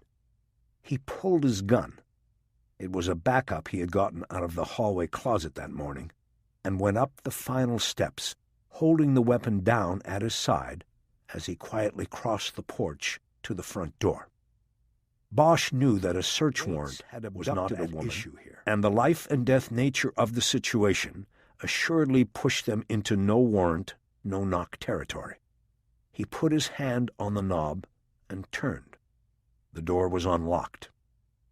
Bosch slowly pushed the door open, noticing that a 2-inch ramp had been placed over the threshold to accommodate a wheelchair. As the door came open, the sound of the radio became louder. An evangelical station, a man talking about the impending rapture. They stepped into the house's entry area. To the right, it opened into a living room with a dining area to the back. Directly ahead, through an arched opening, was the kitchen. A hallway to the left led to the rest of the house. Without looking back at Rachel, he pointed to the right, meaning she would go that way while he moved forward and cleared the kitchen before taking the hallway to the left. As he reached the archway, Bosch glanced at Rachel and saw her moving through the living room, weapon up in a 2-handed grip. He stepped into the kitchen and saw that it was clean and neat, without a dish in the sink. The radio was on the counter. The speaker was telling his listeners that those who did not believe would be left behind. There was another archway leading from the kitchen to the dining room. Rachel came through it, pointed her gun up when she saw Bosch, and shook her head. Nothing. That left the hallway leading to the bedrooms and the rest of the house. Bosch turned and went back through the archway to the entry area. When he turned toward the hallway, he was startled to see an old woman sitting in a wheelchair in the threshold to the hallway. On her lap she was holding a long-barrel revolver. It looked like it was too heavy for her frail arm to hold up. "Who's there?" she said forcefully. Her head was turned at an angle. Though her eyes were open, they were focused on the floor instead of Bosch. It was her ear that was trained toward him, and he knew she was blind. He raised his gun and pointed it at her. "Mrs. Saxon, take it easy. My name is Harry Bosch. I'm just looking for Robert." A look of puzzlement played on her features. "Who?" "Robert Foxworth. Is he here?" You've got the wrong place, and how dare you come in here without knocking? Bobby uses the garage. I don't let him use the house. All those chemicals, it smells awful." Bosch started edging toward her, his eyes on the gun the whole time. "I'm sorry, Mrs. Saxon. I thought he was up here. Has he been here lately?" "He comes and goes. He comes up here to give me the rent, that's all." "For the garage?" He was getting closer. "That's what I said. What do you want him for? Are you his friend?" "I just want to talk to him." Bosch reached down and took the gun out of her hand. "Hey, that's my protection." "It's all right, Mrs. Saxon. I'll give it back. I just think it needs to be cleaned up a little and oiled. This way it will be sure to work in case you ever really need to use it." "I need it." "I'm going to take it down to the garage and get Bobby to clean it. Then I'll bring it back." "You better." Bosch checked the gun. It was loaded and appeared operational. He put it into the waistband at the back of his pants and looked at Rachel. She was standing 3 feet behind him in the entryway. She made a movement with her hand, pantomiming turning a key. Bosch understood. "Do you have a key to the garage door, Mrs. Saxon?" he asked. "No. Bobby came and got the extra key." "Okay, Mrs. Saxon, I'll check with him." He moved toward the front door.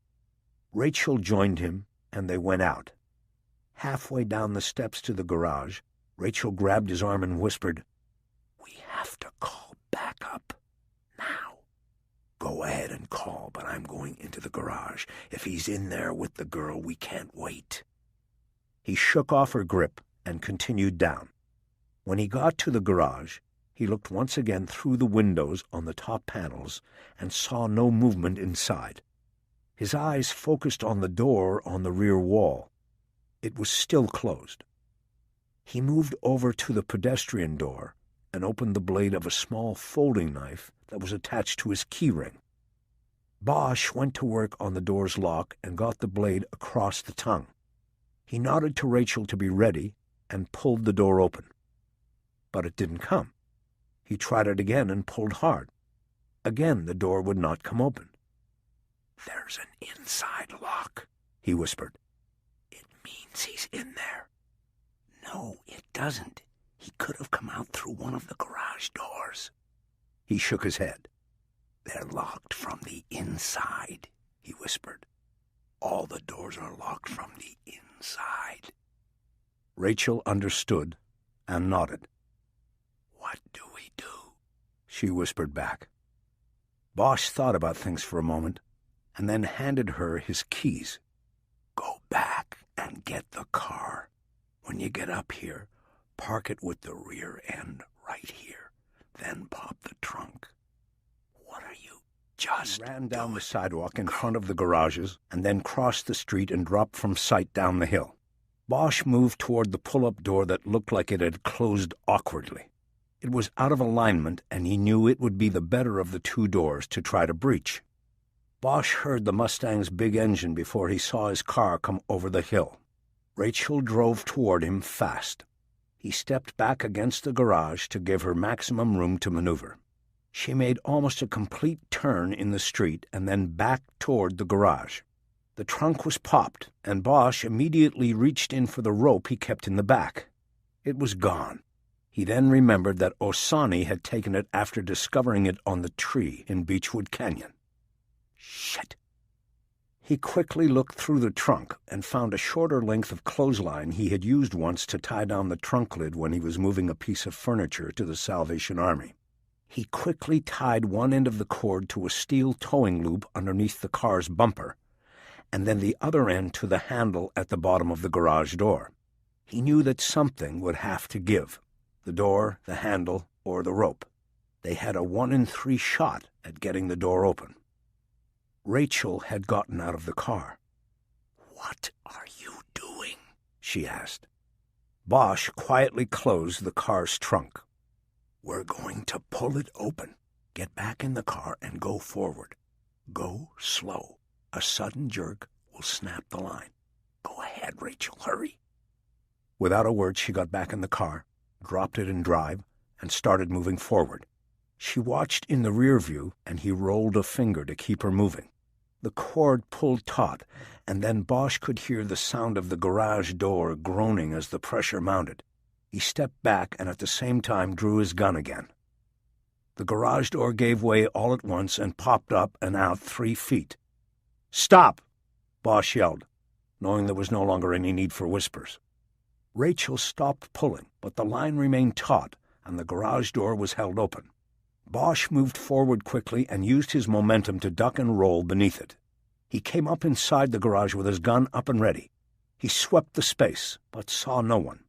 Keeping his eyes on the door at the rear wall, he sidestepped over to the van. He jerked one of the side doors open and quickly checked the interior. It was empty. Bosch moved toward the back wall, making his way around an obstacle course of upright barrels, rolls of plastic, bales of towels, squeegee blades, and other window-washing equipment. There was a strong smell of ammonia and other chemicals. Bosch's eyes were beginning to water. The hinges on the door at the rear wall were visible, and Bosch knew it would swing toward him when he opened it. "FBI!" Walling yelled from outside. "Coming in!" "Clear!" Bosch yelled back. He heard her scrabble under the garage door, but kept his attention on the door in the back wall. He moved toward it, listening all the time for any sound. Taking a position to the side of the door, Bosch put his hand on the doorknob and turned it. It was unlocked. He looked back for the first time at Rachel. She was in a combat stance at an angle from the door. She nodded, and in one quick move he flung the door open and moved across the threshold. The room was dark and windowless, and he saw no one.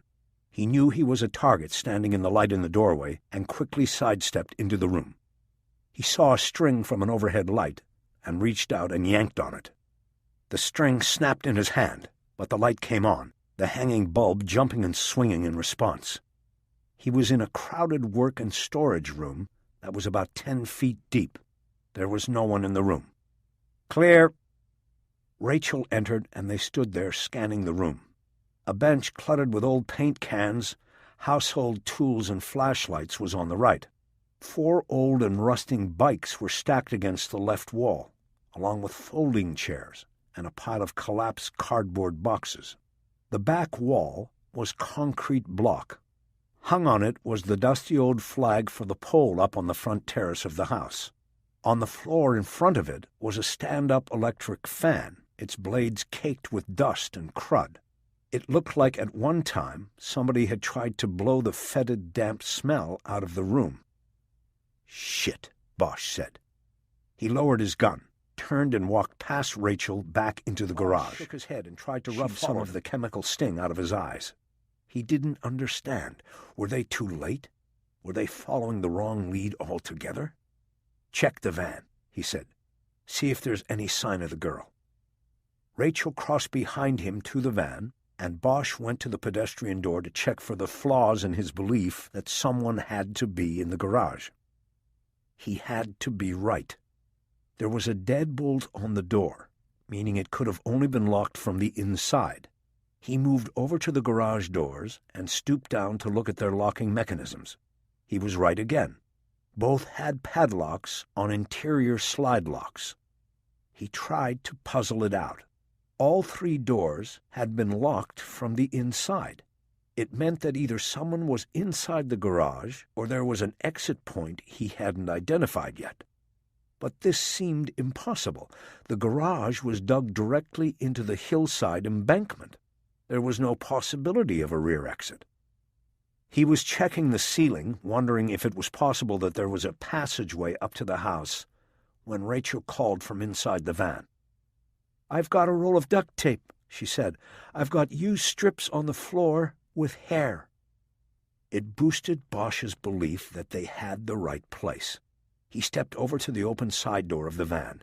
He looked in at Rachel while he pulled out his phone. He noticed the wheelchair lift in the van. "I'll call for backup and forensics," he said. "We missed him." He had to turn the phone back on, and while he waited for it to boot up, he realized something. The stand-up fan in the back room wasn't pointed toward the garage doors. If you were going to air the room out, you would point the fan toward the door. His phone buzzed in his hand, and it distracted him. He looked down at the screen. It told him he had a message waiting.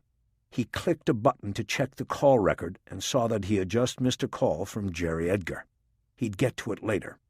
He punched in a number for communications and told the dispatcher to connect him with the Raynard Waite's Fugitive Task Force. An officer identifying himself as Freeman picked up.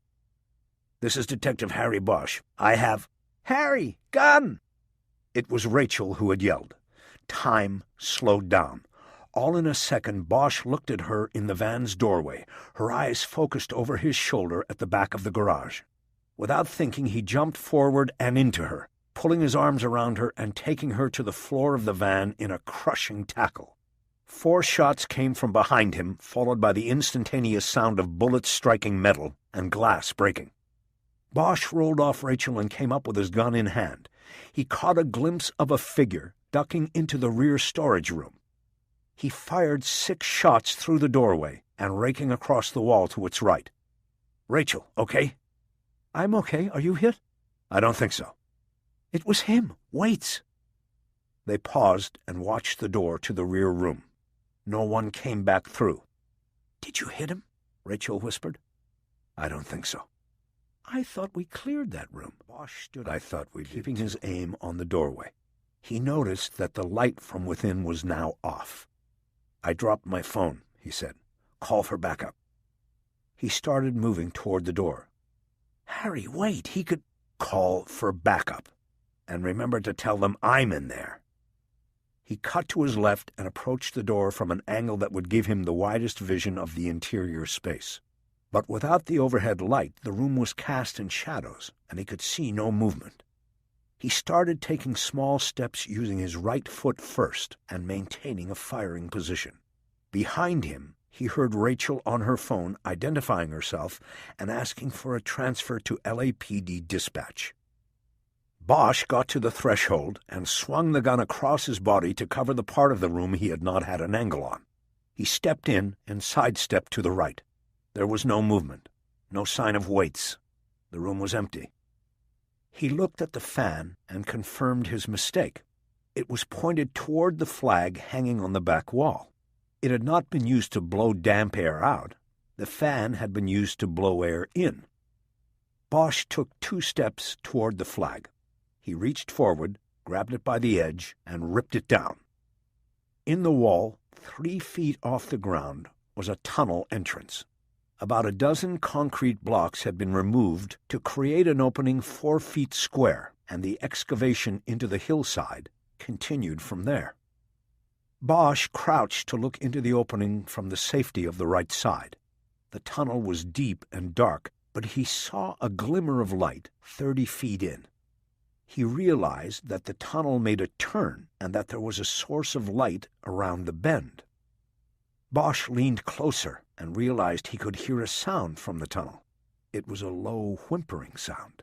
It was a terrible sound, but it was beautiful just the same. It meant that no matter what horrors she had experienced through the night, the woman Waits had abducted was still alive. Bosch reached back over to the workbench and picked up the shiniest flashlight he saw. He turned it on. It was dead. He tried another and got a weak beam of light. It would have to do. He flashed the beam into the tunnel and confirmed that the first leg was clear. He took a step toward the tunnel. "Harry, wait!" He turned and saw Rachel in the doorway. "Backup's on the way," she whispered. Bosch shook his head. "She's in there. She's alive." He turned back to the tunnel.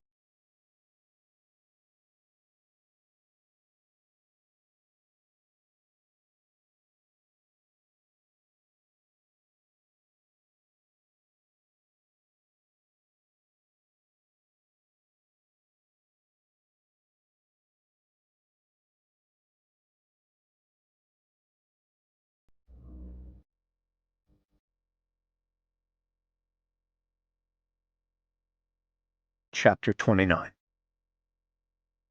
Bosch hesitated a moment in the mouth of the tunnel to let his eyes adjust. He then started moving. He didn't have to crawl. The tunnel was large enough for him to move through in a crouch. Flashlight in his right hand and gun up in his left, he kept his eyes on the dim light ahead. The sound of the woman crying grew louder as he moved forward. 10 feet into the tunnel, the musty smell that he had noticed outside turned into the deeper stench of decay. As rancid as it was not something new to him. Almost 40 years before, he had been a tunnel rat with the U.S. Army, taking part in more than 100 missions in the tunnels of Vietnam.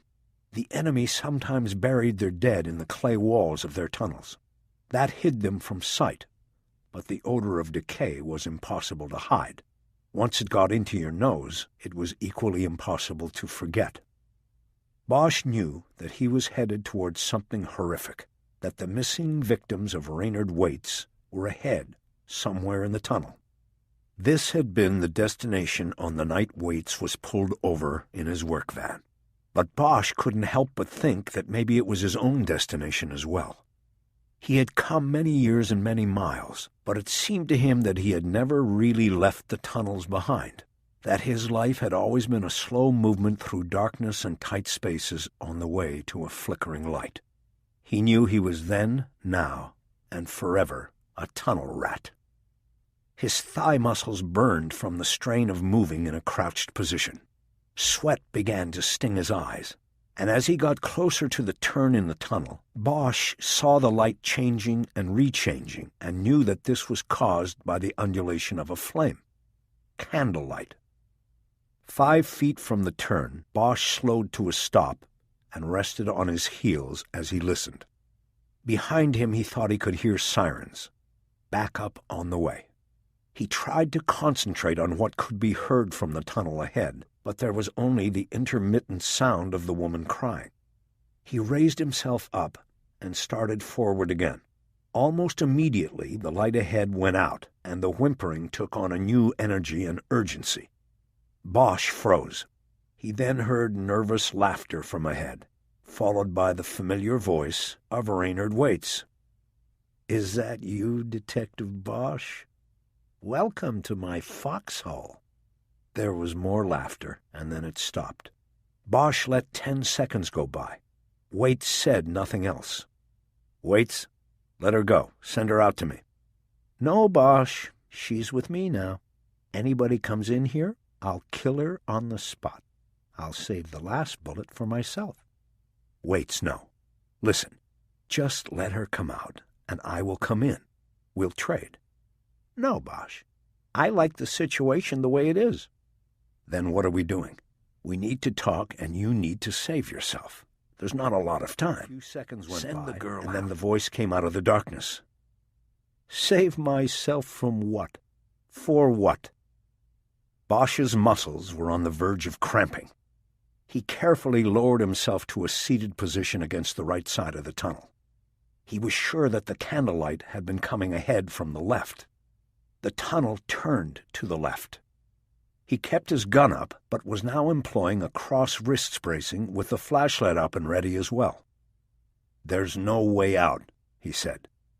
"Give it up and come out. Your deal is still in play. You don't have to die. Neither does the girl." "I don't care about dying, Bosch. That's why I'm here. Because I don't fucking care. I just want it to be on my own terms. Not the state's or anybody else's.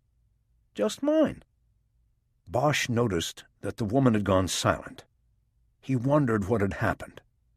Had Waite silenced her? Had he just... "Wait, what's wrong? Is she all right?" "She passed out. Too much excitement, I guess." He laughed and then was silent. Bosch decided that he needed to keep Waite talking. If he was engaged by Bosch, he would be distracted from the woman and what was assuredly being planned outside the tunnel. "I know who you are," he said quietly. Waite didn't take the bait. Bosch tried again. "Robert Foxworth, son of Rosemary Foxworth, raised by the county. Foster homes, youth halls. You lived here with the Saxons. For a time you lived at the McLaren Youth Hall out in El Monte." "So did I, Robert. Bosch was met with a long silence, but then the voice came quietly out of the darkness. "I'm not Robert Foxworth anymore." "I understand." "I hated that place. McLaren. I hated them all." "They closed it down a couple of years ago, after some kid died in there." "Fuck them and fuck that place. How did you find Robert Foxworth?" Bosch felt a rhythm building in the conversation. He understood the cue Waits was giving by speaking of Robert Foxworth as someone other than himself. He was Raynard Waits now. "It wasn't that hard," Bosch answered. "We figured it out through the Fitzpatrick case. We found the pawn slip in the records and matched birth dates." "What was the heirloom medallion that had been pawned?" There was a long silence before an answer. "It was Rosemary's. It was all he had from her. He had to pawn it, and when he went back to get it, that pig Fitzpatrick had already sold it." Bosch nodded. He had Waits answering questions, but there wasn't a lot of time. He decided to jump to the present. "Raynard, tell me about the setup. Tell me about Olivas and O'Shea." There was only silence. Bosch tried again.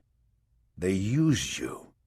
O'Shea used you, and he's going to just walk away from it. Is that what you want? You die here in this hole, and he just walks away?" Bosch put the flashlight down so he could wipe the sweat out of his eyes. He then had to feel around on the floor of the tunnel to find it again. "I can't give you O'Shea or Olivas," Waits said in the darkness. Bosch didn't get it. Was he wrong? He doubled back in his head and started at the beginning. "Did you kill Marie Gesto?" There was a long silence. "No, I didn't," Waits finally said. "Then how was this set up? How could you know where—" "Think about it, Bosch. They're not stupid. They would not directly communicate with me." Bosch nodded. He understood. "Maurice Swan," he said. "He brokered the deal. Tell me about it." "What's to tell? It was a setup, man. He said the whole thing was to make you a believer. He said you were bothering the wrong people and had to be convinced." "What people?" "He didn't tell me that." "This is Maurice Swan saying this?" "Yes, but it doesn't matter. You can't get to him either. This is communication between a lawyer and his client. You can't touch it. It's privileged. Besides, it would be my word against his. That won't go anywhere, and you know it." Maurice Swan was a tough lawyer and a respected member of the bar. He was also a media darling. There was no way to go after him with just the words of a criminal client, and a serial killer at that. It had been a masterstroke by O'Shea and Olivas to use him as the go-between. "I don't care," Bosch said. "I want to know how it all went down. Tell me." A long silence went by before Waits responded. "Swan went to them with the idea of making a deal. My clearing the books in exchange for my life. He did this without my knowledge. If he had asked me, I would have said don't bother. I'd rather take the needle than 40 years in a cell. You understand that, Bosch. You're an eye-for-an-eye guy. I like that about you, believe it or not." He ended it there, and Bosch had to prompt him again. "So, then what happened?" "One night in the jail, I was taken to the attorney room, and there was Maury. He told me there was a deal on the table, but he said it would only work if I threw in a freebie. Admit to one I didn't do. He told me that there would be a field trip, and I would have to lead a certain detective to the body. This detective had to be convinced, and leading him to the body would be the only way to do it. That detective was you, Bosch." "And you said yes?" "When he said there would be a field trip, I said yes. That was the only reason. It meant daylight. I saw a chance at daylight." "And you were led to believe that this offer, this deal, that it came directly from Olivas and O'Shea?" "Who else would it come from?" "Did Maurice Swan ever use their names in connection with the deal?" "He said this is what they wanted me to do. He said it came directly from them. They would not make a deal if I didn't throw in the freebie. I had to throw in Gesto and take you to her, or there was no fucking deal. You get it?" Bosch nodded. Yeah, I got it. He felt his face getting hot with anger. He tried to channel it, put it aside so that it was ready to be used, but not at this moment. How did you get the details you gave me during the confession? Swan. He got them from them. He said they had the records from the original investigation. And he told you how to find the body up there in the woods? Swan told me there were markers in the woods. He showed me pictures and told me how to lead everybody there. It was easy. The night before my confession, I studied up on everything. Bosch was silent as he thought about how easily he had been led down the path. He had wanted something so badly and for so long that it had made him blind. And what were you supposed to get out of all this, Reynard? You mean what was in it for me from their point of view? My life, man. They were offering me my life, take it or leave it. But the truth is, I didn't care about that. I told you, man, when Maury said there would be a field trip, I knew that I might have a chance to get away and to visit my foxhole one last time. That was enough for me. I didn't care about anything else. I didn't care if I died trying, either. Bosch tried to think of what he should do or ask next. He thought about using his cell to call the district attorney or a judge and have Waits confess over the phone. He put the flashlight down again and reached into his pocket, but then he remembered he had dropped his phone when he had jumped onto Rachel as the shooting broke out in the garage. Are you still there, Detective? I'm here. What about Marie Gesto? Did Swan tell you why you had to confess to the Marie Gesto killing? Waits laughed. He didn't have to. It was pretty obvious that the fix was in. Whoever did Gesto was trying to get you off his back. No name was mentioned? No name. Bosch shook his head. He had nothing. Nothing on O'Shea or Anthony Garland or anybody else. He looked down the tunnel in the direction of the garage. He could see nothing, but he knew that there would be people there. They had blacked out that end to prevent backlighting.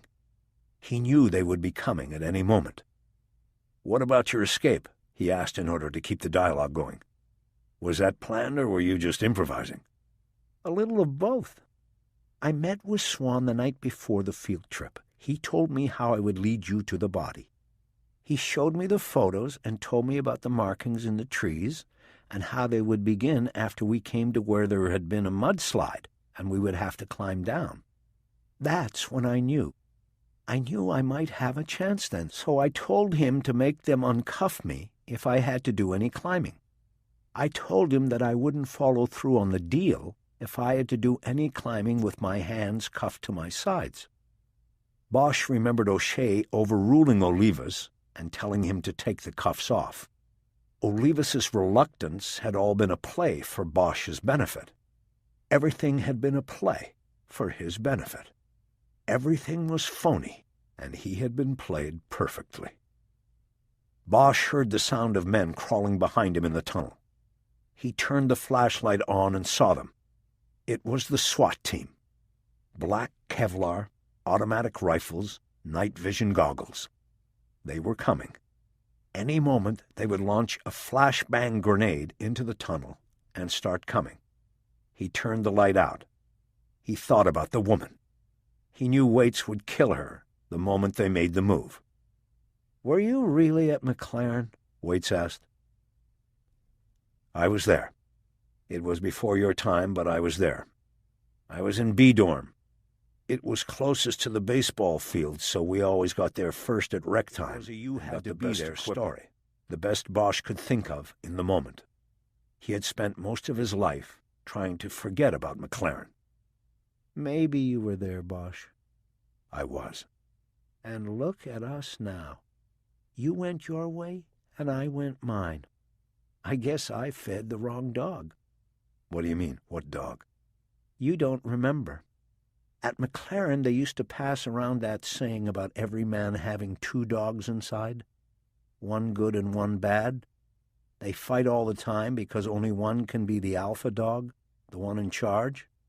And the one that wins is always the dog you chose to feed. I fed the wrong one, You fed the right one. Bosch didn't know what to say. He heard a click from behind him in the tunnel. They were going to launch the grenade. He quickly stood up, hopeful that they would not shoot him in the back. "Waits, I'm coming in." "No, Bosch." "I'll give you my gun." "Watch the light. I'll give you my gun." He switched on the flashlight and played its beam on the turn in the tunnel ahead. He moved forward, and when he got to the turn, extended his left hand into the cone of light. He held his gun by the barrel, so Waits could see it was no threat. "I'm coming in now." Bosch took the turn and entered the final chamber of the tunnel. The space was at least 12 feet wide, but still not tall enough for him to stand in. He dropped to his knees and swept the chamber with his light. The dim amber beam revealed a ghastly sight of bones and skulls and decaying flesh and hair. The stench was overpowering, and Bosch had to hold himself from gagging. The beam came to the face of the man Bosch had known as Raynard Waits. He was propped against the far wall of his foxhole, sitting on what looked like a throne carved into the rock and clay. To his left, the woman he had abducted lay naked and unconscious on a blanket. Waits held the barrel of Freddie Olivas's gun to her temple. "Easy now," Bosch said. "I'll give you my gun. Just don't hurt her any more." Waits smiled, knowing he was in complete control of the situation. Bosch, you are a fool to the end. Bosch lowered his arm and tossed the gun to the right side of the throne. As Waits reached down to grab it, he lifted the muzzle of the other gun off the woman. Bosch dropped the flashlight and reached behind him at the same time, his hand finding the grip of the revolver he had taken from the blind woman. The long barrel made his aim true. He fired twice, hitting Waits in the center of the chest with both rounds. Waits was knocked back against the wall. Bosch saw his eyes go wide. Then they lost that light that separates life from death. His chin dropped, and his head tilted forward. Bosch crawled to the woman and checked her for a pulse. She was still alive. He covered her with the blanket she was lying on. He then called out to the others in the tunnel. "This is Bosch, RHD. It's clear. We are clear. Raynard Waits is dead." A bright light flashed on around the corner in the entrance tunnel.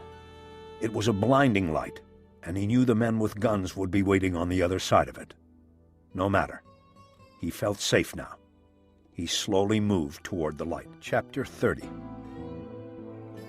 After emerging from the tunnel, Bosch was led out of the garage by 2 SWAT officers wearing gas masks. He was delivered into the hands of the waiting members of the Fugitive Task Force and others associated with the case. Randolph and Osani from OIS were on hand, as well as Abel Pratt from the Open Unsolved Unit. Bosch looked around for Rachel Walling, but didn't see her anywhere on the scene. Next out of the tunnel was Waits's last victim.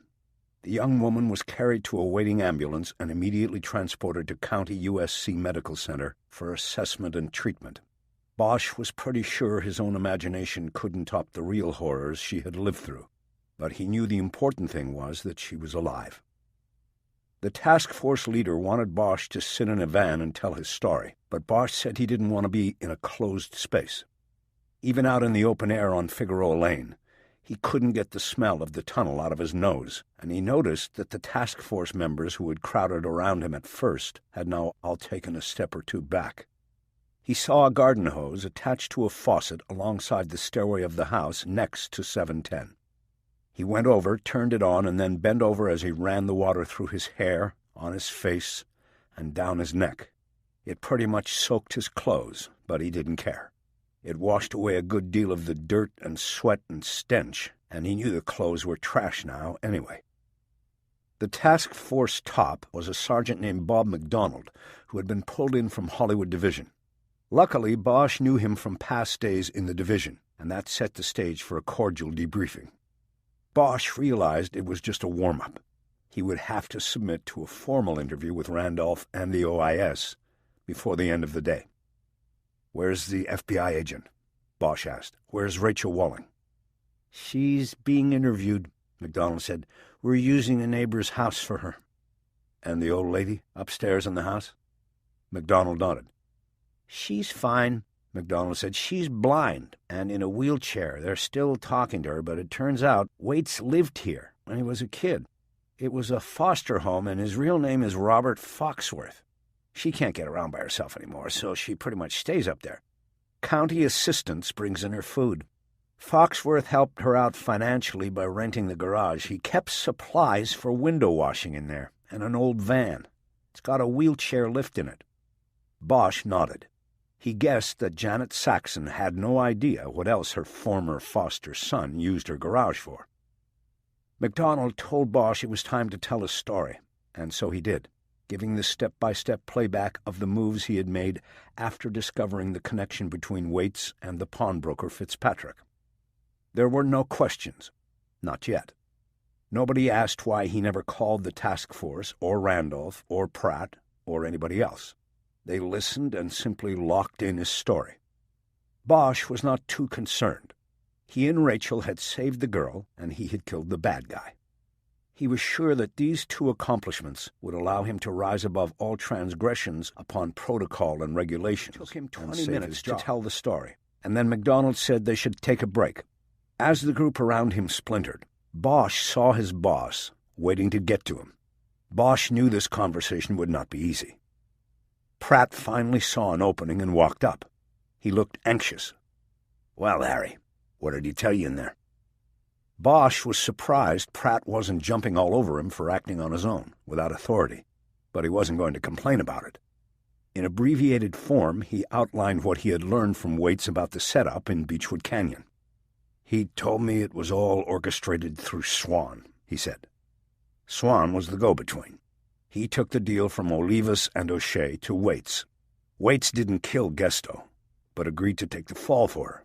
It was part of the deal for avoiding the death penalty. That's it? That's enough, isn't it? Why would Olivas and O'Shea do this? The oldest reasons in the book, money and power. And the Garland family has plenty of both. Anthony Garland was the person of interest on Gesto, right? The guy who got the court orders keeping you away? Yeah, until Olivas and O'Shea used Waits to convince me otherwise. You got anything besides what Waits said in there? Bosch shook his head. Not much. I traced $25,000 in contribution to O'Shea's campaign back to T-Rex Garland's lawyers and oil company, but it was all done legally. It proves a connection, nothing else. 25 seems cheap to me. It is, but the 25 is all we know about. We do some digging, and there'll probably be more. You tell all of this to MacDonald and his crew? Only what Waits told me in there. I didn't tell him about the contributions, only what Waits said. You think they'll go after Maurice Swan for this? Bosch thought a moment before answering. Not a chance. Whatever was said between them was privileged information. Besides that, nobody would go after him based on the word of a dead madman like Waits. Pratt kicked the ground. He had nothing else to say or ask. Look, Top, I'm sorry about this, Bosch said. About not being up front with you on what I was doing, the home duty and everything. Pratt waved it off. It's okay, man. You got lucky. You ended up doing some good and taking out the bad guy. What am I going to say to that? Bosch nodded his thanks. Besides, I'm coasting, Pratt continued.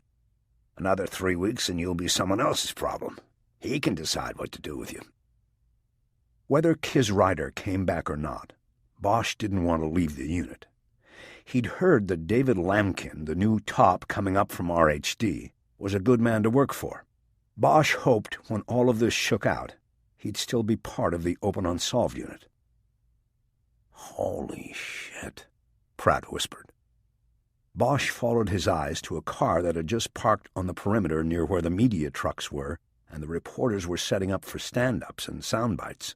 Ricochet was getting out of the passenger side. Bosch felt the bile immediately rise in his throat.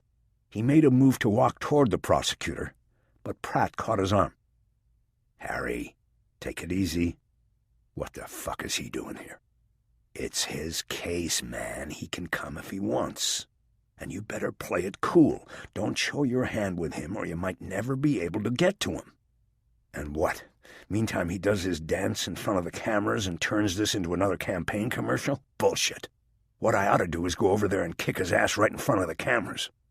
Yeah, that would be real smart, Harry. Very subtle. That will help the situation a lot.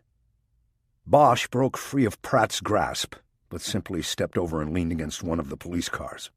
He folded his arms and kept his head down until he was calmer. He knew Pratt was right. Just keep him away from me.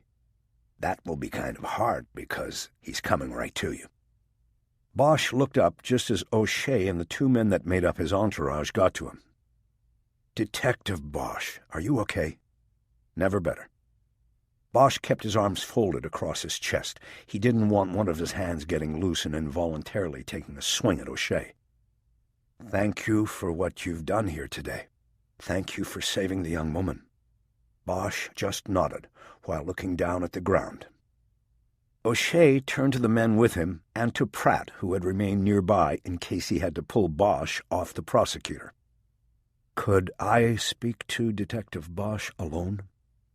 O'Shea's minions walked off. Pratt hesitated until Bosch nodded to him, telling him everything was cool.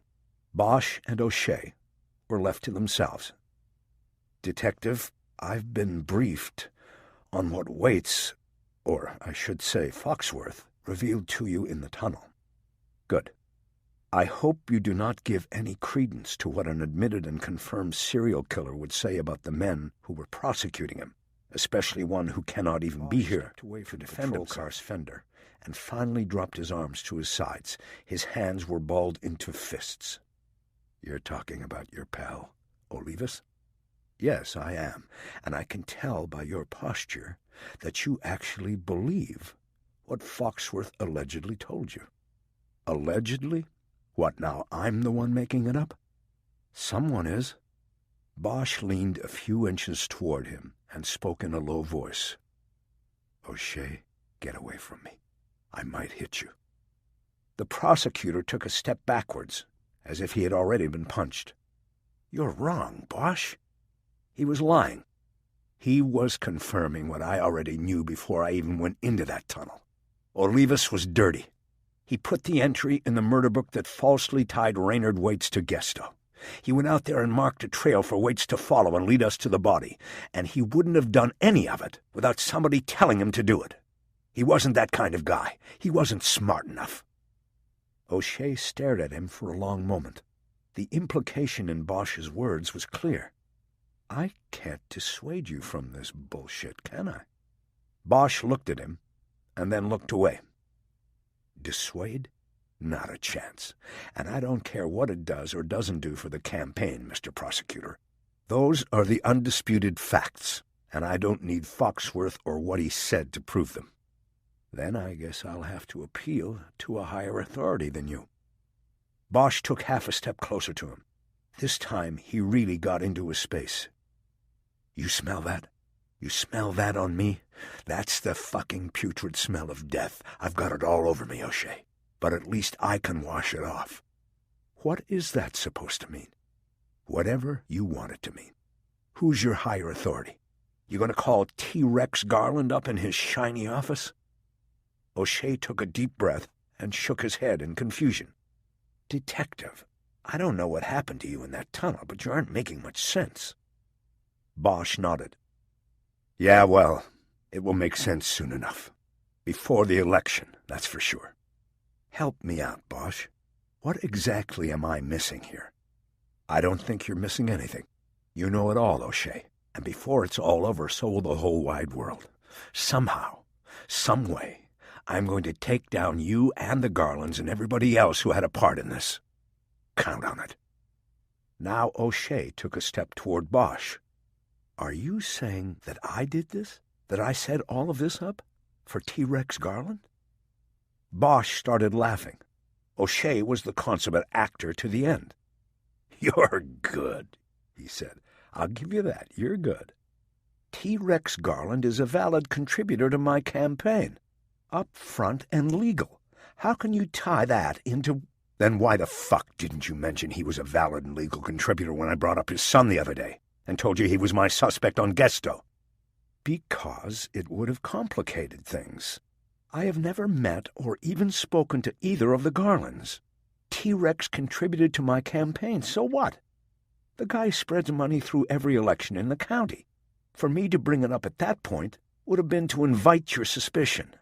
I didn't want that. Now I see I have it anyway. You are so full of shit, you... Fuck you, Bosch. There is no connection. Then we've got nothing else to say. Yes, we do. I've got something to say. Take your best shot with this bullshit, and we'll see who comes out at the end still standing. He turned and walked away, barking an order to his men. He wanted a telephone with a secured line. Bosch wondered who the first call would go to, T-Rex Garland or the chief of police. Bosch made a snap decision. He would call Keisha Russell and turn her loose. He would tell her she was clear to look into those campaign contributions Garland had funneled to O'Shea. He put his hand into his pocket and then remembered that his phone was still somewhere in the garage. He walked that way and stopped at the yellow tape that was strung across the now fully open door behind the white van. Cal Caffarelli was in the garage, directing the forensic analysis of the scene. She had a breathing filter mask down around her neck. Bosch could tell by her face that she had been to the macabre scene at the end of the tunnel, and she would never be the same again. He waved her over. "How's it going, Cal?"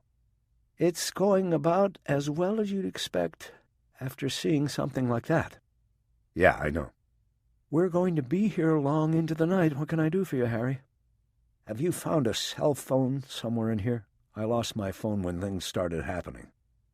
She pointed to the floor near the front tire of the van. Bosch looked over and saw his phone lying on the concrete. The red message light was blinking. He noticed that someone had circled it on the concrete with chalk. That was not good. Bosch didn't want his phone inventoried as evidence. He might never get it back. "Can I get it back? I need it." "I'm sorry, Harry, not yet. This place hasn't been photographed. We're starting with the tunnel and moving out from there. It will be a while." "Then how about if you give it to me and I use it right here and then I give it back when it's time to take photos? It looks like I've got messages waiting." "Harry, come on." He knew that his suggestion would break about 4 rules of evidence. "Okay, just let me know when I can get it back. Hopefully before the battery's dead." "You got it, Harry." He turned away from the garage and saw Rachel Walling walking toward the yellow tape that delineated the outside perimeter of the crime scene. There was a federal cruiser there, and a man in a suit and sunglasses was waiting for her. She had apparently called for a ride. Bosch trotted toward the tape, calling her name. She stopped and waited for him. "Harry," she said, "are you all right?" "I am now. How about you, Rachel?" "I'm fine. What happened to you?" She indicated his wet clothes with her hand. "I had to hose off. It was bad. I need about a 2-hour shower. Are you leaving?" "Yes, they're done with me for the time being." Bosch nodded toward the man in the sunglasses 10 feet behind her. "Are you in trouble?" he asked quietly. "I don't know yet. I should be all right. You got the bad guy and saved the girl. How can that be a bad thing?" "We got the bad guy and saved the girl," Bosch corrected.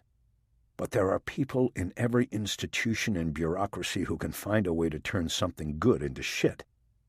She looked him in the eyes and nodded. "I know," she said. Her look froze him, and he knew they were now different. "Are you mad at me, Rachel?" "Mad? No." "Then what?" "Then nothing. I have to go." "Will you call me then?" "When I can. Goodbye, Harry." She took 2 steps toward the waiting car, but then stopped and turned back to him. "That was O'Shea you were talking to out by the car, wasn't it?" "Yeah." "Be careful, Harry. If you let your emotions run you the way they did out here today, O'Shea could put you in a world of pain." Bosch smiled slightly. "You know what they say about pain, don't you?" "No, what?" "They say pain is weakness, leaving the body." She shook her head. "Well, they are full of shit. Don't put it to the test unless you have to. Goodbye, Harry. I'll see you, Rachel." He watched as the man in sunglasses held the tape up for her to duck under. She got into the front passenger seat, and Sunglasses drove them off. Bosch knew that something had changed in the way she saw him. His actions in the garage and going into the tunnel had made her change her mind about him. He accepted it and guessed that he might never see her again. He decided that it would be one more thing that he would blame on Ricochet. He turned back to the scene where Randolph and Osani were standing waiting for him. Randolph was putting away his cell phone. "You two again," Bosch said. "Getting to be like déjà vu all over again, isn't it?" Randolph said. "Something like that." "Detective, we are going to need to take you over to Parker Center and conduct a more formal interview this time around." Bosch nodded. He knew the drill. This time it wasn't about shooting into the trees or the woods. He had killed somebody, so this time it would be different. They would need to nail down every detail. "I'm ready to go," he said. Chapter 31. Bosch was seated in an interview room in the officer-involved shooting unit at Parker Center. Randolph had allowed him to shower in the basement locker room, and he changed into blue jeans and a black West Coast Choppers sweatshirt, clothing he kept in a locker for the times he was downtown and unexpectedly needed to fly below the radar that a suit would bring. On the way out of the locker room, he had dumped his contaminated suit into a trash can. He would now be down to 2. The tape recorder on the table was turned on, and from separate sheets of paper, Osani read to him his constitutional rights as well as the police officer's Bill of Rights. The double insulation of protections was designed to safeguard the individual and police officer from the unfair assault of the government. But Bosch knew that when push came to shove, in one of these little rooms, neither piece of paper would do much to protect him. He had to fend for himself. He said he understood his rights and agreed to be interviewed. Randolph took over from there. At his request, Bosch once more told the story of the shooting of Robert Foxworth, a.k.a. Raynard Waits, beginning with the discovery made during the review of records from the Fitzpatrick case, and ending with the 2 bullets he fired into Foxworth's chest. Randolph asked few questions until Bosch was finished going through the story. Then he asked many detailed questions about the moves Bosch had made in the garage and then the tunnel. More than once he asked Bosch why he didn't listen to the cautioning words of FBI agent Rachel Walling. This question told Bosch not only that Rachel had been interviewed by the OIS, but also that she had not said things particularly favorable to his case. This disappointed Bosch greatly, but he tried to keep his thoughts and feelings about Rachel out of the interview room. To Randolph he repeated as a mantra a sentence that he believed would ultimately win the day for him no matter what Randolph or Rachel or anyone else thought of his actions and procedures. It was a life-or-death situation. A woman was in jeopardy, and we had been fired upon. I felt that I could not wait around for backup or anybody else. I did what I had to do. I used as much caution as I could and used deadly force only when necessary. Randolph moved on and focused many of the next questions on the actual shooting of Robert Foxworth. He asked Bosch what he was thinking when Foxworth revealed that Bosch had been set up to believe that the Gesto case was solved.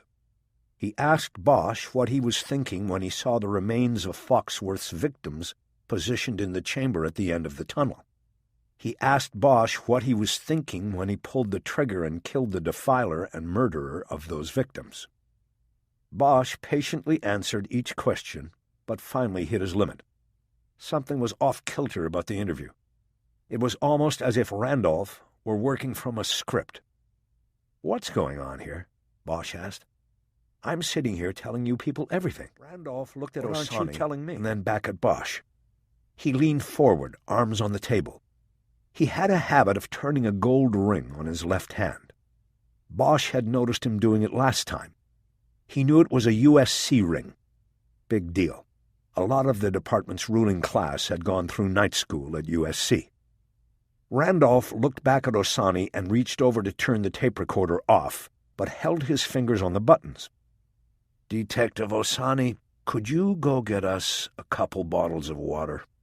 All this talking and my voice is about to go. Probably the same with Detective Bosch, too. We'll hold up until you get back." Osani got up to leave, and Randolph turned off the recorder. He didn't speak until the interview room door was closed. "The thing is, Detective Bosch, we only have your word on what happened in that tunnel. The female was unconscious. There were only you and Foxworth, and he didn't make it out alive." "That's right. Are you saying my word is not acceptable?" "I'm saying that your description of events might be perfectly acceptable, but the forensics might come in with an interpretation that varies from your statement, you see? It can get messy very quickly. Things can be left open to interpretation and misinterpretation, public and political interpretation as well." Bosch shook his head. He didn't understand what was happening. "So what?" he said. "I don't care what the public or politicians think. Waits pushed the action in that tunnel. It was clearly a kill-or-be-killed situation, and I did what I had to do." "But there is no witness to your description of events." "What about Agent Walling?" "She didn't go into the tunnel. She warned you not to go in. You know, there's a woman over at County USC who probably wouldn't be alive right now if I hadn't gone in."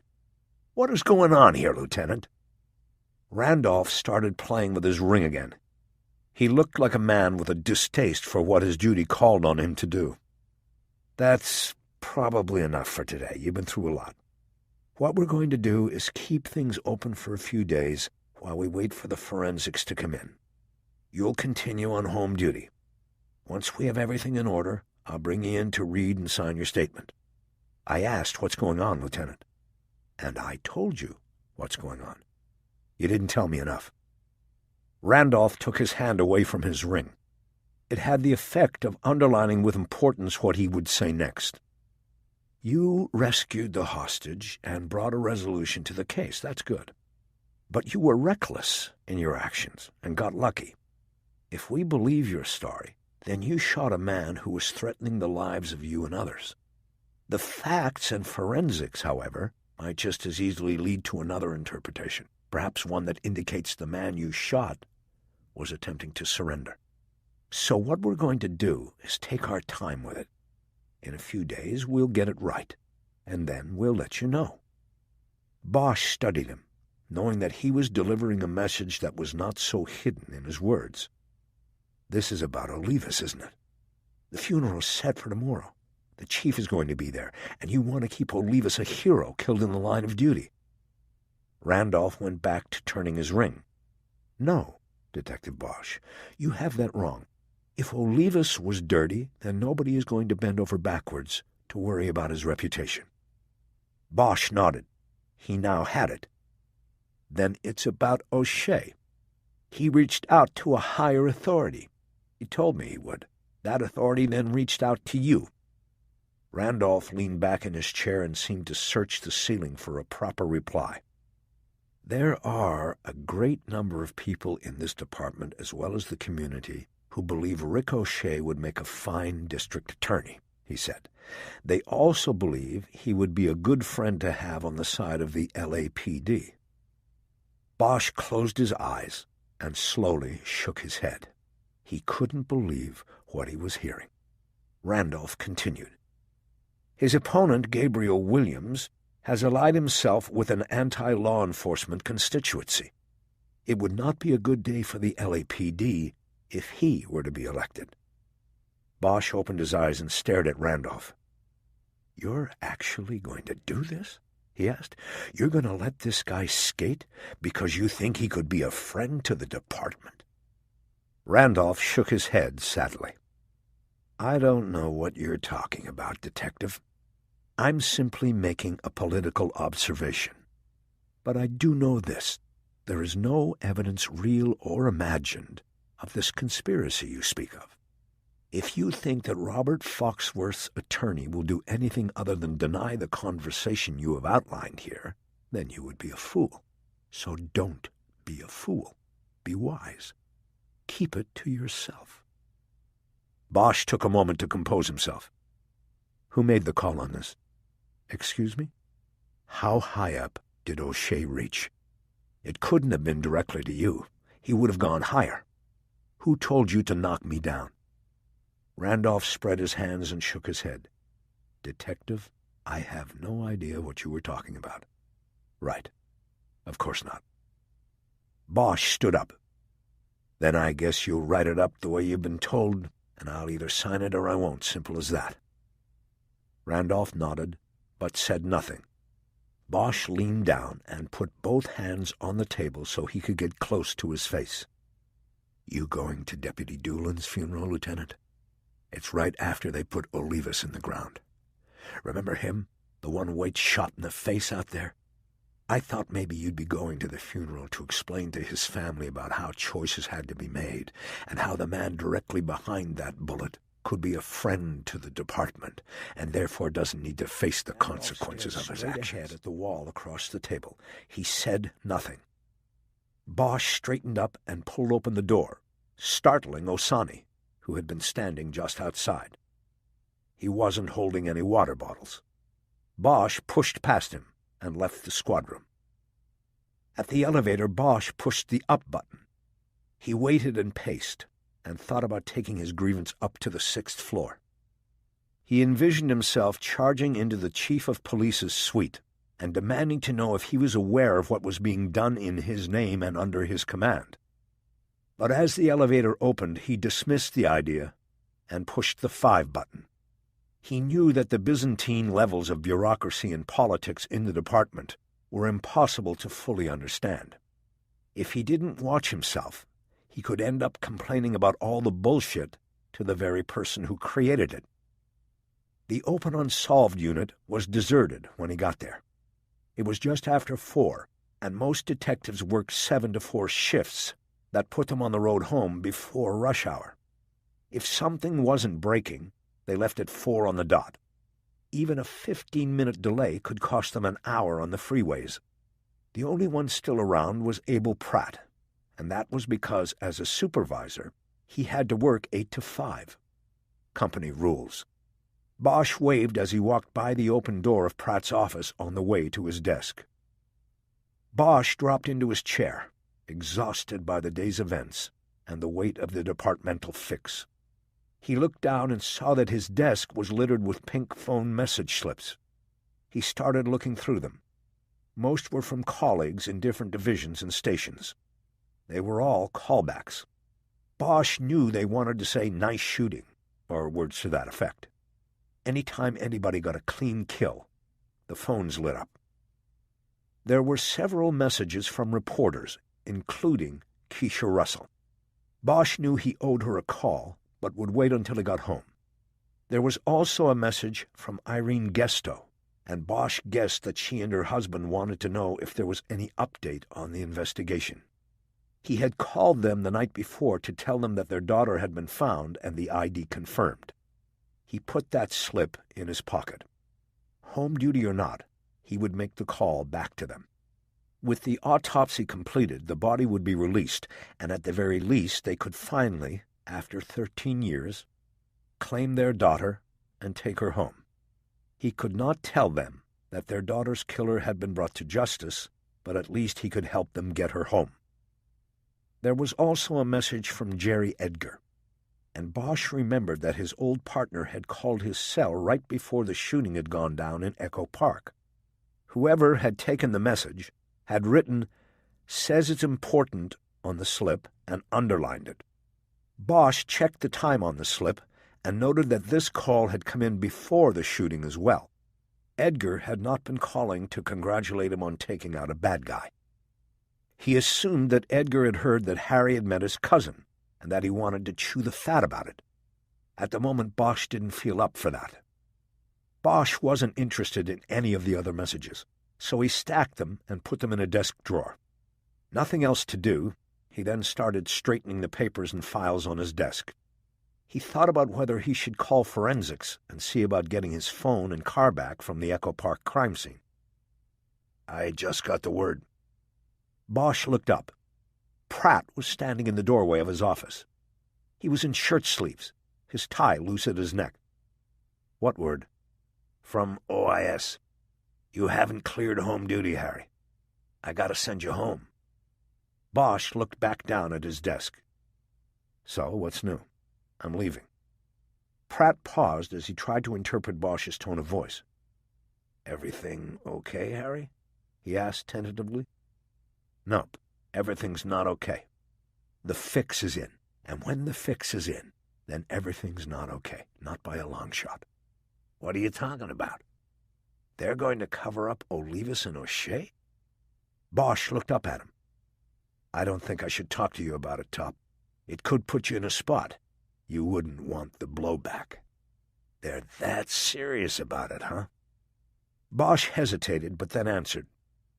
"Yeah, they're serious. They're willing to jam me up if I don't play the game." He stopped there.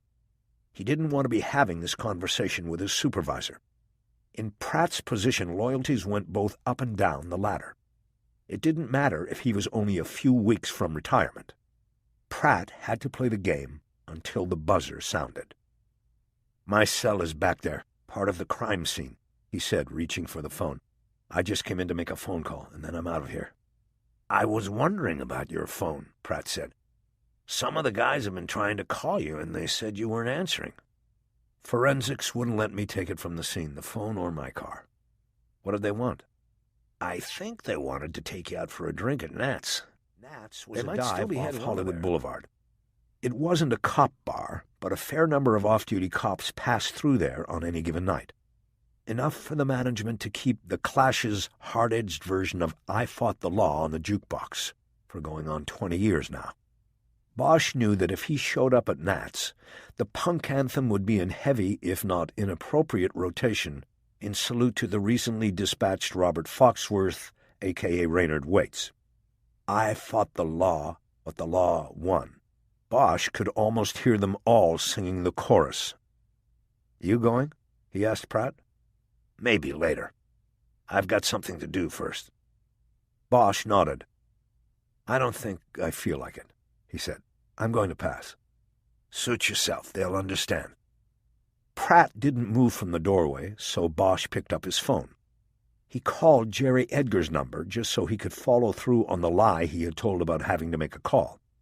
But Pratt remained in the doorway, his arm leaning against the jamb as he surveyed the empty squad room. He was really trying to get Bosch out of there. Maybe he had gotten the word from higher up the ladder than Lieutenant Randolph. Edgar answered the call. "It's Bosch. You called?" "Yeah, man, I called." "I've been a little busy." "I know, I heard." "Nice shooting today, partner. You okay?" "Yeah, fine. What were you calling about?" "Just something I thought you might want to know. I don't know if it matters anymore." "What was it?" Bosch said impatiently. "My cousin Jason called me from DWP. He said you saw him today." "Yeah, nice guy. He helped a lot." "Yeah, well, I wasn't checking on how he treated you. I'm trying to tell you that he called me and said there was something you might want to know, but you didn't give him a business card or a number or anything.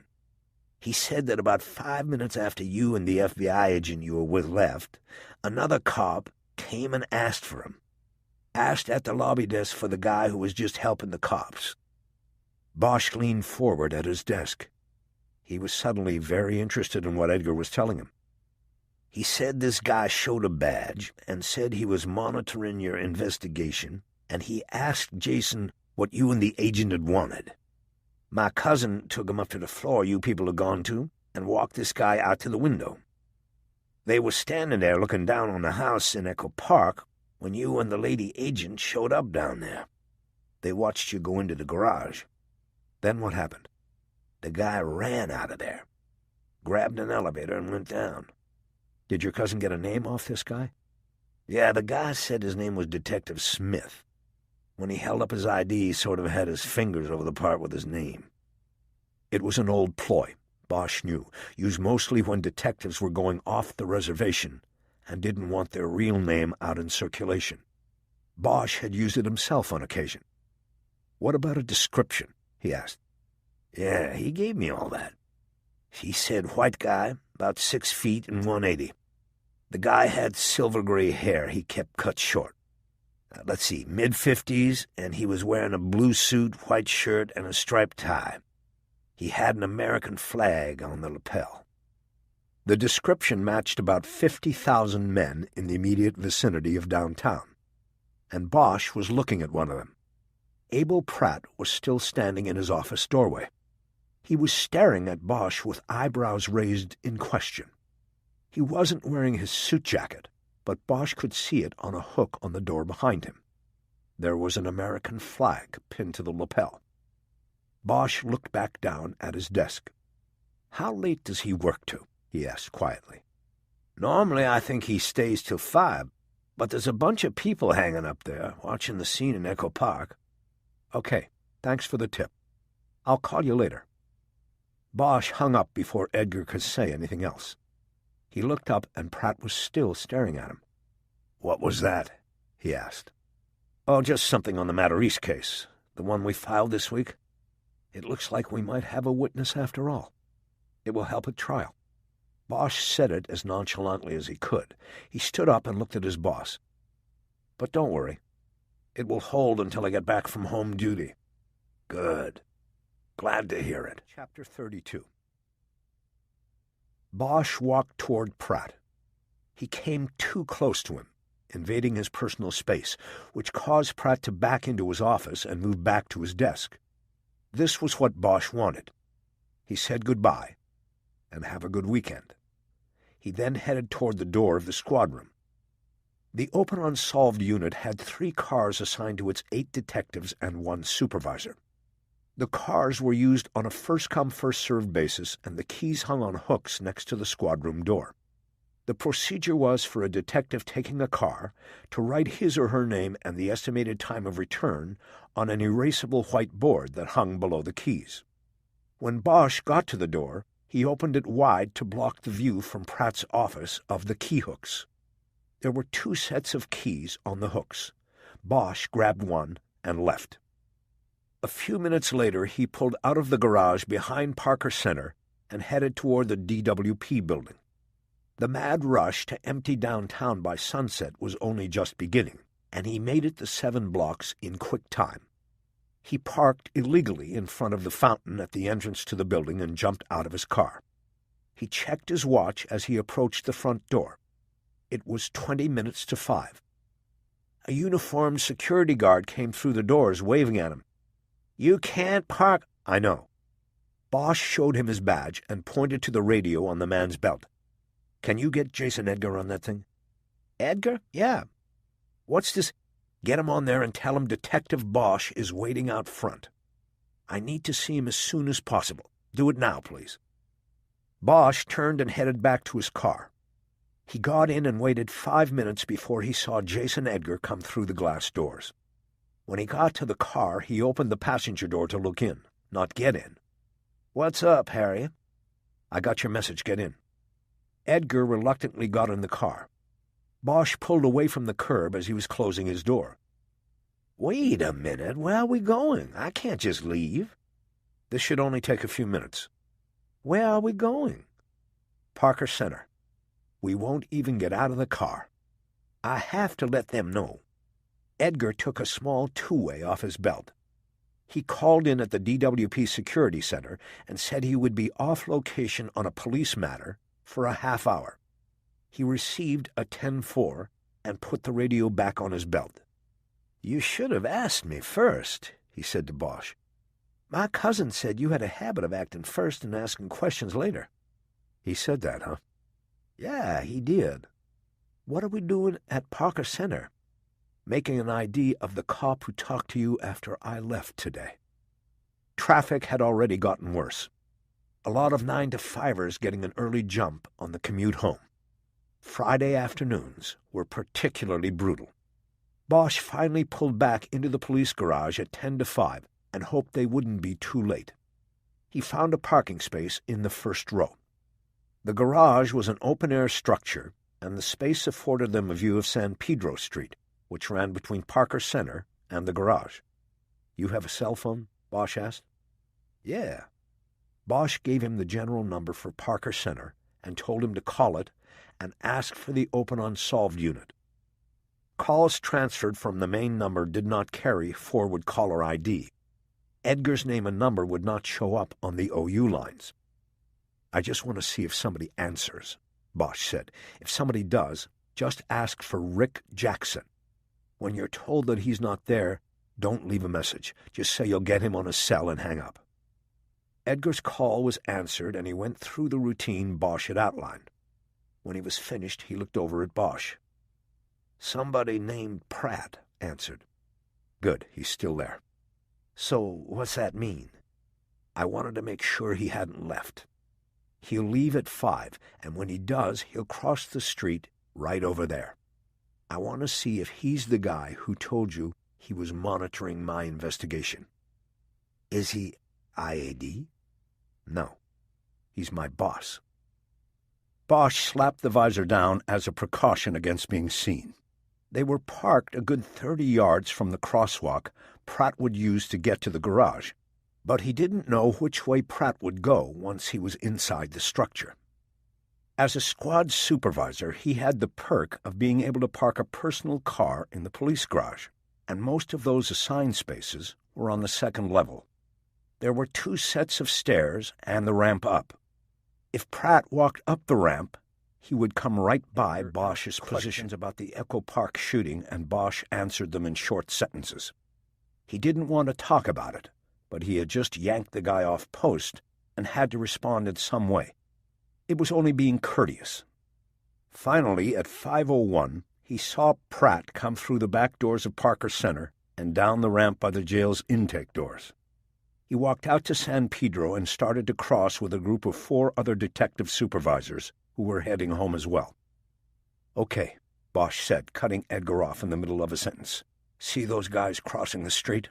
Which one came to DWP today?" Edgar studied the pack crossing the street. He had an unobstructed view of Pratt, who was walking next to another man at the back of the group. "Yeah, the last guy," Edgar said without hesitation. "The one putting on the shades." Bosch looked over. Pratt had just put on his Ray-Bans. Bosch felt a deep pressure in his chest, like the worst case of heartburn he'd ever had. He kept his eyes on Pratt and watched him turn away from their position once he crossed the street. He was heading toward the far stairwell. "Now what? You going to follow him?" Bosch remembered Pratt saying he had something to do after work. "I want to, but I can't. I've got to shoot you back to DWP." "Don't worry about it, man. I can walk it. Probably be faster with this traffic anyway." Edgar cracked his door and turned to get out. He looked back at Bosch. "I don't know what's going on, but good luck, Harry. I hope you get who you're looking for." "Thanks, Jason. Hope to see you again." After Edgar was clear, Bosch backed out and left the garage. He took San Pedro over to Temple because he assumed that Pratt would take that route on his way to the freeway. Whether he was going home or not, the freeway was the likely choice. Bosch crossed Temple and pulled to the curb in a red zone. It gave him a good angle on the exit to the police garage. In 2 minutes, a silver SUV came out of the garage and headed toward Temple. It was a Jeep Commander with a retro boxy design. Bosch identified Pratt behind the wheel. He immediately fit the dimensions and color of the Commander to those of the mystery SUV he had seen take off from the street near his house the night before. Bosch leaned down across the seat as the Commander approached Temple. He heard it make the turn, and after a few seconds he got back up behind the wheel. Pratt was on Temple up at the light at Los Angeles Street, and he was turning right. Bosch waited until he completed the turn and then took off to follow. Pratt entered the crowded northbound lanes of the 101 freeway and joined the crawl of rush-hour traffic. Bosch came down the ramp and pushed into the line of cars about 6 vehicles behind the Jeep. He got lucky in that Pratt's vehicle had a white ball with a face on it atop the radio antenna. It was a giveaway promotion from a fast food chain. It allowed Bosch to track the Jeep without having to get too close. He was in an unmarked Crown Vic, which might as well have had a neon sign on its roof that flashed "Police." Slowly but surely, Pratt made his way north, with Bosch following at a distance. When the freeway cut past Echo Park, he looked up to the ridgeline and saw that the crime scene and media soiree on Figueroa Lane was still in full swing. He counted 2 media choppers still circling overhead. He wondered if his car would be towed from the scene or if he would be able to go back and retrieve it later. As he drove, Bosch tried to piece together what he had on Pratt. There was little doubt that Pratt had been following him while he was on home duty.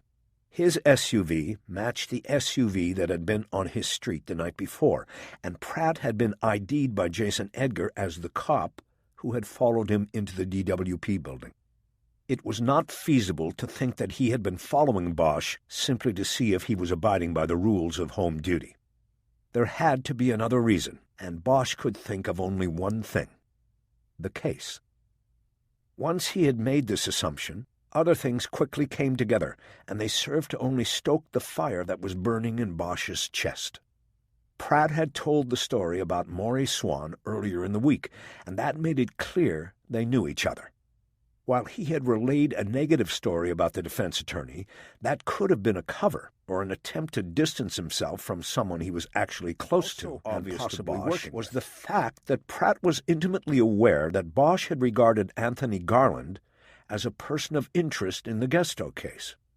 Bosch had routinely informed Pratt of his activities in reopening the case. Pratt was also notified when Garland's lawyers successfully reacquired a court order restraining Bosch from talking to Garland without one of his lawyers present. Last, and perhaps most important, Pratt had access to the Gesto murder book. It sat most of the time on Bosch's desk. It could have been Pratt who put in the phony connection to Robert Saxon, a.k.a. Raynard Waits. He could have planted the connection long before the book was given to Olivas. He could have planted it so Olivas would discover it. Bosch realized that the whole plan for Raynard Waits to confess to the murder of Marie Gesto and to lead investigators to the body could have completely originated with Abel Pratt. He was in a perfect position as a go-between who could monitor Bosch as well as all the other parties involved.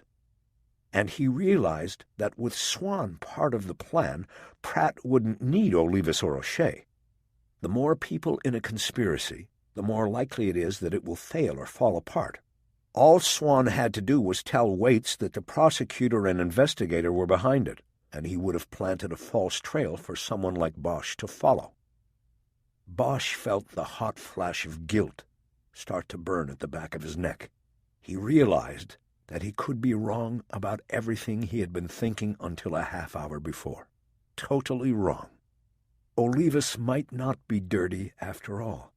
Maybe he had been used as skillfully as Bosch had been used himself, and maybe O'Shea was guilty of nothing more than political maneuvering, taking credit where it was not due him, redirecting blame away from where it was due. O'Shea could have called for the department fix simply to contain Bosch's accusations because they would be politically damaging, not because they were true. Bosch thought this new theory through again, and it held up. He found no air in the brake lines, no sand in the gas tank. It was a car that could drive. The only thing missing was motive. Why would a guy who banked 25 years with the department and was looking at retiring at 50 risk it all on a scheme like this? How could a guy who had spent 25 years chasing bad guys let a killer go free? Bosch knew from working 1,000 murders that motive was often the most elusive component of crime. Obviously, money could motivate, and the disintegration of a marriage could play a part. But those were unfortunate common denominators in many people's lives. They could not readily explain why Abel Pratt had broken across the line. Bosch banged the palm of his hand hard on the steering wheel. The question of motive aside, he was embarrassed and angry with himself. Pratt had played him perfectly, and the betrayal was deep and painful. Pratt was his boss. They had eaten together, worked cases together, told jokes and talked about their kids together. Pratt was heading toward a retirement that no one in the department believed was anything other than well-earned and well-deserved.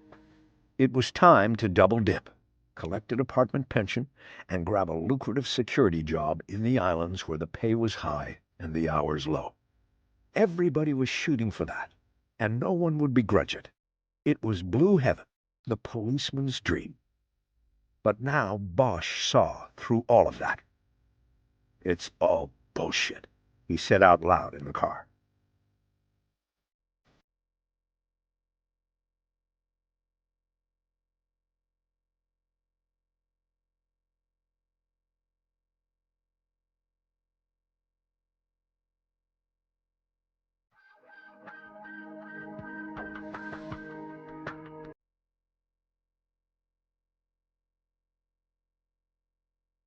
Chapter 33. 30 minutes into the drive, Pratt exited the freeway in the Cahuenga Pass. He took Barham Boulevard northeast into Burbank. The traffic was still thick, and Bosch had no trouble following and maintaining his distance and cover. Pratt drove past the back entrance to Universal and the front entrance to Warner Brothers. He then made a few quick turns and pulled to the curb in front of a row of townhouses on Catalina near Verdugo. Bosch drove on by quickly, took his first right and then another and then another. He killed his lights before taking one more right and coming up on the townhouses again. He pulled to the curb a half-block behind Pratt's SUV and slid down in his seat. Almost immediately, Bosch saw Pratt standing in the street, looking both ways before crossing, but he was taking too long to do it. The street was clear, but Pratt kept looking back and forth. He was looking for someone, or checking to see if he had been followed. Bosch knew that the hardest thing in the world to do was to follow a cop who was looking for it. He slouched down lower in the car. Finally, Pratt started across the street, still looking back and forth continuously, and when he got to the other curb, he turned and stepped up onto it backwards. He took a few steps back, surveying the area in both directions. When his scan came to Bosch's car, his eyes held on it for a long moment. Bosch froze. He didn't think Pratt had seen him. He was slouched too far down, but he might have recognized the car as either an unmarked police cruiser or one of the cars specifically assigned to the Open Unsolved unit. If he walked down the street to check it out, Bosch knew he would be caught without much of an explanation, and without a gun. Randolph had routinely confiscated his backup weapon for a ballistics analysis in regard to the shooting of Robert Foxworth. Pratt started walking toward Bosch's car. Bosch grabbed the door handle. If he needed to, he would bail out of the car and run toward Verdugo, where there would be traffic and people. But suddenly Pratt stopped, his attention drawn to something behind him. He turned around and looked up the steps of the townhouse he had been standing in front of. Bosch tracked his eyes and saw the front door of the townhouse was partially open, and a woman was looking out and calling to Pratt while smiling. She was hiding behind the door, but one of her bare shoulders was exposed. Her expression changed as Pratt said something and signaled her back inside. She put a pout on her face and stuck her tongue out at him. She disappeared from the door, leaving it open 6 inches. Bosch wished he had his camera, but it was back in his car in Echo Park. However, he didn't need photographic evidence to know that he recognized the woman in the doorway and that she was not Pratt's wife. Bosch had met his wife at the recent squad-room party when he had announced his retirement. Pratt looked toward Bosch's car again, hesitated, but then turned back to the townhouse. He strode up the stairs, went through the open door, and shut it behind him. Bosch waited and, as he expected, saw Pratt pull back a curtain and look out at the street. Bosch stayed down as Pratt's eyes lingered on the Crown Vic. There was no doubt that the car had drawn Pratt's suspicion, but Bosch guessed that the lure of illicit sex had overpowered his instinct to check the car out. There was a commotion as Pratt was grabbed from behind, and he turned away from the window, and the curtain fell back into place. Bosch immediately sat up, started the car, and made a U-turn away from the curb. He took a right on Verdugo and headed toward Hollywood Way. No doubt the Crown Vic had been blown. Pratt would be actively looking for it when he came back out of the townhouse. But the Burbank airport was close. Bosch figured he could dump the Crown Vic at the airport, pick up a rental car, and be back to the townhouse in less than a half hour. As he drove, he tried to place the woman he had seen looking out the door of the townhouse. He used a few mind relaxation drills he had employed back when hypnotizing witnesses was accepted by the courts. Soon he was keying in on the woman's nose and mouth, the parts of her that had triggered his recognition center, and soon after that he had it. She was an attractive young civilian employee of the department who worked in the office down the hall from Open Unsolved. It was a personnel office, known by the rank and file as hiring and firing, because it was the place where both things happened. Pratt was fishing off the company dock, waiting out the rush hour in a Burbank shack-up spot. Not bad work if you could get it and get away with it. Bosch wondered if Mrs. Pratt knew of her husband's extracurricular activities. He pulled into the airport and entered the valet parking lanes, thinking that would be fastest. The man in the red coat who took the Crown Vic from him asked when he would be returning. "I don't know," Bosch said, not having considered it. "I need to write something on the ticket," the man said. "Tomorrow," Bosch said, "if I'm lucky." Chapter 34. Bosch got back to Catalina Street in 35 minutes. He drove his rented Taurus past the row of townhouses and spotted Pratt's Jeep still at the curb. This time he found a spot on the north side of the townhouse and parked there. While he slouched down in the car and watched for activity, he turned on the cell phone he had rented with the car. He called Rachel Walling's cell number, but got her voicemail. He ended the call without leaving a message. Pratt didn't come out until it was full-on dark outside. He stood in front of the complex beneath a streetlight, and Bosch noticed he was wearing different clothes now. He had on blue jeans and a dark, long-sleeved pullover shirt. The change of attire told Bosch that the liaison with the woman from hiring and firing was probably more than a casual shack-up. Pratt kept clothes at her place. Pratt once again looked up and down the street, his eyes lingering longest on the south side, where earlier the Crown Vic had drawn his attention. Apparently satisfied that the car was gone and he wasn't being watched, Pratt went to his commander and soon pulled away from the curb. He made a U-turn and headed south to Verdugo. He then turned right. Bosch knew that if Pratt was looking for a tail, he would slow on Verdugo and watch his rearview mirror for any vehicle turning off Catalina in his direction. So he U-turned from the curb and went north a block to Clark Avenue. He turned left and gunned the car's weak engine. He drove 5 blocks to California Street and took a quick left. At the end of the block, he would come to Verdugo. It was a risky move. Pratt could be long gone, but Bosch was playing a hunch. Seeing the Crown Vic had spooked his boss. He would be on full alert. Bosch had called it right. Just as he got to Verdugo, he saw Pratt's silver commander go by in front of him. He had obviously delayed on Verdugo, watching for a follower. Bosch let him get some distance and then turned right to follow. Pratt made no evasive moves after that first effort to smoke out a tail. He stayed on Verdugo into North Hollywood and then turned south on Cahuenga. Bosch almost lost him at the turn, but he went through the light on red. It was clear to him now that Pratt was not going home. Bosch knew that he lived in the opposite direction in the Northern Valley. Pratt was heading toward Hollywood, and Bosch guessed that he was simply planning to join the other members of the squad at Nat's. But halfway through the Cahuenga Pass, he turned right onto Woodrow Wilson Drive, and Bosch felt his pulse kick up a notch. Pratt was now heading toward Bosch's own house. Woodrow Wilson wound up the side of the Santa Monica Mountains, one deep curve after another. It was a lonely street, and the only way to follow a vehicle was to do it without headlights and to keep at least one curve behind the brake lights of the lead car.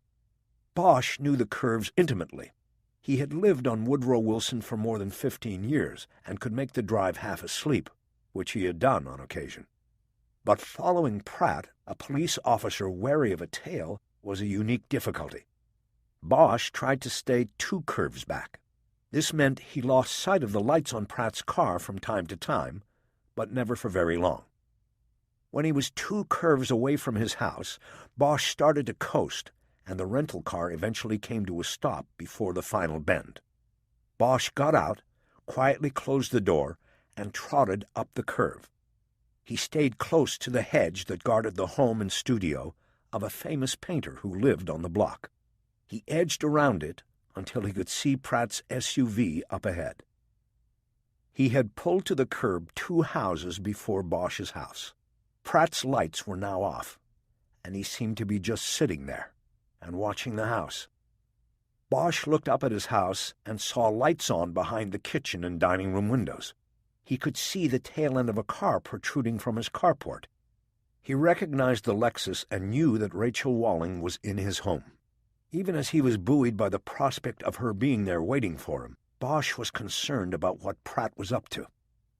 It appeared that he was doing exactly what he had been doing the night before, just watching and possibly trying to determine if Bosch was home. Bosch heard a car coming behind him. He turned and started walking back toward his car, as if he were on an evening walk. The car drove by slowly, and Bosch then turned and headed back to the hedge. As the car came up behind Pratt's Jeep, rather than pull to the side, Pratt took off again, the lights of his SUV coming on as he sped away. Bosch turned and ran back toward his rental car. He jumped in and pulled away from the curb. As he drove, he hit redial on the rental phone, and soon Rachel's line was ringing. This time she answered. "Yes?" "Rachel, it's Harry. Are you in my house?" "Yes, I've been waiting." "Come outside. I'm going to pick you up. Hurry." "Harry, what has just come out and bring your gun, right now." He clicked off and pulled to a stop in front of his house. He could see the glow of brake lights disappearing around the curve ahead. But he knew those belonged to the car that had spooked Pratt. Pratt was farther ahead. Bosch turned and looked at his front door, ready to hit the horn, but Rachel was coming out. "Close the door," Bosch yelled through the open passenger window. Rachel pulled the door closed and hurried out to the car. "Get in, hurry." She jumped into the car, and Bosch took off before she had the door closed. What is going on? He gave her the shorthand as he sped through the curves on the way up to Mulholland. He told her that his boss, Abel Pratt, was the setup man, that what had happened in Beechwood Canyon had been his plan. He told her that for the 2nd night in a row he had been outside Bosch's home. "How do you know all of this?" "I just know. I'll be able to prove it all later. For now, it's a fact." "What was he doing outside?" "I don't know. Trying to see if I was home, I think." "Your phone rang." "When?" "Right before you called my cell. I didn't answer it." It was probably him. They came around the last bend, going on, and the 4-way stop at Mulholland was ahead. Bosch saw the taillights of a large vehicle just as they disappeared to the right. Another car moved up to the stop. It was the car that had made Pratt move on. It went straight through the intersection. The first one must have been Pratt. He turned right. Bosch got to the stop and also turned right. Mulholland was the winding snake that followed the crestline of the mountains across the city. Its curves were smoother and not as deep as Woodrow Wilson's. It was also a busier street, with plenty of night cruisers. He would be able to follow Pratt without causing much suspicion. They quickly caught up to the vehicle that had turned and confirmed that it was Pratt's commander. Bosch then dropped back and for the next 10 minutes tailed Pratt along the crestline. The sparkling lights of the valley sprawled below on the north side. It was a clear night, and they could see all the way to the shadowy mountains on the far side of the sprawl. They stayed on Mulholland through the intersection with Laurel Canyon Boulevard and continued west. "I was waiting at your house to say goodbye," Rachel suddenly said. After a moment of silence, Bosch responded. "I know. I understand." "I don't think you do." "You didn't like the way I was today, the way I went after Waits. I'm not the man you thought I was. I've heard it before, Rachel." "It's not that, Harry. Nobody is ever the man you think they are. I can live with that. But a woman has to feel safe with a man. and that includes when they are not together. How can I feel safe when I've seen firsthand how you work? It doesn't matter whether it is the way I would do it or not. I'm not talking about us cop to cop. What I'm talking about is that I could never feel comfortable and safe. I'd wonder every night if it's the night you won't be coming home. I can't do that." Bosch realized he was giving the car too much gas. Her words had made him unconsciously press the pedal down harder. He was getting too close to Pratt. He slowed down and pulled back from the taillights 100 yards. "It's a dangerous job," he said. "I thought you, more than anybody, would know that." I do. But what I saw out there today with you was recklessness. I don't want to have to worry about someone who is reckless. There's enough to worry about out there without that." Bosch blew out his breath. He gestured toward the red lights moving in front of them. "Okay," he said. "Let's talk about it later. Let's just concentrate on this for tonight." As if on cue, Pratt hooked a hard left onto Coldwater Canyon Drive and started dropping down toward Beverly Hills. Bosch delayed as long as he believed he could and made the same turn. "Well, I'm still glad I've got you with me," he said. "Why?" "Because if he ends up in Beverly Hills, I won't need to call the locals, because I'm with a Fed." "Glad I could do something." "You have your gun with you?" "Always. You don't have yours?" "It was part of the crime scene. I don't know when I'll get it back, and that's the second gun they've taken from me this week. It's got to be a record of some kind. Most guns lost during reckless gunplay." He looked over to see if he was getting under her skin. She showed nothing. "He's turning," she said. Bosch snapped his attention back to the road and saw the left turn signal on the commander blinking. Pratt made the turn, and Bosch went on by. Rachel bent down so she could see out the window and up at the street sign. "Gloaming Drive," she said. "Are we still in the city?" "Yeah. Gloaming goes way back in there, but there's no way out. I've been in there before." The next street down was Stewart Lane. Bosch used it to turn around in and headed back up to Gloaming. "Do you know where he could be going?" Rachel asked. "No idea. Another girlfriend's place for all I know." Gloaming was another curving mountain road, but that's where the similarity to Woodrow Wilson Drive ended. The homes here ran a minimum 7 figures, easy, and all had nicely manicured lawns and hedges with not so much as a leaf out of place. Bosch drove it slowly, looking for the silver Jeep Commander. "There," Rachel said. She pointed out her window at a Jeep parked in the turnaround of a mansion with a French provincial design. Bosch drove by and parked 2 houses away. They got out and walked back. West Coast choppers? She hadn't been able to see the front of his shirt while he was driving. "It helped me blend in on a case once." "Nice." "My daughter saw me in this one time. I told her it was from my dentist." The gate to the driveway was open. The cast-iron mailbox had no name on it. Bosch opened it and looked inside. They were in luck. There was mail, a small stack held together with a rubber band. He pulled it out and angled the top envelope toward a nearby streetlight in order to read it. "It's Maurice Swan's place," he said. "Nice," Rachel said. "I guess I should have been a defense attorney." "You'd have been good working with criminals." "Fuck you, Bosch."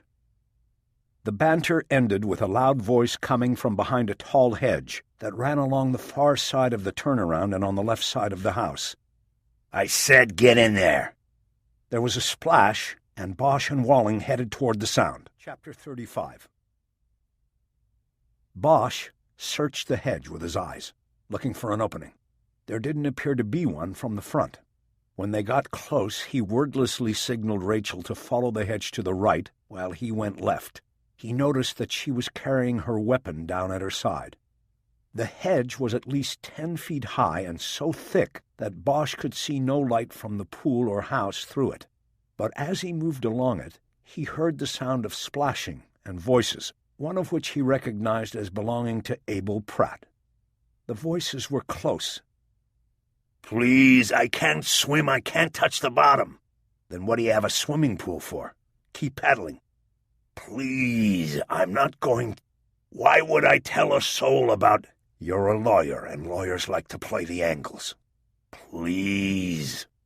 I'm telling you, if I get even a hint that you're playing an angle on me, then next time it won't be a pool. It will be the fucking Pacific Ocean, you understand that? Bosch came to an alcove where the pool's filter pump and heater were located on a concrete pad. There was also a small opening in the hedge for a pool maintenance man to squeeze through. He slipped into the opening and stepped onto the tiles surrounding a large oval pool. He was 20 feet behind Pratt, who was standing at the edge looking down at a man in the water.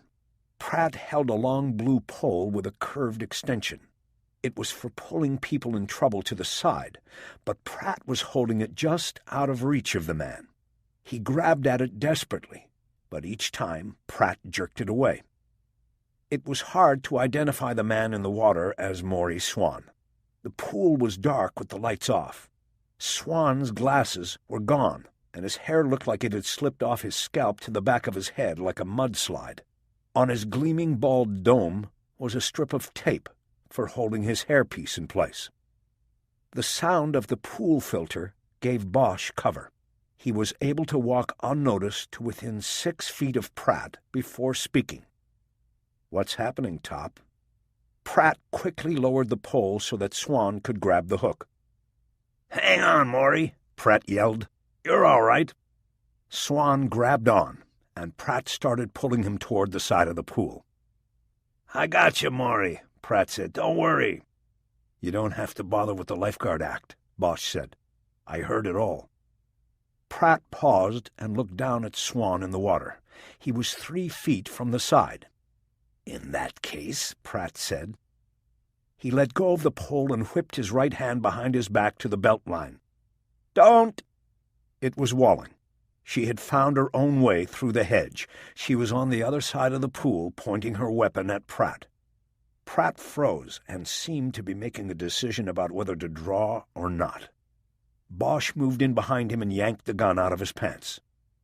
"Harry," Rachel called, "I've got him. Get the lawyer." Swan was sinking. The blue pole was going down with him. Bosch quickly went to the pool's edge and grabbed it.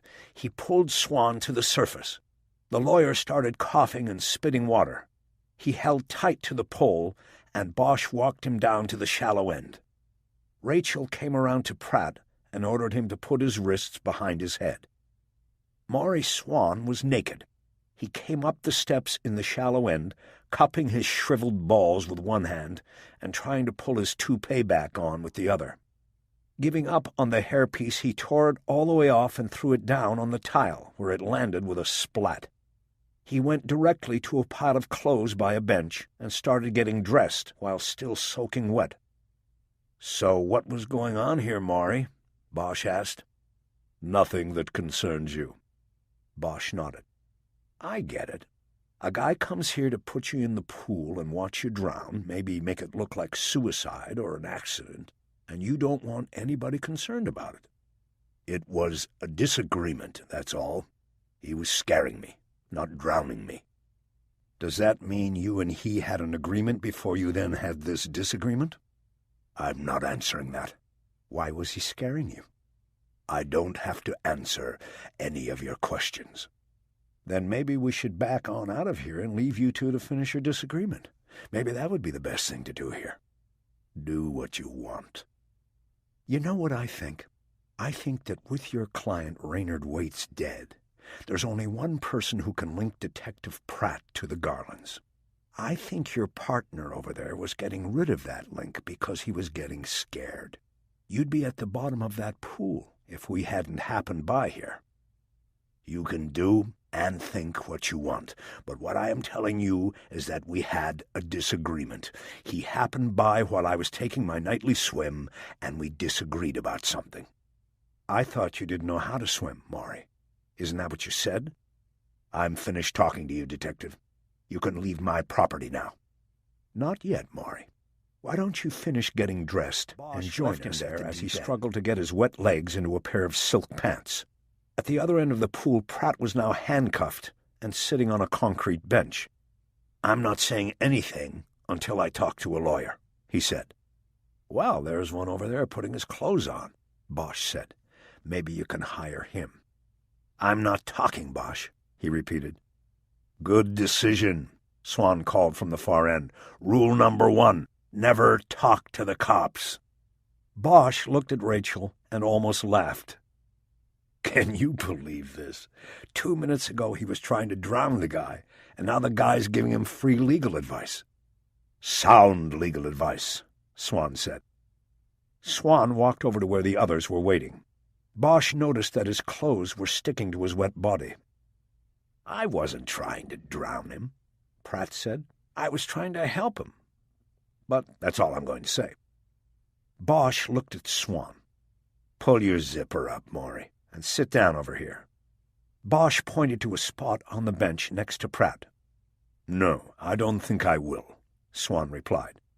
He took a step toward the house, but Bosch took 2 steps and cut him off. He redirected him to the bench. "Sit down," he said. "You're under arrest." "For what?" Swan said indignantly. "Double murder. Both of you are under arrest." Swan laughed as though he were dealing with a child.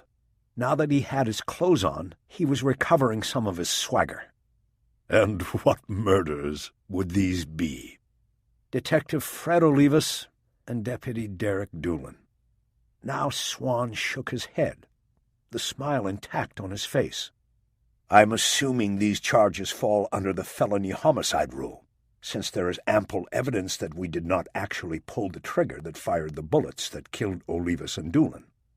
It's always good to deal with a lawyer. I hate having to explain the law all the time." "It's a pity you need the law explained to you, Detective Bosch.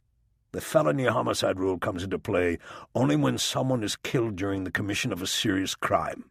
If that threshold is satisfied, then co-conspirators in the criminal enterprise may be charged with murder." Bosch nodded. "I got that," he said. "And I've got you. Then be so kind as to tell me what the threshold crime is that I have conspired to commit." Bosch thought for a moment before answering. "How about suborning perjury and obstruction of justice? We could start there and move up to corruption of a public official, maybe aiding and abetting an escape from lawful custody." "And we could end there as well," Swan said. "I was representing my client. I committed none of those crimes, and you have not a shred of evidence that I did. If you arrest me, it will simply prove your own undoing and embarrassment." He stood up. "Good evening to you all." Bosch stepped over and put his hand on Swan's shoulder. He drove him back down onto the bench. "Sit the fuck down. You were under arrest.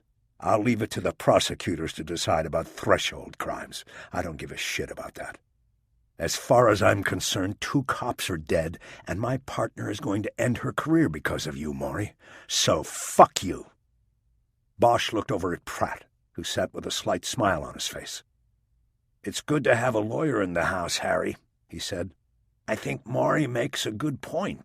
Maybe you should think about this before doing anything rash." Bosch shook his head. "You aren't walking away from this," he said. "Not by a long shot." He waited a moment, but Pratt said nothing. "I know you're the setup man," Bosch said. "The whole thing up in Beechwood Canyon was yours. It was you who made the deal with the Garlands. Then you went to Maury here, who took it to Waits. You doctored the murder book after Waits gave you an alias to stick in it. Maury might have a point about the felony murder rap, but there's more than enough there for obstruction. And if I get that, then I've got you. That means no island and no pension top. That means you go down in flames." Pratt's eyes dropped from Bosch to the dark waters of the pool. "I want the Garlands, and you can give them to me," Bosch said. Pratt shook his head without turning his eyes from the water. "Then have it your way," Bosch said. "Let's go." He signaled Pratt and Swan to stand up. They complied. Bosch turned Swan around so he could cuff him. As he did so, he looked over the lawyer's shoulder at Pratt. "After we book you, who are you going to call about bail? Your wife or the girl from hiring and firing?" Pratt immediately sat back down as if hit by a sucker punch. Bosch had been saving it for his last shot. He kept the pressure on. Which one was going to go with you to the island, to your sugar plantation? My guess is it was what's-her-name. Her name is Jessie Templeton, okay? And I made you on the tail at her place tonight. Yeah, and I made you making me. But tell me, how much does Jessie Templeton know? And is she going to be as strong as you when I go to see her after I book you? Bosch, she doesn't know anything. Leave her out of it. Leave my wife and kids out of it, too. Bosch shook his head. Doesn't work that way. You know that. We're going to turn everything upside down and shake it to see what falls out. I'm going to find the money the Garlands paid you, and I'll tie it back to you, to Maury Swan, everybody. I just hope you didn't use your girlfriend to hide it, because if you did, she goes down too. Pratt leaned forward on the bench. Bosch got the impression that if his hands hadn't been cuffed behind his back, he'd have been using them at that moment to hold his head and hide his face from the world. Bosch had kept at him like a man with an axe chopping at a tree. It was barely standing now. It needed one little push, and it would go down. Bosch walked Swan over to Rachel, who took him by one of his arms. Bosch then turned back to Pratt. "You fed the wrong dog," Bosch said. "What's that supposed to mean?" "Everybody's got choices, and you made the wrong one. Problem is, we don't pay for our mistakes alone. We take people down with us pool and look down into the water. It shimmered on top, but was impenetrably dark beneath the surface. He waited, but it didn't take long for the tree to fall. "Jessie doesn't need to be part of this, and my wife doesn't need to know about her," Pratt said. It was an opening offer. Pratt was going to talk. Bosch kicked his foot on the tile edging and turned back to face him. "I'm not a prosecutor, but I'll bet something could be worked out." "Pratt, you are making a big mistake," Swan said urgently. Bosch reached down to Pratt and patted his pockets until he located the keys to the commander, and then pulled them out. "Rachel, take Mr. Swan to Detective Pratt's car. It will be better for transporting him. We'll be right there." He threw her the keys, and she started walking Swan to the opening in the hedge she had come through. Swan had to be pushed. He looked over his shoulder as he went and called back to Pratt. "Do not talk to that man," he yelled. "Do you hear me? Do not talk to anyone. You will talk us all into prison." Swan kept yelling legal advice through the hedge. Bosch waited until he heard the car door close on his voice. He then stood in front of Pratt and noticed that sweat was dripping from his hairline and down his face. "I don't want Jessie or my family involved," Pratt said, "and I want a deal. No jail time. I'm allowed to retire, and I get to keep my pension.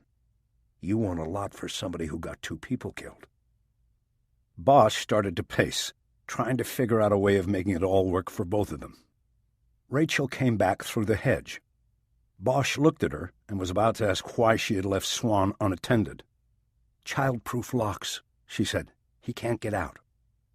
Bosch nodded and gave his attention back to Pratt. "Like I said, you want a lot," he said. "What are you giving back?" "I can give you the Garlands easy," Pratt said desperately. "Anthony took me up there 2 weeks ago and led me to the girl's body. And Maury Swan, I can give you him on a platter. The guy's as dirty as—" He didn't finish. "You?" Pratt lowered his eyes and slowly nodded his head.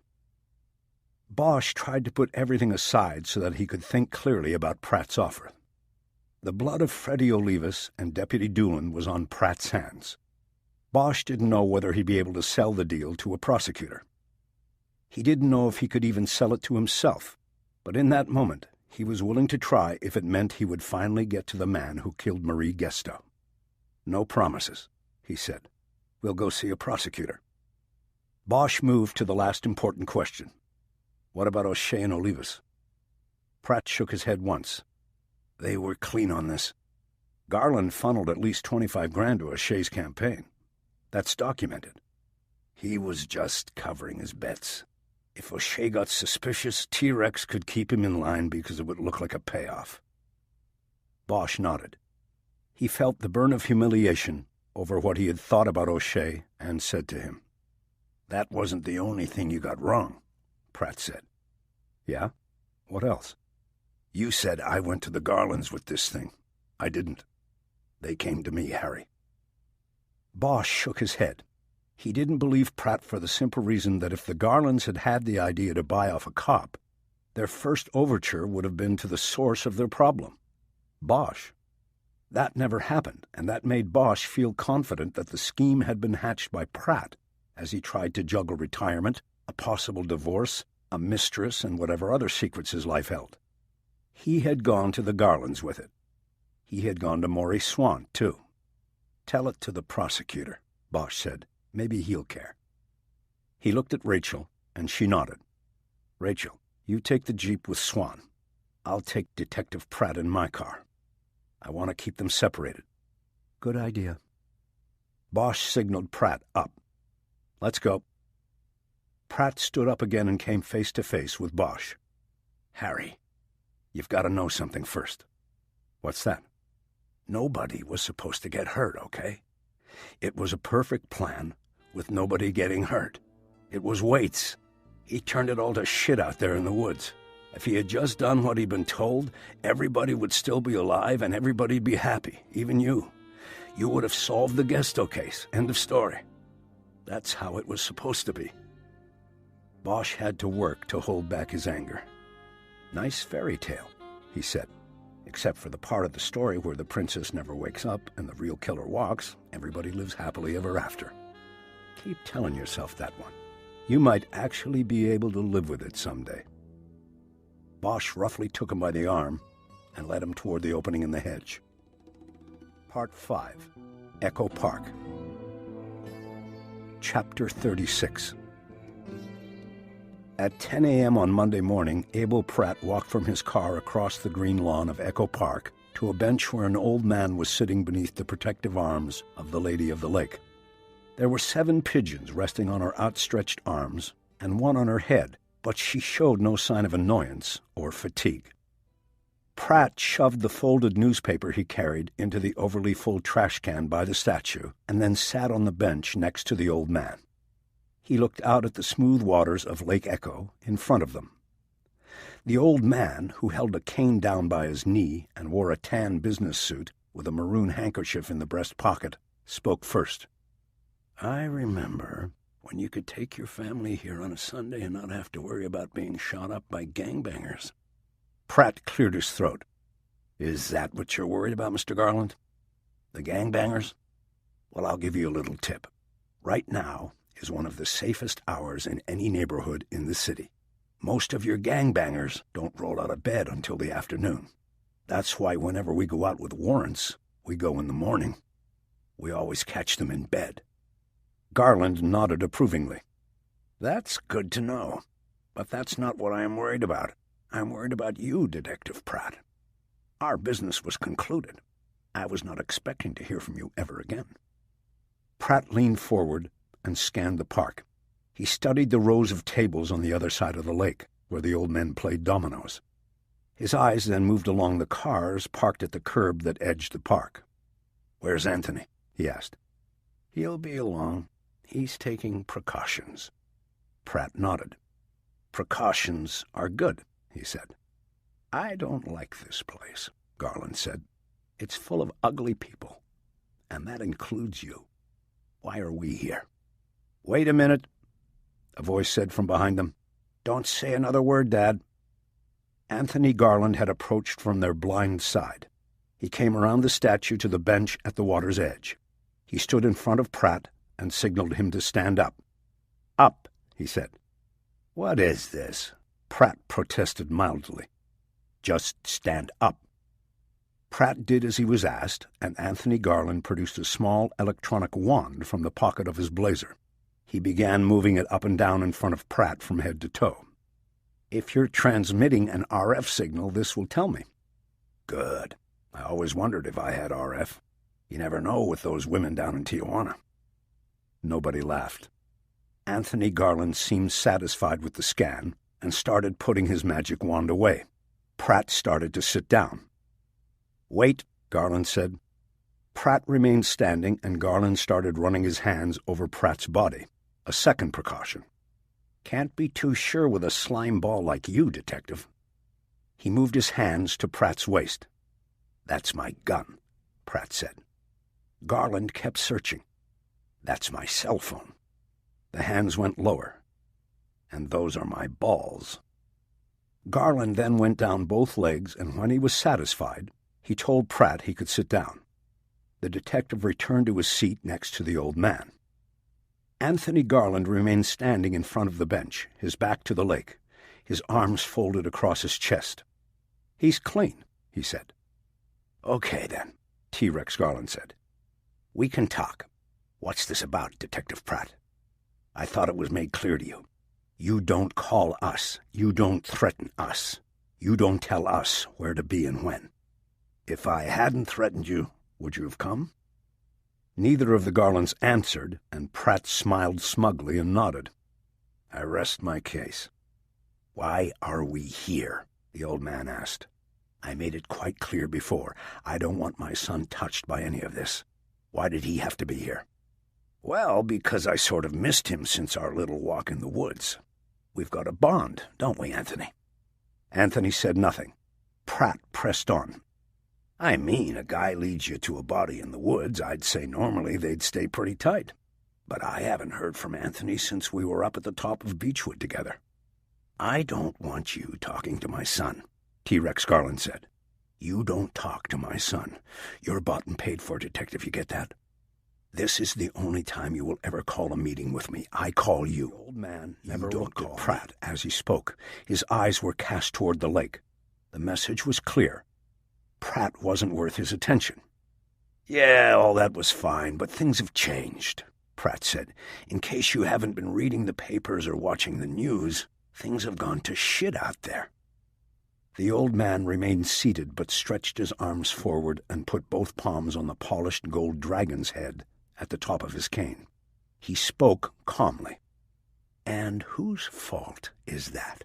You told us you and the lawyer could keep Raynard Waits in line.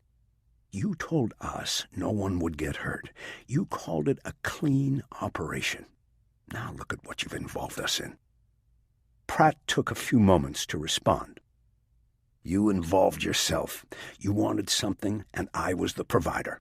No matter whose fault it is, the bottom line is I now need more money." T-Rex Garland shook his head slowly. "You were paid $1 million, he said.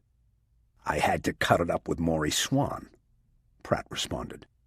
"Your subcontractor costs were not and are not my concern. The fee was based on everything working smoothly. Waits taking the fall for Gesto, case closed. Now there are complications, ongoing investigations to contend with. Again, not my concern. Our deal is done." Pratt leaned forward on the bench and put his elbows on his knees. "It's not quite done yet, T-Rex," he said, "and maybe you should be concerned, because you know who paid me a visit on Friday night? Harry Bosch, and he had an FBI agent with him. They took me to a little meeting with Mr. Rick O'Shea. Turns out that before Bosch capped Waits, the little bastard told him that he didn't kill Marie Gesto. So that puts Bosch back on your ass, Junior, and it puts all of them on mine. They've damn near worked the whole story out, connecting me and Maury Swan.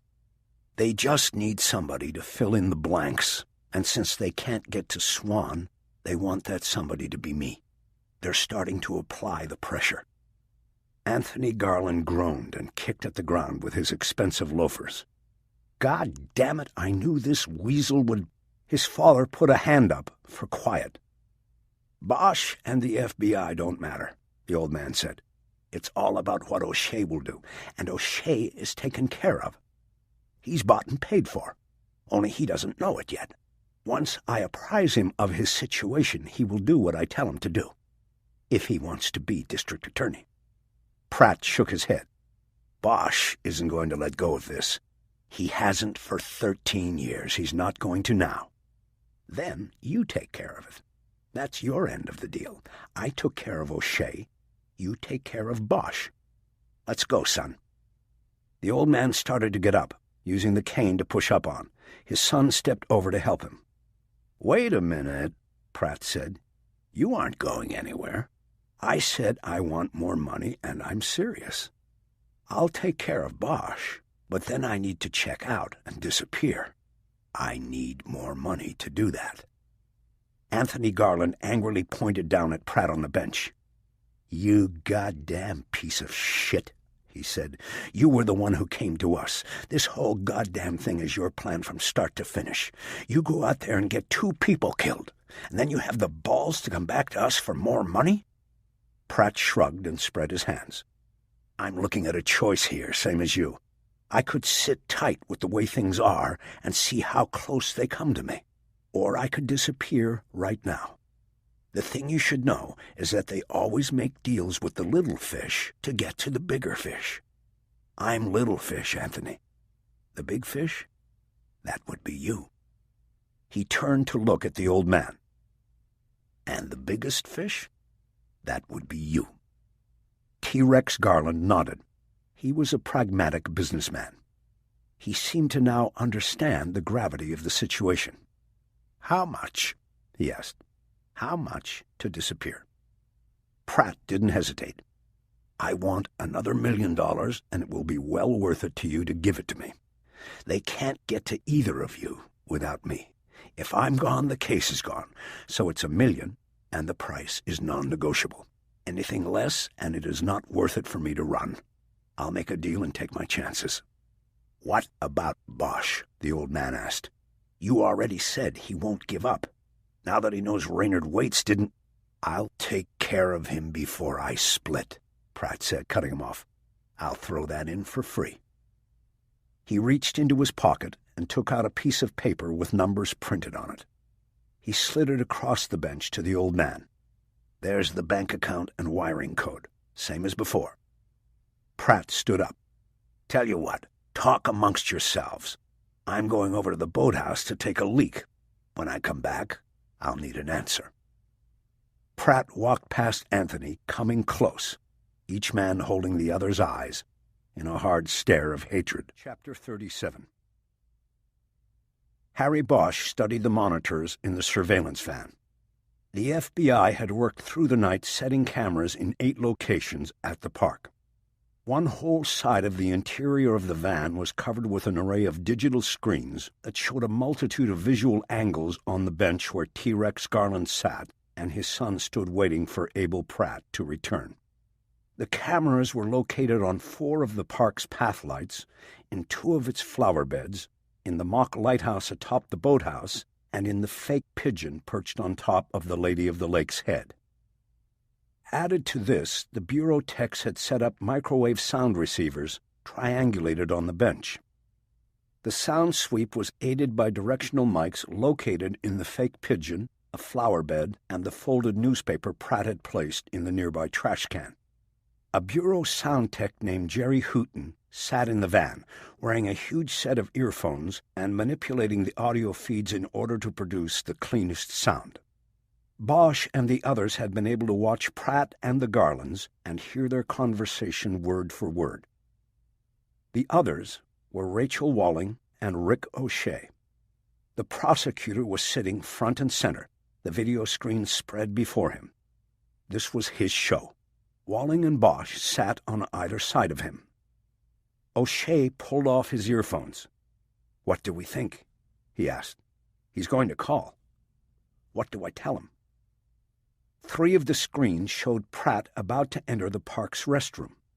According to the plan, he would wait until the room was clear and then call the surveillance van's number on his cell phone.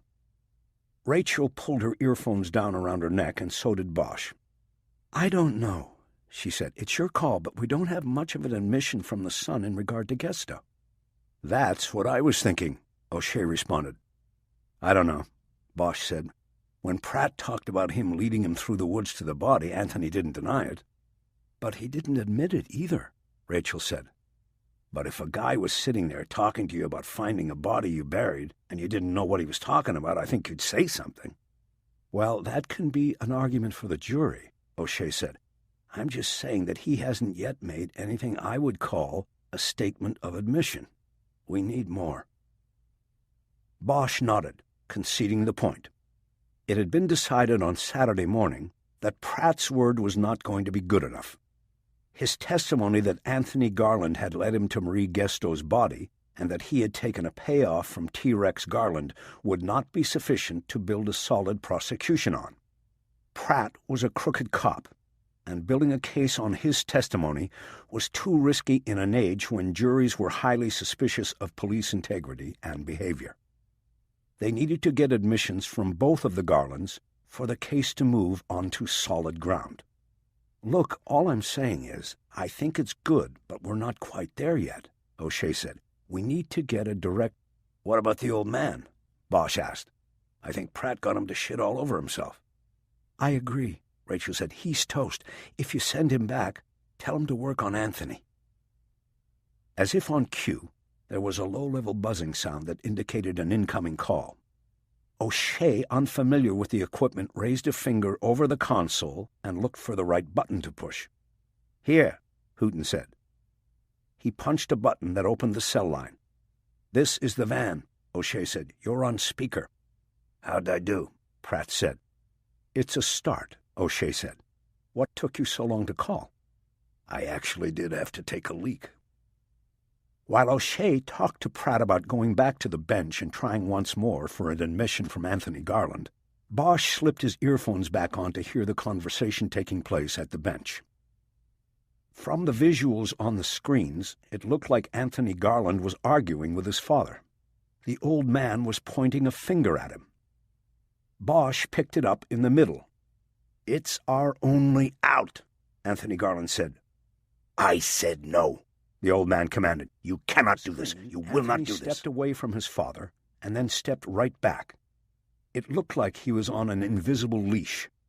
He bent down close to his father, and this time he pointed the finger. What he said was spoken so low that the FBI microphones picked up only a mumble. Bosch pressed his hands over the earphones, but couldn't get it. "Jerry," he said, "can you work on this?" Bosch pointed to the screens. Hooton pulled on his earphones and went to work on the audio dials. But it was too late. The close conversation between father and son was over. Anthony Garland had just straightened up in front of his father and turned his back to him. He was silently looking out across the lake.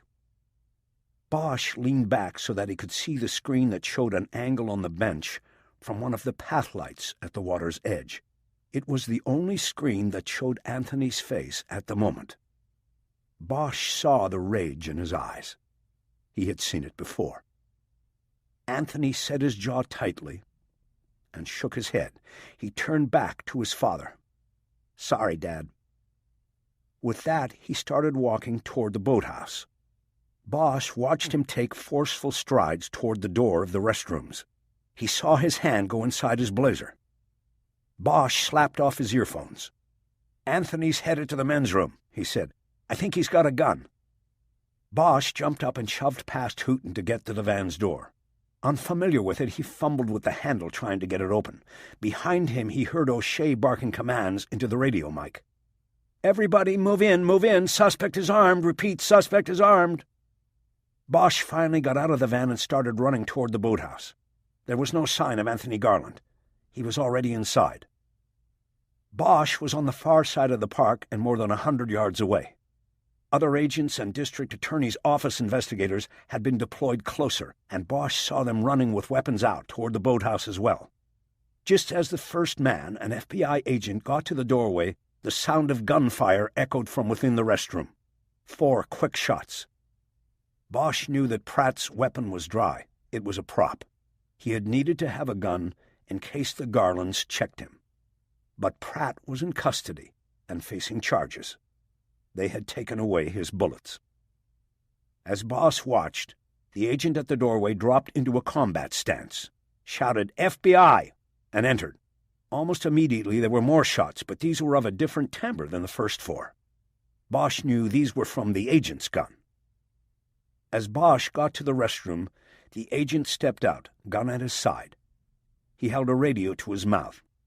"We have 2 down in the restroom," he said. "Scene is secured." Winded from his run, Bosch gulped down some air and walked toward the doorway. "Detective, that's a crime scene in there," the agent said. He put his hand up in front of Bosch's chest. Bosch pushed it aside. "I don't care." He entered the restroom and saw the bodies of Pratt and Garland on the dirty concrete floor.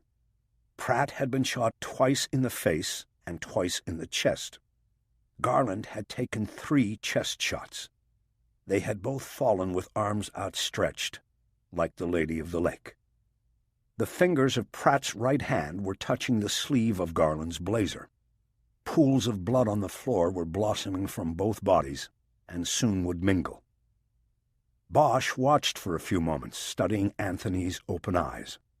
The rage Bosch had seen moments before was gone, replaced by the empty look of death. He stepped out of the restroom and looked over at the bench. The old man, T-Rex Garland, sat leaning forward with his face in his hands. The cane with the polished dragon's head had been dropped to the grass. Chapter 38. The entirety of Echo Park was closed for the investigation. For the 3rd time in a week, Bosch was interviewed about a shooting, only this time it was the feds doing the questioning, and his part was peripheral, because he had not fired a weapon. When he was finished, he walked over to a Mariscos truck that was parked at the curb and opened for business to the crowd of onlookers outside the yellow tape. He ordered a shrimp taco and a Dr. Pepper and took them over to one of the nearby federal cruisers. He was leaning on the front fender eating his lunch when Rachel Walling approached. "Turns out Anthony Garland had a concealed weapon permit," she said. "His security job required it." She leaned casually on the fender next to him. Bosch nodded. "I guess we should have checked," he said. He took his last bite, wiped his mouth with a napkin, and then balled it up in the aluminum foil the taco came in. "I remembered your story," she said. "What story?" he asked. "The one you told me about Garland rousting those kids in the oil field." "What about it?" "You said he drew down on them." "That's right." She didn't say anything. She looked out at the lake. Bosch shook his head like he wasn't sure what was going on. She finally spoke. "You knew about the permit, and you knew Anthony would be carrying, didn't you?" It was a question, but she meant it as a statement. "Rachel, what are you saying?" "I'm saying you knew. You knew from way back that Anthony carried a gun. You knew what could happen today." Bosch spread his hands wide. "Look, that thing with the kids was 12 years ago. How would I know they would have a gun today?" She got off the fender and turned to face him. "How many times did you talk to Anthony over the years? How many times did you shake him down?" Bosch squeezed the ball of aluminum foil tighter in his fist. "Look, I never—" "Are you telling me that in all those times you never once came up with a gun? That you didn't check permits? That you didn't know that there was a very high probability that he would bring a gun? And his uncontrolled rage to a meeting like this? If we had known this guy carried a gun, we would never have set this thing up in the first place." Bosch smiled unpleasantly and shook his head in a disbelieving sort of way. "What was it you said about mumbo-jumbo conspiracies the other day? Marilyn didn't overdose, the Kennedys had her killed? Bosch knew Anthony would bring a gun to the meeting and would start shooting? Rachel, it all sounds like—" "And what about what you said about being a true detective?" She stared pointedly at him. "Rachel, listen to me. There was no way anybody could have predicted this. There was no—" "Predicted, hoped, accidentally set in motion. What's the difference? You remember what you said to Pratt the other night by the pool?" "I said a lot of things to him." Her voice took on a tone of sadness. "You told him about the choices we all make." She pointed across the grass at the boathouse. "And, well, Harry, I guess this is the dog you chose to feed. I hope you're happy with it. I hope it's a good pet for you, and I hope it fits in perfectly well with the way of the true detective." She turned and walked back toward the boathouse and the knot of investigators crowding the crime scene. Bosch let her go. For a long time he didn't move. Her words had gone through him like the sounds of a roller coaster. Low rumbling and high shrieks. He squeezed the ball of aluminum foil in his hand and shot it toward a trash can sitting next to the Morisco's truck. He missed by a mile. Chapter 39. Kiz Ryder came through the double doors in a wheelchair. She found it embarrassing, but that was the hospital rule. Bosch was waiting for her with a smile and a bouquet of flowers he had bought from a vendor at the freeway exit near the hospital. As soon as she was allowed by the nurse, she got up and out of the chair. She tentatively hugged Bosch as though she felt fragile, and thanked him for coming to take her home. "I'm right out front," he said. With his arm across her back, he walked her out to the waiting Mustang. He helped her get in, then put a bag of cards and gifts she had received into the trunk and came around to the driver's side. "You want to go anywhere first?" he asked once he was in the car. "No, just home. I can't wait to sleep in my own bed." "I hear you." He started the car and pulled out, heading back to the freeway. They drove silently. When he got back to the 134, the flower vendor was still in the median. Ryder looked down at the bouquet in her hand, realized that Bosch had gotten them as an afterthought, and started laughing.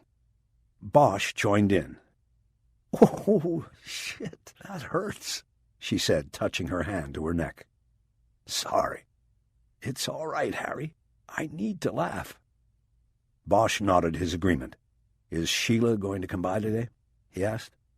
"Yeah, after work." "Good." He nodded because there wasn't anything else to do. They lapsed back into silence. "Harry, I took your advice," Ryder said after a few minutes. "What was that?" "I told them I didn't have a shot. I told them I didn't want to hit Olivas." "That's good, Kiz." He thought about things for a few moments. "Does that mean you're going to keep your badge?" he asked. "Yes, Harry, I'm keeping the badge, but not my partner." Bosch looked over at her. "I talked to the chief," Ryder said. "After I finish rehab, I'm going to go back to work in his office, Harry. I hope that will be all right with you." "Whatever you want to do is all right with me. You know that. I'm glad you're staying." "Me too."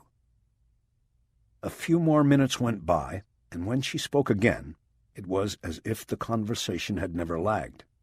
"Besides, up there on the 6th floor, I'll be able to watch out for you, Harry. Maybe keep you out of all the politics and bureaucratic scrapping. Lord knows, you're still going to need me from time to time."